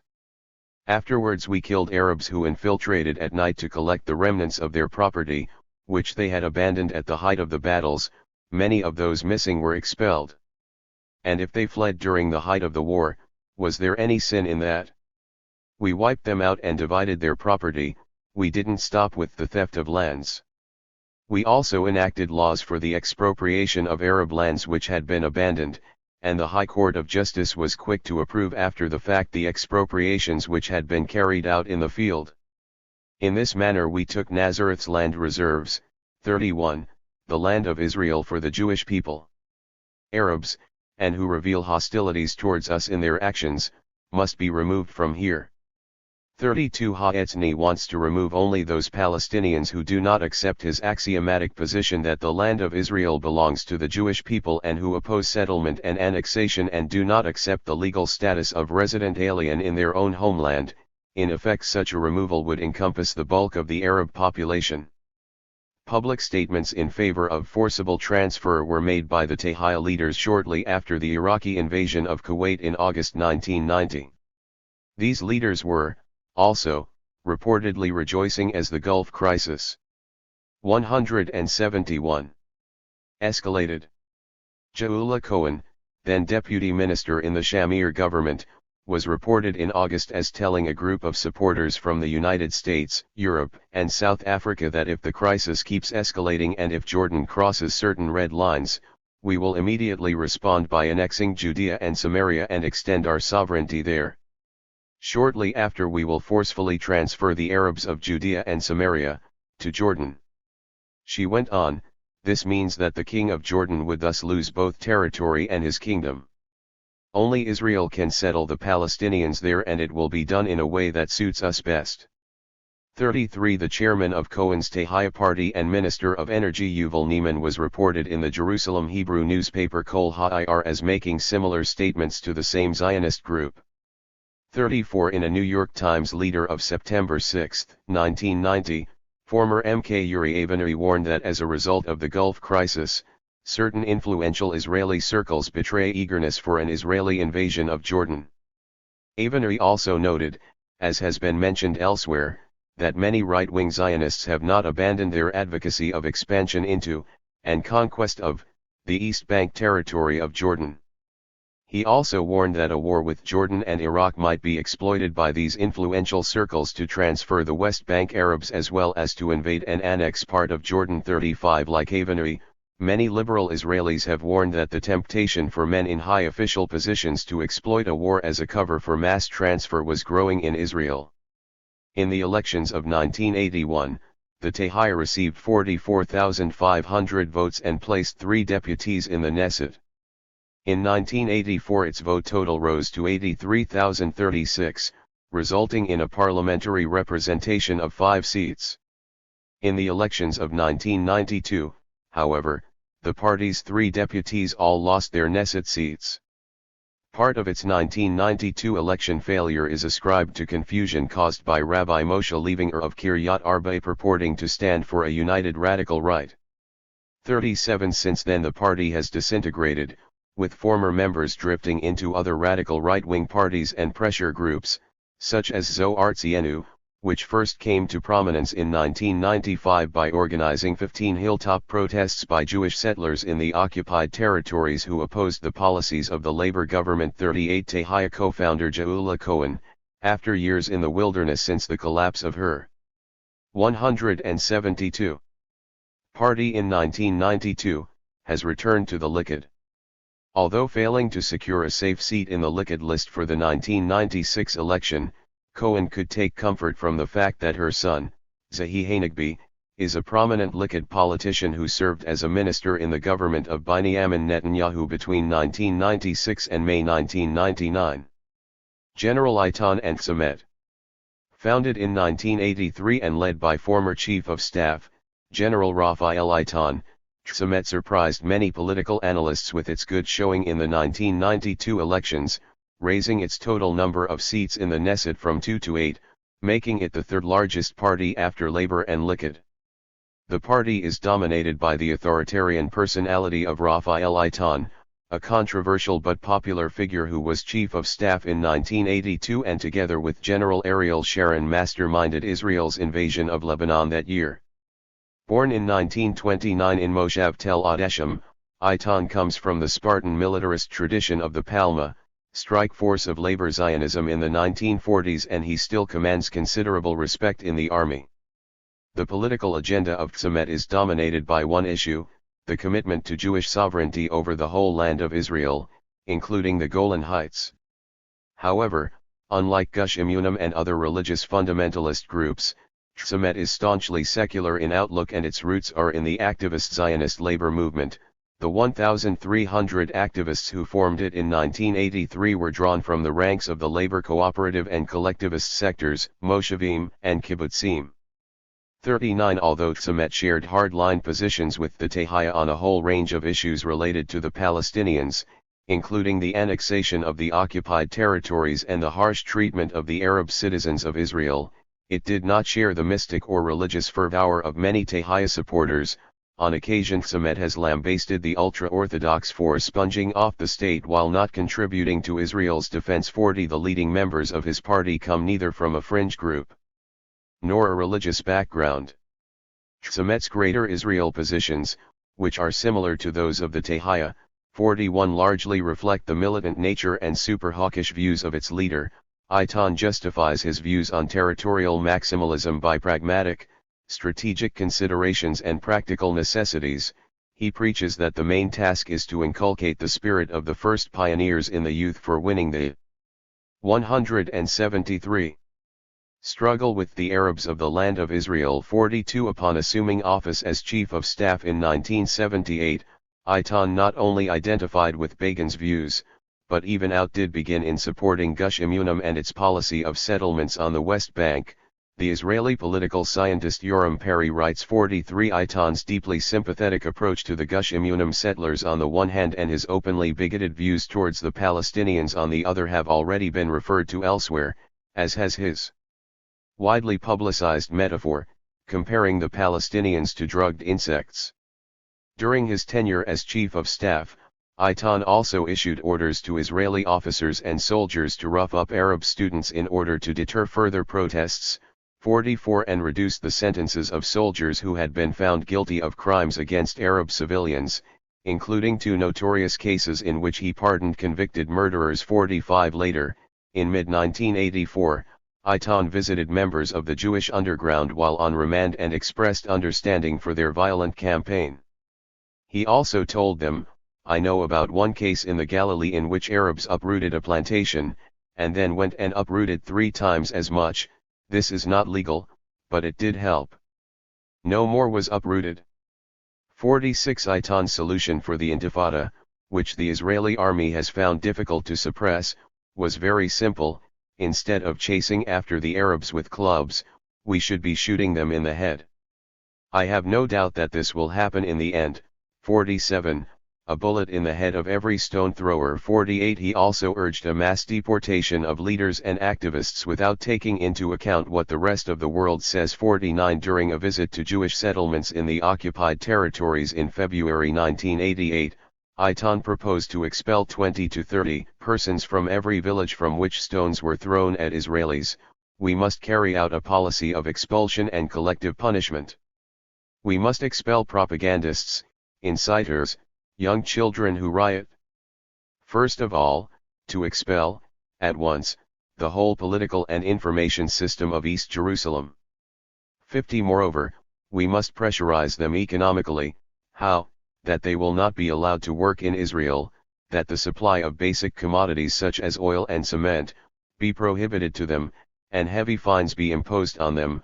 Eitan proposed on another occasion. 51. It should be noted that some of these proposals have since then indeed found their way into the actual policy of the Israeli government.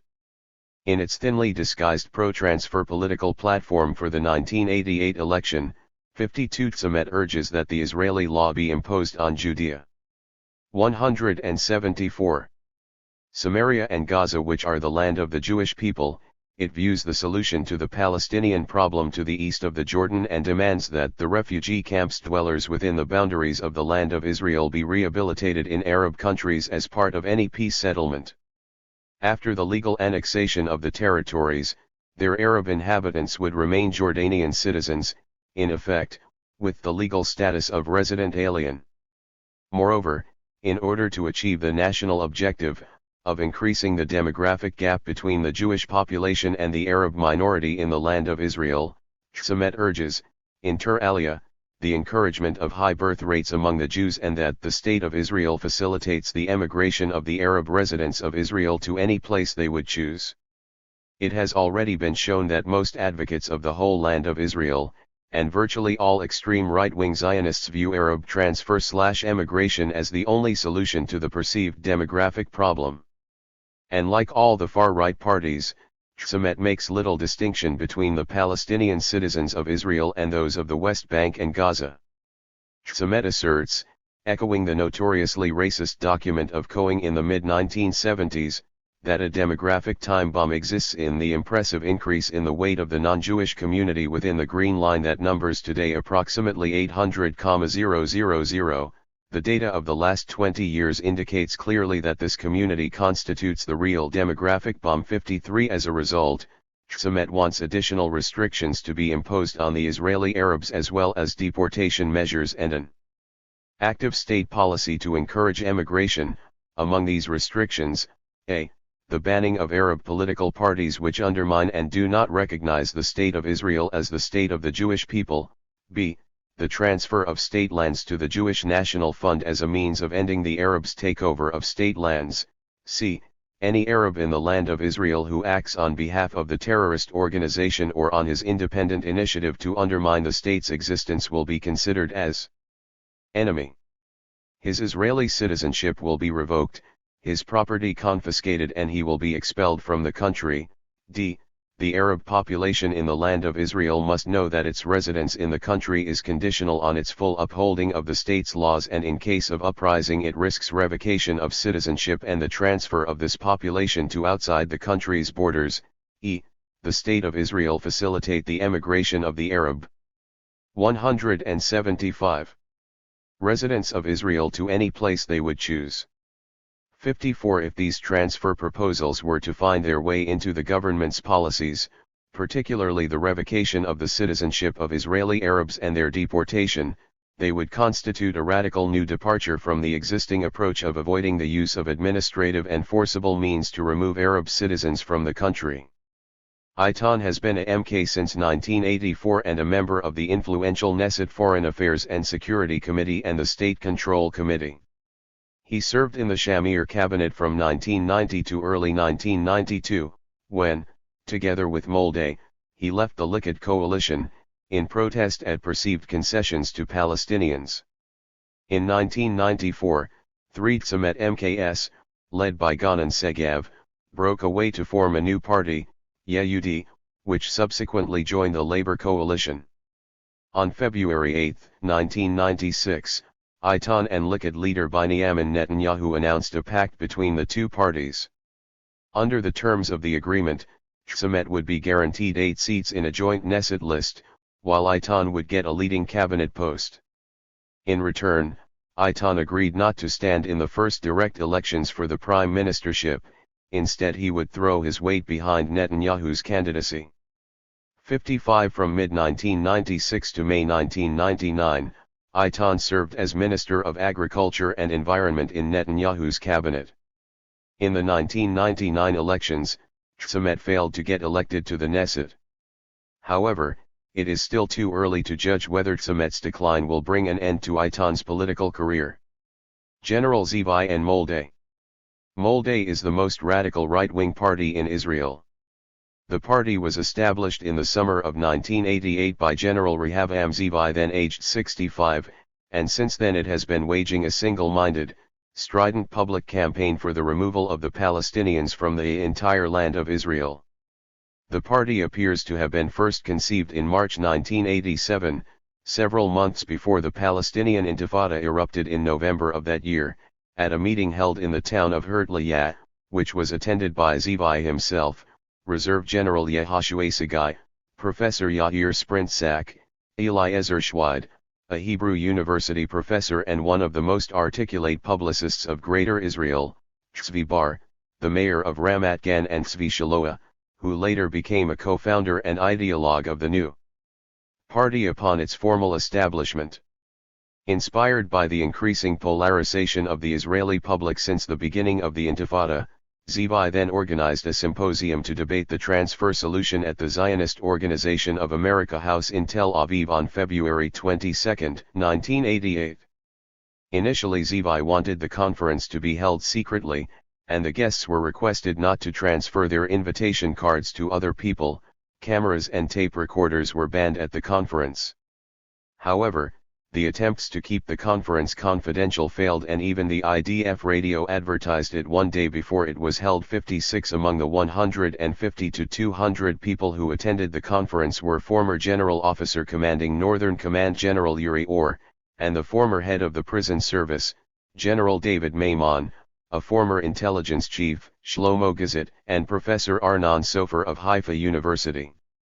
Gazit, Sofer, and Orr, however, made it clear during the conference and later that they did not identify with Zvi's call for large-scale expulsions because these were impractical. On the other hand, other speakers such as Tzvi Shaloa and Aharon Papo argued that expulsion would be a humane and practical solution. 57 Another participant, the historian Professor Yoav Gelber of Haifa University, maintained that transfer was a legitimate solution. He was annoyed by the attempt of some people to delegitimize it beforehand. When I come to consider other alternatives, I still don't see them as more practical than transfer. 58 The super hawkish organizer of the conference Zvi announced triumphantly, "We have lit the torch, and it shall burn." Seeking legitimization for his pro-expulsion views in Israeli history, Zvi reminded the participants that more than 400 Arab villages and towns had been replaced by Jewish settlements in and after 1948. He also added that it was the Labor Prime Ministers David Ben-Gurion and Levi Eshkol who had established official bodies to deal with the question of transfer.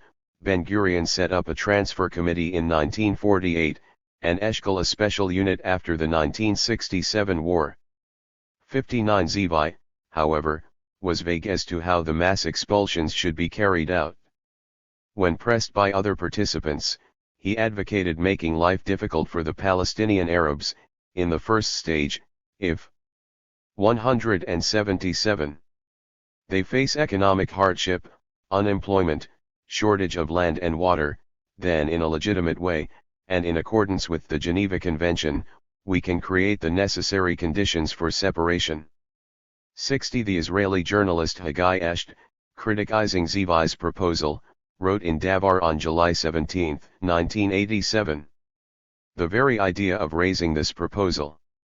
Its argumentation is more important than the operational conclusions. First of all, they accuse public opinion, at least part of it, to the idea that it is impossible without the territories and impossible with their inhabitants. 61 It is forbidden to give up Judea and Samaria, and it is impossible to continue the occupation of their Palestinian residents forever against their will. Moreover, large immigration which would change the demographic map is not seen on the horizon. Another solution must be found. The proposal of Gandhi, even if he does not mean that, is in fact the code name of the military operation in the coming war, whose combined aim would be to solve the problem of Judea, Samaria, and Gaza and our demographic problem. Raising the idea of voluntary transfer now is within the advance emotional preparation for the forcible expulsion of the inhabitants of the territories in the coming war. This is a latent or open proposal to prepare now the required operation plans, in order not to miss the opportunity when the time comes. In fact, in his article in Davar, Esht was responding to earlier proposals made by Zivi in support of transfer, which were published in the Israeli press. At a conference on the future of the territories, organized by Bama, a group of supporters of the late Moshe Dayan, in Tel Aviv, on July 3, 1987, Zivi stated that a possible solution to the Palestinian problem was the transfer of the Arabs from the country. 62 These statements sparked off a public uproar, and some members of Knesset as well as liberal figures called for the resignation of Zivi from his position as chairman of the Tel Aviv-based Land of Israel Museum, a post Zivi had held since 1981. Zivi, however, refused to resign, and the mayor of Tel Aviv, Shlomo Laha, refused to sack him. Moreover, 2 weeks later, on July 16, 1987, Zivi published an article in the mass circulation daily Yediot Aharonot, in which he criticized his detractors as hypocritical, explaining that there was 178. Nothing new in advocating transfer, since the concept had already been adopted by his mentors, the founders of labor Zionism. He also reiterated his position in favor of the annexation of the West Bank and Gaza and the transfer of their Palestinian inhabitants as the only solution to the Arab-Israeli conflict. Ever since the February 1988 symposium, the tough-talking Zivi has repeatedly stated that in pursuing an agreed transfer policy he was following in the footsteps of his mentors, the leaders of labor Zionism. Ben-Gurion's memoirs and documents are imbued with reports and thoughts about transfer. See the Ben-Gurion War Diary, the details on evacuating population, and on his hope that with the occupation of Judea and Samaria we would acquire a territory from which its inhabitants have fled. 63 In fact, Zivi, like Raphael Eitan of Ktsamet and Yuval Neiman of the Tehaya, and Yugal Alon and Yitzhak Rabin of the Labor Party, came from the Palma, the elite strike force of labor Zionism in the mandatory period. Zivi remained closely associated with the Labor government until its election defeat in 1977. Joining the Palma at the age of 17, Zivi served about 30 years in the army, rising to the rank of Major General. Between 1968 and 1973 he was the OC of the Central Command. During the 1973 war he served as a special assistant to the Chief of Staff and tried to persuade his army colleagues that Israel should use non-conventional weapons. 64 From 1974 to 1977, Zivi served as advisor on anti-terrorism to Prime Minister Yitzhak Rabin. Since 1981, Zivi has been a chairman of the board of the Eretz Yisrael Museum in Tel Aviv. 65 Encouraged by the publicity surrounding the Tel Aviv Symposium and the public's response to his call for the mass expulsion of Arabs, Zivi set up the new ultra-right-wing Molday Party 100 days before the elections of November 1988. Molday won about 45,000 votes and 2 seats in the Knesset. While some analysts of the election observed that Molday appeared to be replacing the Kahan-led Catch Party, 66 which had been banned from taking part in the November election, other researchers found that the majority of the supporters of Catch voted for the Likud. 67 Molday's voters, unlike the Catch supporters, appear to come from a broad ethnic and social background, and although its 1988 electoral support in Jewish settlements in the occupied territories was above its national rate, 179. Its highest electoral rate, 45%, was given by Kibbutz Beit Guvrin, in the south of Israel. 68 It is also worth noting that Beit Guvrin, founded in 1949, is affiliated with the labor movement of HaKibbutz HaMuhad, which was closely associated with the Palma, from which Zivi came. After the elections of 1988, the support for Molday appeared to be growing steadily. In the elections of 1992, Molday won 90,000 votes. 69. A survey carried out by the Modi'in Israhi Research Institute for the newspapers Ma'ariv and Mabit in February 1989 found that Molday would obtain 4 Knesset seats if elections were held that month. Another poll by the same institute in August 1989 found that Molday would receive 5 seats in a general election. 70. The Modi'in Israhi polls of October and December 1990 found that Molday would receive 8 and 9 seats in the Knesset respectively, if elections were held at the time, and would become the third largest party in Israel after Likud and Labor. 71. In 1989-90, support for the Molday party seemed to be particularly high among the new Russian immigrants to Israel. Surveying the views of 1,123 new Russian immigrants and employees of the Hebrew University, a poll carried out in 1990 found that 21.5% of them would vote for Molday, putting it in second place after Likud. 72. In June 1990, the newspaper Yerushalayim carried out a survey at random among new Russian immigrants living in Neve Yaakov, a Jewish neighborhood in East Jerusalem, and found many of them were in favor of transferring the Arab inhabitants of East Jerusalem. Alexander Fieldman, who had arrived in Israel 3 months earlier, said in broken Hebrew, "There are many Arab countries, Jordania, Morocco, Iraq. The Arabs can go there." 2 other new immigrants, Igor and David, put it less delicately: "They must be seized by the tip of their penis, and hanged by it. It would be much better if transfer were carried out. This is a Jewish state, so only Jews must remain here."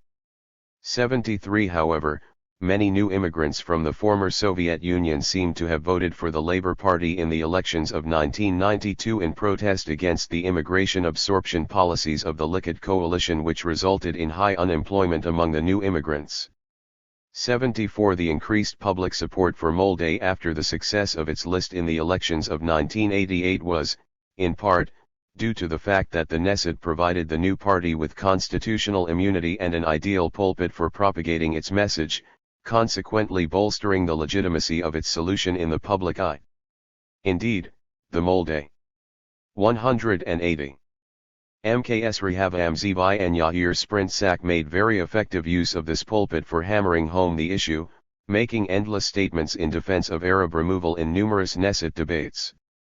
Examples include Zevi's statement in a debate on December 22, 1988, calling for Palestinian transfer to Jordan and other Arab countries, 75 in another debate on January 18, 1989, 76 on February 8, 1989, 77, and on March 12, 1989, in which Zevi cited as justification the expulsion being carried out by the Romanian dictator Nicolae Ceausescu, who had just transferred from his country 1.8 million Hungarians and Germans, among them those who had been living in Romania for 400 years. 78 in January 1989, when MK Abdulwahab Darashi of the Arab Democratic Party raised in a Knesset debate the problem of unemployment among Israeli Arabs with academic qualifications, Zevi retorted that these Israeli Arab academics should depart to other Arab countries, which are thirsty and longing for a skilled and professional workforce. 79 This proposal to deny the Arabs employment in Israel in order to encourage their departure has been repeatedly put forward by the 2 Molday MKS. 80 The ending of employment of the territory's Arabs in Israel would aggravate their economic situation and bolster the transfer idea. In a Knesset debate in the summer of 1989, Sprintsak stated, "This task cannot be carried out in one day and it requires thinking and planning. The government of Israel must be the initiator of this humanitarian operation, should take part in its planning and accompany it at least in its first stages. Together with the gradual reduction in the employment of the territory's workers, the government should begin their orderly transfer to Arab states, with international funding and with the cooperation of the United States and other friendly states." 81. In the same vein, Zevi wrote in May 1991, "There is nothing which can contribute to the emigration tendency of the Arabs of Judea and Samaria, more than the lack of work. These must provide for themselves and their families, and when they are banned from working in Israel they will turn to the neighboring Arab countries."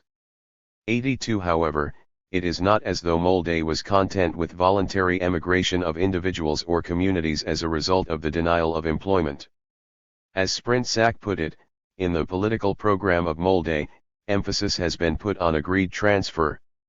181. And we are talking about agreement between governments and international funding.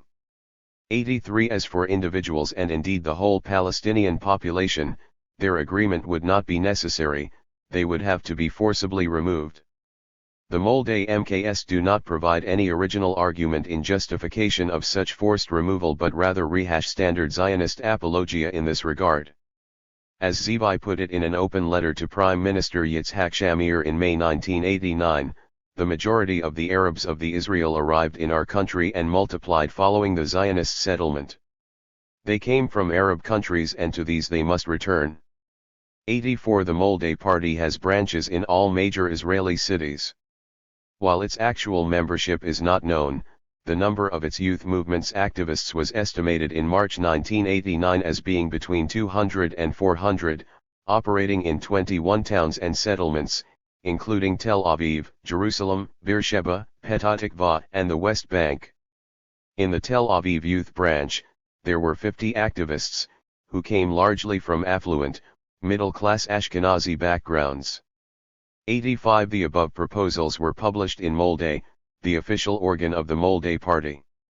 Written in an inflammatory style of anti-Arab agitation, Molde often carries disinformation articles such as the following written by Dr. Irving Moskowitz, 86, a Miami-based American Jewish millionaire, who is currently financing the construction of a new Jewish neighborhood being built on Arab land in Ras Alamut in Arab East Jerusalem.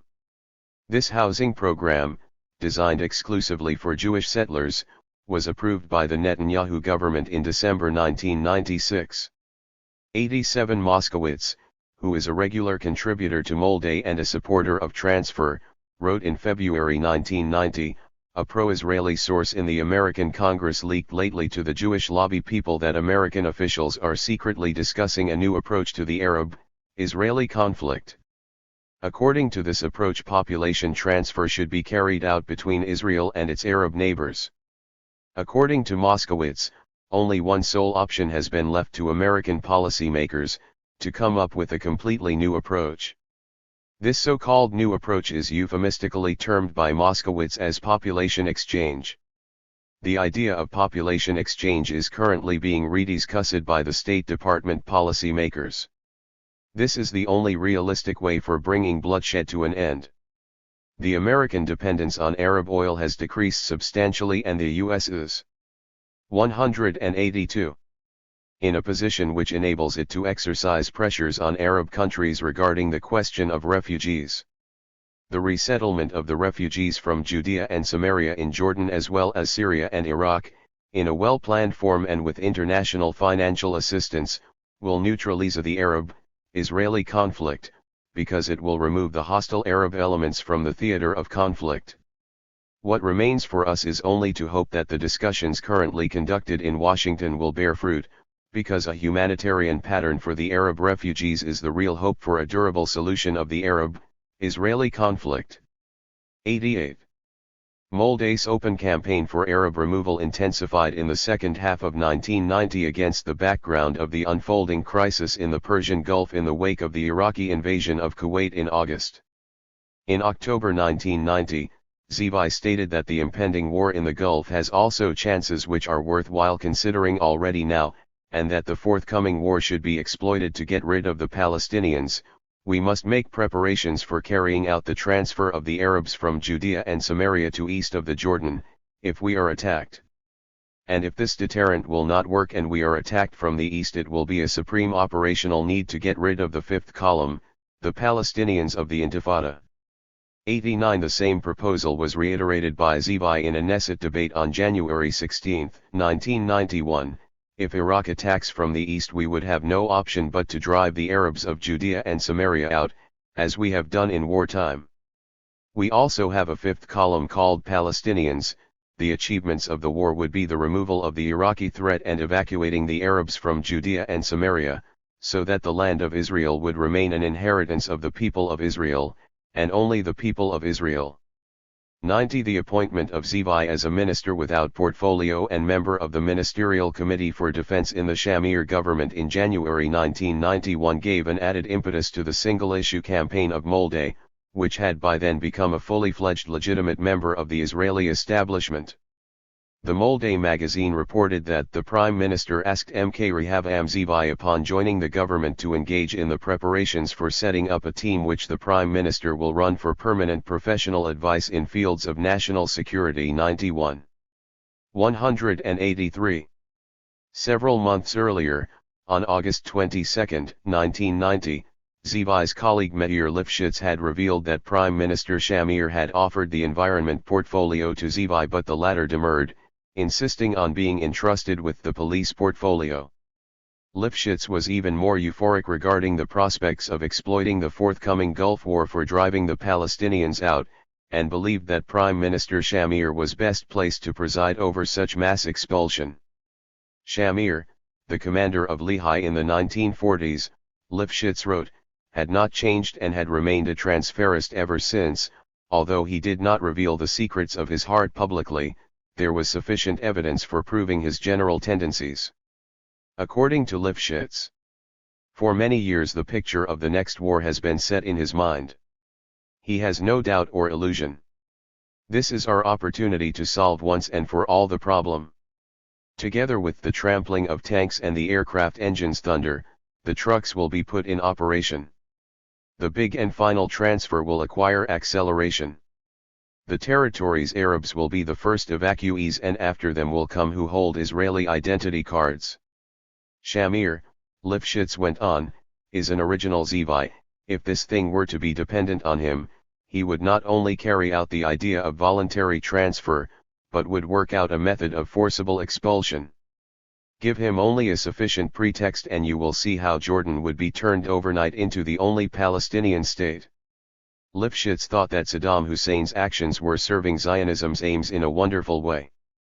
In the next stage he ought to deploy an army in Jordanian territory and threaten Israel.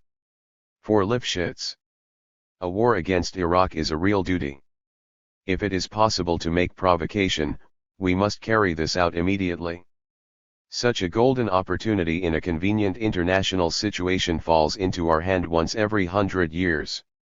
No one will busy himself with the triviality of transfer which we will carry out in parallel at the same time. Who exactly would be interested in the fate of 2 million Palestinians, who supported the butcher of Baghdad and are settled on the lands of the Little King? 92. 184. The gist of Lifshitz's argument is that war against Iraq should be provoked if only so it could be utilized for the forcible mass expulsion of the Palestinians. Zivi pulled out of the Likud coalition in January 1992, together with the Tehaya, in protest at the mention of the idea of Palestinian autonomy at the Madrid track of the Middle East peace talks. 93. Several months later, Molday gained an extra seat in the 1992 elections, winning 62,269 votes, but the party was deeply split over Zivi's dictatorial style of leadership. In 1994 one of its three MKs defected to form a one-man Knesset list. In the 1996 elections, the number of votes for Molday rose to 72,002, but its Knesset representation was down to 2 seats, occupied by Zivi himself and Rabbi Benny Elon, a leader of Zoardianu, an influential extreme right-wing pressure group led by Jewish settlers in the occupied territories. Since the signing of the Oslo Accords of September 1993 between Israel and the PLO, Zivi and other Molday activists have joined extra-parliamentary protests led by the Jewish settlers in the occupied territories. Zivi has also threatened to shoot any Palestinian Authorities policeman who tries to arrest him. 94. Despite his openly fascist views and extremist vision, Zivi has retained his position as chairman of the Land of Israel Museum in Tel Aviv. Clearly, despite their openly racist views, members of Molday are still being recruited into the Israeli state bureaucracy, including the Mossad Secret Service. For instance, Yehuda Gil has been a senior Mossad operative. Gil joined Mossad in 1970, For many years he maintained his contacts with his semi-imaginary Syrian opposite and fed his organization with false information on the allegedly belligerent intentions of the Syrian regime against Israel and provided Israeli decision-makers with alarming reports about President Assad's intentions.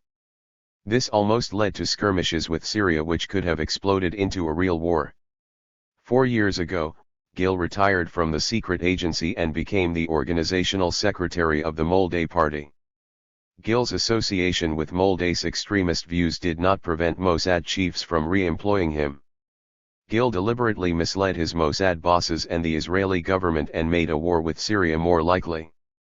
Gil had told his Mossad colleague Gad Shimron that not even one Arab wants peace with us, the only solution is transferring them across the border. 95. 185.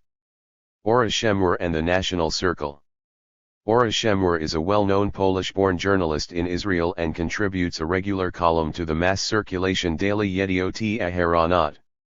Although she describes herself as a secular Zionist, for her, as for other non-religious ultranationalists such as Yisrael Eldad and Tzvi Shaloah, Israel's proper geopolitical ambitions and her concept of Greater Israel are defined by the boundaries of the biblical promise from the Nile to the Euphrates, including the Syrian cities of Damascus and Tadmur. These boundaries have always constituted the framework for the national aspirations of the Jewish people, she writes in her book, Greater Israel, published in 1985. 96. We must never give up our historic rights and exploit the options when these are created in certain circumstances in the future. 97. Shemur even criticizes the right-wing camp in Israel, which claims that a Palestinian state already exists in the Kingdom of Jordan, and its willingness to give up Transjordan in order to hold onto and annex the West Bank and Gaza to Israel. This camp must surely be aware that the territory of Jordan is the land of Israel. She believes that Israel is the dominant military power in the region. There is no constraint on us to give up to the Arabs. 98. On the contrary, she believes that Israel could and should invade and annex the state of Jordan and from there threaten the Middle East oil resources. 99. In the next 60 to 70 years, Shemur writes, Israeli military force is likely to be used to block the Strait of Hormuz as well as several Arab ports. 100. She recounts that her preoccupation with the compulsory transfer/ethnic cleansing solution dates back to 1975. Why don't we annex at once Judea, Samaria, Gaza, and the Golan? And why didn't we empty these territories from Arabs, as we did in 1948? Why don't we follow the example of Poland, which, after the victory of the Allies, emptied the province of Silesia of 10 million Germans, who had lived on these lands for tens of generations? Or the example of Czechoslovakia, its government did not hesitate to order 2 million Germans, who had lived for many generations in the Sudeten province, to leave their houses within a month? There are also other historical precedents. There was population transfer between Greece and Turkey. It is possible to add the 2 million Hungarians being expelled lately from hundreds of villages in Romania. 101. 186. 3 years later in 1978, Shemur's super hawkish views on Arab removal were expressed in her book Israel, A Conditional State, 102, in which she called for the transfer of the majority of the Arabs to outside the state's borders. There is no other way. For Shemur, who denies the existence of a Palestinian people, it is not only that the Arabs have no political rights over the land of Israel. They have no rights over the land they are residing on. All these lands were once the lands of Jewish farmers. The holding of these lands is like the holding of absentee property. The moment that the legal owners return home, the ownership over these lands must also be returned to them. Consequently, while the evacuated Arabs would no doubt experience temporary inconvenience, they would not be the victims of any wrongdoing, according to Shemur.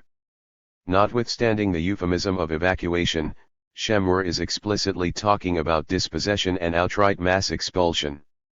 Her great admiration for David Ben-Gurion stems from the fact, as she puts it, that Ben-Gurion expelled from here 600,000 Arabs in the midst of establishing a state. This is a glorious merit. 103. Yes, we dispossessed. We had no alternative but to dispossess.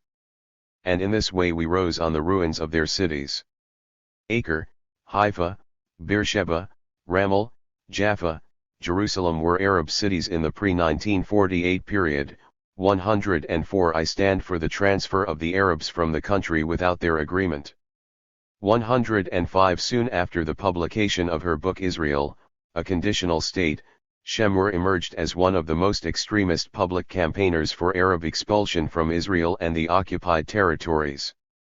A self-styled expert on the Arab demographic problem, she relentlessly promoted her campaign in public speeches throughout the country under the slogan "The Arabs must be transferred to Arab countries, there is no other way." These forums were attended by thousands of people. 106 Around the same time, Shemur also preached for her ethnic cleansing solution in an appearance on Israeli television. 107 Shemur's data on, and conclusions regarding, the Arab demographic problem brought the Likud MK Dov Shalansky, a former Speaker of the Knesset, to ask Prime Minister Menahem Begin, in a private question in the Knesset, on December 20, 1978 whether his government was alert to the demographic problem in 187. The Land of Israel. 108 Shemur's book and conclusions were also welcomed by various supporters of Greater Israel including Dr. Yisrael Eldad, 109 Professors Binyamin Anitzon and Moshe Adar, 110 Rabbi Yehuda Kook and Shalom Dov Wolpo. Avraham Oren, the headmaster of the State Comprehensive School in Migdal HaEmek, a development town near Nazareth, wrote in a private letter to Shemur, "I see in your book great educational value for the youth in Israel and I would be pleased to cooperate in bringing it to high school students throughout the country." 111 Shemur's Israel, A Conditional State was also translated into English and published, with minor changes, by the New York-based Jewish publishing house Shen Gold Publishers in 1980 under the title The Challenges of Israel. This English version was sent to the U.S. President Ronald Reagan by the author, who explained in an enclosed letter to the President that the policy advocated is, "I am convinced, not only the sole way to secure the continuous existence of Israel in an alien environment but might also lead to the repulsion of the Arabic Islamic threat to the West." 112 Shemur articulates the standard arguments of the radical right advocates of Greater Israel and Arab transfer/ethnic cleansing, that the Palestinian Arabs are a cancer in our body, which must be removed. 113 and that Israel is very powerful militarily and able to do what it wants in the whole region, including Arab removal. Simultaneously, however, the same protagonists argue, paradoxically, that the Zionist/Jewish state would be undermined or weakened badly if the Palestinian Arabs were to remain in large numbers, or even as a large minority, in Greater Israel. Hence the obsessive preoccupation with the Arab demographic threat among the most vocal campaigners of transfer/ethnic cleansing, such as Shemur.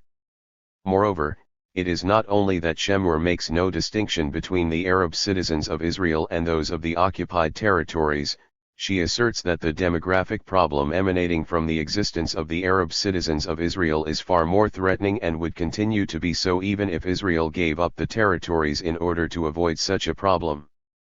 These extremist arguments form the core of her book Greater Israel, which came out in 1985. There exists a latent danger lying in wait for Israel as a Jewish state, and this is the speedy increase of the Arab minority in Israel. This natural Arab growth will necessarily bring about the 188 abolition of the Jewish character of Israel, and is likely at the end of the process to create an Arab majority in the state. The continuous growth of the Arab sector in Israel constitutes, consequently, the most burning problem, and its solution must be given a prime national priority. On this solution our future depends. Either Israel will continue as a Jewish state or it will be a passing episode in history and disappear. The state of Israel will, at best, be turned into a binational state. 114. In a letter to Minister of Industry and Trade Ariel Sharon, dated October 26, 1985, accompanying a copy of her book Greater Israel, Shemur wrote, "The Arab citizens of Israel within the Green Line borders constitute the real electoral danger, who, because of their natural growth, could already in 7 years send 20 representatives to the 13th Knesset. Such a number of Arab MKS will determine the character and composition of the government, which will stop being Jewish and become binational. If you would want to use the data given in my book, it would be desirable, for national reasons, that you mention the book in order to create awareness of the relevant facts among the public at large. 115. Shemur's book, it should be pointed out, was written before the recent influx of Soviet Jews to Israel, and cited the annual statistic of the Israeli government, which forecast that in the year 2000 the Arab citizens of the state would constitute 22% of the population. 116. And when the official annexation of Judea and Samaria and the Gaza province to the state of Israel comes, the Arabs would constitute immediately 37% of the total population, and if the citizenship of the state were to be granted to the Arabs of Judea, Samaria, and Gaza, they would constitute the majority in the state in 30 years, she wrote. 117. The underlying assumption of Shemur's preoccupation with the demographic threat and its ethnic cleansing solution is predicated on explicitly racist thinking and discriminatory ideology. Contrary to her denial that she is motivated by racism or Arab hatred in advocating a transfer/ethnic cleansing solution for the Palestinians, including those citizens of Israel, she writes, Arab culture is based on the savage desert laws, which stand for limb amputation for a minor thief, for enslaving women, for blood revenge, and for 189. Slavery. 118. Of the Arab citizens of Israel, she writes, they are more aware than us of their ever-growing weight. A new generation of educated leaders has emerged among them, heads of councils and mayors, professors and students, who insist on equal rights for the Palestinian people in Israel. 25 Arab members of the Knesset in the future could thwart the state's policies regarding settlements, transfer of land, the division of water, etc. They would demand and receive their proportional share in manning the most senior posts, ministers, deputy ministers, judges, chief executives, ambassadors, deans, etc. They would use their weight in media policies, radio and television. They would have substantial influence on cultural life, art, and information. And most importantly, they would pass a law in the Knesset which would oblige each young Arab to serve in the army, and would oblige the integration of the Arab officers in the IDF command. 119. What should be done to prevent this development? Shemur asks, that is, what should be done to prevent the Israeli Palestinians from becoming equal citizens? And what should be done in order to prevent the Arabs, with a high birth rate, from becoming a majority in Greater Israel and the Zionist/Jewish state becoming a binational state? Shemur's answer is the transfer of the bulk of the Arab population to outside the boundaries of Israel. 120. Her compulsory transfer/ethnic cleansing plan is predicated on a number of assumptions. First, a voluntary transfer plan is doomed to failure. The plan of persuading the Arabs to emigrate in exchange for financial incentives is unrealistic. Not only have we not got the resources for that, but very few would respond to this solution. Voluntary agreed transfer was and will never be applicable. For its implementation the agreement of the two parties is required, and the Arab states, which even refuse to absorb the camp's residents, would never adopt it. 121. And moreover the Palestinians themselves would never agree to this. 122. Second, no Arab state would be prepared to absorb the would-be evacuees. Third, such pressurized relocation/resettlement could only be, in our conditions, to regions that would be at the same time under Israeli control. 123, implying the need to conquer new Arab territories in order to put Arab relocation into effect. Fourth. 190. The majority of the Arab population in Israel is rural, and therefore, in order to thin out this population there would be a need to settle the Arab farmers, with their equipment, outside the boundaries of the land of Israel. This plan constitutes merely a principle, and does not point out the details of implementation. This, since such a type of plan could only be carried out by a governmental political echelon, according to a decision of the Israeli government and in accordance with a master plan, in a number of years, and its details would be worked out by experts.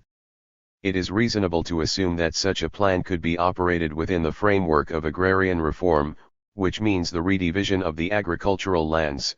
Such a plan is not dependent on the agreement of any external factor. The population transfer operation could only be carried out by government agencies and according to the state laws. I have reservations about any religious fanatic partisan act to solve this problem.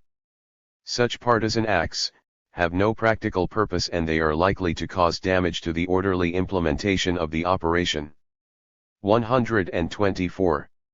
It is worth noting that the term agrarian reform used by Shemur is a thinly disguised device for additional confiscation of Arab land, and that the same suggestion to engineer a mass Arab evacuation by the legal and administrative means of expropriating Arab lands was generally advocated in the pre-1948 period and prominently figured in the official Jewish agency transfer schemes in 1937–38. Moreover, in Israel proper, after 4.5 decades of seizure and appropriation of land, Zionist state institutions are now in absolute control of nearly 93% of the land, while nearly half of the land in the West Bank and a third of the land of the Gaza Strip have already been taken over by the state and allocated to Jewish settlement. For Shemur, like some Zionist Israelis, the higher Arab birth rate is an obsessional problem. Nearly half of the Palestinians in the occupied territories and Israel are below the age of 25. For Shemur, only an ethnic cleansing plan can provide a fundamental remedy. This transfer plan would be gradual and would apply especially to the youth. Middle-aged Arabs would be allowed to stay in Israel. 125. On another occasion, she proposed that only a minority of Arabs who had passed the age of fertility, people aged 50 to 60, would be allowed to remain. 126. Moreover, the Arab evacuees in the new regions, to 191, which the inhabitants of the refugee camps would also be transferred, could choose, as they wished, self-determination, political or economic cooperation with Israel, or annexation to neighboring Arab states. 127. Shemur assumes, correctly, that a section of the Israeli Jewish public would see in compulsory transfer of Arabs an anti-democratic act, 128, and might attempt to oppose it. There is also a technical legal obstacle which should be removed, thus paving the way for the forcible transfer/ethnic cleansing/expulsion of the Arab citizens of Israel, who would also be bound to put up strong resistance to such policies. Consequently, she proposes additional legislation to safeguard the Zionist/Jewish character of the state and stem the natural growth of the Arab citizens in Israel as well as their demands for equal citizenship. She proposes the modification of a clause in the Independence Charter, which promises equal social and religious rights to all citizens without distinction on the grounds of religion, race, and gender, and the insertion of a revised clause which includes, inter alia, the transfer of the Arabs from the boundaries of the land of Israel is our democratic and legitimate right, in order to safeguard Israel as a Jewish state. 129. Evidently Shemur believes, like many protagonists of Greater Israel, that Israel, as the dominant military power in the region, should not be deterred from carrying out mass transfer by international pressures or even the possibility of the imposition of economic sanctions. In an interview in the Jerusalem Weekly Kol Ha'ir on March 26, 1986, Shemur declared, "What will the Americans do if we carry out transfer? In the worst case they will send an army, and even this I don't believe. And that in the end the Arabs would reconcile themselves, in the absence of any choice, to the facts that would be created in the region." 130. Making transfer a fait accompli. Shemur's Greater Israel gained wide coverage in the Israeli press in late 1985 and early 1986.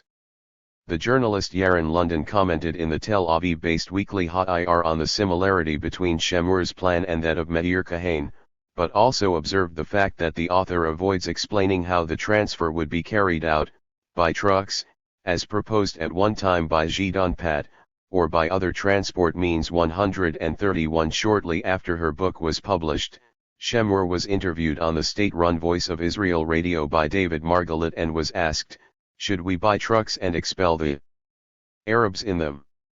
Shemur replied, "If Hitler had removed the Jews in trucks we would have been grateful to him." 132. 192. Seeking maximum publicity for these ideas, Shemur sent hundreds of copies of her book to MKS, cabinet ministers, journalists, television and radio producers and public figures. 133. She also mentioned the names of several MKS and ministers, who agreed to meet her and discuss the demographic problem with her. These figures, whose reactions are not revealed by Shemur, included Zvolon Hammer, Yugal Hurwitz, Yehuda Ben Meir, Meir Shitrit, Dan Meridor, 134 Amnon Lin, Miriam Taisa Glasser, Avadia Eli, Eli Kolem and Benny Shalita. I think, in the course of years I personally talked about the demographic problem with at least half of the MKS. They and all the others also received my books and additional information material, Shemur wrote. 135 and added that in October 1985, the minister Ariel Sharon had shown great interest in the subject, and he was interested in reading the book as quickly as possible, in order to prepare the demographic subject for discussion at a cabinet session. 136. 6 months later, Shemur declared in an interview with the Jerusalem Weekly Kol Ha'ir, "I pin great hopes on him because when the time comes he is the man who is likely to carry out this plan very efficiently." 137. Shemur was not satisfied in influencing public opinion and lobbying MKS and ministers to endorse her mass expulsion platform. Already in 1977, she had founded a movement called the First Circle, which called for an immediate stop to all contacts with Arab leaders interested in promoting a settlement of the Arab-Israeli conflict. 138. 9 years later, in January 1986, Shemur, riding the rising tide of racism in Israel, founded another movement, this time called the National Circle. This movement, like the Kahan-led Catch Party, was preoccupied with a single-minded platform of Arab expulsion, which was presented, however, in more delicate terms. The only solution which ensures our national interests is the Polish solution, the evacuation of 8 million Germans from Silesia after its annexation to Poland. The transfer idea which is being heard lately is conditional upon the agreement of the party which receives the evacuees, an agreement which we will never. 193. Get. The National Circle will work for the transfer, administratively, of the residents of the refugee camps to areas which will be under our control, and for the gradual resettlement of other Arab sectors. 139. In an interview with the Tel Aviv Weekly Ha'ir in 1986, the leader of the National Circle was asked about the destination of the evacuees. She replied, "In territories that will be in our hands during the period in which we will decide to carry out the transfer. We can always occupy, enter a country, in the same way we entered Lebanon, transfer the Arabs there, and come back as we came back from Lebanon." 140. When pressed by the interviewer for further elaboration on this administrative/military operation of ethnic cleansing, Shemur shows reluctance to go into detail. When the government decides that this is the only way, it will set up teams and committees, and will work out plans. I am also not saying that all the Arabs should be removed. I am explicitly in favor of allowing those Arabs who have passed the age of fertility to live here quietly. 141. In another interview in the Jerusalem Weekly Kol Ha'ir on March 26, 1986, Shemur was pressed again by the journalist Haim Barayam, "How according to your plan would the transfer of the Arab population be carried out?" Her reply was, "First of all we must make sure that such a plan is molded and be ready for an opportune moment." To a question as to whether she would wait for a future war, she replied, "Correct. We are not initiating a war, but clearly it will break out. Every few years there is a war. I am in favor of exploiting the war situation and the fog of war for carrying out plans prepared in advance. We must in advance earmark for the Arabs a territory in an Arab state, whose name I don't want now to mention, but not next to Israel. Apparently the destination of the Palestinian transferees should be, according to Shemur, not Jordan, but one of the Fertile Crescent states, that is, either Syria or Iraq. 142 According to Shemur, the objective of the membership of the National Circle movement was to pull the Israeli public in the direction of supporting mass expulsion of Arabs and within a short time to capture the government. However, their numbers never exceeded 1,143. The actual number of activists was reported in early 1986 to be around 250, mostly young people aged 20 to 30. At the same time, the movement had branches in Haifa and its 194 satellite towns and in Beersheba. 144 Shemur and her movement decided, however, not to run in the Knesset election of November 1988. 145 Its main activities since its foundation in 1986 have concentrated on press publicity, lobbying MKS and ministers and public agitation carried out through billboards and posters. In September 1986, the Tel Aviv municipality permitted the displaying of National Circle broadsheets, which called for the transfer of Israel's Arab citizens, on its billboards throughout the city. 146 Inciting anti-Arab hostility, one street poster of the movement declared, "The Arabs who live in the land of Israel are settled on and holding stolen property, which they must return to its owners." 147 The Jerusalem municipality's Director General Aharon Sarig, however, refused in August 1986 to permit the display of this poster on the grounds that it was likely to stir up conflict in the mixed city. 148 other posters of the National Circle were approved for displaying on billboards by the municipalities of Tel Aviv, Rehovot, and Ashdod. 149 Interestingly, also, when the Jerusalem municipality refused to display the above-mentioned poster and the National Circle took its case to the High Court, the lawyer Aharon Papo, a Likud activist and a supporter of Arab transfer, offered his legal services to the National Circle. 150 However, Papo was deemed too expensive a solicitor by the movement, which instead employed attorney Akiva Nof, a former Likud MK, to contest the Jerusalem municipality's decision in the High Court. 151 In the event, the same court upheld the municipality's decision. Moreover, the then liberal legal advisor to the government, Professor Yitzhak Zamir, expressed in a letter to Shemur his private opinion that the call to expel the whole or part of the Israeli Arabs to outside the state borders is racial incitement. 152. 195. 5. Evolving Jewish attitudes, the Palestinians, and Greater Israel. Studies on Israeli public opinion have often emphasized the salience of the Palestinian issue, the territorial controversy and demographic debate in defining the dovish-hawkish divide and the Israeli Jewish population's attitudes towards Greater Israel. 1. This chapter will largely concentrate on the evolving Israeli Jewish population's attitudes towards both the 1 million Palestinians living in Israel proper, often described as Israeli Arabs, who are Israeli citizens and constitute nearly 20% of the state's total citizens, and the 3 million Palestinians living in the occupied West Bank and Gaza Strip, who are still subject to military rules and regulations. Since 1967, a large number of studies of Israeli public opinion towards the Palestinian issue have attempted to address a number of questions: are trends in Israeli public opinion stable over time, and if not, what is the scope of change? What is the relation between public opinion and official Israeli policies? And, to what extent is the Israeli public opinion manipulated by the Israeli establishment/political elite? Clearly, public attitudes change with changing political reality. The change of attitudes in Israel towards Egypt that followed the dramatic visit of Anwar Sadat to Jerusalem in 1977 is often cited as an indication of the flexibility and constant evolution of Jewish public attitudes in Israel. 2. Moreover, public opinion surveys should be interpreted with caution. Different sampling techniques might produce different results. It is generally assumed, however, that public attitudes related to national consensus are far more stable than other attitudes.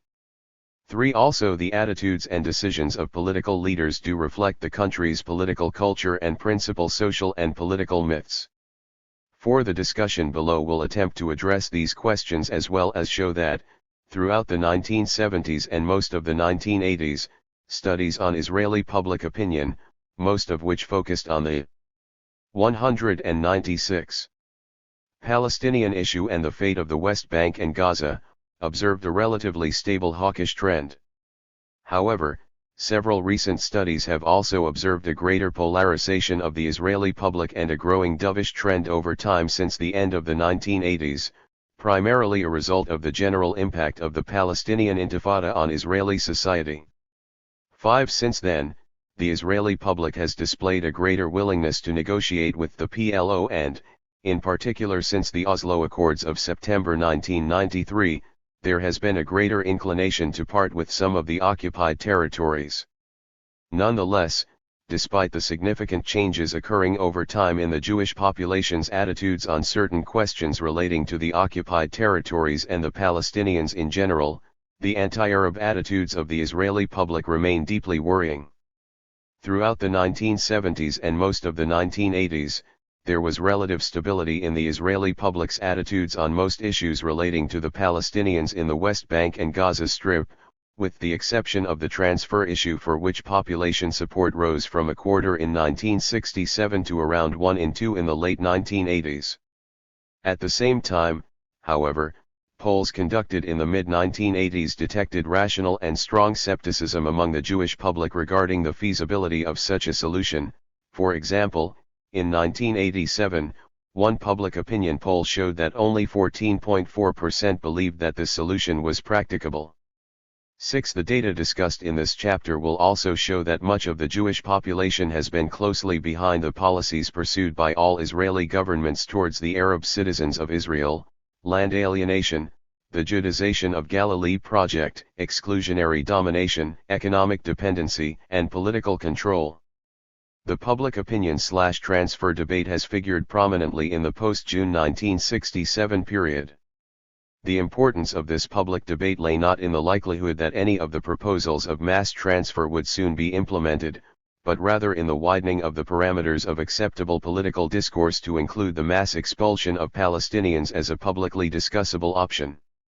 7. Prior to 1948, the issue of transfer was discussed largely behind closed doors, in the inner sanctums of the Zionist leadership bodies, but in the 1980s, it entered the domain of the Hebrew press and public political speeches.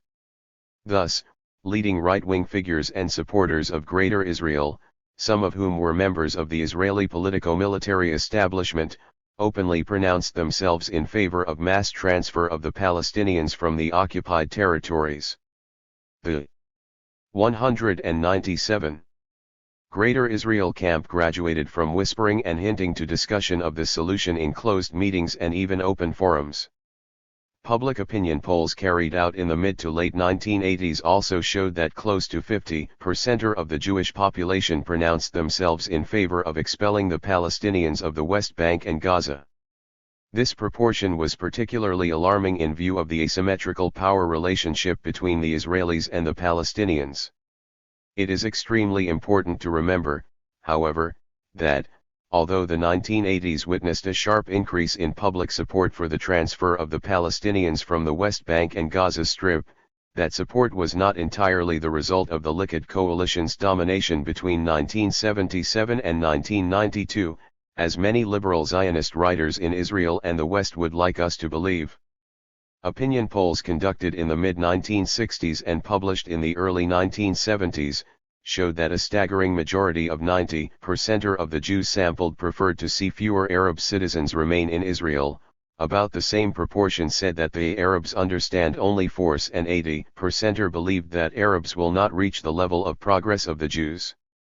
8. Another survey was conducted by Dr. George Tamarin among pupils in primary schools in March 1967, on the influence of chauvinism on moral judgment. The 1,066 pupils who took part in this poll were required to answer two questions: A. Had the Israelites in the days of Joshua done well by exterminating all the inhabitants of a city after they had captured it? B. would it be right for the IDF, during the occupation of an Arab village, to deal with its inhabitants in the same way Joshua had done? In answering the first question, 66% of the pupils totally agreed, 8% agreed with reservations, and 26% were completely against. As to the second question, 32% agreed completely, 7% partially agreed, and 61% were completely against. The conclusion drawn by Tamarin was that a considerable number of pupils in Israel had extreme prejudices bordering on racism. 9. Another poll conducted by the Israeli Institute for Applied Social Research 3 weeks after the June 1967 war revealed that 28% of the Israeli Jewish electorate was in favor of expelling the Palestinian citizens of Israel, and 22% endorsed the same solution for the Palestinians in the newly acquired territories. 10. However, as we shall see below, the option of transfer of the Palestinian citizens of Israel 198 did not become the focus of public debate in Israel until the 1970s, when the late Rabbi Meir Kahane became active in Israeli politics.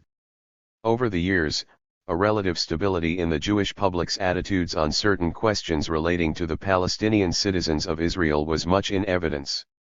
An opinion poll carried out in the early 1970s revealed that a majority of 74% of the Jews sampled would be worried if their children befriended an Arab, 84% would be bothered if a relative or a friend married an Arab, and 49% if an Arab moved next door. 11. Several years later, the Israeli Jewish attitude surveyed had changed little, as a 1980 survey by Drive Minad Tzama for the Liberal Van Leer Institute in Jerusalem showed that a majority of 60% believed that the Arab citizens should not be accorded full, equal rights. 12. Tzama's findings were confirmed by another 1980 survey carried out by Professor Sami Smuha of Haifa University, which showed that 96.6% of the Jews sampled believed that it would be better if there were fewer Arabs in Israel. 83.1% felt that it was impossible to trust Arabs in Israel, 87% said that surveillance over Arabs in Israel should be increased. 70.8% believed that Arabs will not reach the level of progress of Jews, and 76.1% expressed reservations or unwillingness at working in a position subordinate to an Arab. Smuha concluded, these findings furnish a clear-cut empirical indication for the general impression that the policy of control, far from being arbitrary, enjoys wide acceptance among the Jewish population. 13. The discussion below will show that support for the transfer of the Palestinians of the occupied West Bank and Gaza Strip was not only widely held in Israel throughout the 1980s but also remained considerable throughout the early 1990s. At the same time, however, the Israeli Jewish public remained polarized and deeply divided on this controversial and highly explosive issue. Since the early 1980s, several professional Israeli pollsters have extensively and continuously surveyed the attitudes of Israeli Jews towards the Palestinians, both those living in Israel and those in the occupied territories, involving a wide range of related subjects, including Jewish settlement, annexation, transfer, territorial compromise and partial territorial withdrawal, Jerusalem, Palestinian state, the PLO, peace settlement, civil and human rights, etc. These pollsters, 199, include the IASRA, Public Opinion Research of Israel, Hanoch Smith Institute, De Hoff Research Institute in Tel Aviv and Modi'in Ezrahi Applied Research Center.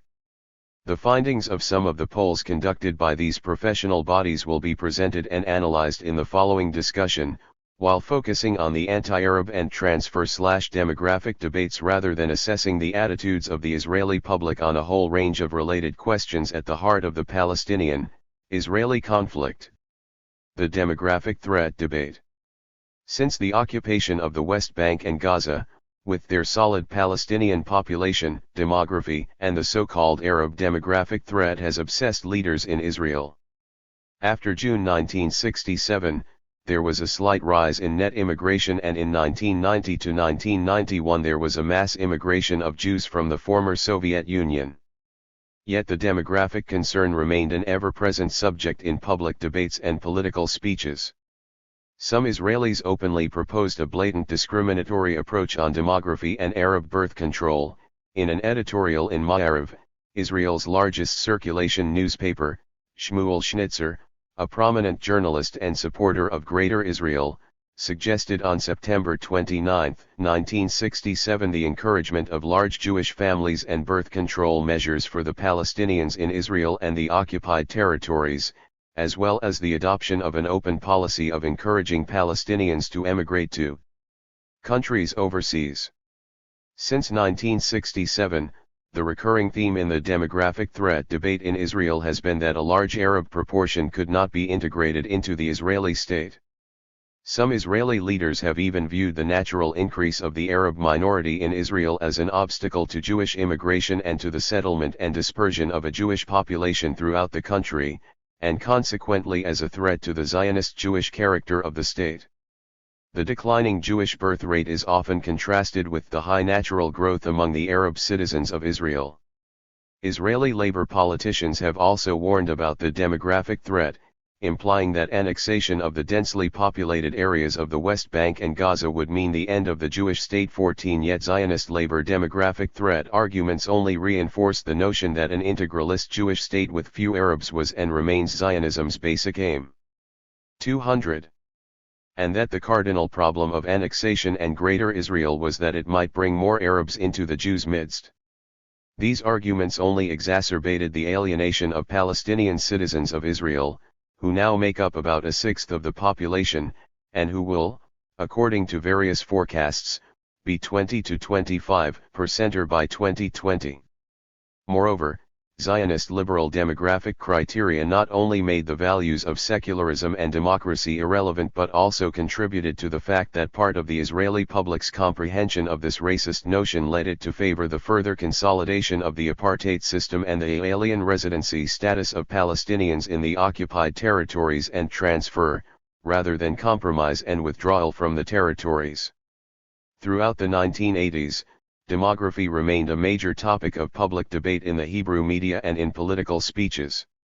A very worrying problem for Zionism, declared Michael Dekel in October 1982, is the frightening natural growth of the Israeli Arabs within the Green Line, which is among the highest in the world. 15 The journalist Ora Shemur, a well-known secular ultranationalist and campaigner for maximum territorial expansion cum Arab expulsion, claims that in October 1985 Minister of Trade and Industry Ariel Sharon had shown great interest in the subject of her book Greater Israel, which dwells largely on the Arab demographic threat and the transfer solution, and he was interested in reading the book as quickly as possible, in order to prepare the demographic subject for discussion at a cabinet session. 16 In 1993, the leader of the Likud party, Benjamin Netanyahu, later to become prime minister, wrote, "If the statistics suggest any demographic threat at all, it comes not from the Arabs of the territories but from the Arabs of pre-1967. 17 In May 1986, the Israeli cabinet and the Knesset held open discussions on Jewish and Arab birth rates.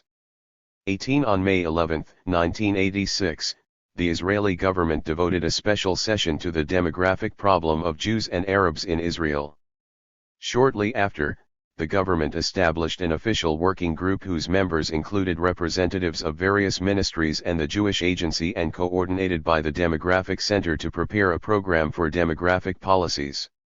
19 Moreover, in all the proposals that successive prime ministerial advisors on Arab 201 affairs put forward in recent years, with the aim of formulating policies towards Israel's Arab citizens, these citizens are perceived as constituting a demographic danger. 20 This openly racist demographic debate also contributed to the rise in Israeli public support for transfer ideas in the 1970s and 1980s.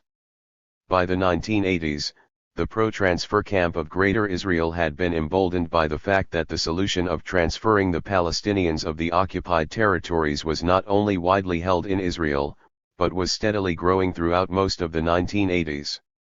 Already in 1982, a survey carried out by the DeHoff Research Institute, and based on a representative sample composed of 1,182 respondents from 30 Jewish localities in Israel, revealed that 37.9% of the Jewish population were in favor of annexation of the territories without transfer, while 26.7% of the Jewish population viewed annexation of the territories with population transfer as acceptable. 2 years later, in the spring of 1984, a survey commissioned by the Jerusalem-based Van Leer Institute showed that Rabbi Kahane's views on the Palestinians in Israel and the occupied territories were acceptable to a large section of the Israeli youth.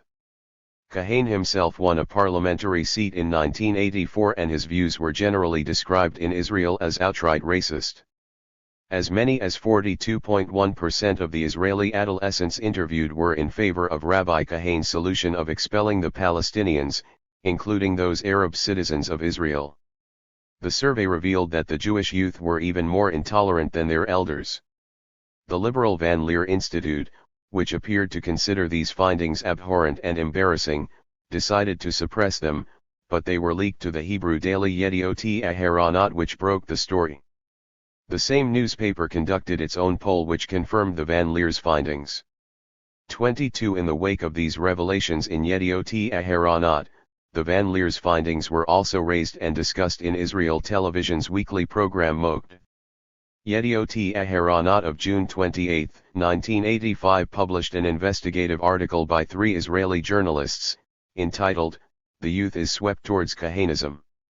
After surveying opinions of students in a variety of high schools in Jerusalem and Tel Aviv, the 3 journalists found a sharp rise in support for Kahane's expulsion solution among Jewish youth.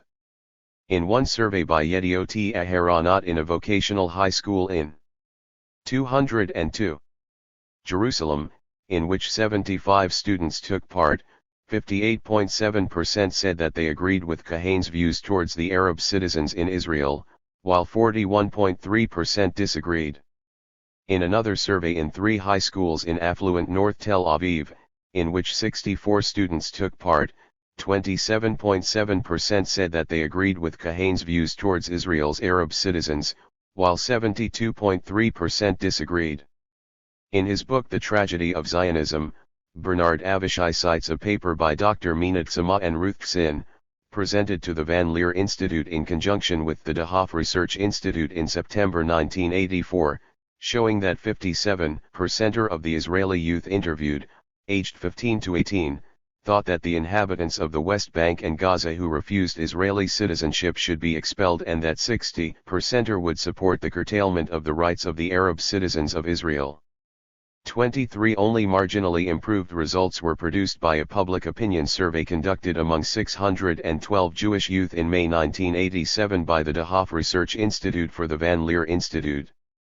The findings, which were published by the Van Leer Institute in October 1987 in a report entitled Political and Social Positions of Youth, 1987, showed that, while 80% of the Jewish youth supported a democratic government in principle, about 50% wanted to reduce still further the rights of the Israeli Arab citizens, about 40% did not support the right of the Arab citizens to vote, about 1/3 said that they agreed with the ideas of Rabbi Kahane and his movement, and 50% supported the legalization of his party, Catch.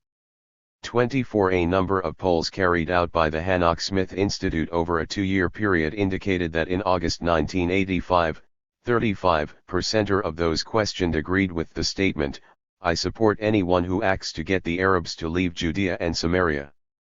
This proportion dropped to 29% in February 1986, before rising to 34% in June 1986 and rising again to 38% in September 1986. 25 Also, several Israeli politicians and respected personalities, including General Rehavam Zevi, Likud Michael Diekel, Minister of Trade and Industry Ariel Sharon, Gidon Altshuler, Yuval Neiman, Jehulah Cohen of the Tehaya, Yosef Shapira, and several other NRP politicians, joined in a sustained public debate over how to contain Greater Israel's Arab demographic problem and what sort of voluntary or forcible transfer might be implemented. 26 Rabbi Kahane's catch list was disqualified for the 1988 General election after the 1985 amendment to the Knesset Basic Law barred. 203. Any list from Knesset elections if its aims or actions point to the denial of the democratic nature of the state or to an incitement to racism. Apparently, the immediate impetus for the amendment was concern over increasing support for Kahain, particularly among the Israeli youth. 27 Barred from Knesset elections, Kach continued to agitate for Arab expulsion as an extra-parliamentary movement until it was outlawed by the Israeli authorities in the aftermath of the massacre of 31 Palestinian worshippers at the Ibrahimi Mosque in Hebron by an Israeli settler and Kach activist, in March 1994. The level of public support for Zionist territorial maximalism and annexationist Israeli policies appeared to be very solid throughout the mid to late 1980s, and this fact had been confirmed by scores of polls during this period.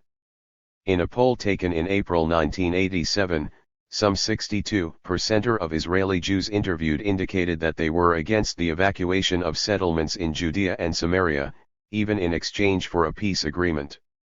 Also significantly, 45 to 50% expressed support for the Ki Gush Emunim demand that the West Bank and Gaza Strip be permanently and unconditionally incorporated into Israel. 28 Furthermore, public support for the idea of transfer/expulsion increased during the same period. A survey conducted by Tel Aviv University in early 1988, several months after the eruption of the Palestinian Intifada, revealed that 40% of the Jewish electorate supported the transfer proposal. 29 The Hebrew Daily Ma'ariv of August 5, 1988 revealed the results of a survey carried out by the Modi'in Izrahi Institute for political scientist Dr. Yoav Pellet of Tel Aviv University. The survey found that in the development towns, which are inhabited largely by economically and socially deprived populations of Sephardic background, 68% supported transfer compared with 41% among the public at large. Earlier, in mid-1987, a survey conducted by the Tel Aviv Telizikr Institute suggested that 50.4% of the respondents supported the transfer idea propagated by General Rehavam Zivi. The same poll, however, detected strong skepticism among the respondents regarding the feasibility of such a proposal, as only 14.4% believed that the solution was practicable. 30 Another 1987 study conducted by two Israeli scholars, Ephraim Yuchman Yair of Tel Aviv University and Michael Inbar of the Hebrew University revealed that the Israeli annexation of the West Bank and Gaza and a transfer of the Palestinians to elsewhere in the Middle East was the most desirable solution among 30% of the Jewish public and acceptable to 42% of Israeli Jews. The same study also 204 showed that a majority of the West Bank Palestinians would accept a Palestinian state in the occupied territories alongside Israel. In contrast, the survey, in which 2,000 people were polled, indicated that the Israeli Jews were deeply divided, and that no solution mustered a clear majority among them. 31 In 1988, a new radical right-wing party, Molde, was launched, for which the transfer of Palestinians was central. Molde not only won seats in the Knesset elections of 1988 and 1992 but was also part of the coalition that governed Israel between 1990 and 1992, thus gaining legitimacy as a respectable parliamentary party. Also in 1988, a highly reputable poll, conducted by the Israeli Institute of Applied Research and the Hebrew University Communication Institute, found that 50% of Israeli Jews thought that the population of the West Bank should be caused to leave in order to preserve Israel's Jewish character. The survey also revealed that a third of those saying they supported the transfer solution described themselves as Labour Party voters. Commenting on these findings, the moderate Labour MK Abba Eban said that the results represent a disturbing movement in Israeli public perception away from both reality and morality. 32 This was another indication as to how widely the transfer concept was held in Israel and the fact that it was not merely confined to supporters of the right and the radical right. Another survey by the pollster Hanok Smith carried in Haaretz on November 9, 1989 suggested that the proportion of Israeli Jews supporting transfer had risen to 52%. 8 months later, on June 6, 1990, the Daily Ma'ariv revealed the results of another poll which showed that 59% of Israeli Jews supported transfer, the highest proportion ever recorded. 33 A year later, a survey carried out by the Institute of Applied Research found that 43% of those questioned were in favor of transfer.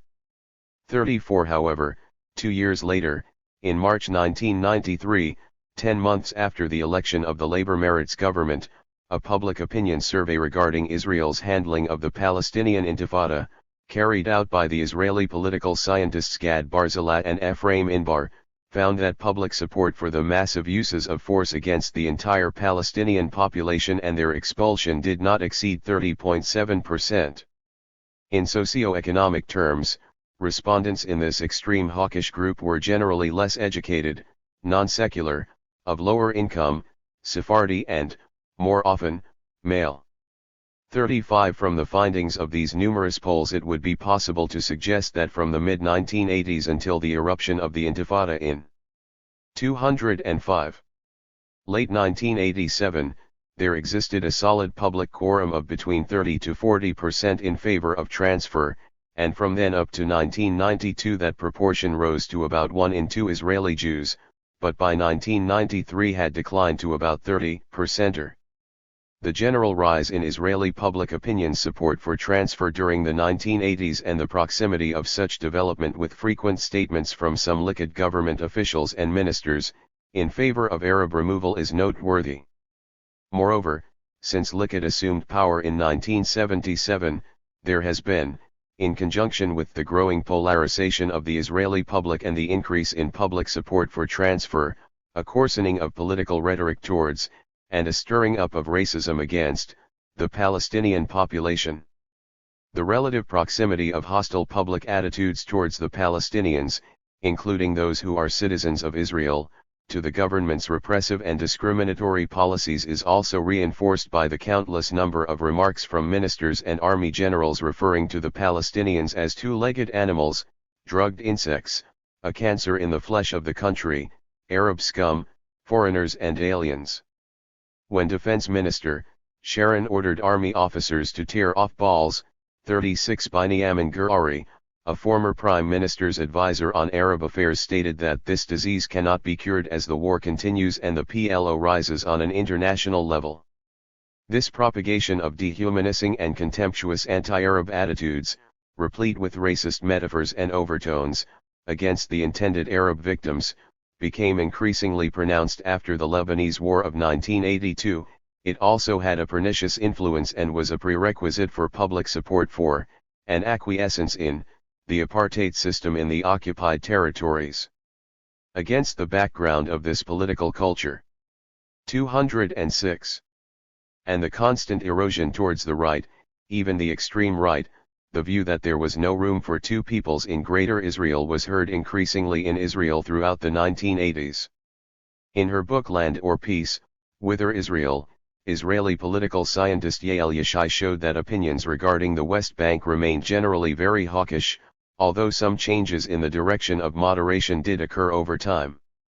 A 1972 poll indicated that 91% of the Jews supported settlement in the Jordan Valley of the West Bank.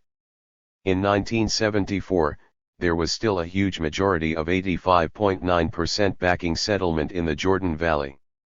In the same year, at the height of the clashes between the Labour government and the Gush Emunim settlers, almost two-thirds of Israeli Jews approved settlement activity in the West Bank. In 1976, this support rose to 65%. When the Likud came to power in 1977, an average of 76.3% approved the settlement policy in the West Bank. The 1978 peace process with Egypt had only a slight moderating effect on public opinion. Support for settlement declined to 65.5%. A year later, in 1979, support for settlements rose to 72.7%, confirming the hawkish mood of the public.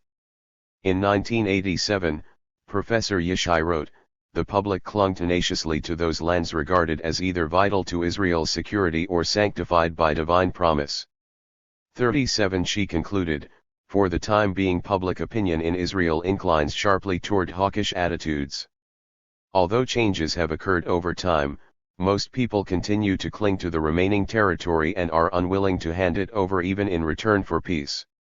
38 The opinion polls conducted during the 1980s have generally shown not only a drift of the Israeli public towards the transfer solution, at least in connection with the Palestinians of the West Bank and Gaza Strip, but also particularly a growing popularity for this program among the younger generation and in the army.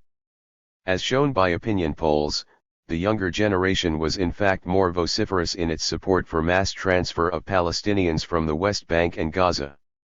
This younger generation, which was born into the reality of different norms and standards for Jews and Arabs and an official policy of Arab bashing, accepted anti-Arab attitudes as a way of life. Moreover, the Israeli public had for a long time been accustomed to its government's iron fist policy in the occupied territories to the point where a large section of the public regarded the transfer solution as only a logical extension of the official policy. 207. Sami Smuha's attitudinal data. Recent works by Professor Sami Smuha show that the Israeli Jewish public was somewhat conflicted on the subject of Palestinians in Israel and the occupied territories. At the same time, however, the findings of Smuha were extremely worrying. 39 In his 1980 survey, which drew on interviews with 1,267 adult Jews, representing the entire adult Jewish population of Israel within the pre-1967 borders, Smuha found that, in spite of the differences among Israeli Jews, much of the Jewish public was behind the official Israeli policies and actions in the occupied territories. 72% lent at least some support for settlement in the West Bank and a clear majority favored unrestricted settlement in the occupied areas, while 47% of the public backed fully the policy of the Likud government in the territories. It was clear that the Jewish public was close to the views of hawkish Israeli leaders. Only 1/10 of the Jewish population was prepared to withdraw to the pre-1967 frontiers and 86% opposed the handing back of Arab East Jerusalem even if this concession was deemed vital for a peace settlement. Moreover, only 10% of the Jewish public was prepared unconditionally to accept Israel's recognition of a Palestinian people and 84% of the public was totally opposed to recognizing the PLO as the Palestinians' representative. Similar opposition was also expressed regarding the creation of a Palestinian state in the West Bank and Gaza.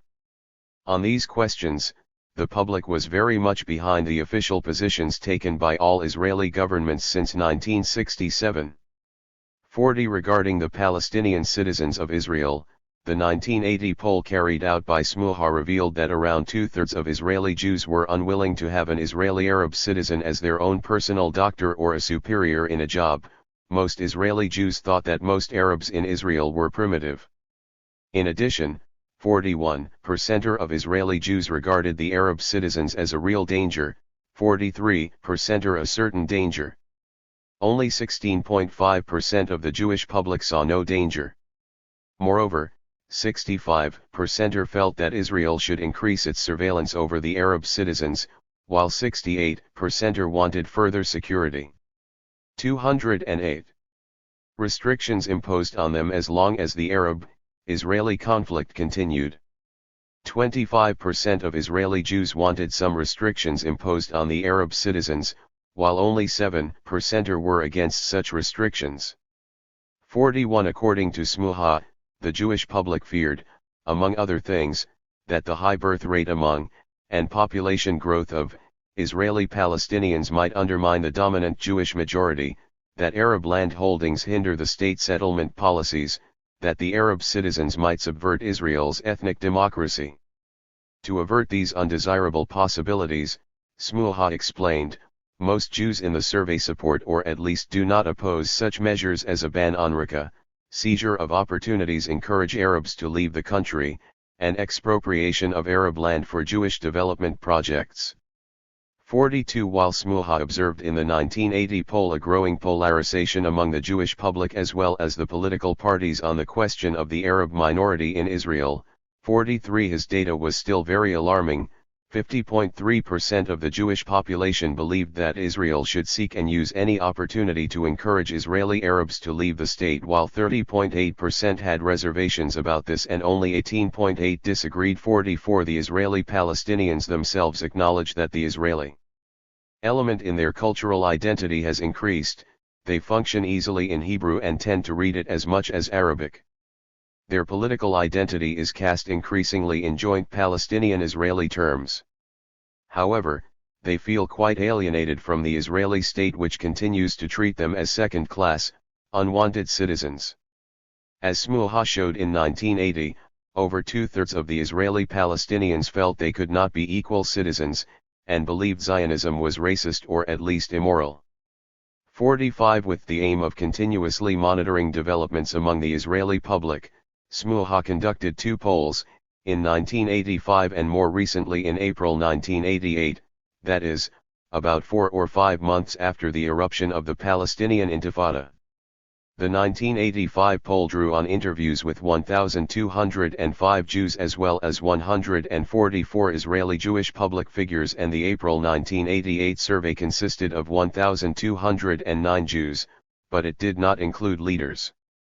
46 The attitudinal data of the 1985 and April 1988 surveys show that the Jewish public is somewhat divided on the question of Palestinians in Israel and the occupied territories. 209. Israeli Jewish views on settlements in, and annexation of, the West Bank in the 1985 survey conducted by Smuha were as follows: 50.5% of the Jewish public was in favor of settlement in the West Bank, 27.4% had reservations and 22.1% were against, 41.2% were in favor of immediate annexation and 26.5% were in favor of future annexation, while 32.2% were against annexation. 47 It is quite clear from these data that support for settlement dropped from a clear majority in 1980 to about half of the population in 1985.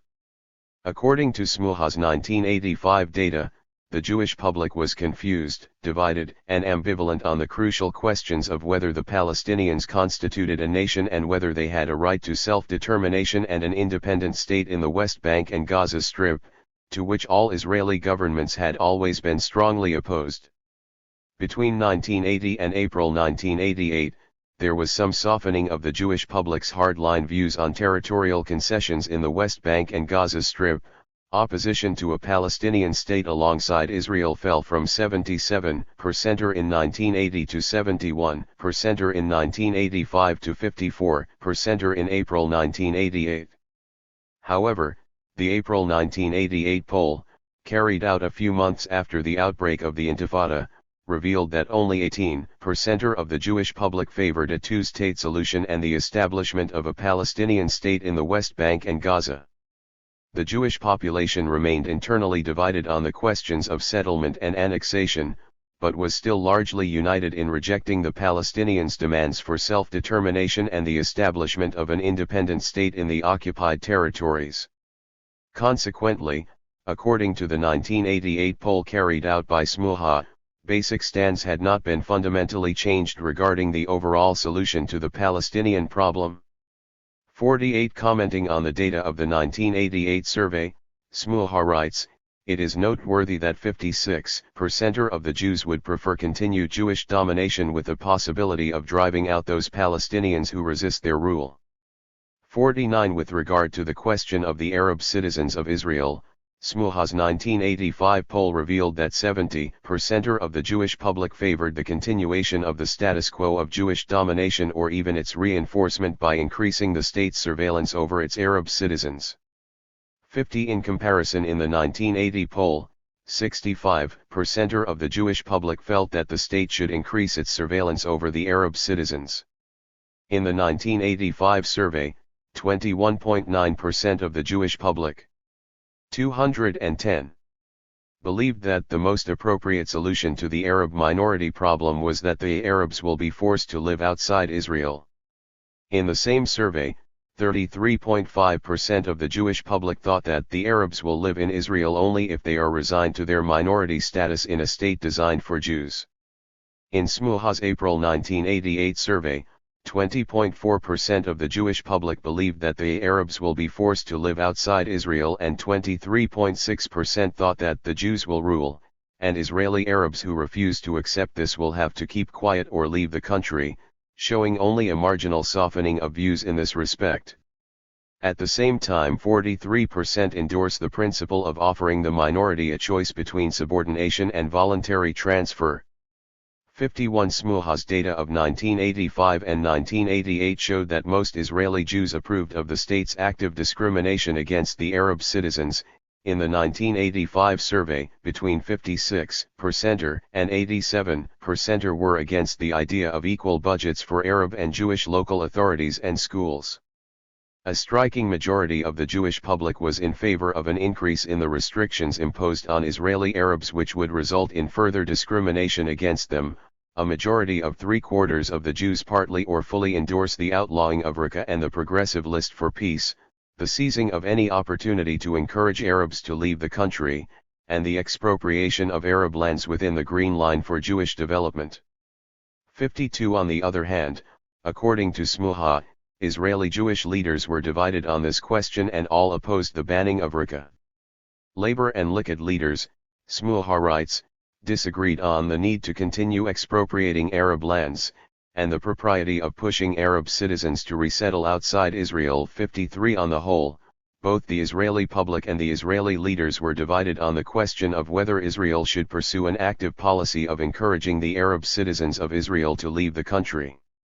In the 1985 survey, 42.4% of the Jewish public agreed that Israel should seek and use any opportunity to encourage Israeli Arabs to leave the state, while 33.7% had reservations and 23.9% disagreed.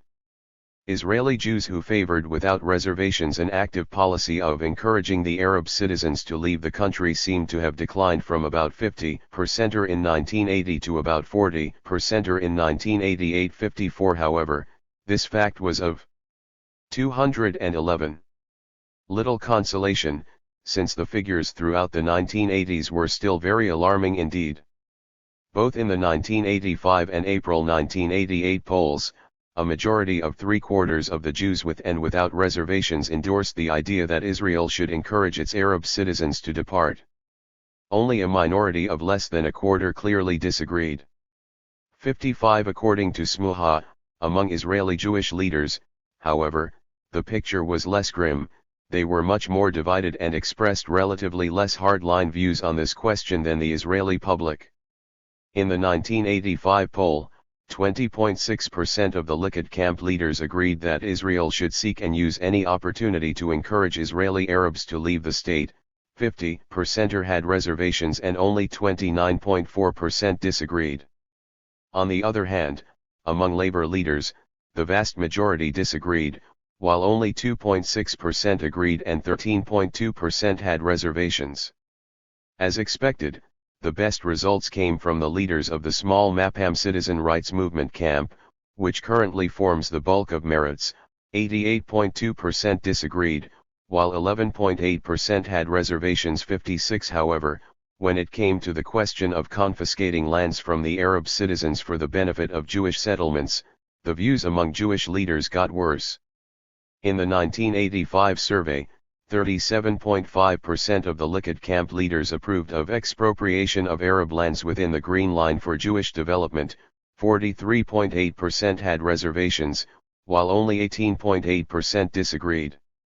Regarding the same question, 15.8% of labor leaders approved, 50% had reservations and 34.2% disagreed.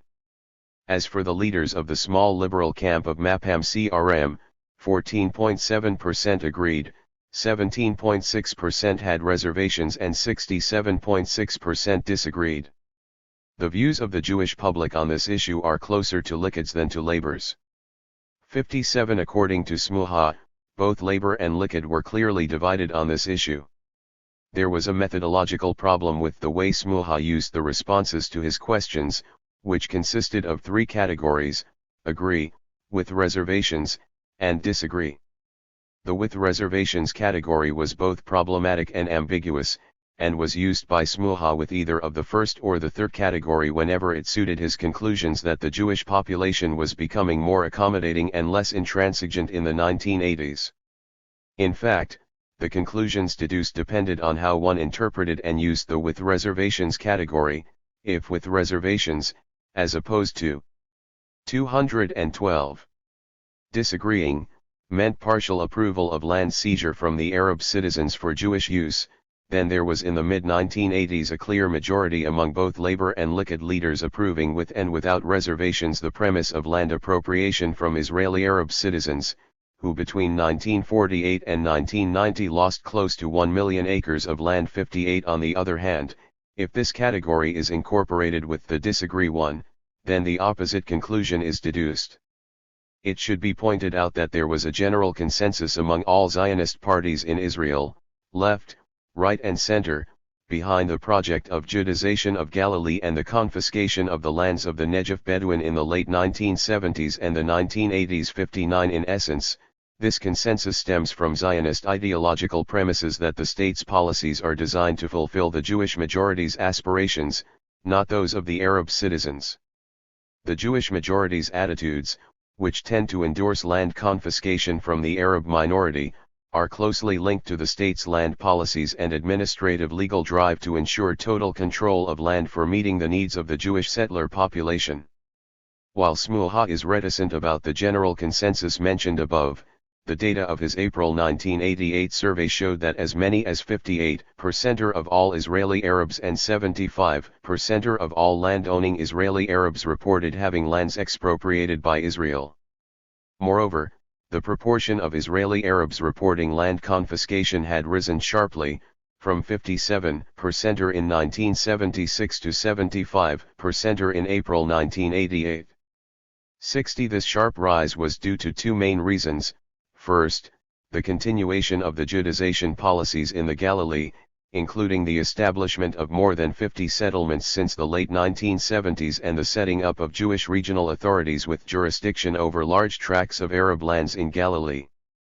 Second, the massive seizure of Bedouin lands in the Negev in the late 1970s and early 1980s in the name of building new military airfields in this area on the eve of, and after, the withdrawal from Sinai in 1982 following the Israeli-Egyptian peace treaty.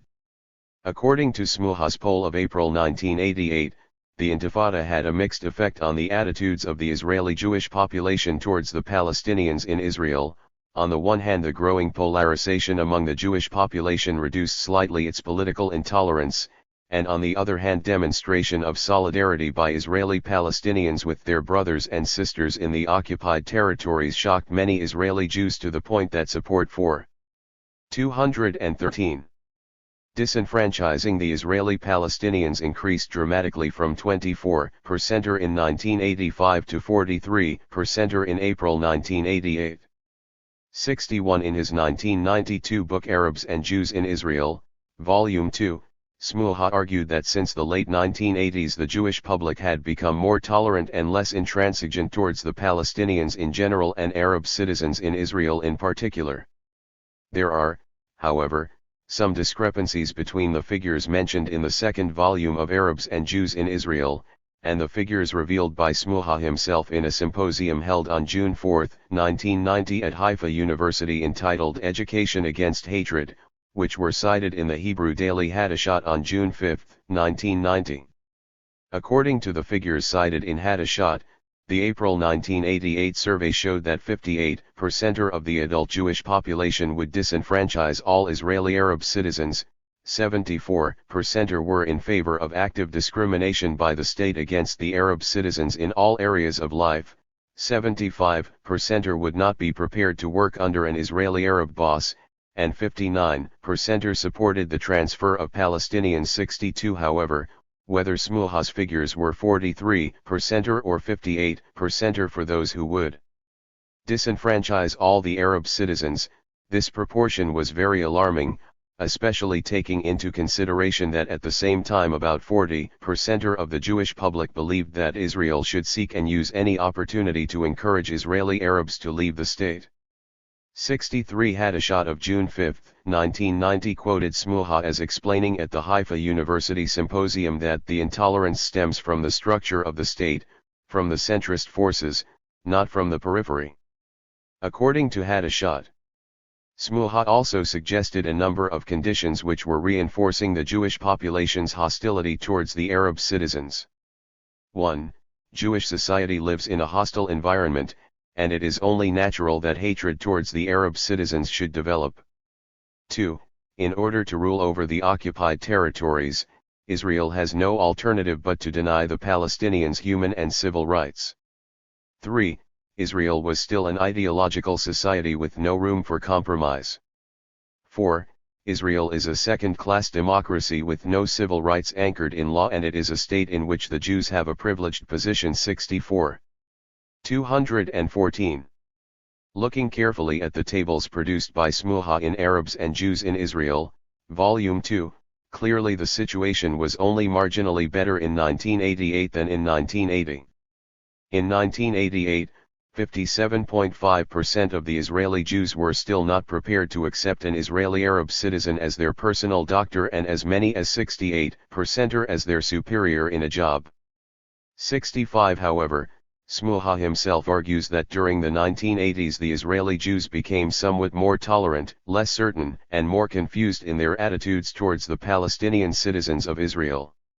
A confirmation of Smuha's conclusion may also be found in a 1989 survey by the Palestinian scholar Nadim Rouhana, of 570 Jewish students in 11 high schools and 323 Jewish students in 5 universities in Israel. This survey revealed that the option of full equality between Arabs and Jews in Israel is undesirable to 47.6% of Jewish university students and 56.8% to Jewish high school students. But it also showed that the percentage of Jewish respondents who found full equality or civic equality desirable was higher than the figures revealed in the 1980 survey carried out by Dr. Mina Tzama for the Van Leer Institute. 66 The above account clearly shows that opinion polls carried out in 1989 to 91 revealed that between 40 and 60% of the public was in principle in favor of transferring the Palestinians of the West Bank and Gaza Strip, the highest proportion ever recorded. Although, at the same time, the vast majority of Israeli Jews remain skeptical about the practicability of such a solution. This shows clearly that the Jewish public has remained largely intransigent, rather than accommodationist, at least on the question of Palestinians in the occupied territories. It is also not certain that the Labour Party coalition's success in the June 1992 election, which captured close to one-half of the electorate and espoused a more pragmatic approach than the previous Likud coalition, signaled a major turning point as far as the drift of the Israeli public in support of the transfer concept is concerned. An opinion poll conducted on December 17, 1992 by Dr. Mina Tzama of the Dahof Research Institute, on Israeli Jewish attitudes towards the mass expulsion of the 413 Palestinians from the West Bank and Gaza in mid-December 1992, showed that Prime Minister Rabin enjoyed the support of 91% of the Jewish public for the biggest single mass expulsion carried out since June 1967. Only 8% of the public were against the expulsion. 67. 215. The menacing trend of coarsening political rhetoric and of prevailing anti-Arab racism and public xenophobia, which has been on the rise since the late 1960s, is very much in evidence today. In December 1992, on the eve of the mass deportation of the 413 Palestinian men, a telephone survey was initiated by the moderate Labour MK Avraham Berg, in his capacity as chairman of the Knesset's Education Committee. The survey indicated that 28% of the Jewish population would prefer a pure Jewish state, without Arab citizens, and a quarter of the public supported putting pressures on the Arab citizens in order to induce them to leave the country. 68 Commenting on the findings of this poll, some liberal Israelis advanced typically apologetic arguments against Berg's conclusions. For journalist David Petitzer, for instance, the evident anti-Arab feelings had nothing to do with racism, they stemmed from Israeli Jewish anxieties and fears of Israeli Arab citizens. 69 Berg's findings were another indication as to the extent of anti-Arab racism in Israel and its alarming implication for the future of the Palestinian minority in Israel. More recently, Israeli journalist Ari Dayan has cited in an article in Haaretz of December 19, 1999, the findings of a recent academic study, showing that 68% of Israeli Jews were unwilling to have an Israeli Arab citizen as a superior in a job. These and Berg's findings are particularly worrying in view of the asymmetrical power relationship between the dominant Jewish majority and the politically controlled and economically dependent Arab minority. The impact of the peace process. The hawkishness of the Israeli public towards the West Bank, in particular, was once again confirmed in May 1993, when the ninth round of the Madrid/Washington peace process was taking place. An opinion poll by Gallup Israel published in Ma'ariv in early May 1993, showed that 51% of the public thought that the Labor government of Yitzhak Rabin was making too many concessions, 69% favored the continuation of Israeli jurisdiction over settlements in the West Bank, and 89% were opposed to changing the status of any part of Jerusalem, that is, they were fully behind the unilateral annexation of Arab East Jerusalem. 70 This public support for land annexation has never meant integrating the Palestinians of East Jerusalem and the West. 216.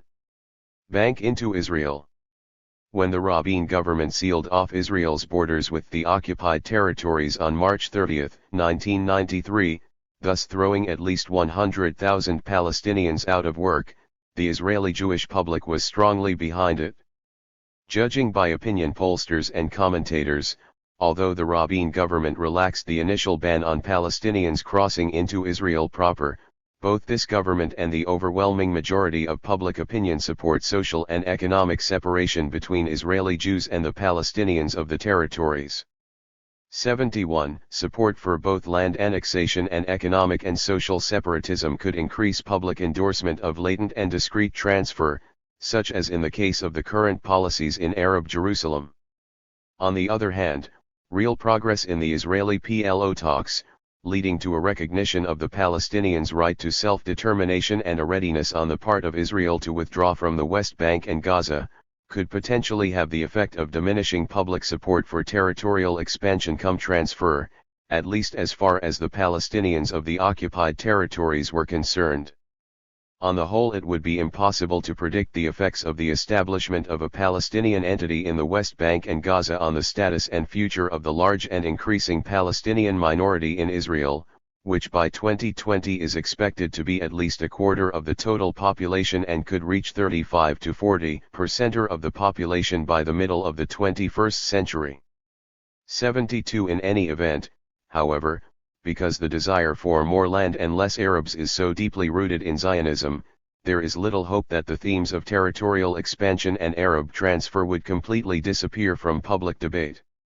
Indeed, the findings of a recent public opinion survey, broadcast on Channel 2 of Israeli television on January 18, 1998, show that the situation remains extremely worrying. The survey showed that 19% of all Jewish students support the transfer of Israeli Arab citizens from Israel, 44% of those interviewed backed reduction in civil rights for Israeli Arabs, 32% opposed any equality of rights, while 24% were in favor of equality on condition that the Arab citizens did military service. Predictably, the survey also showed that support for anti-Arab racist views was much higher among students of religious schools than secular ones. 73 Over the years, Israeli Jews have become more realistic and more pragmatic in their attitudes towards the Palestinians residing on both 217 sides of the Green Line. Israel's prolonged political and cultural crisis has been most expressive in a polarization of sentiment and opinion on the most profound questions affecting Israeli society. The Oslo peace process, in particular, which resulted in the Israeli-Palestinian agreements of September 1993, the Cairo Accords of May 1994, as well as the establishment of the Palestinian Authority in the West Bank and Gaza, has had a moderating, though mixed, impact on Israeli public attitudes towards the Palestinians. 6 years into the Oslo process, many Israelis, according to a number of recent opinion polls, have come to believe that there will eventually be a Palestinian state in the West Bank and Gaza. However, the Israeli public has remained polarized and deeply divided on a whole range of issues relating to the Palestinians and the occupied territories, and there is still a wide public consensus about keeping a sizable part of the West Bank and all of Greater Jerusalem. 74. On the other hand, in the present circumstances, the idea of mass expulsion seems unrealistic and impractical. The sizable support for the idea among the Israeli public and its open legitimization in several radical right-wing parties and by the supporters of Greater Israel is outweighed by mainstream public opinion and political forces that oppose such an option for pragmatic and moral reasons. No less significant is the fact that both the Palestinian Authority in the West Bank and Gaza and the international community would strongly oppose such an option. 75. 218. There have been continuous debates and struggles over the ever-changing definitions and actual borders of the Israeli state. Outside influences, regional wars, and Arab resistance, the Anglo-Zionist Hashemite secret diplomacy during the 1948 war, the tough attitude taken by the two superpowers against the tripartite collusion during the Suez War of 1956 and the then Israeli occupation of Sinai, the October War of 1973 with its huge human costs for Israel, President Jimmy Carter's mediations in the late 1970s and the Israeli-Egyptian negotiations culminating in the Camp David Accords of 1979, and the current resistance by the Hezbollah guerrillas in South Lebanon, have all had a huge impact on Zionist territorial aspirations and expansionist instincts and the tendency to lay claims to the whole area of mandatory Palestine and its environs. Moreover, in addition to Arab resistance and pressures from the international community, the high cost of maintaining direct occupation has had an enormous impact on the concept of Greater Israel and Zionist territorial ambitions. Zionist territorial ambitions of expanding into the so-called whole land of Israel were greatly influenced by the outcome of wars and military campaigns. Generally speaking, military successes gave a huge impetus to expansionist ambitions, and this was particularly evident during two major periods, between 1948 and 1956, and between 1967 and 1973. In early 1957, Israel was forced by the United States to evacuate Sinai and the Gaza Strip, and consequently between 1957 and 1967, the Green Line evolved into a semi-permanent border. Israeli irredentist ambitions receded into the background until the spectacular military victory of June 1967. The military failures of the 1973 war, with its huge costs in human casualties, led to the interim agreements of 1974-75 with Egypt and Syria, with partial Israeli withdrawal from the Golan Heights and Sinai. Ultimately, Israeli willingness to withdraw from Sinai, in the wake of the Camp David Accords and the Israeli-Egyptian Peace Treaty of 1979, can be traced to the military and political outcomes of the 1973 war, in which thousands of Israeli soldiers were killed. Once again, the 1982 invasion of Lebanon temporarily gave encore. 219. Agement to Jewish fundamentalist irredentist sentiments towards Lebanon. However, the subsequent sharp rise in the human cost of maintaining direct occupation of South Lebanon led Israel to scale down its expansionist ambitions in the north. Indeed, there has been a clear link between the high cost of maintaining direct occupation by Israel and its readiness to redeploy or even withdraw its troops. The example of the so-called security zone in South Lebanon is one case in evidence. The South Lebanon occupation zone was born in 1978 after Israel invaded Lebanon up to the Litani River, and the United Nations Interim Force in Lebanon came in for an initial 6-month period to oversee its withdrawal. 21 years on, the Israeli army is still there, though the occupation zone has grown. In 1982, the Israelis invaded Lebanon all the way to Beirut, driving out the PLO leadership. The occupation zone is essentially what they retained of Lebanon after the second withdrawal, completed in 1985. It stretches from the foothills of Mount Lebanon down to the Mediterranean. More than 10 kilometers wide, until June 1999 it included a salient, offensive in nature, running north to the mountain resort of Jazan. The zone, populated overwhelmingly by Shiite Muslims, comprises about 10% of Lebanon, with about 150 small towns and villages. In the one major change of actors, the Palestinian guerrilla forces in Lebanon have been replaced as Israel's adversary by the Lebanese Shiites of Hezbollah, the Iranian-backed Islamic resistance. In view of the growing unpopularity of Israel's highly costly occupation of the zone, in the general election of May 1999 most Israeli parliamentary candidates pledged efforts to end it, but ruled out unilateral withdrawals. On the night of 22 to 23 February 1999, 3 Israeli army officers, 1 a major from an elite unit, were killed and 5 wounded during a 3-hour battle with Hezbollah guerrillas inside Israel's South Lebanon occupation zone. These were Israel's first fatalities in 1999. 23 Israeli soldiers in the zone were killed the previous year. On March 2, 1999, 4 more Israelis, including Brigadier General Erez Gerstein, were killed by a Hezbollah roadside bomb while traveling along a road inside the occupation zone. This particular loss was a major psychological blow to the Israeli army, which responded by launching its heaviest air raids and bombardments since the April 1996 Grapes of Wrath operation and reinforcing its troops in the north with tanks and armored personnel carriers. The two sides teetered on the brink of another major clash. However, the then pragmatic Likud defense minister, 220. Moshe Arens said Israel had no plans to escalate the confrontation as long as the Syrians refrained from encouraging Hezbollah's rocket attacks on northern Israel. Although Israel continued to stress that the address of Hezbollah's resistance was Damascus, the Likud politicians lacked the will to resume negotiations with Syria on withdrawal from the occupied Golan Heights, Syria's price for peace in South Lebanon. As Israeli casualties in South Lebanon mounted, public opinion polls showed a sharp swing in favor of withdrawal.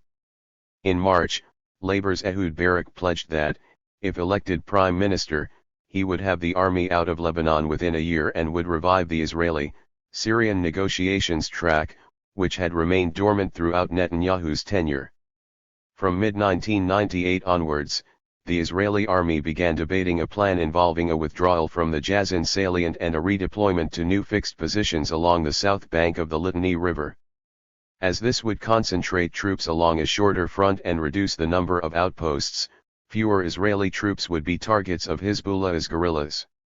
On June 3, 1999, Israel's local proxies, the 2,500-man South Lebanon Army began its withdrawal from the Jazan enclave, north of Israel's occupation zone. The issue of territorial expansion is the most concrete expression of a highly parochial brand of Jewish organic nationalism, a worldview that stands a sharp contradiction to liberal democratic values. The establishment of Jewish political sovereignty over Greater Israel constitutes the vital focus of Israeli right-wing and fundamentalist action. The supporters of the whole land of Israel see Israel perpetually embattled, on the defensive, territorially expanding in all directions, and with a historic and religious/divine mandate. Among these supporters, however, there existed 2 major trends. One trend, which was made up of the radical right, was little influenced by pragmatic considerations and believed that Israel was strong enough to do whatever it wanted, including maximum territorial expansion through war if necessary. Certainly the radical right in Israel would like to expel the Palestinians of the West Bank and Gaza. One of the justifications for this open, strident advocacy of transfer is the logical conclusion that annexation of the West Bank and Gaza with their millions of Palestinian inhabitants would be detrimental if not disastrous to the whole concept of the Greater 221 Jewish state, hence the conclusion that the Arabs should be made, one way or another, to depart. The second, relatively pragmatic trend, while believing that settlement and annexationist policies should continue and even be intensified, believed that strategic cooperation or at least a working relationship with the U.S. government, which would oppose maximum territorial expansion, must be maintained as a vital Israeli interest. According to one conservative estimate, U.S. economic aid to Israel is $4 billion annually. Between 1948 and 1992, American aid to Israel totaled $77 billion. A much higher figure was even suggested by U.S. Ambassador to Israel Martin Indyk, who stated in 1997 that the total of U.S. loans, grants and loan guarantees to Israel came to $13 billion per annum. Israel's dependence on the United States for economic and military assistance, particularly while still seeking to accommodate the Russian Jewish immigrants, the pragmatists argued, made the scenario of maximum expansion impracticable. Yet for the caretakers of Jabotinsky's revisionist philosophy, the secular radical right and the fundamentalist settlers of Gush Emunim, the Jewish state has always meant unpartitioned Eretz Yisrael, the whole land of Israel, the old biblical lands of Judea and Samaria, in which there is no room for real Palestinian autonomy, let alone an independent Palestinian state. For instance, on January 14, 1998, the government of Benjamin Netanyahu voted to hold on to large segments of the West Bank under any peace deal with the Palestinians. The Israeli cabinet did not publish a map of the area Israel planned to retain its hold on, but said that it would include areas surrounding all the 148 Jewish settlements set up in the West Bank since 1967, a buffer zone ringing the territory, in addition to roads crisscrossing the area. Also included were a wide zone around Jerusalem, military bases of strategic importance or necessary for deterrence, water resources, electricity networks, and historic sites sacred to the Jewish people, an eastern security zone along the Jordan Valley, a western security zone along the Divide Line, north, south and east, west roads, and vital installations. If these components were translated into percentages, what would remain is an area of 12% of the West Bank, which would be handed over to the Palestinians. For despite his personal victory in the election for Prime Minister, Ehud Barak's Labour Party came nowhere near to achieving an overall Knesset majority. Barak's sweeping 12-point lead in the race for Prime Minister did not carry over to his Knesset slate, which 222, with a bare third of the votes cast for its leader, gained only 23 seats in the 120-member legislature. That the 1999 poll did not represent a major shift of popular opinion is reflected further in the fact that the parties of Netanyahu's defeated coalition won a total of 60 seats. The swing to Barak can therefore be no more than a rejection of Netanyahu and his slippery style of government rather than renunciation of the right-wing ideology he represents. Moreover, despite the personal victory of Barak, the power and purpose of Jewish fundamentalists and other influential supporters of Greater Israel cannot be ignored. Justifying war to gain the other parts of Eretz Yisrael, and targeting the Muslim holy shrines in Jerusalem, are set to continue. Over half a dozen Temple Mount-related groups, many financed by wealthy American Jews, are openly seeking to replace Al-Aqsa Mosque and the Dome of the Rock with a rebuilt temple. The Jewish fundamentalists will continue the appeals to use Joshua's destruction and subjugation of the ancient Canaanites or Amalekites as a model for solving the contemporary Arab problem. The organized focus of the Jewish fundamentalist movement, the Gush Emunim settlers, has evolved into a powerful force within Israeli politics. They will continue to be a major obstacle to meaningful negotiations towards a comprehensive and just solution of the Israel-Palestine conflict. For the main supporters of Greater Israel, the area between the Mediterranean and Jordan River is the irreducible minimum for fulfilling the purpose of Zionism, that is, an area to be settled with Jews. Jewish ultranationalists and fundamentalists believe that the aspirations to extend Jewish rule over Sinai, parts of Lebanon and much of the East Bank of Jordan should not be forgotten, and may someday become politically relevant. But in the meantime, direct actions to achieve these objectives may be postponed in the effort to consolidate Jewish rule west of the Jordan, in the West Bank. Many fundamentalists and ultranationalists believe that Jews faithful to Eretz Yisrael have the right to resist and even overthrow the elected government of Israel if it agrees to relinquish portions of the land of Israel to Arab rule. Closely related with this expansionist perspective is the view that peace with the Palestinians and the Arab world is impossible. Israel must prepare for war, the necessity of war, no matter how moderate Palestinian negotiating positions may appear to be, flows from the incompleteness of Zionism's mission. 223. Since Jewish restoration of the completeness of the land of Israel is essential, territorial compromise as a price of peace is nonsensical. Jews are commanded to conquer the whole land of Israel, even at a high price. Any attempt to find a compromise solution of the Palestinian problem is futile. Israel must prepare to fight wars for the foreseeable future. During and after the signing of the Oslo agreements, Israel, under both Labour and Likud, continued to expropriate Palestinian property, the Palestinians occupied East Jerusalem and expand Jewish settlements in and around the city. Under the cover of the peace process, Israel has been able to maintain and even strengthen its structure of domination over the Palestinians. The Oslo agreements themselves have reaffirmed the dispossession and exile of the Palestinian refugees, and the fragmentation of the Palestinian people as a whole. The cutting edge of Israel's post-Oslo policies has been shown most sharply in the settlement and Judaization policies in and around Arab Jerusalem. The Israeli human rights organization B'Tselem has recently issued a report stating that since 1967 Israel has confiscated nearly 25,000 dunams of Arab land in East Jerusalem and has established 40,000 residential units on this land for the exclusive use of the Jewish population. 7. In recent years, Israel has been seeking speedier ways to expand Jerusalem's parameters and to thin out its Arab population. After the June 1967 occupation and annexation of East Jerusalem, the Arab population of the city was not given Israeli nationality. Arab Jerusalemites were considered as permanent residents and were allowed to carry Israeli ID cards of East Jerusalem, but they were not eligible for obtaining Israeli passports nor for voting for the Knesset. Apparently, there are about 200,000 Arabs today who hold Israeli ID cards of East Jerusalem. 1/3 of these do not live in the city, but reside in the West Bank. In recent years, thousands of families have lost the right to remain in Jerusalem because, Israel claims, they have chosen to live outside the city's boundaries. Moreover, Palestinian women and men from Jerusalem married to foreign nationals have been told their residence rights in Jerusalem have been cancelled. 8. Israel has continued to tighten its grip on the Arab sector of Jerusalem, strictly forbidding entry to the residents of the West Bank.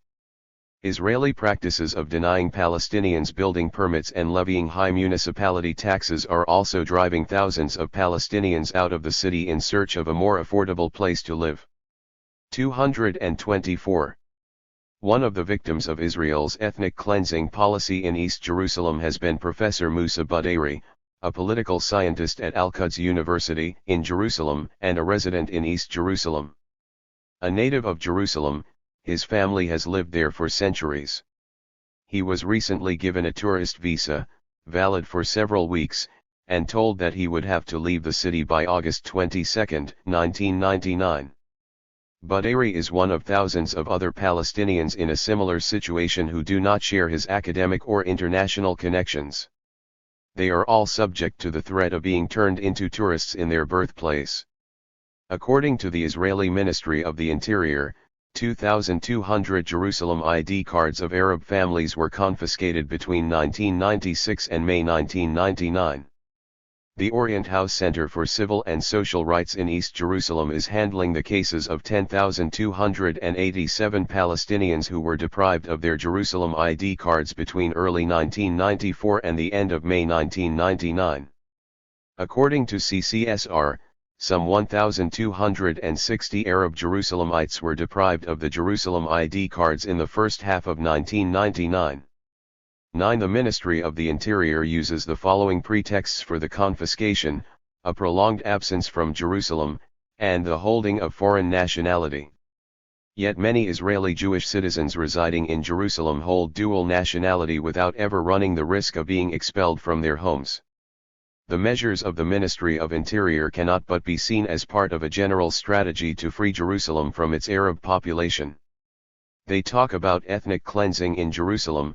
The well-known Israeli journalist, Danny Rubenstein, commented recently in Haaretz, and B'Tselem has described the strategy as quiet transfer. 10. The combination of an unjust peace process, the continuing expansion of Israeli settlements and repeated closures of the West Bank and Gaza have continued to take their toll on the Palestinian economy. Throughout the post-Oslo years, from 1993 to 1999, Palestinian life has got progressively worse. GNP per capita fell from $500 in 1992 to $390 in 1995. 11. There were more Jewish settlers moving into the West Bank, more land seizures to build bypass roads for Jewish settlements, a Palestinian Authority responding to Israeli demands with more human rights violations, and repeated closures of the occupied territories that have brought 40 to 70% unemployment and left socio-economic devastation in their wake. 12. Moreover, access to water remains the greatest obstacle to Palestinian agricultural development. Israel is pumping more water from West Bank aquifers than nature can replace, even as it limits Palestinian water usage to barely 20% or more than they used in 1967, this. 225. Water is allowed only for personal use, not for agricultural and economic development. Indeed, of the water produced by the West Bank aquifers, 56.6% is earmarked for Israeli citizens, 23.8% for the 170,000 settlers in the West Bank, and 19.6% for the 1.2 million Palestinians. The summer of 1998 saw both Israel and the occupied territories in the midst of a water emergency. Due to the unusually dry summer of 1998, Palestinian wells in the Hebron area ran dry in mid-July, and Hebron residents began strict rationing, with each house receiving water once every 1 to 2 weeks. In mid-August, despite the continuing heat, Israel further reduced the water supply to the Palestinian areas to meet increasing demands of Jews in Israel and the settlements in the West Bank, where watering lawns and washing cars was still permitted. The political composition of the current Israeli cabinet reflects a broad balance between hawks and doves, defenders of religious status and champions of secular and liberal Zionism respectively. Women and the Palestinian citizens of Israel appeared disenchanted by the lack of representation in Barak's cabinet. Of the 32 ministers and deputy ministers nominated by mid-July, 31 are males. The only woman cabinet member, Dalia Itzhak, holds the relatively marginal environment portfolio. Barak's treatment of Israel's Palestinian constituency was no better. Having received 95% of the vote in Israel's Palestinian communities, he barely went through the motions of consulting the Arab parties. In his election victory speech of May 18, 1999, Barak said that he would observe 4 security red lines concerning the peace process with the Palestinians: Jerusalem remaining under Israeli eternal sovereignty, no return to the 1967 borders under any circumstances, most of the West Bank settlers staying in settlement blocks under Israeli sovereignty, and no foreign armies west of the Jordan River. Barak also promised a referendum on the outcome of the final status talks. The head of the Palestinian Authority, Yasser Arafat, has since referred to Prime Minister Barak as "my dear friend and partner," and both sides have since played variations on the theme of a new dawn. Yet the basic thinking with regard to the territorial issue behind the negotiation strategy of Ehud Barak is the Allon Plan plus of assuring the maximum land and the minimum number of Arabs, or an overwhelmingly Jewish state from the demographic point of view. 13. This remains essentially the fundamental position of the 226. Labor Party. It was the relatively moderate former president of Israel and leading labor politician Yitzhak Navon who declared during the 1984 general election campaign, "The very point of Labor's Zionist program is to have as much land as possible and as few Arabs as possible." 14. The current Labor coalition is against Israel's total withdrawal to the pre-1967 borders, against the Palestinian right of return, for the unilateral annexation of Arab Jerusalem, and for the preservation of most Jewish settlements in the occupied territories. Indeed, after the Oslo agreements were signed, the then Labor government of Yitzhak Rabin did its utmost to strengthen most Jewish settlements in the West Bank. In 1995, the Rabin government allocated $330 million for the completion of bypass roads connecting Jewish settlements to each other and to Israel proper. Moreover, in September 1994, Rabin had given the go-ahead for the construction of about 700 new homes at Givat Tal, part of Alfei Menashe settlement, situated 3 kilometers inside the West Bank. 15. In the spring of 1995, the same government approved the construction of 8,000 new housing units in the settlement of Ma'ale Adumim, located at the center of the West Bank and halfway between Jerusalem and Jericho. A year later, in June 1996, the 4,000 members of the Hahele Bedouin tribe lost their legal battle in the Israeli High Court to keep land on which they had pitched their tents for decades.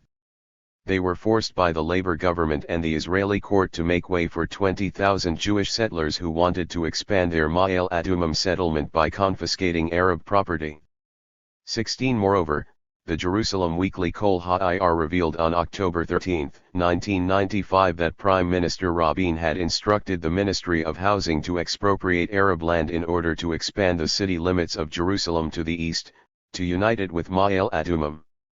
17. According to Rabin's plans, various fragments of the West Bank and most of Gaza, which is already administered by the Palestinian Authority, eventually should be linked to Jordan, forming a Jordan-Palestine state. This was basically the Labor scenario, to partition the West Bank between Israel and Jordan-Palestine, a scenario derived from the traditional Labor formula, maximum land and minimum Arabs.